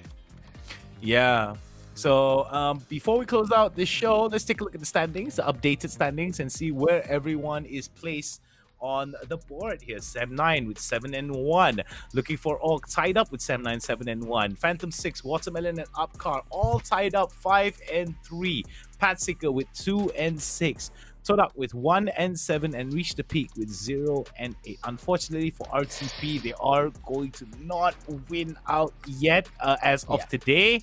So we do hope them the best in terms of being able to at least score a few wins moving forward. Yeah, it's a bit heartbreaking for the team, but of course, let's see what they can do moving forward. We'll have a match schedule for tomorrow coming up as well. Keep in mind, we play Fridays to Sundays, so tomorrow will be the last day of week 3. Our second round robin has begun. I'm excited. Let's see if the standings is gonna get shaken up a little bit as we move forward. And of course, 3 teams tied for 3rd place. Our midfield extremely strong right now and extremely evenly matched. Well, there is going to be some shakeups here moving forward, because looking at how WCS Malaysia Singapore has been progressing, it's been quite a bit of a wild ride here. The turnover of improvement is just one of those things that I feel is very quick. I mean, it's like fast food, you just blink and then the food's done. But enough about that. Let's take a look at the schedule and what awaits us in the next few days. RTP going up against Watermelon. Upcar going up against LFO. Sem9 going up against Phantom 6. And TODAK going up against PathSeeker. We've got some really exciting games tomorrow. I yes, think we the do. second and the third games especially. I don't expect LFO or Sem9 to lose the games, but they should be challenged, and that's always fun to see. TODAK and PSK, if TODAK wants to get into playoffs, this is a match that they have to win. Oh yes, they have to. I feel like there is a lot of there is a lot of pressure here from TODAK to be able to perform, and I feel that for them to be able to move forward it's imperative for them to be able to at least try their level best to be more of a presence here. But then again, TODAK is, I think in my opinion, they are quite fresh in terms of the experience that they have as this particular team has gone through. I know Shanks and Crown have played together in, I think it was underrank, if I'm not mistaken, in the past, and they do have quite a bit of experience in that as a team. I think amongst all the teams that are involved, Sem9, I think, has some of the best experience of playing together. Because they were from, I think, Berjaya Dragons, if I'm not mistaken, beforehand. So Even I think back in the PC days, right? even back in the PC days, yes. So I think there's a lot of reason as to see why Sem9 is one of the favorites to win it all. But then again, upsets happen in all sports, especially esports, and I believe that for teams such as looking for, heck, even Watermelon, there could be an opportunity for them to be one of the dark horses to upset teams that are at the top of the block. It all really depends on how they perform over the next course of the next few weeks. Yeah, I'm excited to see how things progress, and I'm extremely excited as we move closer and closer to playoffs as well. A lot of expectations there. Who's going to be the king of the midfield? Who's going to be our champion? Who's going to represent Malaysia and Singapore on the regional stage? But of course, let's not get too ahead of ourselves. That's about it for the second day of week 3. We've got some bangers coming your way tomorrow, so make sure you guys tune in. Same time, same place, same YouTube channel, same Twitch channel, wherever you're watching it on. You guys stay awesome. You guys stay awesome. Oh, wait, oh my goodness. Oh, we're not closing just yet. We're not closing just yet. Okay. We're still here. We're still here. Almost dropped me. I'm hungry. Almost I'm dropped hungry. me. I'm Almost dropped hungry me. right Dropped me now. for a loop here. Okay, so for your thoughts here moving forward, do you feel like there are any teams here that could I think Sem9 is one of the more bigger favorites to win across the board here. Yes. Right? Do you feel like stylistically looking for LFO, Phantom 6 and Watermelon and how to say? Oh my goodness. Production, if there's no question for you, we're closing. I'm just so sad because they told us to talk a little bit more and then now they're gonna close it up. But I just want to know, do you feel like any of these teams like LFO can actually bring defeat towards Sem9 stylistically?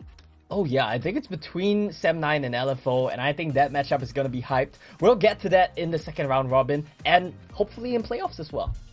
All right, I guess that's going to be it from us to you. We would like to say thank you for spending your time with us. We can't spell fun without you. He is Omo. That's right. Yeah, I am Hal. Right? We will see you guys again tomorrow. Same time, same place. Like almost same YouTube channel. Like and subscribe. And of course, stay tuned with all of our social media updates. Until then, stay safe, everybody. Be awesome.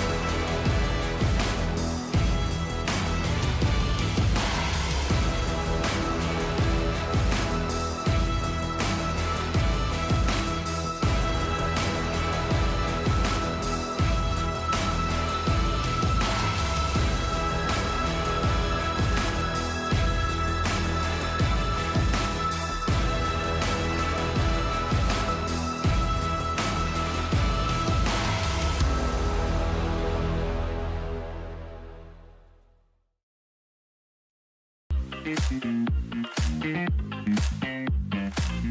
we go now.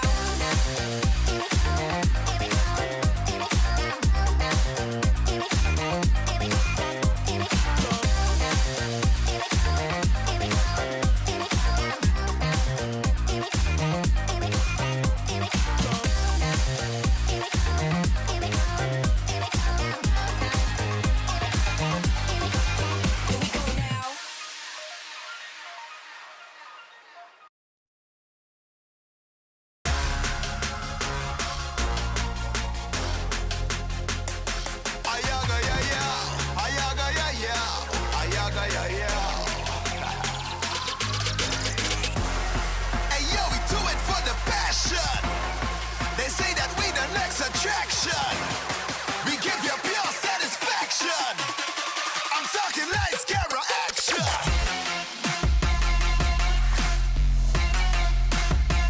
Hey, let's get it.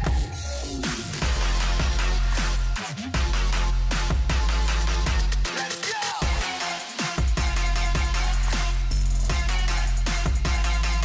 Action.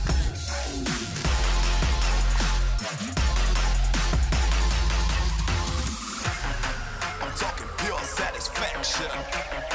We give you pure satisfaction. Hey yo, we do it for the passion. They say that we the next attraction. We give you pure satisfaction. I'm talking lights, camera, action.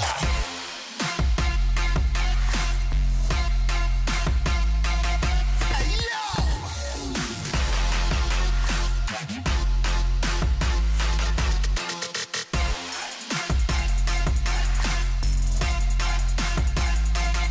Hey yo.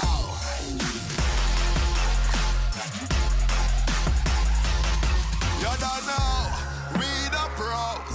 Take over every town and city we go. It's the final show. Here we go. Lights, camera, action, we playing the role. Watch the story unfold. Truth be told, we coming out and know we big and we bold. From we young and we old, we bad and we bold. From we heart to we soul, we conquer these goals, yeah. Hey yo, we do it for the passion. They say that we the next attraction. We give you pure satisfaction. I'm talking lights, camera, action.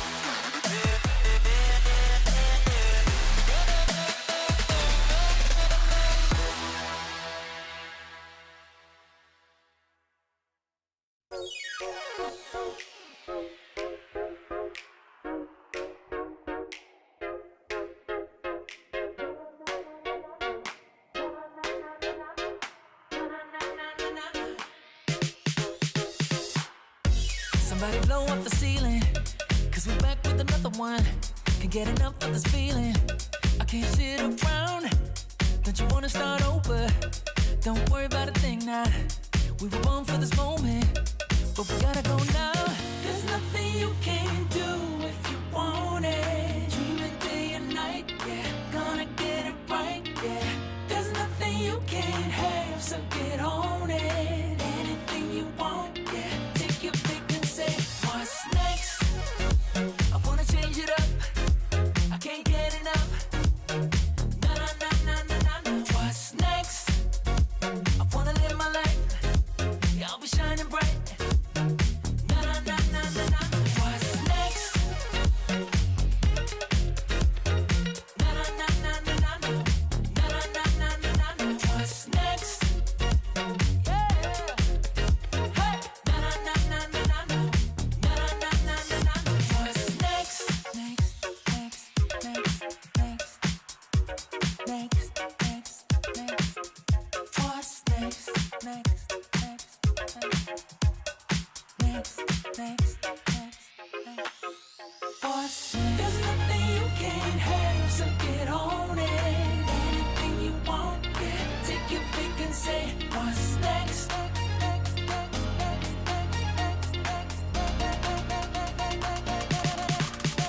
What's next? I wanna change it up, yeah. I can't get enough. Na na na na na na na. What's next? I wanna live my life.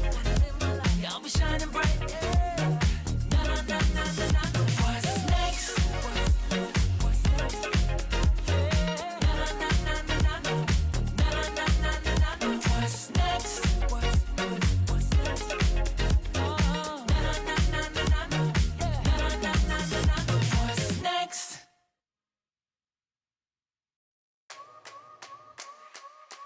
Yeah, show me my opponent. Top spot, I want it. My grind, I'm on it. Can't stop, keep going. One and only, can't call me. I remember feeling lonely. I remember when they told me I would never get the trophy. Show me my opponent. Top spot, I want it.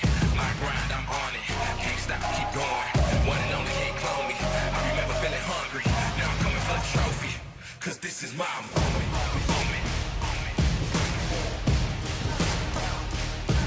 My moment.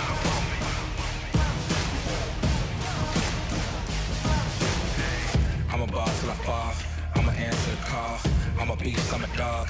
Had my back against the wall. I accept every challenge. Had to battle for my balance.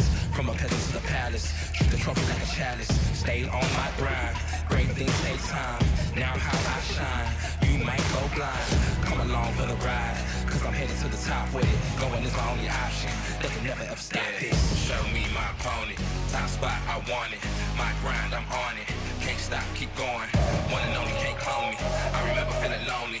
I remember when they told me I would never get the trophy. Show me my opponent. Top spot, I want it. My grind, I'm on it. Can't stop, keep going. One and only, can't clone me. I remember feeling hungry. Now I'm coming for the trophy. Cause this is my moment.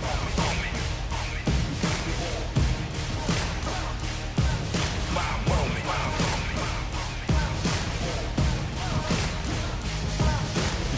So many days, so many nights. I had to fall, I had to fight, I had to find the strength inside, keep hope alive. Through the dark, I found my light and now I shine. So many days, so many nights.